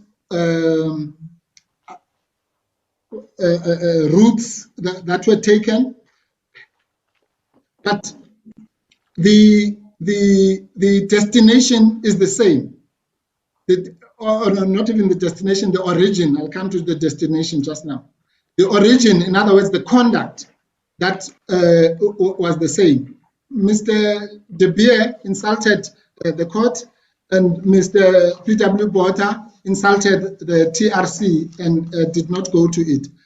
And yet they were treated differently because their rights were recognized. And we're doing that comparison simply to show what could have happened if the court did not erroneously approach this particular matter. And that distinction, those distinctions are so artificial. It's the same as the debate I was having with Justice Majid. who said that the case in Mamabolo, or rather the contempt there, is completely different to the one we're talking about here. Well, that question was answered in Pego. In Pego, this is what is said at paragraph 34, to show that we're talking about the same thing actually here. It says, paragraph 34, yes. In an instructive judgment, the majority per Cameron J.A. Mfaki outlined the history of the contempt in South African law, how it has been dealt with by other courts. The majority observed that the application for committal is a peculiar amalgam, as it is a civil proceeding that has in its arsenal the threat or consequence of criminal sanction. Then this is what the court said in Pego. Acknowledging this amalgam leads to the question whether the distinction between civil and criminal contempt exists. The Supreme Court of Appeal concluded that in reality, there is not a strict distinction as previously believed. And in fact, the Constitution demands that the common law be amended to protect the rights of those upon whom the sanction of imprisonment may be visited on being unsuccessful in contempt proceedings of any description. Sorry, that last part was put by me. The court ends as where it says on being unsuccessful in contempt proceedings. So it is very clear that to try to draw a distinction between the Mamabulo contempt and the current contempt we're talking about here does not even begin to deal with the real issues, the underlying issues, which is that in both of those, we said this Justice chapter also articulated, we're dealing with a crime, and a crime is a crime. And once you're dealing with a crime, then the protections must kick in. Whether it's the Mamabulo type, or this type, or the Peko type, or whatever, is really of no moment, as the court in Peko made it clear. Then for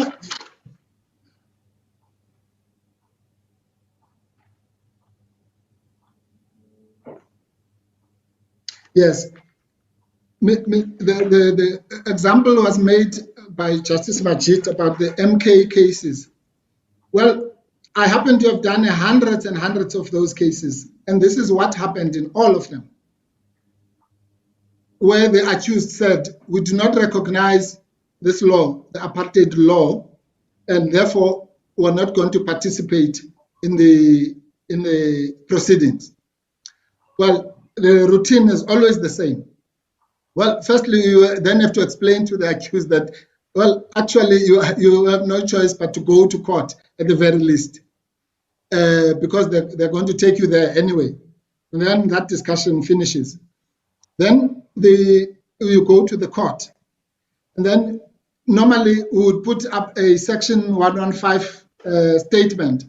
This routine I was taught by former Judge Kathy Satchwell, whom I worked with on hundreds of those cases. And then we would put the statement, the 115, that is wishy-washy as to whether we recognize the law, but yes, I know I was carrying this grenade or that grenade, however, I don't recognize your law or whatever. Then the accused, in some cases, would say, okay, I'll participate, but in most cases, they'll say, I'm not going to say anything. Even in those cases, the magistrate, apartheid magistrates, would go through the routine, sometimes for days, of running the trial, calling the police, and calling the evidence of the pointing out, and what have you, until such time that the person is then convicted. They never said, as we're dealing with here, oh, you don't recognize our courts, you think we're apartheid, then you must go to jail tomorrow for terrorism. They would never do such a thing. Apartheid courts. They went on with a proper trial, and the only thing that was missing was that the recalcitrant accused, in their eyes at least, and in fact they would even include that in their judgments, invariably. I'm sure there are hundreds of those judgments. But a trial there was. I won't say a fair trial because I think apartheid trials were by definition unfair. But at least they had the pretense of a trial and went through the motions, called experts, psychologists, and all sorts of things on terrorism. There was a gentleman called Feldhun who was an expert on terrorism. And those kinds of people would be called. That's what happened. This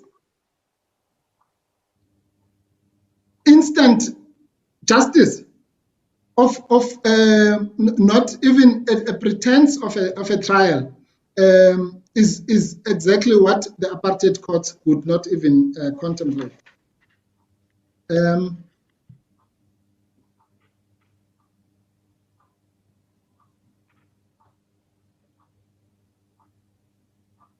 Yes, the final point is that in assessing in assessing what should happen next, I implore this court that it must invoke its just and equitable jurisdiction and only not consider technicalities such as whether there's a notice of motion or whether the affidavit and the notice of motion exist in different parts of the record, and look at the reality of the situation, which is this. If there is a gap of any description, as I said earlier, between this case and the handing down of the judgment, and one would expect this has been a complex, as Justice Chapter said, complex and highly contested case. If, as would normally happen, the court is inclined to reserve its judgment, then we implore the court to consider the submissions that we make in terms of section 172 and 173 in the supplementary affidavit, to accept that we know that we could have asked for a stay application here, but we were mindful, and if that is a sin, then that is a sin. We were mindful of the fact that this court, if it has concurrent jurisdiction with another court, should not be overburdened with urgent proceedings unnecessarily, when those proceedings can be dispensed with in a court that is suitably geared for urgent proceedings. In hindsight, turns out that that court was also of the view that it cannot give interim relief, which is wrong, by the way, but that's something we will address in another forum.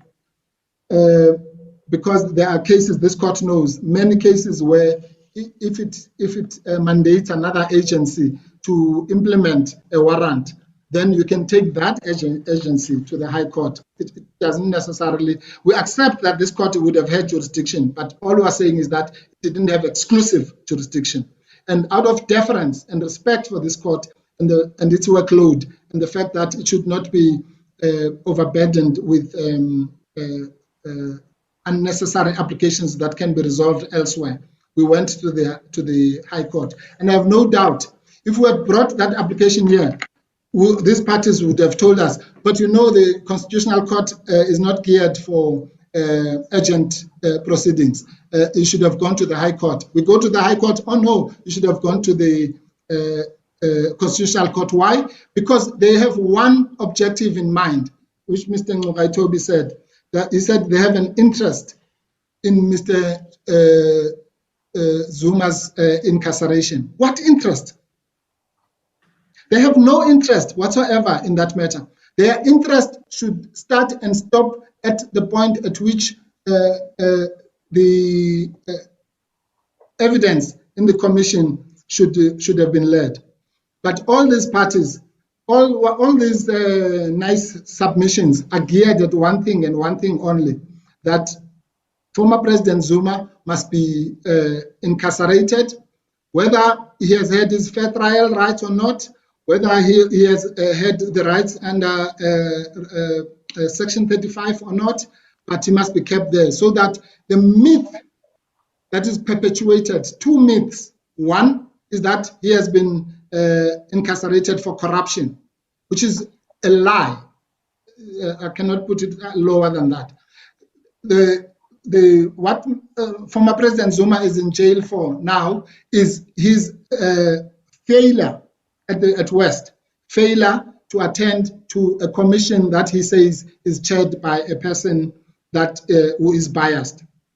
And it is not true, with the greatest respect, that this court has ever said Mr. Zuma is forced to appear specifically before Justice Zondo. That's a misrepresentation of what this court has said. This court has actually, even in the Zuma 1, said that former President Zuma must obey any lawful summons by that commission. So if, for argument's sake, they had issued a summons that is not lawful, then it would not have been a violation. Similarly, if former President Zuma feels that Justice Zondo is biased, nobody, not even this court, not even the police, not the army, not all the armies in the world, can force him to go and appear before that person. What should happen is that he must, as he has conceded in this court, that if I want to hold on to that position of conscience, then my duty, my reciprocal duty, would be to go to the High Court and ask for interim relief. That much he has considered in the founding affidavit here. And but nobody can force him to appear before a tribunal that he feels is biased, rightly or wrongly. Nobody. And so that is the second myth that is being perpetuated. So former President Zuma, whether he is in jail or out of jail, will assert his rights not to be tried under Section 34 and 35, not to appear. Section 34 says everybody has a right to appear and have a dispute resolved in front of a tribunal that is fair. And fair means rules of natural justice. One of them is nemo iudex in rem sua. Nobody can be judged in their own cause. And an unbiased arbitrator or arbiter must be guaranteed. He has a right to be wrong, if you like, about that. Mr. Mpofu, I'm sorry. I'm troubled by some of the submissions that you are making now. Do you accept that as a litigant, one cannot be the final arbiter in the dispute that one has with another litigant? Yes, without any qualification. If one believes in his view and it is disputed by another litigant, the courts are the final arbiters. Absolutely. Of that dispute. Yes, Justice. Sorry, Justice Chafter. I'm troubled by a submission that says, rightly or wrongly, if he believes that the chairperson of the commission is biased, he cannot be obliged to appear before the commission, which suggests that even if a court of law were to find that he is wrong in his belief that the chairperson is biased, he cannot be obliged to appear before that commission. That worries me because, again, it comes... That's not what I'm saying. But you said so. You said... No, I'm saying the exact opposite, Justice Chafter. I am saying, let me say it myself at least. Okay. I am saying that just, firstly, I accept your first two propositions. And then I'm saying, if then former President Zuma was aggrieved and thought rightly or wrongly that a judge, for example, or a magistrate was biased, then he had to do two things. correctly, as you say, one would be to take that person on review to the extent that the person found that they were not biased. Remember, when Justice Zondo sits in the commission, he's not sitting as a judge. He's sitting as a functionary. I was explaining to my juniors to say, without being derogatory, that it is in the same position as a director general. In other words, he reports to the executive. So the failure to appear before that person is based on whatever good or bad ground. Then you must do two things. One, you review their decision if you don't agree with it. And two, you ask, and that has been established, as I say, in the public protector cases, you know, Justice Chapter, the EFF versus Godin and so on. You then have to go and ask for interim relief pending the implementation. Of those two things, former President Zuma failed because he only did one of them.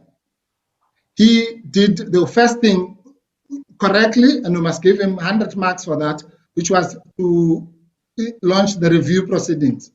But he failed, and not only has he failed, he has said to you under oath that I now accept. That's what that paragraph says. It says, I now accept that I should have applied for interim relief. And so insofar as I didn't do the second thing, where I failed to do, I accept that I should have done so. So it's the exact opposite of the idea that you are articulating to me, Justice Chapter. He accepts that until, if he can have a court order saying pending the review, you may not appear, then he will be fine. If, on the other hand, he goes and seeks that review interim order, and the court says, no, you are wrong, there's no bias, then he must appear. It's that simple. Then, like all of us, any litigant who goes to court to seek relief, if they are unsuccessful, that's what the rule of law, the real rule of law, not this version that we've had today, demands, that you would then go and obey that interim order, win or lose. And that's all I'm saying, please. I'm not saying anything more or less than that. That if he is, and in any event, the real submission I was making is that this court or anybody can never stand in the way of former President Zuma if he wanted to exercise that right. But if this court, if it's true, by the way, that this court said, which I was saying is not, that you must go and appear whatever, whether you think that the person is biased or not, well, then that would be an error in its own right, because this court could never take away. For example, the court could say to me tomorrow, we're giving you an order that you must go to Cape Town. But if tomorrow morning I find that in Cape Town there's a coronavirus or whatever, then I must go to court and say, I have a court order here that says I must go to Cape Town. I'm coming to you, court, on an urgent basis, so that pending the coronavirus danger or whatever it is that is in Cape Town, I should not be compelled to go there. Then the court will say, no, actually you are wrong. The coronavirus is in Durban. Then I must go. But if the court agrees with me, then I can stay. That's the only, I have to be very clear on that.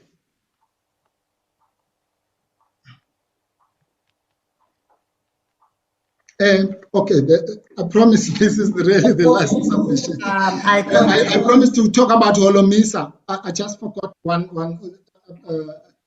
just to come back, please.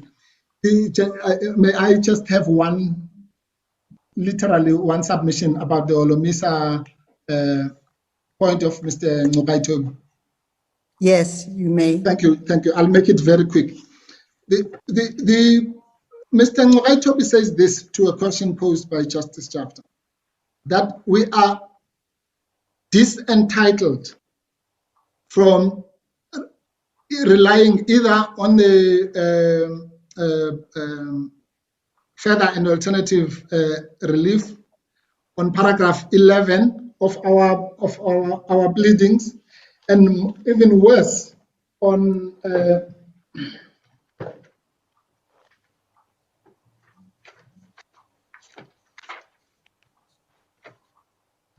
paragraph 108 of I'm sorry. Yes. 108, where we say that what is that these are not grounds of review, but allegations of conduct which is ultra vires and unconstitutional and therefore invalid. Which I said those are the words which are directly taken from section 172. And it is on that basis that we say that this court would, in its discretion, because 172(1)b says may, if it agrees with us that the conduct is unconstitutional and therefore invalid, that cannot be the end of it. Then there would have to be consequential relief, and that consequential relief is the alternative legs on of Olomisa. So it is not true that that relief is not foreshadowed, and Justice Chapter correctly pointed out that it's not foreshadowed at the very least in the pleadings. The word 172 may not be written, but by reproducing its words at paragraph 108, that was clearly the intention. So that's more than foreshadowing. And if you go to paragraph 71, you'll find the same idea, where we say that rule for, and that's the idea that Justice Majid remarked in the morning, where we say Rule 42 must be constitutionally interpreted so as to give an interpretation of the word error, which includes notions such as granting an unconstitutional order or reviewable material errors of fact and or law. Those are notions which are well known in our law. The rule must be applied with the necessary constitutional flavor as intended by the words, quote, with such modifications as may be necessary, which are found in Rule 29. And that's what we meant there. At paragraph 91, we also allude to the same. Paragraph 95, I won't read them. 91 is short, so it says, 91 says, in short, it was incompetent for the court to grant such orders in the face of such errors. And this is where we marry the idea of exceeding the powers and constitutional invalidity with the idea of rescindable errors. And in 95, we say it was the Constitutional Court acted unconstitutionally and therefore irrationally or has exceeded its judicial authority and mandate. We may be right or wrong about that, and that's not the point I'm making. The point I'm making is that we have pleaded those things. And insofar as they are pleaded, they can lead to one conclusion, which is constitutional invalidity, and constitutional invalidity leads to constitutional remedy, because all those are not put there for decoration. They are put to support the notion that there must be a constitutional remedy that goes with the constitutional, at least alleged, let me put it like that, the alleged constitutional violation and invalidity. So to say that we have not foreshadowed a case under Section 172 is to misrepresent or to fail to read these pleadings properly. Or even Section 38. I mean, Section 38 says if you feel that any right has been violated, you should ask for appropriate relief. We have listed hundreds of rights that we say have been violated here, and we're here to ask for appropriate relief. So I don't know from which planet it can come that these reliance on Section 38 and 172 is not foreshadowed in these pleadings. Maybe they should read them again instead of chasing the imprisonment of somebody that they don't even want to come to their commission.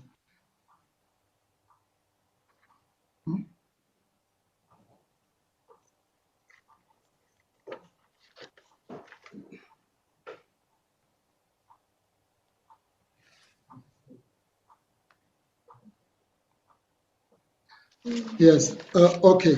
At paragraph 39 of Murudi versus NC Housing Services and Development Company Limited, this is the issue of the absence, whether the order was granted in the absence of the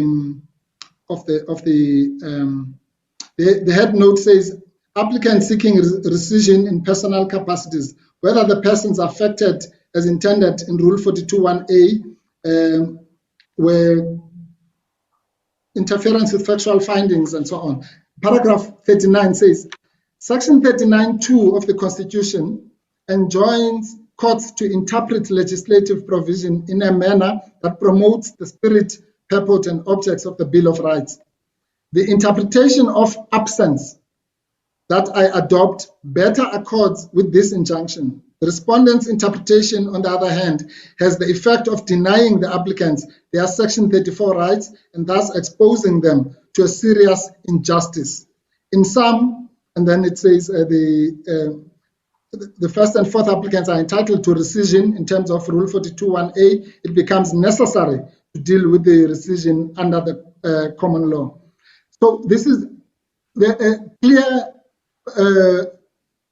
provision or pronouncement by the court. It was Madlanga J. This is a decision of the Constitutional Court, 2018 JDR 1643 of the CC.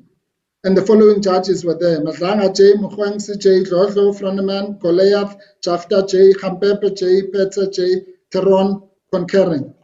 And they said that the definition of absence in terms of Rule 42(1)(a) must be interpreted so as to accord with the rights of a party and not to deny them their right to rescission, as the court pleases. And we commend that judgment to be applied in this case, so that absence, I mean, the other side even say absence means knowledge.